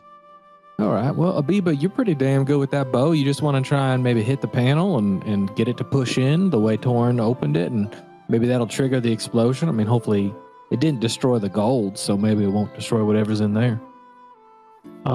Yes, I was about to recommend that. Oh, okay. Sorry. No, I mean, just curious to see how you guys take out traps. But yes, I would be happy to. We usually let Fiddy set them off for us. Oh, is he one of them spellcasters that has like the little hand thing that he can do? I've seen that. No, he just doesn't have any real common sense and likes to open things. Oh, I see. That's why I opened that one in his honor. Nice. I see. It was a beautiful thing, I must say. I had 3 brothers. They're no longer with me. That's how I learned. Well, shit. Now just I I'm feel just bad kidding. about my comment now. Jesus. I'm kidding. I have sense of humor too. Stand back. Well, he said it was to the south. Just so you know, you probably have to be by this little bush here. Oh, that would be important. Torn, come on out, Torn. I'm already outside. So I'll wait till everyone's safe, and then I will target the button or the drawer. The arrow streaks towards the target. As it makes contact, there's a little press and then a release, followed by a loud explosion. Though this one is larger than the last, and you feel the heat blow past you as your hair moves with the shockwave. Everyone looks down, and Silas is holding a stick with a marshmallow on the front. And says, just right. I'm already bald, so right? Or is this how I became bald? Well, I guess I'll do the honors. I'll go in and look inside. What do I find? The compartment is hanging off its hinges, and as you look in, you see the broad head of a great axe. Well, my goodness. Is this big enough where I can pull it out and it's the whole thing, or is it just the metal, just the axe itself with no... You can certainly pull it out of the compartment if that's what you want to do. Oh, yeah. Let's see here. Knowing my experience with my weapon, I'm going to take some of my bedroll and pull it out and be like, Torn, I don't know. I mean, most people don't hide weapons. This might be cursed in some way, maybe. I don't trust weapons I find in places, personal experience, but I'll bring it out. Reaching in with your bedroll, you grip onto the head of the axe and pull it forth. The haft of the axe clearly extends below the floor. The haft is a well-made ebony wood, and the head appears to be a hawk with wings outspread. I'll come out, I'll put it on the ground, lay it on the bedroll, and say, that compartment went even lower. This is a fine weapon. I'm gonna go back in and see if there's a deeper compartment in each of the other two real quick while y'all check this. I don't really care about a great axe. So as they're looking at it, checking or whatever, Silas is gonna go back in and stick his hand down into the other two, because knowing that there's now a deeper part of that third anvil, he's gonna see if maybe we missed something in the other two. As you're looking into these compartments to find out if they have any false bottoms, a strangled roar interrupts you as 2 large crocodiles burst in through the northern door. 2 horrific tentacles grow from their faces. In the shock of the attack, you realize that the end of these tentacles are the heads of eels.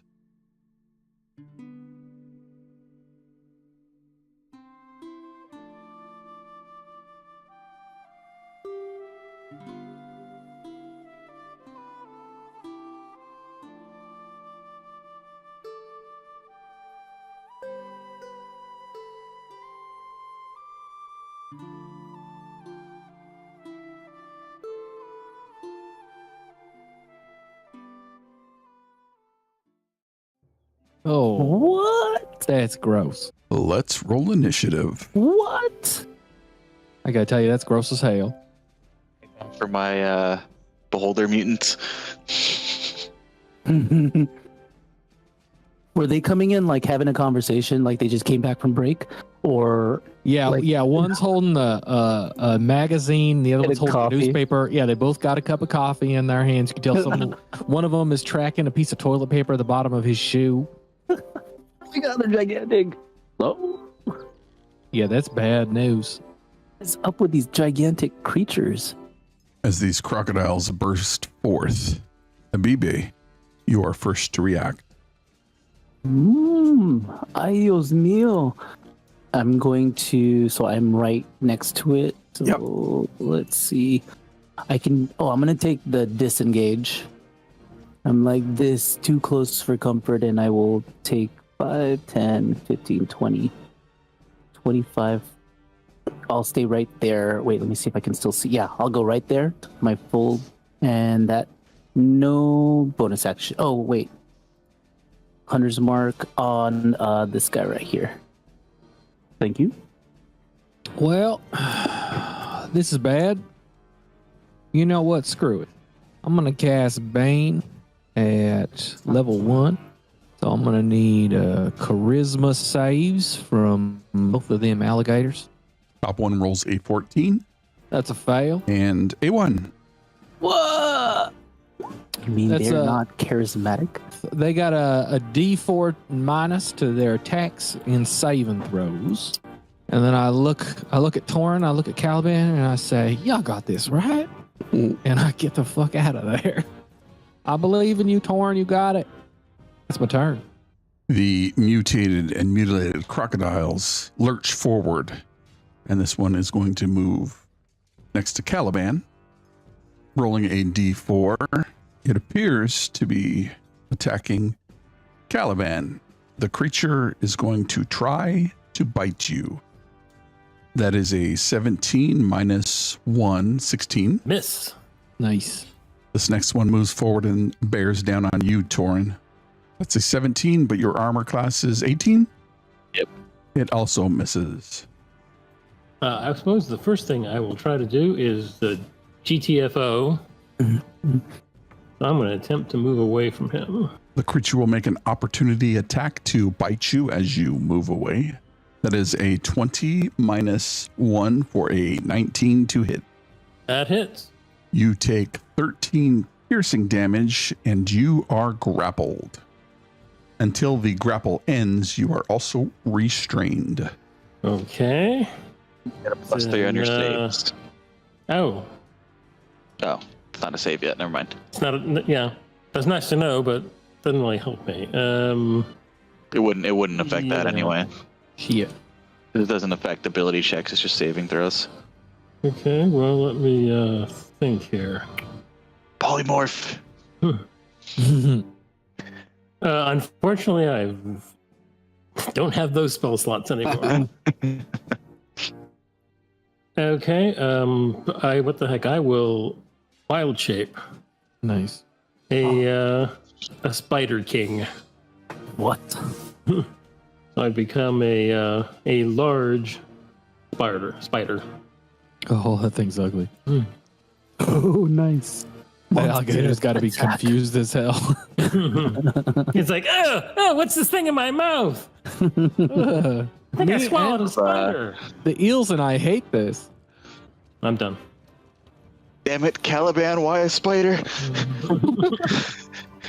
And You're arachnophobic. let's see. It's even worse because a king spider has 2 heads. Those are Oh, I'm just gonna attack the guy in front of me. The spider. Yeah, I'm gonna attack the one grappling Caliban. A 16 misses as you take your sword in a two-handed grip and swing overhead, and the sword bounces off its hardened, blackened hide. Second attack. Oh shit! I am definitely going to pump a first level smite into that. You know what? I'm gonna make it a second level smite. It is not undead or a fiend. Yeah. So that's... There we go. So that's 25, 35, 46, 52, Wow. 64, 69 points of damage. Nice. Definitely hurt, but still holding on to Caliban. Wow. That's going to be my turn for now. I'm going to attack. You can go ahead and take the shot, but it will have some cover. Ooh, never mind then. I'm going to go for the clear shot. Yeah, that's right, because Caliban's in front of him. How much movement do you have? A 16. So as it approaches Caliban, it snaps towards him. You unleash an arrow as it flies through the air. Your aim is true, except its darkened, toughened hide repels the missile, and it turns in your direction, snapping its large jaws. Yep, second attack. You take aim at the open mouth as it snaps towards Torin, and as you fire, your missile once again flies through the air, thinking it's going to sink into the underside of its upper jaw, but its mouth snaps closed as the arrow flies erringly over its head. But I'm going to move 5, 10, 15, 20, 30. Now I'm done. Bye, baby. I'm still here. Well, this looks like something. I'm just gonna Eldritch Blast this one right here. That's a 24 to hit. Bumpus, it's suspicious. That's 3 points of damage. I always low roll. We know this. I know this, and that's why that one was an 11 to hit. Well, I believe in y'all. I'm gonna go with Abiba. We're going around to the second door, I'm guessing. Yeah. That's what I figured. As Caliban is grappled in the giant crocodile's maw, as a giant spider, the eels growing from its face lash forward and attach to the appendages of the spider. And you take 4 necrotic damage, and your maximum hit points are also reduced by 4. Okay. It is going to attempt to chomp down at you. It has advantage because you are grappled. That is a 26 to hit for 9 piercing. Damn. Yeah, I don't think a D4 is going to make a difference there. The next crocodile lurches forward, snapping its jaws at you, Torn. That is a 16 to hit. Misses, even without the D4. The beast snaps towards you as you pivot on your left foot from one side to the next, and its teeth come down on your forward leg, and the teeth clang off your mithril full plate. The spider is going to attempt to bite the crocodile that is grappling him. You will have disadvantage. You're also restrained. Bummer. So 16. You bite towards it with your mandibles, targeting one of the eels that appear to be growing out of its face. And as your the mandibles clamp down, the hide repels your pincer attack as it is too thick to pierce. Okay, that looks like that's my turn. Wing at the one holding Spider-Man. A 24 will certainly hit the creature. Or 18 damage. All right, second attack. Damn. Ooh, a second crit. Nice. That attack will finish it off. This giant crocodile, carrying the spider form of Caliban in its mouth, attempts to do a gator roll, or a crocodile roll as it were, attempting to wrench the spider in different directions. And as you swing to one side, it bounces off its hide, and then reversing that swing, you aim true and you cleave through a couple of the eels before your blade sinks into its forehead. And the figure drops to the ground and the eels spasm momentarily before lying still. For a second, I say, Caliban, are you? Ugh, and I shudder and turn away. The spider goes, all the eyes turn towards Doran. Oh, Jesus Christ. On both heads. 15, 25, 30. And I'm gonna move the hunter's mark to this guy and attack. Oh, boom! Yay. Hit something, and then my second attack. That's 17 piercing damage. Second attack. Second attack. A 24 hits. Roll some damage. Oh, and that is my turn. Silas, you see Abibe run to the interior of the building, and you hear the thrum of his bowstring snap once, twice, and the roar of the crocodile follow.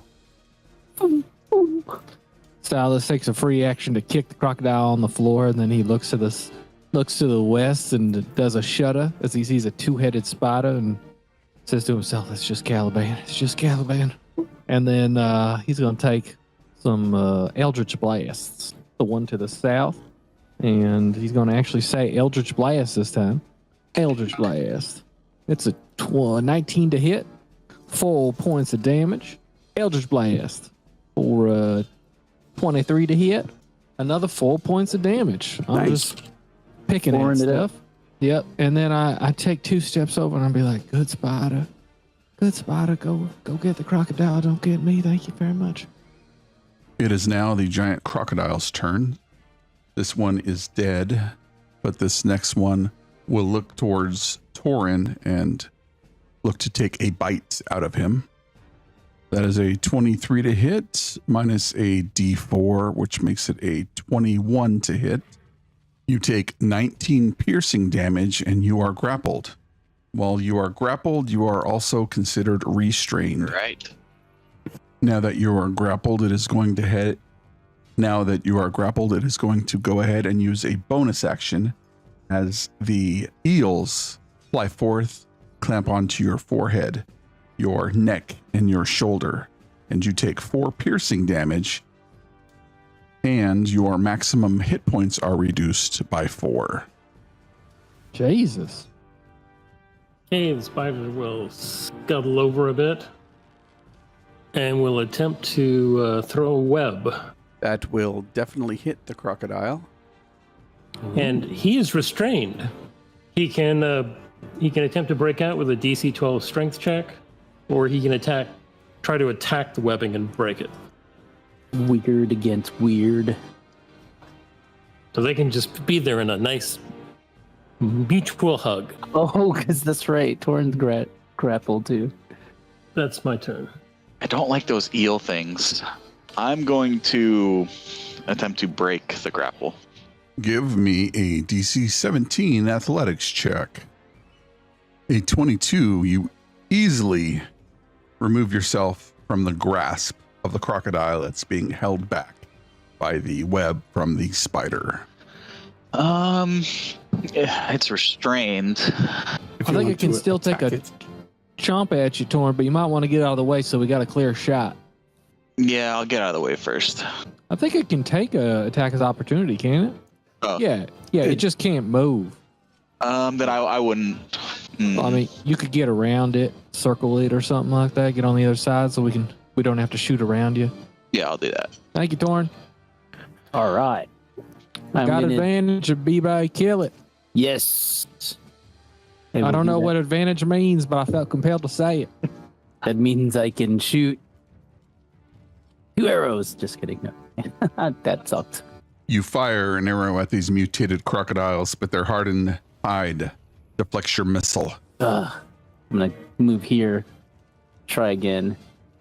Whatever has afflicted these mutated crocodiles has somehow improved and thickened its hide as your arrow bounces away. harmlessly. Okay, I'm gonna move back here, and that's my turn. All right, let's see if this helps at all. try. Eldritch Blast. That's a natural 20. It's 13 points of damage. Borrowing this term from 4th edition, this creature looks bloodied. Ooh, nice. Eldritch Blast. It's a natural 19 for a 27. There we go, 9 points of damage. And then I will say, I don't want to turn around and get me torn. Don't take this the wrong way, but I want to get some cover behind Caliban. Please don't bite me. You know, I can shuffle out that door. The spider gently caresses you as you go by. Oh, God, no. Oh, Jesus. Silas says, Jesus, Caliban, buy me dinner first. And just so everyone's aware, Jesus is a carpenter that lives in the town where I grew up, and everyone just cursed him because he made shitty buildings. Thank you. That's my turn. I think it is going to attempt to escape from the webbing using its strength, and that is a 14? Yes, a 14 will bust it. Yeah, it's good enough. It uses action. Okay, well, let's see if my web recharges. Does not. Nope. So, the heck? I will move forward and attempt to bite him. A 24 to hit this creature will So hit he him. has to make a DC 11 con save. Or he That takes is the a poison 5. damage. Nice. Shit. The mutated crocodile is not immune or resistant to poison, and it is looking in really bad shape. And that's all I can do. I'm gonna attack him with my my long sword A 23 will hit this creature. for 17 slashing. Or it's 11 slashing and 6 fire. Your blow kills this monstrosity, and we will drop out of initiative. I keep my longsword up, and I'm just kind of holding it shakingly until Caliban drops out of that form. Oh, wild shape is a terrible thing to waste. I'm just going to stay this way for a while. My goodness. Could actually be useful. Yeah. Hey, Caliban, why don't you climb up on top of that main house and take a look around from up there? Got enough eyes. You should be able to see something on your two heads. This spider just scuttles over, Ugh. climbs straight up the wall. Emerging from the smithy, you are 200 gold pieces richer, along with a journal signed by somebody with the letter N as in Nancy, and a finely crafted great axe with a ebony haft.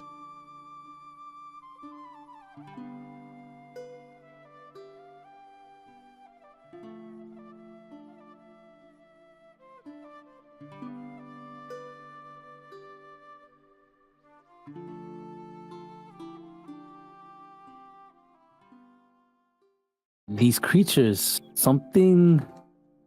this is not natural, right? No. First level cure wounds on myself. I have not left my village, but this does not seem right. Those alligators didn't seem normal. Same with the horses. There's something affecting the wildlife here. 16 more HP to you. Oof, Torn. thank you. That's clutch. Yeah, I know you need it. Yeah, Silas comes up and puts his hand on your shoulder, and you feel the magic spread out of you, and he's trying to play it off like he's not healing you, but he's like, "So you're looking rough there, Torin." Yeah, Bobby, I think you're right. I've never seen eels come out of a crocodile's mouth like that. They seem to be abominations, monstrosities, whatever you want to call them, but I think we need to continue on. And then he looks up to the sky. DM, when they bust through the door, had I already put my hand down to check if there was anything else in there, or did they interrupt me? They probably interrupted you. Remember how that combat started and I was like checking the other two to see if there's any bigger spaces in the other two areas that we'd already gotten items out of? Yeah, I'm gonna go back in there and just be like, well, we already got the traps. This should be all right unless, I lose an arm, and this is how it happens, I guess. And he sticks his arm down into the other two areas to see if there's more space the way the third one did. You reach into anvil number 1, feeling about the bottom, and you aren't seemingly able to locate anything within. But as you reach into the compartment of anvil number 2, you feel what seems like a 2-foot branch of a tree. Well, look at this. And he comes out with it and says, I know we left that axe there on the ground. It looks beautiful. I don't know if anyone can even wield it, but does anyone know what this stick is? Why don't we go leave all of this with Guy for now? Oh, that's a good call. The bag of holding, I think, anyway. Good point. Yeah, we'll give him all of the stuff for now except for the journal. We found this branch, too. I don't know why someone would hide a branch. Seems weird. I just put it next to the axe. I think should I roll to see if I've seen a wand before? Is that what this reminds me of? Or does it just look like the piece of a tree? It is 100% a wand. Yeah. So Silas will set it next to the axe. It's definitely a wand of some sort. I've seen one in the past, but I don't know what it does, and I'm a little reticent to just, use it without being aware what it does first. I heard a story from a bard once about a wizard who went to a dungeon and got a wand. And when he fired it, he did that thing that Fiddy used to do, Caliban, with those magic missiles, except they all turned and hit him. Holy shit. Yeah, see, that's a good reason not to do it. The spider runs over and grabs the wand and tries to do something with it. Oh, shit. Silas goes around the building and hides. Just points it at the other building or something. Really? Yeah, really. Why not? I'm standing away. Nice. Silas moves away. Go ahead and roll me a d20. You're pointing at the haystacks, right? As the spider points the wand at the smithy, it begins to glow very softly at the end before glowing brighter, and a green light flashes out and washes against the wall. It doesn't leave any marks, but something happened. What happened? Would I recognize? I can cast Rave Enfeeblement, but I don't know stuff like this is metagaming, but I wouldn't know something like Blight, although our spider companion might. I don't think you actually know. Well, it definitely did something, but I'm gonna go over and observe the spot. Oh, can you shoot it at maybe the next crazy creature, or maybe even these dead alligators? Be a wand of resurrection or something. Oh my god! Oh my god! It might be. Can you imagine just bringing back the things we kill? Well, what was the weakest by far? Wasn't it the war horses? Just did it? Yeah, no, it's something weak. Something weak. That would be amazing, though. That would be a great way to get to level 10. Yeah, let's go chit. How about the spider go first this time? Oh, that's a great call. Sure, why not? And then I'm still gonna kind of go like, "This is your friend, right?" I have seen. Turns out to be Biff. Okay. Which one are you referring to when you say that, Abida? I'm looking at the spider, but good question. I mean, the spider just picked up a wand and shot it at a building, so I have to say that it's a bit of an unknown quantity at this point. As you move deeper into the town, examining the various buildings, looking in from the outside, they appear to be some kind of barracks.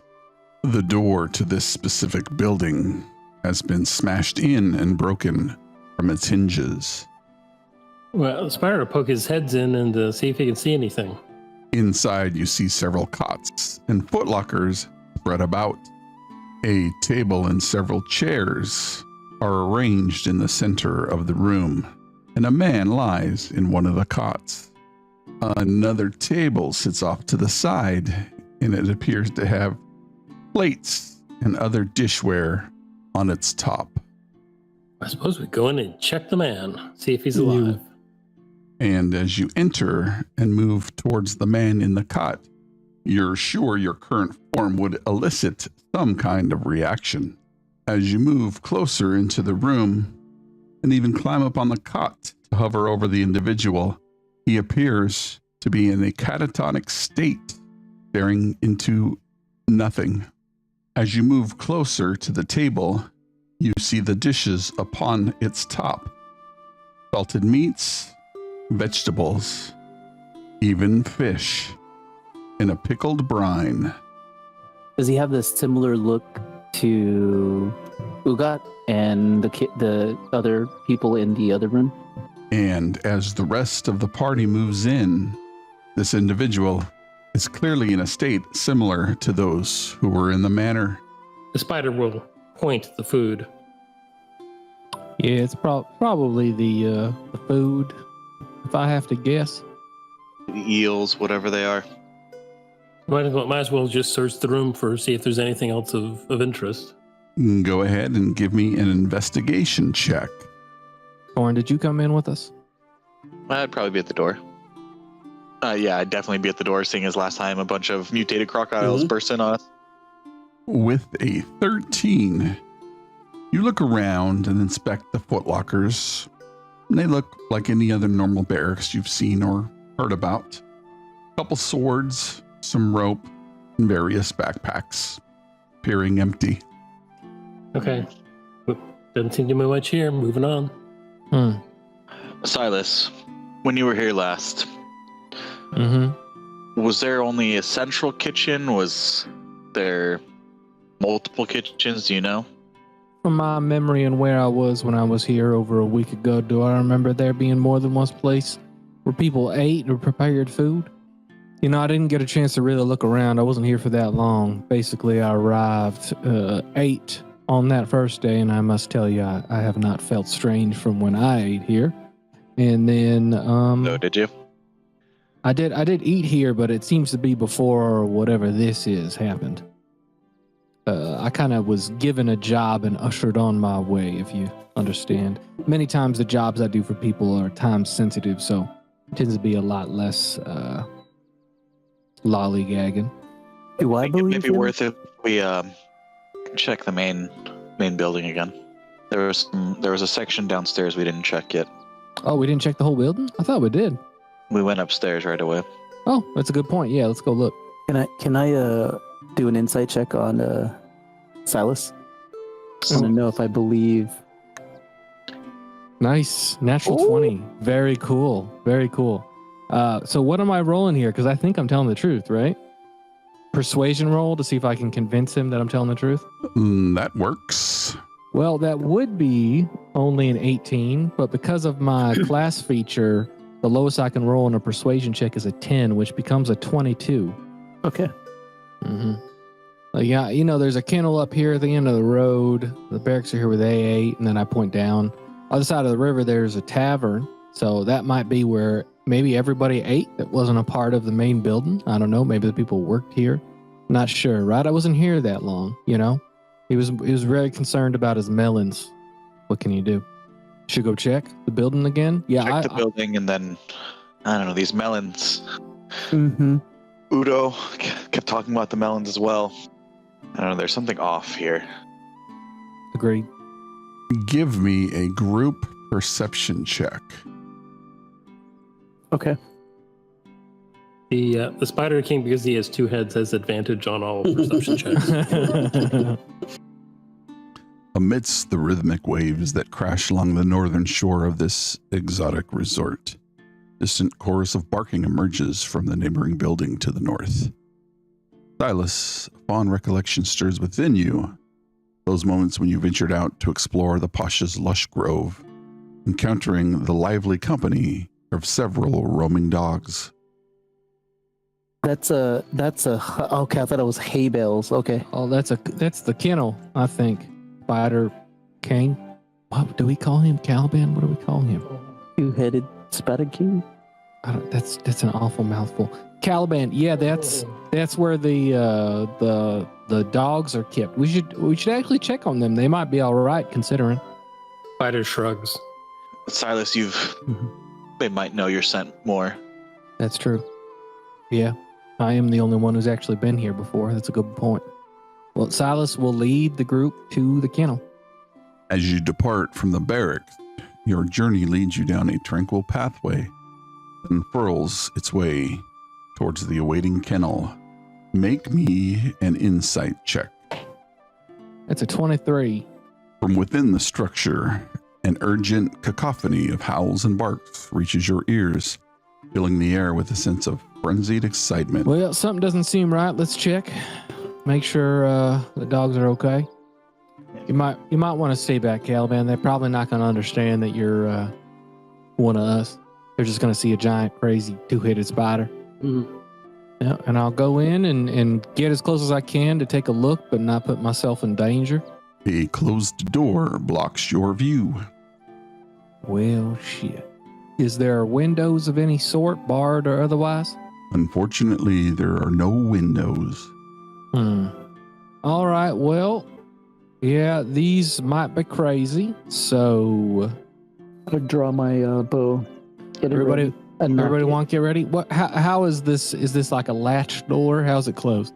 There is a latch holding the door closed, and it is secured with a padlock. Oh, there's a padlock. I would like to investigate the padlock, see if it's locked. There is no need to roll, as it is clearly locked. All right, let's try these. Well, my last set broke. Do I not have thieves' tools anymore? You said my last one broke, didn't you? It was more for the narrative, and you did fail the roll, but you always keep a backup set. Of course. Let's hope they don't break on this here kennel. I'm gonna roll to try and disengage the lock. That's 19. As your gaze settles upon the lock, its proximity to the ocean becomes evident through the traces of sediment and rust that have gathered around its intricate mechanism.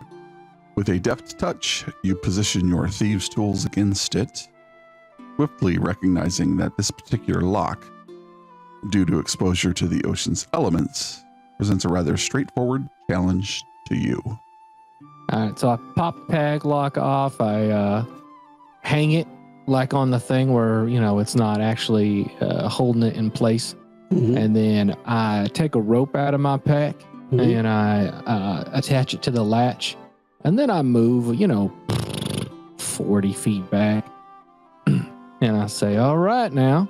Well, actually, I'll do it like right here. So I'm like around the corner of the door. Actually, do we have any food? Like rations or anything to eat? Like maybe they're just hungry. They've been in there for 6 days. Yeah. Hungry, gonna- we can feed them, but I want to see where they go. Well, Oh yeah. if they're starving, they might just attack you. They might. So, But then I'll maybe- I'll get some rations out and just hold it in my other hand just in case. Okay. I would maybe. I feel like you'll still get attacked.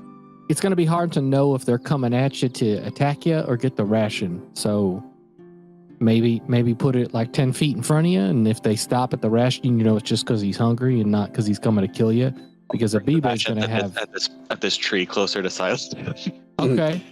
I give him a look as he sets it down. I'm like, thank you, Torin. Appreciate that.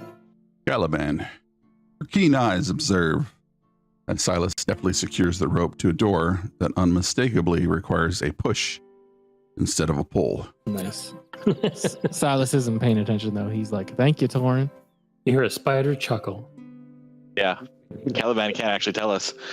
What is that? Yeah. What does it sound like? So the rations get set down, and Silas pulls the rope, and the rope doesn't move. And he goes, son of a bitch. He goes to the door. He takes a little bit of rope and goes to the other side, and then pulls it so the latch goes up, so it's not being held in place. And he says, Abiba, why don't you do the thing you did again and just knock the door open with your arrow? It's going to open with an arrow. Oh, I mean, I'll try. It worked with a metal cabinet. You might as well try again. I just walk up and open the door. No. Yep. So much for the rations. I see them Don't like hurt. setting us up. Like Silas is like getting the door. Like Biba is like getting his arrow ready. He's like, okay, do I aim there? I'm like, forget this. I made it as far as I have as a bounty hunter because of being careful. I can tell this is a group that doesn't really care about careful. Surprise, surprise. Let's roll initiative. Silas is trying to do good. Silas Dogood, best movie ever. A lot of dogs in that tiny hut. Holy shit. No. But they don't look like regular dogs, right? Are they like mutant dogs? Those do not look like regular dogs, Abiba. As you push the door open, a clamorous baying raises in excitement, a cacophony that heralds the onslaught of grotesque hounds. These canine forms, marred by mutations, frames twisted and darkened, are accompanied by eerie eel-like appendages protruding from their heads. Caliban, you are first to act. Let's see. Figure out how far I can move here. Because I should be able to move up. Yeah, the spider moves up and looks at the wand still in his hand. Points it at a dog. Oh god. Yes. Go ahead and roll a d20 for me. Oh my god, is this a chaos wand where you don't know what it does? Like it's different damage every Right? time? Like a wild sorcery, whatever. Wild magic? Oh no. Yeah, wild magic. With a natural 1, it fires a fireball at the position of the caster. As you point the give me wand a and fire, Constitution give me saving a throw. Constitution saving throw. You unleash the power of the wand, directing its energy towards the nearest canine adversary. To your astonishment, the projectile alters its path mid-flight, retracing its trajectory with uncanny precision, now homing in on the massive spider nearby. Upon impact, the ray performs its metamorphic magic, Holy shit. and where once stood an imposing arachnid, a goblin materializes. Gotta be On wild. to something. What the hell? Fire it again next time. Can't hurt. So if I attack now, do I get like a Fury of the Small? Yes, you do. Caliban, it is still your turn.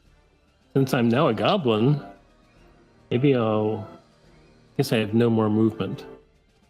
Since I have nothing else to do, but I do have a bonus action now. I'll disengage, just for the hell of it, because I can. I think that's like a motivational poster somewhere. Yes, you can.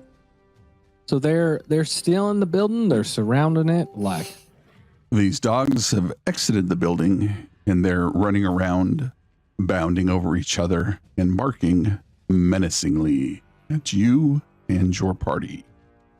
well, shit. Well, that's a bit of a problem. Since Silas only cares about himself, he's gonna cast a mirror image on himself, and then he's gonna move away. That's his full movement. I don't know if there's any attacks of opportunity. Two of them will make an attack of opportunity as you move away from them. All right. A 17 would hit, so let me roll this d20. I rolled a 5, so it hits me. You take 19 slashing damage as the elongated and mutated claws rip through your armor. Oh, that's the first time Silas has been hit, and he is not happy about it. The second attack is a 27. Holy shit. Thank God that kills one of my images. Ow. Torin, I don't know if you were witnessing that, but that fucking hurt. Be careful there. Holy Jesus. I think, oh, wow. Bonus action. I will use my last Bardic Inspiration of the day and say, Torin, I believe in you. It only looks like they would need to hit you 4 times to put you down, so maybe this will help you. This little bit of inspiration. Yes, you can. And then you take a D8. That's my turn. Thank you. Bonus action, I'll cast Spiritual Weapon, a Spectral Flaming Greatsword. And it's going to attack the one right in front of me. With a 16, as the spectral flaming sword slashes down, the weapon makes contact with its target, but doesn't pierce the toughened hide of these mutated hounds. I'm just going to attack the same one. Oh, Jesus. Whoa. Second attack. A 22 easily hits. All right. I am going to do a first level smite. So they're not any special. They are currently considered a beast. Okay. Really? As you slash across this body with your weapon, the fire doesn't appear to do as much damage, but the divine smite and the slashing certainly do. Okay, so let's see. 5. So I'm gonna cast or place my hunter's mark on this one. That's my bonus action. And Wow. Another natural 20. So that'd be 24 points of damage. He got max damage. No. 24, not 20, or 23, not 24. So that's 10 plus 23, so 33 points of damage. Holy crap. And then that was my first hit, first attack. Here's my second. Oh, no, I did. Yeah, that was my first. Nope, you only Here's did my one. Second. Again. And then Hunter's Mark. This creature is looking pretty rough. In fact, so rough because it's dead. That was only 50 points of damage. Woohoo! That felt good. Very And nice. I'm going to 5, 10, 15. No, there's a tree there. Sorry. 5, 10, 15, 20. I'll move there. And I'm done. It is now the mutated hound's turn. This first one will bite at you, Torin. Misses. The second attack is a 20 for 17 slashing damage. Okay. The next one will attack you as well. That is a 25 for 18 slashing. Okay. This next mutated dog will move forward towards you, Abibe, and attack. That is a 12, which misses, and a 17, which also misses. Caliban, roll me a d10. Oh no. That'd It's be like cool. it's like polymorph plus confusion. That is a 4, and you are still a goblin. But it is now your turn. Okay. What can I do here? Well, seeing this one that seems to be sort of heading my direction, I will throw some scorching rays his direction. Before you rise, the colossal spider undergoes a remarkable transformation, dwindling in size until it assumes the shape of a goblin, uttering incantations in its guttural language. It weaves arcane gestures and conjures fiery rays that streak forth, flashing against the hound's rugged hides. Despite the spectacle, it becomes evident that the unleashed fire bears no discernible impact on the ferocious beasts. Okay, I am going to run away. So 1, 2, 3, 4, 5, 6. And then, well, actually, I'll make that 6. And bonus action, I'll hide. Give me a stealth check. Nice. Damn. A natural 20. So you quickly move away, dash behind a tree, and duck down, and you feel pretty hidden. You look like a part of the tree. It's cool. You look like coconuts. All right, Silas sees his good friend Abibe getting attacked. Sees his good friend Torin getting attacked, and he realizes things are much worse than he thought they were. So he's going to cast Bane at 3rd level, which is enough to get all of these spicy individuals. Charisma, fail, saves. So the 3 top ones have Bane. And because he doesn't have any more inspiration left, he says, Torin, remember you got inspiration. I don't know if you're going to need it or not. And Abibe, I'm sorry, but these things are fucking terrifying. Bye. He just moves 30 feet back, putting more distance between him and the crazy dogs who hit really hard. Spiritual weapon's gonna hit the same one again. That's a 12. As your weapon swings down, the dog deftly dodges aside. Attack. Oh my god. What? You spent all that energy on the alligators. Second attack. A 19 will slash through the toughened All right. hide. I'm gonna pump a 3rd level divine smite. That's You cleave through the neck of the dog as it bites towards you. The flaming greatsword searing the flesh, but not doing any damage. Yet the sheer force of the blow removes the head from its body. I'm going to attack. Okay. As long as it's a weapon attack. Okay, so I'm going to attack the one in front of me with my short sword. So that's why I didn't move my hunter's mark. I wanted to use my planar warrior. That is a natural 1. I'm gonna do that again, but An 18. As you cross draw your short sword, you visualize an ethereal creature, and as you slash one way, it slashes the other, and you're able to find purchase on toughened hide of the mutated hound. Go ahead and roll damage. That is going to be a total of 8 piercing. How many ones have we rolled? right? But we both Almost had a as bunch many of crits. 20s. Including, but I mean damage though wise too. That's true. Crazy. It is now the mutated hound's turns. The one nearest you, Abibe, will turn towards you and attack. Oh, ouch. Oh, my shit. gosh. Holy hurt. A natural 20. That's a lot. That's almost as much damage as you did.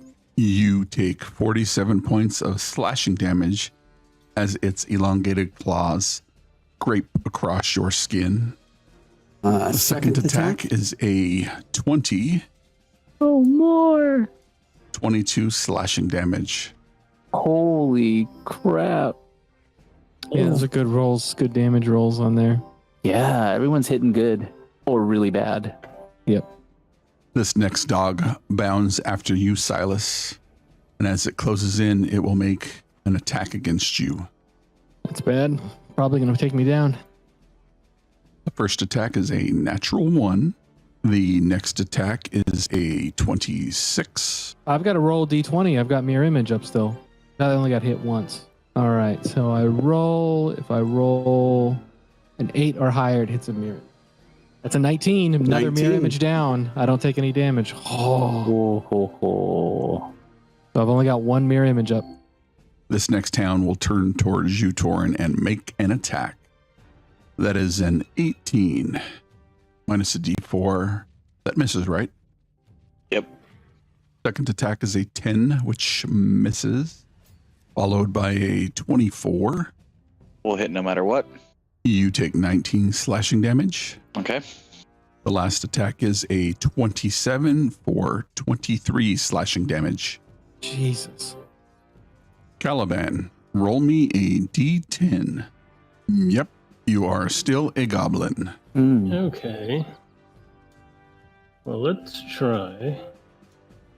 Okay, I'm going to cast Entangle on the two dogs right in front of Torin. So it's a 20-foot square. So they must succeed on a strength saving throw. That's a D4 on minus on both of those. Well, the second one fails regardless. Oh, bummer. 17. But anyway, the one that did not make it is restrained. And then 2, 3, 4, move. And that should be my turn. This is a hell of a thing.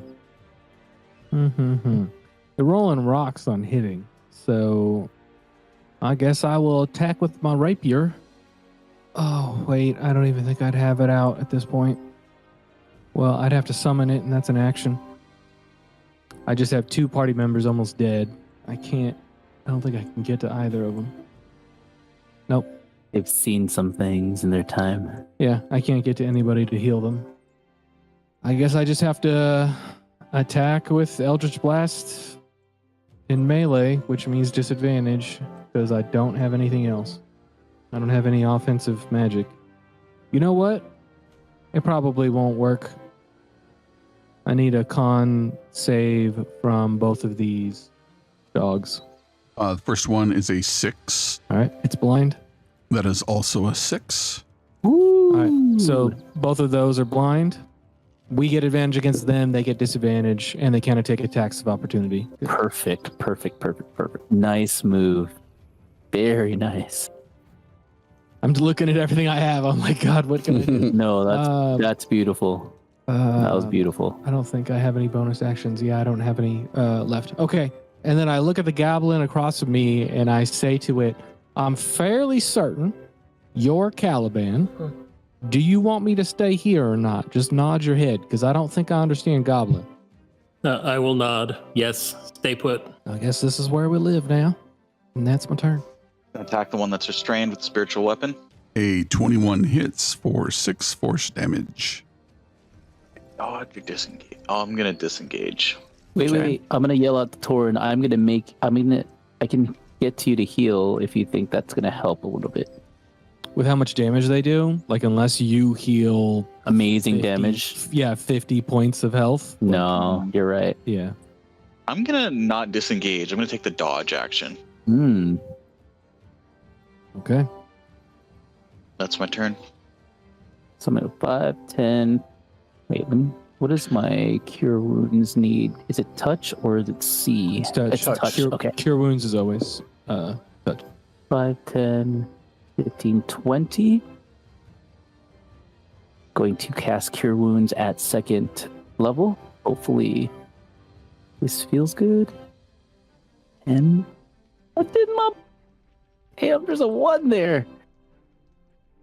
And then... It's better than nothing. I'll take it. Ooh, do I have... No, I don't even have a potion. I'm gonna say get out of here. Yeah, I'm going to move. Finish my movement. Let's see. 5. I think it might be better if I just head this way. Okay, that's my turn.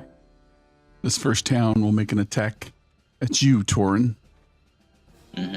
Disadvantage and Bane. That is a 15, which will miss no matter what. The second attack is a 15, which also misses. Restrained Hound attacks. Miss anyway. The second attack is an 11. Oh. This next town lurches towards you, Silas, and will make an attack. It rolls a 19 at disadvantage. That would still hit. All right, what do I need to roll to see if it hits my image? Let me look. All right, I've got 1 image left. So I need to roll an 11 or higher. That's a 4, so it hits me. 14 slashing, and then I need to make a con check. Con save. What's my con save? Ooh, not good. Oh, that's fine. I rolled a 15, so Bane is still up. So at the end of his turn, he would make another con save. Second attack is a 12, which misses, and he is still blind. Oh, no. He smelled me. Yep. This last town will move in your direction, Abibe, and roll a 21. Yes. Oh, 18. Nice. I'm still standing, but ouch. Not anymore, you're not. Oh, I am still standing, actually. Just kidding. I was about to say, wow. I'm knocked out. All right, and then a con save. You're dead again. Yes, for real, right? What is the con save for again? For him, for the dog, not for you. Yeah, Yeah, okay. All right, he's still blind. Jeez, it's good sense of smell there, buddy. I mean, yeah, because if you had hidden, he may not have known you were there if you had rolled a good hide. But I didn't have you. I didn't. Yep. Okay, I will primal savagery the one in front of me. Caliban, go ahead and roll me a d10. 3. You are still a goblin. With primal savagery is a 23 for 10 acid damage. Okay, bonus action. I will disengage. And let's see, 1, 2, 3, 4, 5, 6. 5, 10, 15, 20, 25, 30. Move up here. I'm going to attack this one twice. Yep. That's a 27 to hit. 9 points of force damage. That's a natural 20. Nice. That's 10 plus 10. That's 20 points of force damage, max. You see the dog biting and barking in random directions as Silas quickly moves away, turns, and fires his Eldritch Blast. Silas, describe your Eldritch Blast and how you kill this dog. Yeah, I imagine that the first one hits it and it followed me with its head, but I hit it right in the face and it knocks the body up, and then the second one blows a hole right through the center of its chest, and then it falls to the ground dead.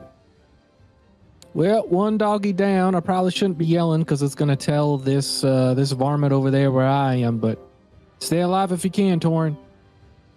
You still got that inspiration, just so you know. Bonus action. Strike the one in front of the one that I've been hitting with spiritual weapon. Still restrained. A 16 barely misses. Can I use inspiration on that? 4 or 5 slashing damage. And then I'm going to take the dodge action. All right. Doggy Dodger. I'll add it again. Better roll a death save, right? Roll me a death saving throw, Abibe. Oh, you really needed to save that one. Yep. Yes, you did. Yep. These dogs will turn in your direction, Torin, and make an attack. That's an 11, which misses. Second attack also misses. The next dog will make an attack, and that's a natural 1. This next one rolls a 12, which also misses. He likes live meat, right? He doesn't like unmoving meat. Right? Somebody go ahead and roll me a D20. Are you asking me to roll 20 or is that somebody else? Caliban rolled it. He didn't really say who, so. That was a great get its attention roll. Disadvantage because he's blind? Yeah. Yep. That's a 16, Caliban. Nope, misses. Ooh. And a 15, which also misses. This is. 1, 2. Oh, you need to do a con save for that dog. Shit, it's not blind anymore. No, I can see. Caliban, roll me a D20. Oh my god, come back, Spider King. He rolled an 18 again already. I was like, huh. Yeah. Randy's on top of it. Oh, he's a spider. Spider Daddy's back. Ah, jeez. Well, that screws up things a little bit. We're happy and we're creeped out. Eat the dog. Eat the dog. That's a good point. Which head is going to eat it? Does he have to roll to Other see which tank head right eats now. it? So. Yeah, he's got 2 heads. Spider-Man. Yeah, what the heck? I suppose I will, Have your web. Yeah, but, not super useful right at the moment. Yeah. I mean, you could get this guy and restrain him. You're But gonna make me stress eat, break my diet. it's a ranged attack. Oh, good It would point. be a disadvantage. So what the heck? As a what the heck? I will drop the wild shape. Damn. Okay. Caliban's having no more of this bullshit. And I'm way up there. Oh, there I am. And I will move around, and I will thunder wave his butt. What do I got left here? Might as well, let's do it at 3rd level. Damn. So he must make a Constitution saving throw. So that's a fail. So he takes the 17 thunder and is pushed back, 10 feet? Damn. 10 feet, yeah. That's 15 on the... Oh, that's the range. Never mind. Mm-hmm. Ooh, which maybe you didn't want to move because then it would also hit both of your friends. No, because it's directional. It's a directional. It's not a cube that I'm at the center of. It's a cube I'm on the face of. There. Oh, good point. That's why I swung around him to push him away. Nice. Thunderstep is different. That's what Yeah, I'm talking about. Thunderstep, everybody gets hit. The rest of my movement and move there. That ends my turn. All right. Silas looks over at Caliban and says, "You got him?" Think I got him. All right. Well, I'm just going to try and hit that little doggy then. And I'm going to Eldritch Blast this son of a bitch twice, All right. which is a fantastic K-pop group. If none of y'all are aware, you should check them out. I'm going to use my inspiration. That's a natural 20. It's 15 points of force damage on the first hit. Hell yeah. All right. Then do I have a good... All right. Well, since he's restrained, I get advantage, do I not? I will attack him at advantage. Eldritch Blast. That's a 26 to hit. That's 4 points of force damage. All right, then I'm going to stay over here. In fact, I'll just move up one and say, you got this, Taliban, or Caliban. I put Torrens and Caliban's names together, and they came up with something I was not prepared for. I apologize. Please strike that from the record. That's my turn. Thank you. Spiritual weapon, bonus attack against the restrained guy A 23 will hit. for 7 force. Hell yeah. Damn, that SOB's still up. Sorry, I stepped away. Yeah, the entangled area is difficult terrain. That's what I thought. Gotcha. Yeah. It just doesn't do damage. Yeah, it just doesn't do damage like Spike Growth. Oh. All right, I would have moved a little bit closer then. I would have moved to like right here. Just a little bit. I can't risk it. I'm gonna take the dodge action again. Don't roll a 1. Oh, he's up. Oh, With the reverse jinx, Wow. you have 1 hit point, I'm back up. Oh, what That's the? amazing. and you have your turn. Oh, I still have my turn? Yep. Mhm. Oh, that's amazing. Okay, Get out of there. you're right. Or no, actually, just go right behind Caliban. Take your shots and then go right behind Caliban. Oh, here, I'll do this. Yeah, 5, 10. So, is this a house in front of me? Sorry. Yeah. Yeah, that's the Oh, hut. Okay. Can I, if I moved here, does that give it cover? Here's the thing though. Something to remember. You stood up, so you used half your movement. Okay, so 5, 10. Okay, let's see. I'd better be safe. So 5, 10, 15, and here's 20. 20. Well, let me hit from right here. This is going to be You have cover, right? advantage anyway. Yep. Doesn't matter. You have advantage. Just Oh, go wait. for it. Sweet. Yep.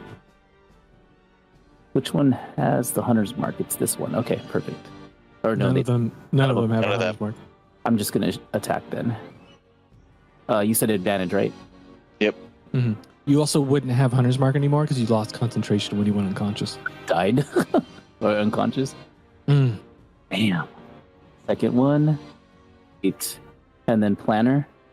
You gotta Clean. say it I say beforehand. 4. Motherfucker. All right. I'm behind him, and then that's my turn. Actually, I'll go one more. I could take one more and done. No, don't. Oh, that's it. I guess he can move towards you. So Nice. That one's down. Yes. I'm alive. Thorin, this creature attacks you twice. disadvantage with Bane. The first attack is a 10, and the second attack is a 15. Both miss. Dodge plus Bane for the win. Holy Yep. crap. That's why I put spiritual weapon out so I can still do something at least during my turn. Shoot a web at him, Caliban. Use the wand.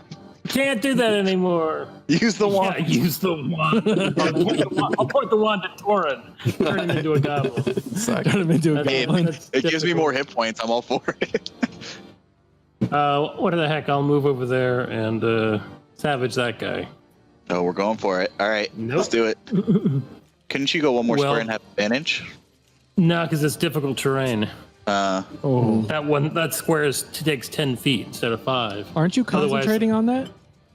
You could have dropped the concentration if you wanted. But isn't he restrained? No. It's the other guy. Oh, that was the other guy that was restrained? Oh, then I'll drop. Yeah. I would definitely drop the spell then. So this square would have been advantage. Yep. And there wouldn't be difficult terrain anymore. Right. Dun, dun, dun. Yeah, I thought that was the guy that was restrained. The attack hits, and as your claws rake across the flank of this creature, it doesn't appear that the acid is doing as much damage as you're used to. Guys are like resistant to everything. Yeah. And Silas is going to look down at his feet. Oh, are you done? Sorry. Yes, I'm done. Silas is going to look down at his feet and be like, why am I entangled? I'm just kidding. I don't have inspiration anymore. Unless 2 attacks against this fool with Eldritch Blast. Eldritch Blast.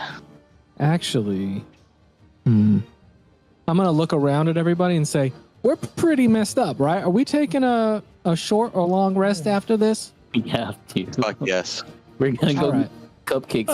At least a short rest. We're Bli- going somewhere for at least 24 hours. blindness on this fella here. Con save with a minus D4. All right, it is now blind. And I say, well, that's as good as a chance I'm going to give you all. And then I sit down in the grass and lay down because I'm tired. Let's see what I want to do. Spiritual weapon attack on him. Natural 20 for wow, 12. really? 12. I roll another one, and then I'm gonna strike him. Pump a second level divine smite into him. Really? Do you know how many 5s I've rolled on my 2d8s for smite? So that's 9 slashing and another 9 for a second. Wow, that Terrible. second attack. Your second strike hits the creature. And I'm gonna pump my last 3rd level. Damn, man. I hope we don't have a bigger fight after this because we are not going to be good. Are you? I have 15 hit points. There's no way we're. I know, but he's blind, so you could just do that and then move away from him. I know, but I'm saying like we're running from. Yeah. Yeah. There you go. Oh. Wow. How do you kill the mutilated hound? Yeah. I am just going to yell out with the most primal, just scream of rage, and just continue just hacking down at him like until there's just a bloody mess. Wow.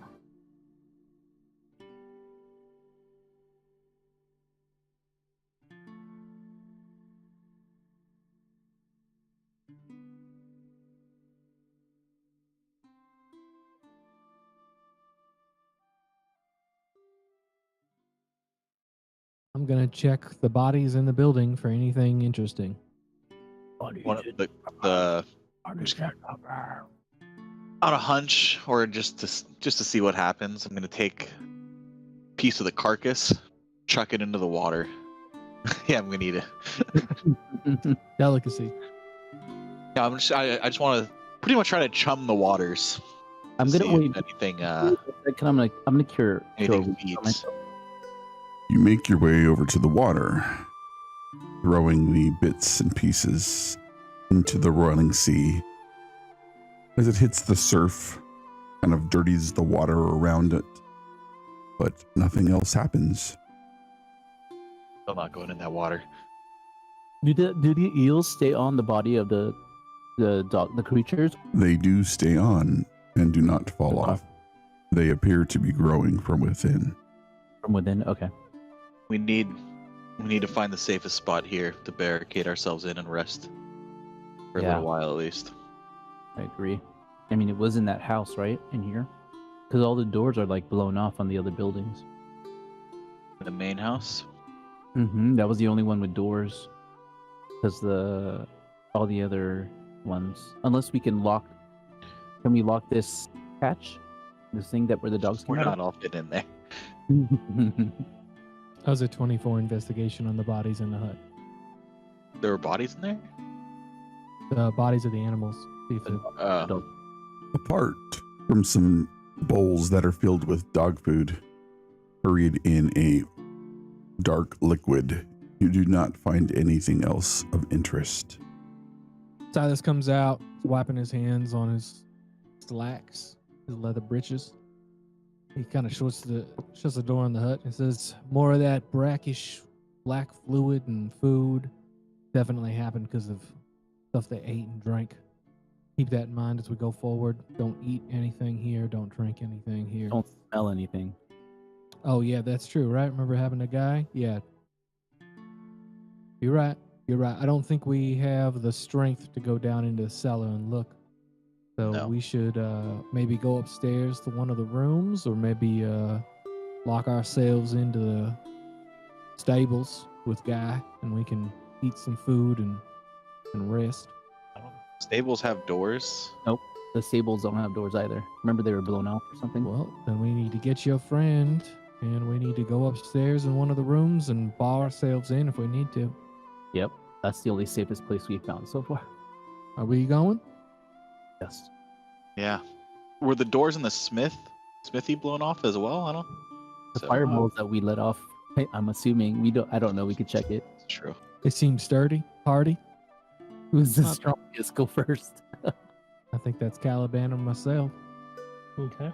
I mean, I like the upstairs thing because we can use the hallway as a choke point. Yeah, because the other place had 2 doors. Oh, yeah, there's actually 3 Yeah, going right. into the smithy. Suppose. I just Not don't very make- defensible. What don't you like, Torn? There's not much of an option of where to go. Oh, I don't really have much of a choice. You mean in the Uh, house? Yeah, I hear you and I understand, but as someone who's done a fair bit of work in cities, I'd rather have 1 door to worry about than 3. Especially when alligators show up near it. All right, let's get Guy. We'll carry Udo. We'll go back in the main house. Okay. We grab Guy and Mhm. Udo, and we go up to one of the 2nd-story bedrooms that appears to be the most easily defendable. Is there a window? Are there windows in all the rooms? Yes, that is correct. One of the upstairs. So, for me, Jordan, it would either be the Pasha's room because the double doors are stronger, or it'd be the room on the east side because it had a doorway that went north where you could look over the stairwell. It looked like a ridge, if unless I'm reading that incorrectly. It had You're like a talking about- little. It had a room where it would be over the stairwell coming up on the east side of the building, and it looked like you could see the stairwell to see if anyone was coming up it. It's up to you guys. I would say the posh. The bed and other furniture against the double door. Do the doors open inward or outward? The doors swing in towards the room. Yeah, Pasha's room. Torin would just pretty much barricade the door with the furniture. Good to me. Mm-hmm. Somebody roll me a d20. I am not. Randy. Not me. Rolling terrible. You rolled a 7. An hour goes by without issue. Beautiful. So, are we getting any of Guy's benefits from like the meal thing? What is it, like an extra D8 or something? Sure. Okay. I'm gonna play a little bit of music on.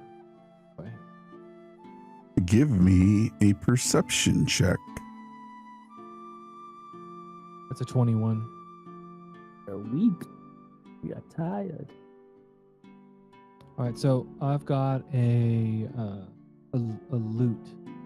So I'm gonna just softly strum the lute as we're like not making a lot of noise, trying to not bring attention to ourselves, and that'll make it so everyone gets an extra D6 if they spend any hit dice.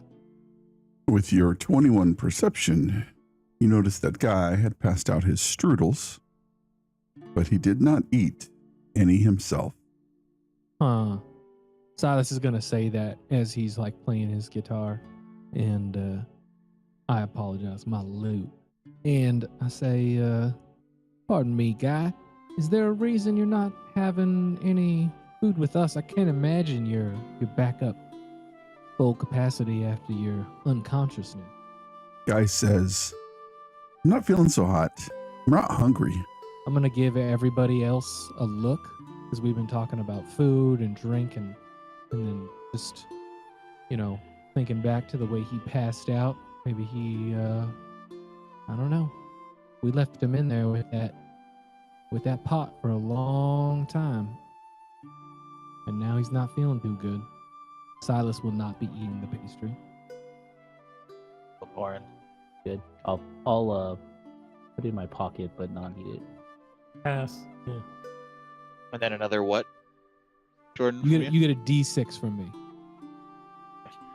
Does my max go back to normal or no?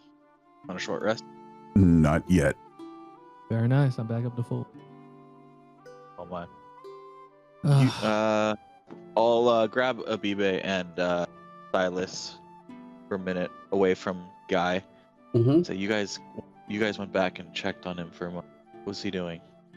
He was just eating some of his own food, kind of just keeping to himself, propped up Udo in one corner, he was sitting in the other corner.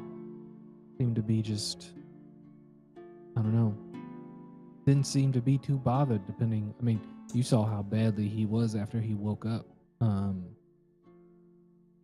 He doesn't seem too concerned. Not eating concerns me now. Yeah. Caliban and Torin can give me an insight check with advantage. Holy shit. That's a natural 20. For as long as you've known Guy, he has eaten with you every single time. Seem off to you, Caliban? Well, yes, he's not eating. That's incredibly weird. Guy, tell me how you're feeling. I feel a little tired and a bit distracted. Not very hungry, though. That's weird. But other than that, I'm perfectly fine. You and Udo have a good rest earlier? My new friend? Yeah, we talked. Yeah, we did fine. Yeah, everything was great. What did you guys talk about? Talked about maybe taking a vacation sometime? Somewhere? Maybe? You visibly see Guy start to perspire. Is Udo still out, unconscious? Yes. How did you talk to my friend Udo if he's been out? You hear in your head. You know I can talk in people's minds, right? What? And I freak out. I'm like, no, what is happening? He's been talking into your mind this entire time, hasn't he? I don't know. Oh, he's been speaking out loud to Abibe. Yeah, we're new. Stranger danger. Where is Udo's place to take a vacation, Guy? Guy's eyes glass over as he stares off towards the wall. He shakes his head a bit. I'm sorry, what? That Udo's to rest and have some melons. He says he knows this place. North, past the Black Mountains. There's a nice glade and a freshwater lake where you can fish. Some organic melons grow there. Says it's a really great place. He stares at you for a minute and then blinks. I'm sorry, what'd you say? Nothing, don't worry about it. Why don't you rest? He leans back against the wall and falls asleep almost immediately. Falls asleep. I'm going to take a look at Abibe and take a look at Udo. I'm starting to have suspicions where these people got their food from that made them like this. What are you thinking?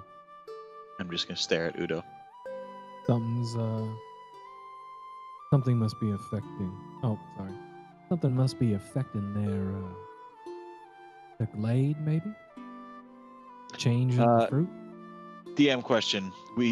The lizard men, where did we hear that they were coming from? Their stronghold? Black Lizard Mountain to the north. Yep. Well, I'm going to search Udo. Yeah. Are we going down? Are we going down into the? As he's searching, I'm looking at Caliban. Are we going down into the cellar next, or are we clearing these buildings? What do you think? It wasn't a cellar. I think it was just a room. Oh, we didn't check the rest of the bottom floor. If you would like to take a look at Udo more closely, you can give me an investigation check with advantage. With an 11, you check through his belongings. He has some rations, rope, relatively empty sack. Nothing stands out as abnormal. Well, let's go check downstairs. And I start moving the furniture away. I'm actually going to pick up... Where's Guy right now? Just going to lift him on his feet and kind of guide him over to the bed and say, why don't you rest here for... Okay. Does he look worse? Is he like deteriorating or is he just still out? Give me a medicine check. Udo, not Guy. Yeah, I wanted to see if his condition has deteriorated since he fell unconscious. Udo is still unconscious. He is sweating, but you are in the jungle. And although you're closer to shore with an onshore breeze blowing through the resort. He doesn't look like he is any worse than he was before. Turn to the group. Let's check downstairs. We need to find out what the hell is going on. Mm-hmm. Does that First fire? room. Does that fire seem strange to me as we're walking by? Make an Arcana check. That's a 13. As you make your way down from the upstairs, and you pass through the living room, glancing at the fire, and while it was the same color as it has been, nothing appears to be out of the ordinary. Mm-hmm. At this point, because everyone is staring at it so intently, Silas is just going to assume it's unnatural and not go nearer to it. He doesn't want to be entranced the way everyone else is, so he's just following the group. But in case he's putting that in his head, in case someone else brings it up. First room. As you look to your party, you move through the alabaster archway to the right. On the north side of the room, set in the corners, are 2 tables.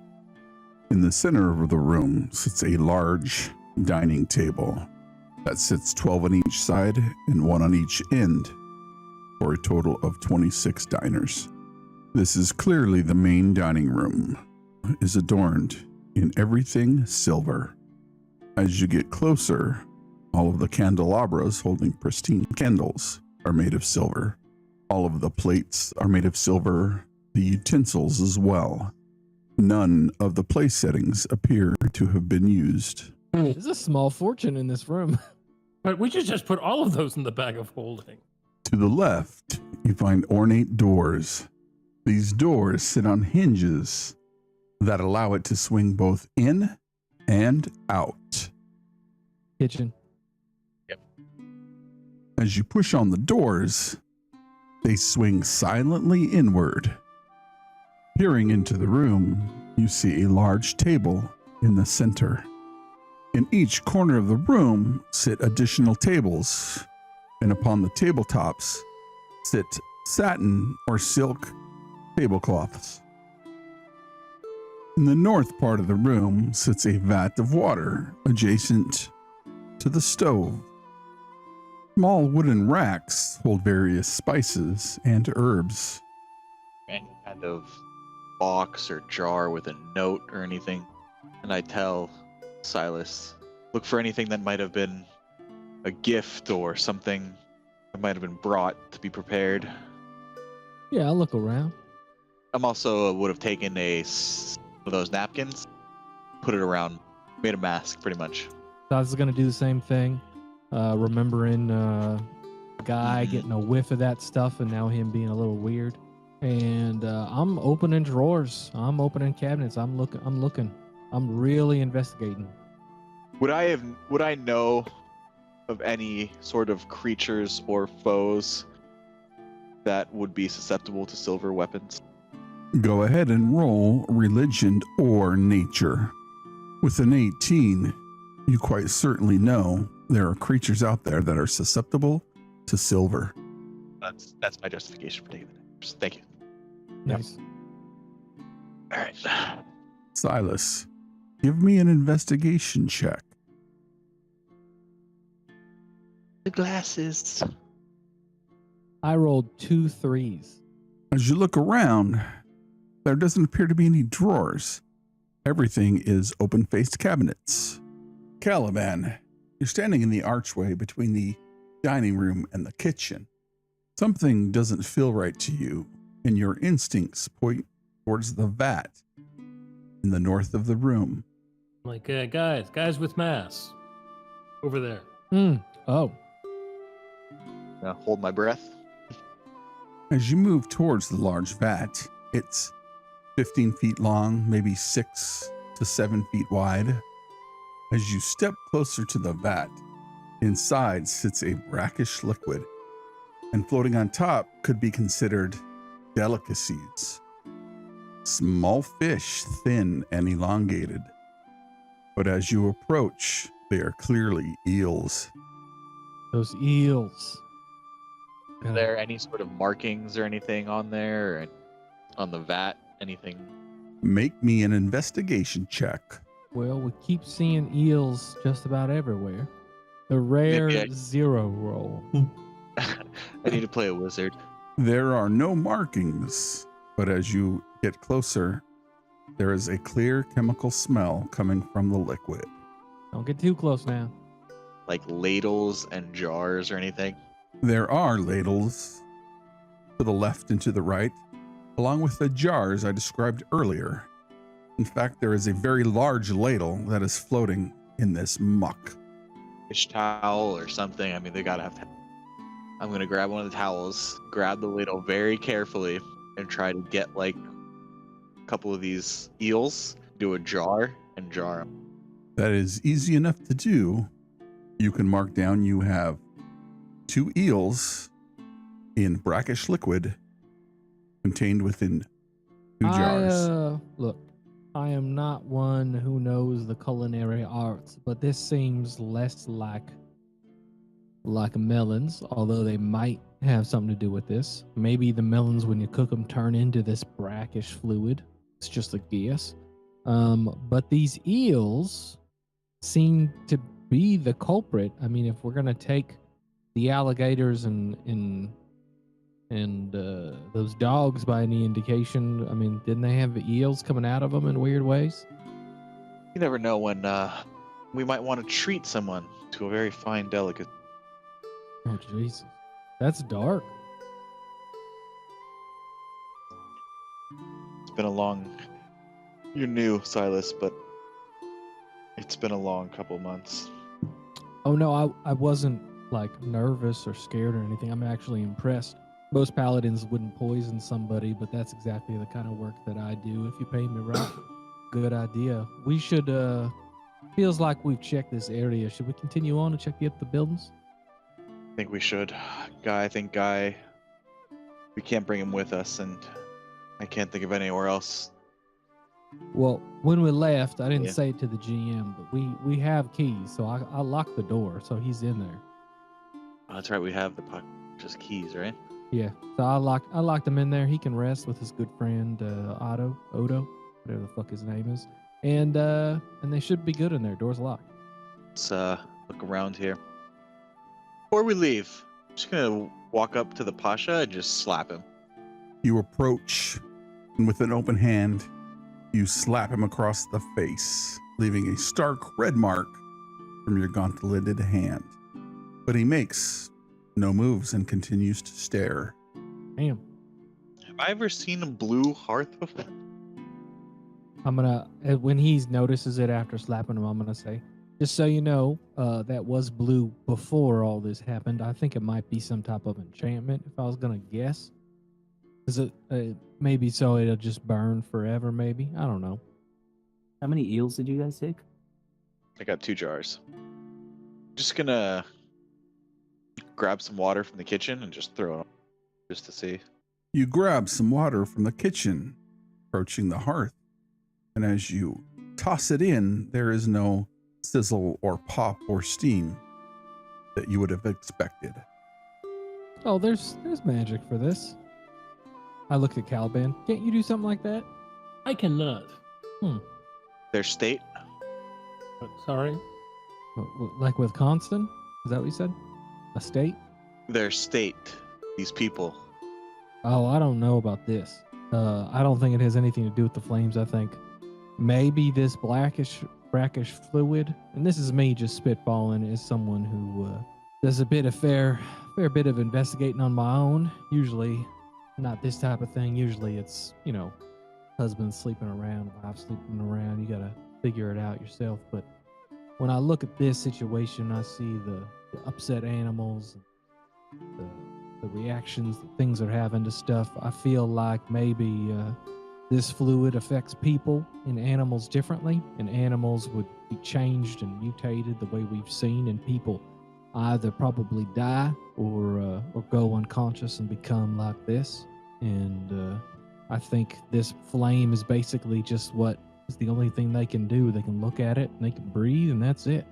Guy fell unconscious or asleep. These people are eyes are open, right? They don't Yep. blink.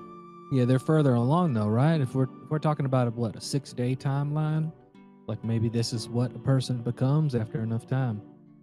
You think they might change later? That was I possible, mean, I suppose. Remember the guard that came down? He obviously wasn't in a catatonic state or whatever state these people are, but he was raging. Yeah, I don't think he ate any of this. I think maybe he was in league with the what were those men with him? The lizard men? Yeah, I think maybe this is a lizard men thing, and maybe he was their inside man who helped poison their food. I mean, that's just conjecture. I got no evidence, but him being the only one alive and coherent and immediately attacking us makes me feel like he was the bad egg in the basket. You know what I'm saying? Have you ever had Udo's organic melon? I feel like he's talking to you, Oliver. Yeah, don't we trade? He used to trade for those, but then they started to be a little. Yeah, this is just the fruit that grows in your guys' area. There's nothing weird about it from your perspective. It's like if you live next to an apple orchard and you just, no, why would I go to the supermarket to buy apples? There's apples right here. Yeah, but from what Udo is saying, they are creating different types of melons, versions of those melons here.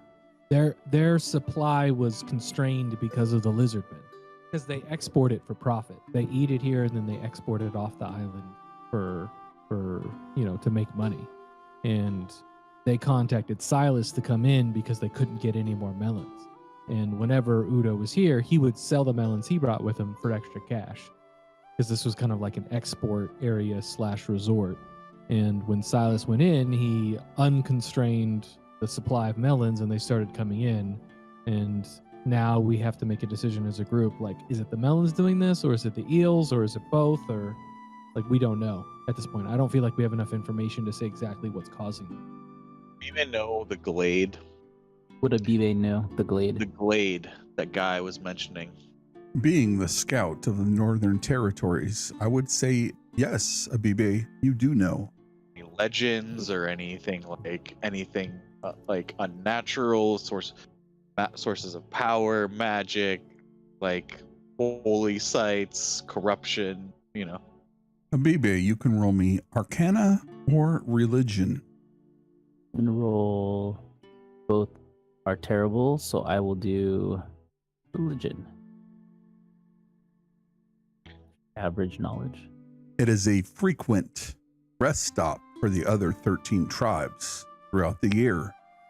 During the spring, it got relatively busy as you'd meet other scouts out in the field. Yeah, I mean, I do travel up north, but this is very strange. I mean, the creatures that we ran across are very strange. This eel, I've never seen this before, and these people, the way they are acting. Where these are coming from? Are they coming from here and going there, or are they coming from there? I mean, so far all we've heard is the melons is just stories. This fluid and eels, whatever it is, we have seen it around here, and we've seen these eels coming out of other creatures. So I say we continue searching this village first and then go from there. What do you guys say? I think that's a great idea, Torin. We still have these mini buildings over here. Are these like multiple kennels? I think those are the little bodegas, like little buildings, and then these big ones are the actual utility buildings. We know one of them across the river is the tavern. Yeah, let's clear them. Silas, these smaller thatched roofed huts stand off the ground 6 or 8 feet and are typically where the VIPs stay. Silk curtains block vision into the interior of these buildings. You were given one of these, Silas, as a person of station and or importance. The other 2 smaller buildings are where the servants' quarters lie. So I will motion towards the different buildings and say, yeah, they were buttering me up in one of those huts down there. They're like these fancy. They try to make them look fancy, but they're all just glorified huts. But they're nice inside. We should check. Maybe someone's hiding in there. The servant quarters here, and then we go over the bridge to where the cavern is. Work our way up. As you look through the bungalows, everybody give me a perception check. That would be Caliban, I believe. 25. You're checking each of these bungalows, and as you get to the one on the end, peering in, you spot a jeweled skull sitting on one of the end tables. Next to the skull are a pair of wooden earrings. Wooden earrings. Okay. Well, here's something you don't see every day. As you're from this world, do you know what culture these might be from? Well, I'm from around here. Should I roll? Not the island, but this plane. Which is like a strange question. Because have you guys told Silas that you're not from this plane or world? I think we said we're from far away. Far away is different from this world. You say Yeah, from that's why this world. I said, you're Yeah. from this world. Do you know what culture this is from? And Silas just looks at you and raises one bushy eyebrow. I just raised an eyebrow back. All right, I'm gonna look at these objects. I'm gonna look over at Abiba. You notice anything about them either? I think we should both take a look at these. This might be from here, and you might know better than I. And I will take a look and see if there's something from where I come from. I'll run and check on them. Silas, you can give me an Arcana check, and Abibe, you can give me a History check. Okay. Interesting. All right, here we go. Wow, it had to happen. It had to happen, didn't it? That's a natural one. With those rolls, I don't believe either one of you have any idea what these earrings might be and why someone would leave them next to a jeweled skull. Actual skull, or is it like a... It's made of either glass or some kind of gem. It's shaped like a skull. Okay. It's not an actual skull. Okay. Take it with us? Yeah, that seems like some weird shit. Probably a good call. Can I stealth around it just so I can roll nicely? Yeah, I think this is... I don't know if there's value to it, but it's definitely curious. And do we have the bag with us? We didn't leave it with Guy, did we? Yeah. Forgot to bring it with us. I mean, you can carry it. All right. I look at you all and like, would you like me to... Would you guys like to grab this, or are we scared of this? Oh my goodness. Silas walks up and takes the silver dagger out of his belt and puts his backpack in front of the table and then just knocks the skull into the bag, and then he also puts the wooden earrings and shoves them into the bag. We don't have time to do this. Let's just keep going. We can look at this stuff later. If I get corrupted or cursed because I'm carrying these things, so be it. And then he puts the silver dagger back in his bag, tights it, pulls the drawstring on his Jansport, and motions towards the servants' quarters to the north. I'd start walking that way. Within the servants' quarters, you view very meek accommodations. Everybody, please give me a perception check as you walk through this area. Before I put the skull in the bag, could I have looked at it to see if there was a diamond sticking on this thing anywhere? I thought of that as we walked in. Is this would that be a perception or investigation roll on the skull? Investigation. That's an Glasses 18. look mighty fine on you, Silas. Unfortunately, no diamonds. No diamonds on the skull.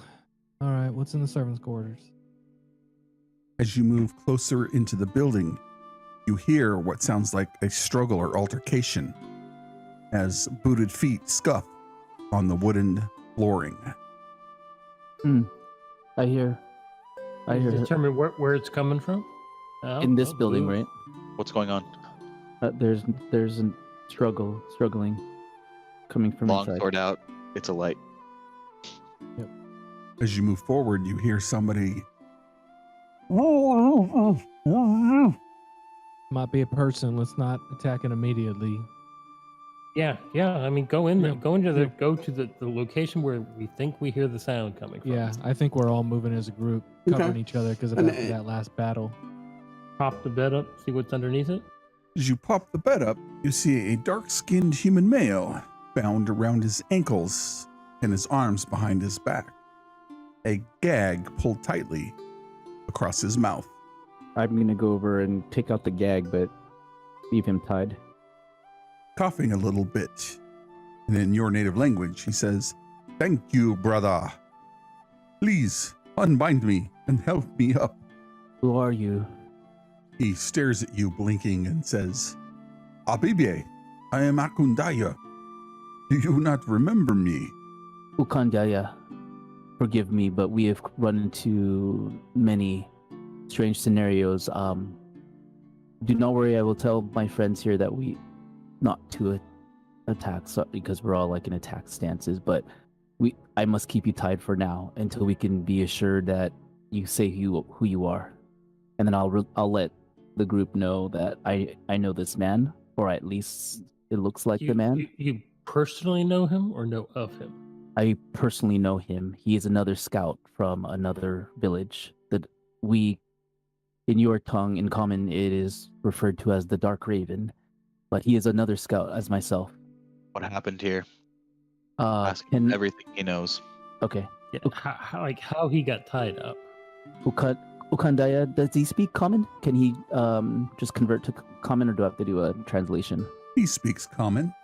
Ukandaya, they would like to know a few things, and I would as well. How did you come to be in this state?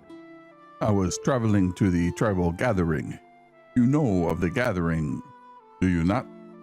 Yes, it's occurring now. It's happening now. It is happening over the next few days. I was caught by the lizard folk on my way to the gathering, and they brought me here. I only know a few words of their tongue, but they had said something like they were going to the resort to pick up something, and then they were going to take me to where the army is marshaling. Something like near the eyes of Tiamat, by the pyramid or the ziggurat. I'm not sure the word is correct. They wanted to sacrifice or something. Or sacrifice? Well, I know Tiamat. Anybody trained in religion can make a religion check. That's a 15. You've heard rumors and stories about Dragonkin revering this deity of evil. Meta-wise, Tiamat, isn't that an evil god? The It's the god of dragons, isn't it? the evil goddess of dragons. 5. She's the Yeah. not good. Not He's good. not good. Okay. Yeah, I've heard rumblings in the part of my job's listening to rumors, and there are talks of this powerful deity that people are worshiping. I don't really know a lot about it, but I've definitely heard the name before. But the lizard people are sacrificing to this deity. Also, ask your friend if he's heard anything about what happened here. Yeah, Ukandaya, why were you here? Were you scouting, or were you here with something in mind? And did you know what has happened in the village or in this resort town? The last thing I remember, we were being pursued through the jungle as we headed to the gathering. Then I woke up here, actually on top of the bed, bound and gagged. I rolled off and didn't have anywhere else to go, so I rolled under the bed. I have no idea what is going on outside. How many days? How many days have you been here?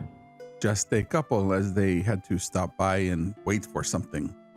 I am really not sure if they're still here, but I assume so. Ziggurat pyramid. Interesting. Yeah. And something, but you don't know what the something is. They just said something, or you could not translate. I do not know the word for it. Can I ask him something that he would only know? Hello, Ukandaya. He's like, why are you saying hello to me again? We've been talking for 15 minutes. Ukandaya. Yeah, name your family members.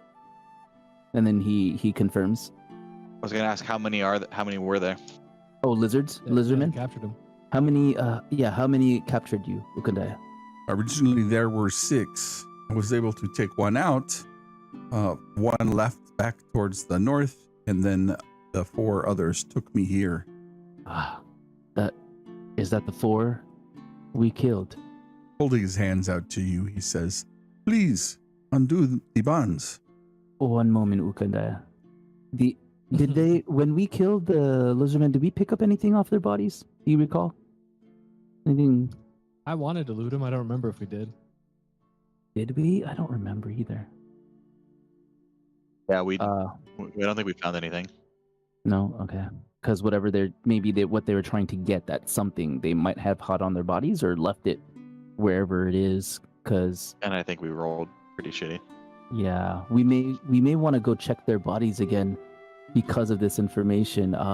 They may have this something that Ukandaya, speaking of, I feel like, can I run an insight check? Just that he's telling the truth, and that I would like, especially the part where I asked him about his family. It sounds like he knows, but I just want to make sure before I untie him, because I do want to untie him if I trust him. Damn it. You feel he is being 100% honest.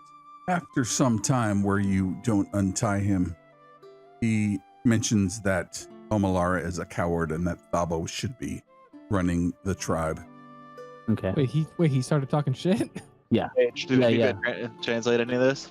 Yes, and he is calling forth the leaders that are in check right now at the, what do you call it, the gathering, the tribal gathering. So I'm gonna say he's been in this state for a while.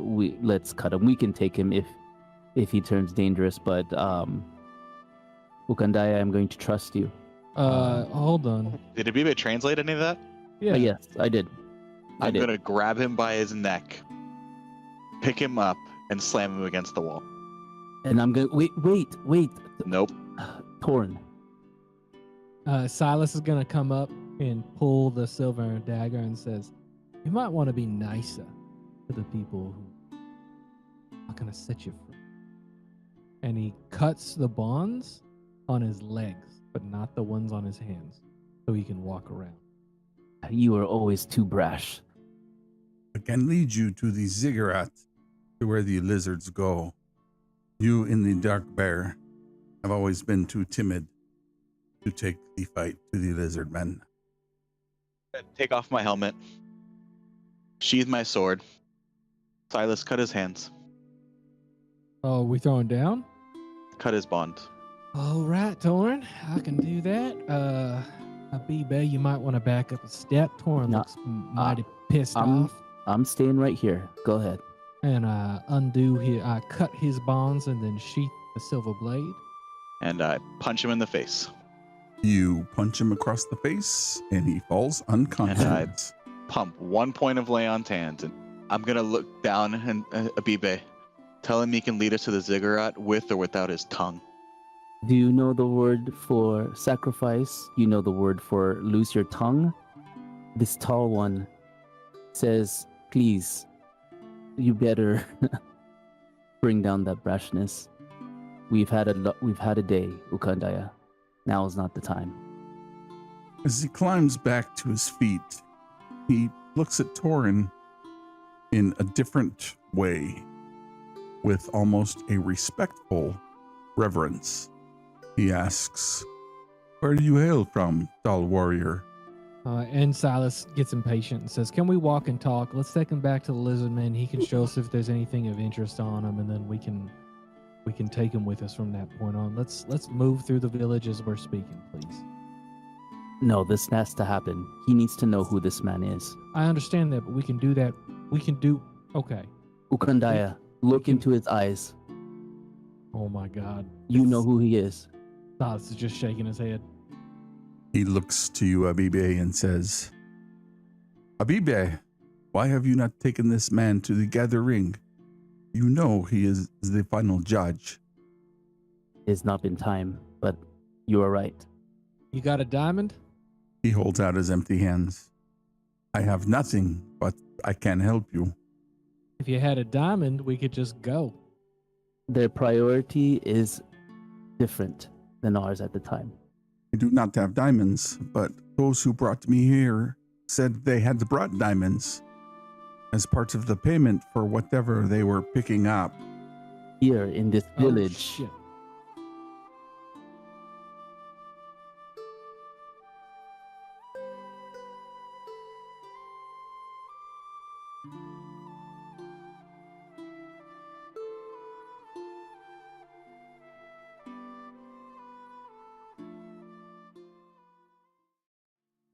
Bibe, ask him if he knows everywhere the lizard men went, or was he only brought here?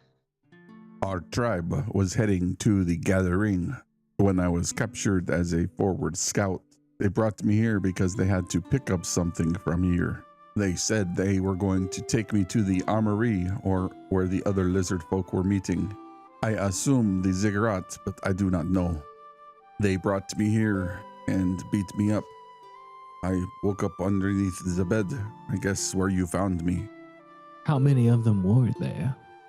The ones who brought me here, there were at least 4, maybe more. They talked about others arriving. Well, we'll see if there's more. Take our time, strip them if we have to, of the lizard men bodies. They said they were bringing diamonds as payment for what they were looking for.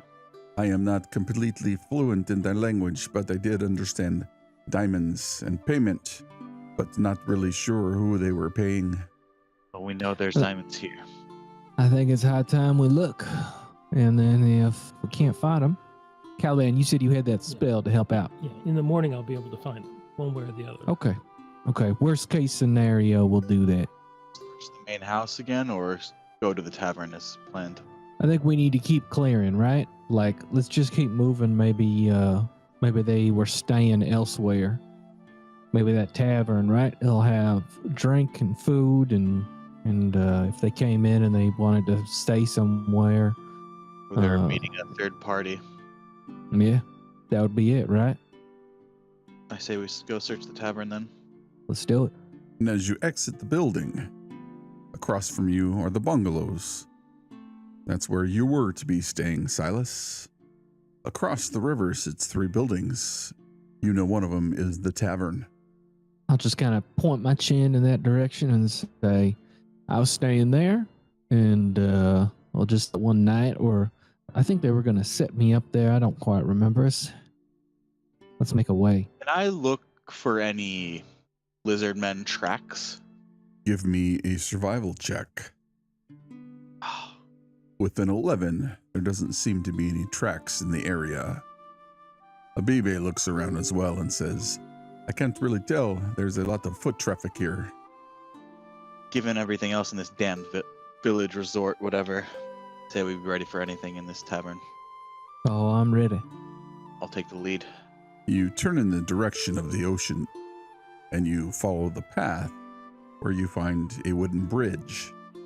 The bridge is about 25 to 30 feet long and 10 feet wide. Silas, across the bridge on the right, sits the tavern, but there is an equally as large building on the left. Caliban, you notice a thin stream of smoke coming from this other building. What do you think? I mean, when I was meeting people for jobs, usually happened in a tavern, right? So this seems right. Unless someone tells me otherwise, that's I used to work in a tavern. I haven't noticed anything else, so I'm going to the tavern, I guess. I love that subtle hint. I'm gonna ask Silas, I think I'll move. Should I move around to the back and look through a window while you kick in the front door, or however you want to do this? Are we taking in both sides so they don't get away? How is this happening? You want to go around the back? Thus By far, all we've not means. encountered anything that was trying to get away. You know what? That's a damn good point, right? I would welcome something that was trying to get away. Good point. As long as they weren't getting away with diamonds. Am I right? Nothing's getting away. And I walk towards the front. All right. I guess I'm following the king. And you follow the path towards the tavern. You come to what looks like a swinging door, and as a village resort or a vacation spot, none of the public areas really have any kind of firmly locking doors. See if I hear anything inside. Give me a perception check. Been nice for my survival. You listen in, but you don't hear much over the pounding surf against the sand. All right. I walk through. As you enter, you see about 20 people sitting both at the bar and in the common room at tables. All of them stare out into nothingness. Some face the river, while others face the ocean. Should we check the kitchen? Yeah, might as well. Be thorough. Might I suggest, based on what happened to our good friend Guy, that we cover our faces in case they're cooking that nasty stuff in the kitchen and the room is full of the fumes, maybe. Oh, I still have my napkin. Nice. You just shove it into the front of your visor on your helmet? Yep. Walking into the obvious kitchen area, you find 2 large kegs sitting in the back. No sign of any eels in dark brackish liquid. No, there doesn't appear to be. Interesting. Well, should we search the rooms? Well, I want to know what's going on with these people. If we can get Fitty back, he might be able to find out more. If it's some sort of enchantment or not, so. Hylas, why don't you take the lead in searching the rooms? I'll guard your back.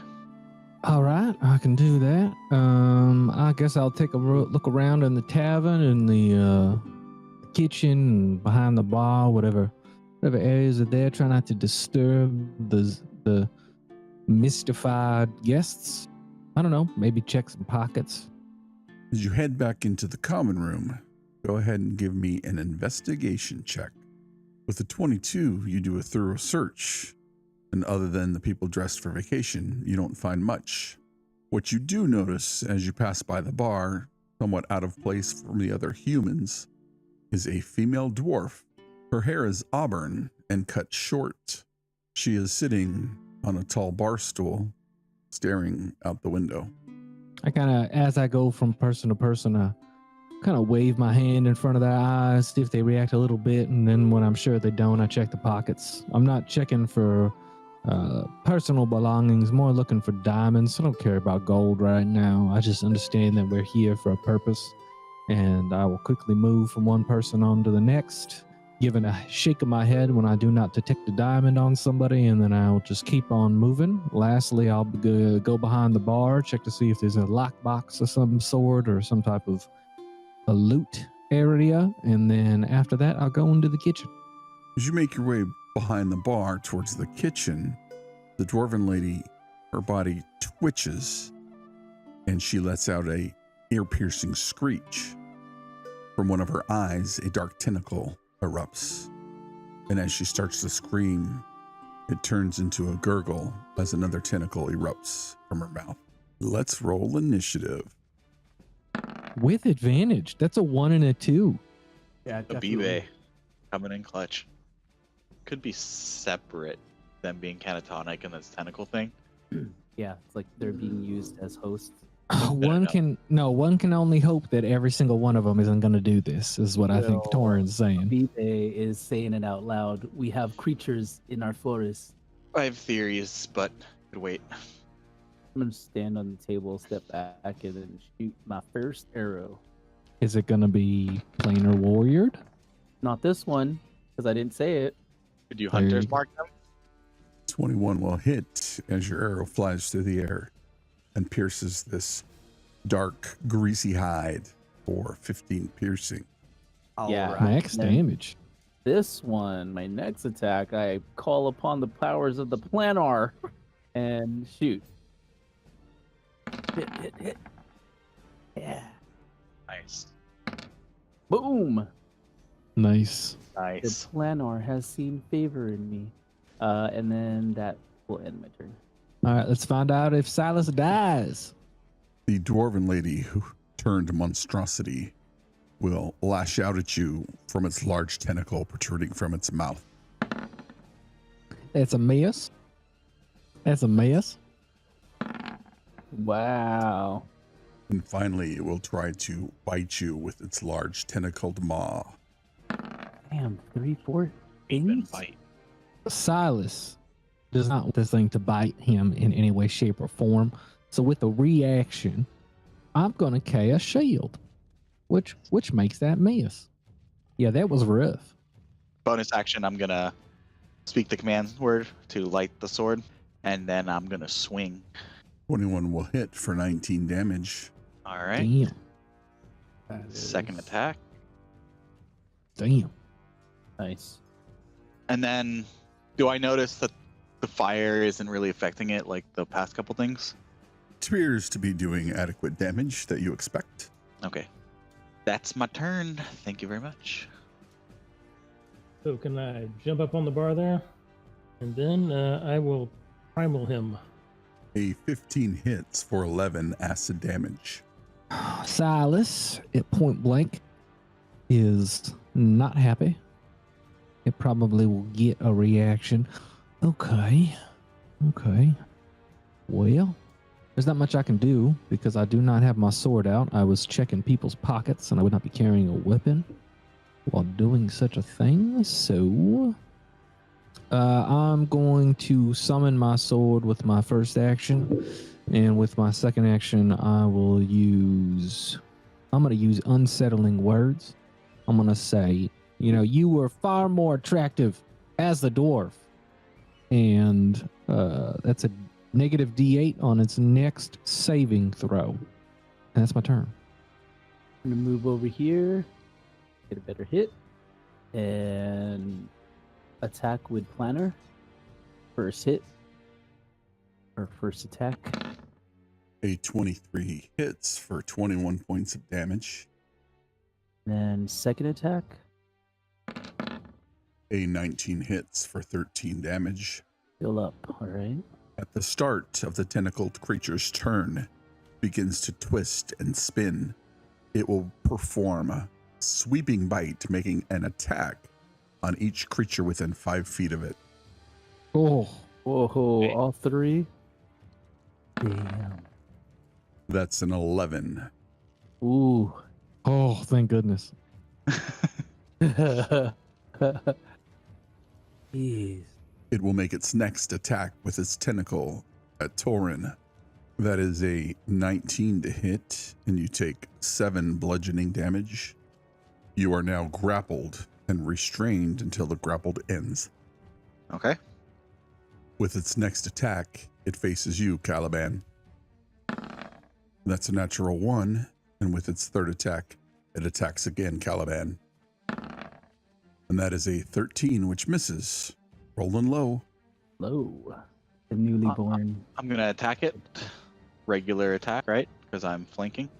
A 16 will hit for 11 damage. Try to hit it again.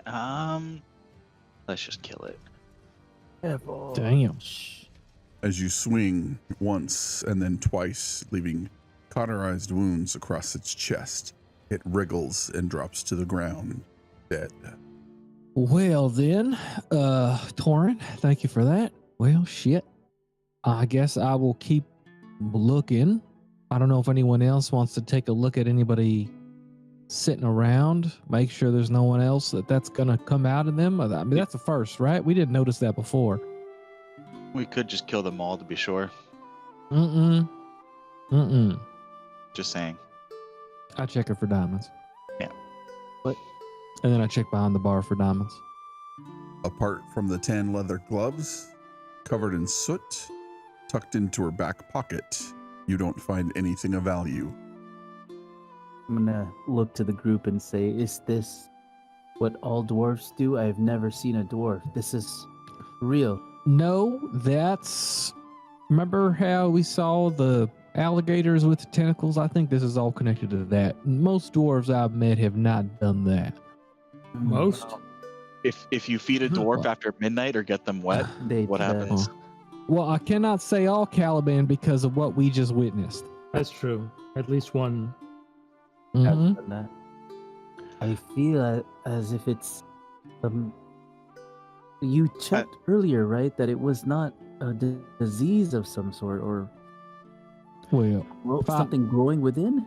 if I had to put a word to it, Abiba, it feels like an infestation or a Parasite. parasite. There you go. That's a good word. So I'm gonna check the behind the bar, and then we should keep checking this place. Behind the bar, you find different fruity flavored drinks. There is a lockbox that has some gold in it. Is there anything around the old dwarf, the one that just turned, that might identify her as Smith. it was the smith? Mm-hmm. The gloves. I look towards Caliban and I think, do you think this was Nesimontu trying to tie up loose ends before you all killed him? I wouldn't think so. I mean, didn't he want armor out of here? Yeah. Did he Weapons, get all of his? Did he get all of that? I mean, his orders may have been done. Does anyone have a problem with me taking some of this gold, or should I just leave it here in case these people come back? I don't care for gold or for these people. Do what you want. Yeah, I'm cash poor, so I'm gonna take some. They're either going to die of this, or we're going to cure them of it. And either way, I think they owe us. Oh, services rendered. I like the way you think, Caliban. I will pocket the gold. You can leave them a little bill for services rendered every time you take gold. The lockbox construction is large metal, and as you pilfer out the different coins, platinum and gold, there are, at one glance, well over 500 gold pieces worth of coin. I will put it in my pockets and divvy it up later, because we need to find out what the hell's going on here. And did just, kill a monster in their bar, so. I'm starting to get a theory here that maybe our friends who probably work for Nesimontu arrived and brought these eels and said they were a delicacy from their homeland or something, and then just let everybody eat them. Does that mean all of these people will eventually turn into that? I don't know. Maybe it's different for different people. Seems like an awfully convoluted way to kill a bunch of people. Yeah, I think that is. Nesimontu was a convoluted man. Yeah, but it's a weird type of complicated where you don't make it obvious that you're knocking off the people who were making weapons for your army. You know what I mean? Like, oh, they ate some bad stuff, and this disease just went through them all, and oh, it's such a shame. Then what could have caused your friend to feel a little woozy just by smelling it? You think it's just throughout? It's the eel itself that just causes things to happen to the body? Mm-hmm. We don't know if it's magical or not, right? It's secretions, I'm guessing. If people who ate this or who've gotten sick eventually turn, we need to go hurry. back and check on Guy. We left him with with Udo. Well, we got one last building. Do we want to check that first? Because it's Yes. only Yes. been one person so far that we've even found, so that's And- changed. She lived here, so maybe she's been exposed to it the longest. I don't know. If my theory of them tying up loose ends, like the first person you'd want to knock off would be the blacksmith, right? So maybe they were given it first. I don't know how. Yeah. I wasn't here. I'm just spitballing. You were here 6 days ago. Did you eat any eel?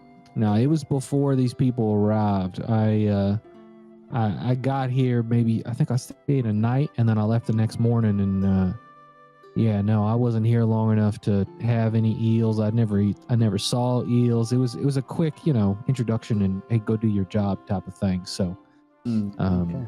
I was not a part of any feast or anything.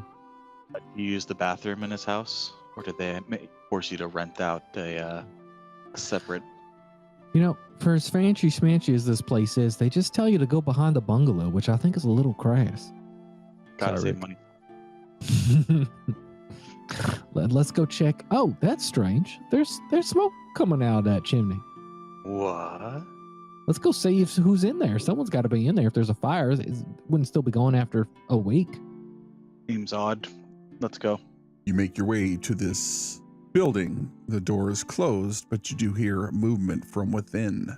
Seems to be people talking in hushed tones. Oh, I summoned my blade. This is either people who are surviving and didn't eat it and maybe figuring out what to do given what's happened, or it's the sons of bitches that did this. Towards the group, my sword's still aflame. I say, your way or my way? As I look towards Abibe and Silas specifically. I defer to the king.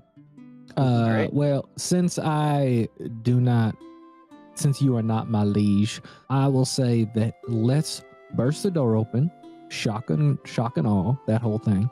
But if there's no lizardmen, then we ask them who the hell they are before we start cutting heads off. If there's lizardmen, we cut heads off. Sound good? Guess that sounds reasonable. Thank you, sir. Let's do it. And I kick the door in. Make an athletics check. Oh, I love it. It's probably locked. Hell yeah. And as you kick the weak door from the hinges, as you stare into the room, you see a few cots and tables. The rest of the place is lined with beakers, vials, alchemical equipment, and compounds. Across the room are two people in long white coats working with these vials. In the center of the room sits four rough-looking lizard men with dark, black, purplish scales. As the door clatters to the floor, they stand grabbing their swords. Let's roll initiative. Need Caliban. I will attack this first one in front with Planar. Why, when I kick the door in now, I take a step in into the side right away. You're aware of your new abilities as a leader. Mm-hmm. You've learned to enter all rooms sideways. With a 14, you didn't expect these lizardmen to move with such alacrity, and as they dodge, your arrow flies through them, sticking into the wall between two boiling beakers. Okay, my next attack. A 21 will hit for 17 force damage. I'm gonna move back a little bit. Silas gets in the same spot, points his sword, and says, Eldritch Blast. It's blast. Attacking the same person who was just hit by the arrow. 2 points of damage. And then a miss. And then I get back next to the Biba and say, I'm hitting, but I just don't feel good about this damage. It's a nice color. Yeah, but it's like tickling them. It's not even like you're doing damage. I'm watching people get blown back and stuff, and mine it's like tickling them. This lizard man strides forward. As its neck distends, it leans forward and spits its acid breath at you. What a long neck you have. All the better for me to cut off. That is 14 points of acid damage. This next serpent man will stride forward and attack Torin. Oh, uh-oh. Badass. All right. Hits. That's 15 slashing damage. 15 misses. The next one strides forward towards Torin, standing in the doorway. Bring it. Hits. Another 15 slashing. Okay.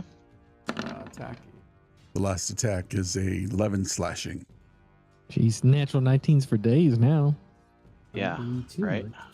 The last one strides forward, and since you're in the door, he will attack you twice.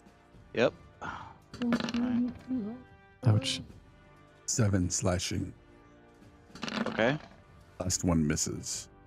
All right. Your guys' plan is to heal me. I wish I could have no more spells. So how hurt are you? Ouch. Oh, okay. Well, in that case, I'll reach out and a second level cure wound. Okay. Nice. That's really good. Oh, I guess I did third level. Okay. Oh. That's okay. I didn't want to use that fireball anyway. And then I suppose I will get out of the doorway. As you move away, it will take an attack of opportunity. He will hit.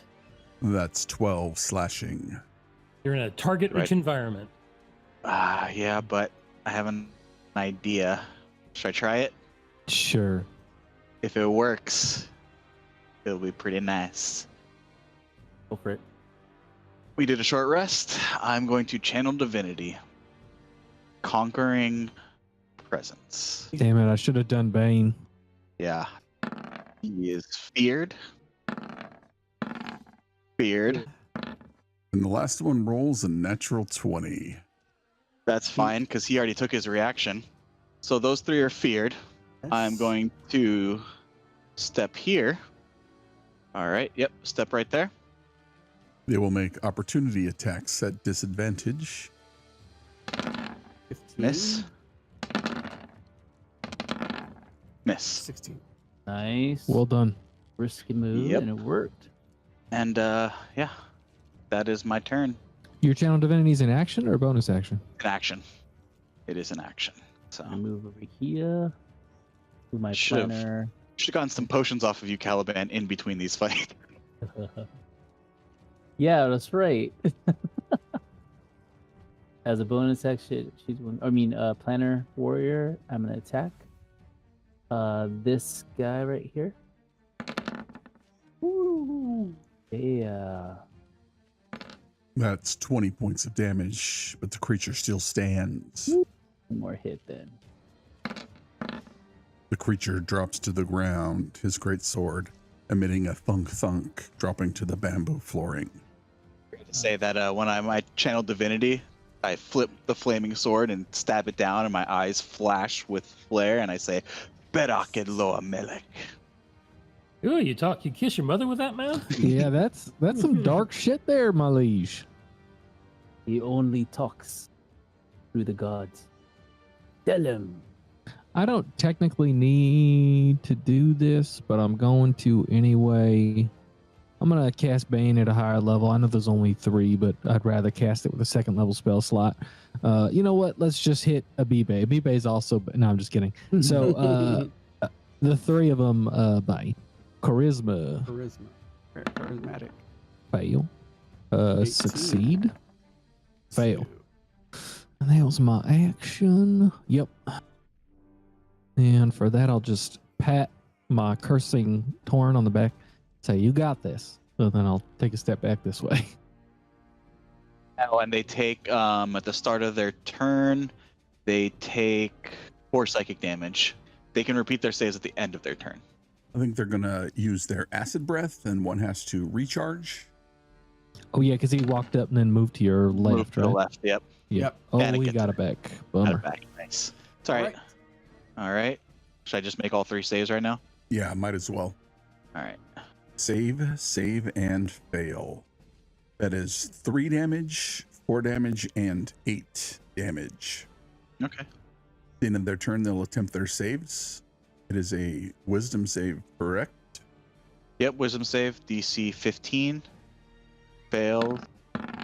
And with a Bane, fail. Beautiful. Okay, I'll move over 1 spot, and I will throw an ice knife at this guy. Oh, they all get their reactions back, correct? Okay, so he gets, assuming 26 hits, he will take 1 piercing, but then he and everybody within 5 feet of him has to make a dex save or take the Alright. cold damage. 17 makes it. All right. And These guys are, of course, unusually dexterous. Even while Suddenly- well, it's because they're cowering so much, they're just shaking or moving around, you know? It's not really gonna help me much. Just gonna take the dodge action. Put that on there. That's my turn. Attack with planner on this guy. Nice. Oh, but look how low I rolled. It's okay. You still got your planar warrior, Yeah, which is so- crit. Oh, yeah. 16 plus 14. 30 point. You rolled a 30 and you got 30 points of damage. Yeah. Nice. 9. Wow. Okay, and then I'm going to there. I love our little like, hey, have Torn hold a spot and the rest of us just take turns shooting thing. 2 Eldritch Blasts at the one who's not baned. I mean, with conquering present, that's kind of what Mhm. it's for. Idea. Eldritch Blast. Natural 1. Very nice. Ooh. A 1 and a 1. Yikes. Cool. I love Eldritch Blast. I go back to my spot. It's free. Hey, you know what? Your bane is important. All right. Yeah, I'm a Yeah. Bane machine. That's my new name. Silas Bane. You're a They all top take tier 4 topper. points of psychic damage. One of them gets it back then. Too bad this Bane doesn't apply to that. You roll D6 minus a D4. Yeah, that would suck. There's just no way you're getting him. Maybe roll 6 and then roll 1. This creature will use its breath against you. All right. You take 4 points of acid damage. You know what? When you're at my health, that is kind of big. But it's better than all 3 of them attacking me. They get their saves. Wisdom save. Top 1 minus a d4. He makes it. Oh, good for Nice. him. But that it's the end of his turn, so fails. Fails. Nice. Yep. Okay, I will move back here. I will cast a moonbeam directly between these two. Yep. They should both be hit by it. They don't actually take damage until the beginning of their next turn. Radius on that? If I walk up to them, will I hit it? Or no? It's 5 feet. Okay. Ah! We're attacking the moon! I don't know why that's creepy. That was creepy to me. Do I go? He hasn't really been taking many hits, and I'm just gonna take the dodge action again. I'll say, Caliban, do you have any potions? I have a few. Alright, Yeah, they're just regular healing potions. move back here. Still take the dodge action, bonus action, take a healing potion. I can heal you if you need it. Looks like you need it. Yeah, we'll see. I might. FYI, you haven't failed one yet, but when you take the dodge action, you get advantage on Dex. dexterity saving throws. All right. I'm gonna come over here. Attack with planar on. This one, the one on the right, the one I've been targeting. The beast, already having a couple arrows in his chest, gets hit with your final arrow and his eyes glass over and dies. And then this guy right here, ignore the planar that rolls up.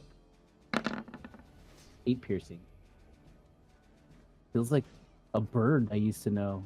Al says, I see you're not doing too well. Torin, let me get that for you. 14 points of healing. Thank you, my friend. You're very welcome. I'm just going to keep on concentrating back here. You keep taking care of business.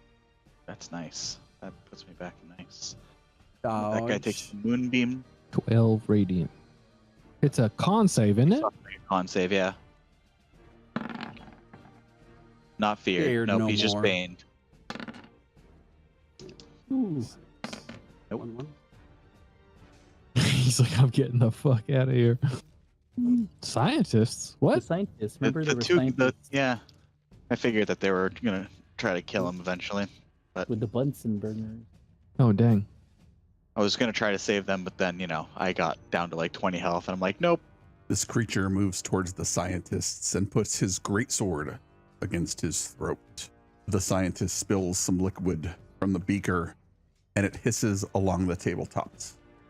The next creature takes the dodge action and will make a wisdom save at the end of his turn, which he fails. I'd say move And- your moonbeam over to the one who can't Yeah. move. The one near the door here. Okay, that will be my action. I will move the moonbeam on top of the guy that cannot move. 5, 10, 15. And I'm going to cast Compelled Duel on the lizard over here. Ooh, nice. I'm gonna say, I said, come kneel before your king. Damn. Fill the roll. My eyes flash again with that same divine energy as my flaming sword points to him. No one attack him until I say so. He's mine. Okay. That ends my turn. I am no longer dodged.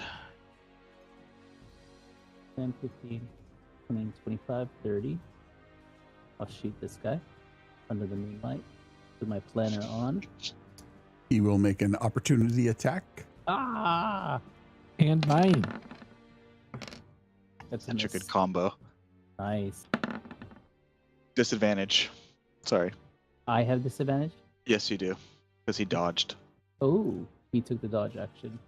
You keep rolling natural ones on your damage for your first die, and it just hurts my heart. Oh, still good. One hit weapon stronger. And then second attack, no planner. Another natural 1 on damage. Ooh. Still disadvantage. Disadvantage. Okay, Oh, 16 16 misses. yeah. Okay. Sorry. All right, Silas will come up, holding his sword, pissed off about how shitty his Eldritch Blast shit is, and will try and attack with his sword at disadvantage. And nod his head like, yep, that's about right, and then use the rest of his movement to get right here. No one's surprised, including Cyrus. The creature removes his sword from the scientist's throat and marches across the room, great sword raised, and will make 2 attacks. Hey, All right. Oh, Jesus Christ. Oh, I command you. man, I wish Bane did something for that, but it doesn't. Nope. It's all right. Still up. Wow. That's a What is lot of that? damage. It's 17 points of damage. Or 27. Yep. It's okay. Torin, the man who says it's okay as he's falling to the ground unconscious. Pushed what I I am wanted to. invincible. He takes the 4 points of psychic damage and the moonbeam damage if he And the does. moonbeam. Oh So he yeah, has to make a con save. minus a D4. Oh. Wait, hold on. Fails. Compelled duel's concentration. Damn. But it accomplished what I wanted. Yep. Got He's him over away from here. the scientists. Still want us to hold our fire. Kill him. So, Okay. Fails his con save against Moonbeam and is melted under the radiance of Caliban's spell. Yeah, as soon as he cut into me, I said, kill him. You got this, right? No, I don't got this. Help me. And I will attack him. I will primal him. Bummer. Nope, that's all my movement. Dodge action. Finish him! Look. A king doesn't do the dirty work. All right. Notice how I left the flanking for you, Silas. Leonard on. You could flank him like 4 ways. Mm-hmm. Look, it's Another a 1 natural again. 1 on damage. it That's so bounces rough. off his, Okay, Second one more attack. time. Wow. Okay, well, I'm going to go 5, 10, 15, 20, 25, 30. I'll stand right there. Silas will walk up and say, "This sword needs to do something, damn it." And Well, I'm it warned him. The rapier Yeah. of warning. It says, I'm about Oh. to stab you. so I- you can I jump should out of have- the way.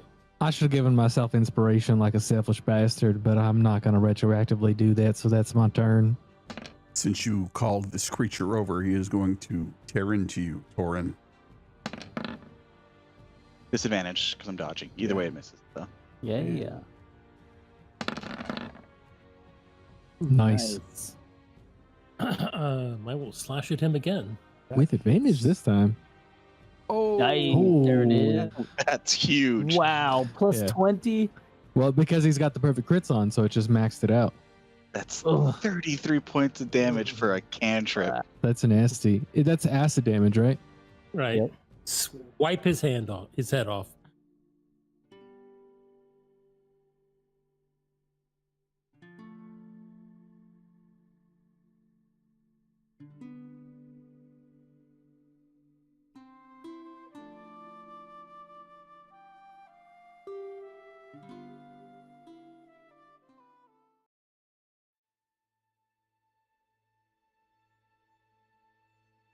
You had shortly moved to an adjacent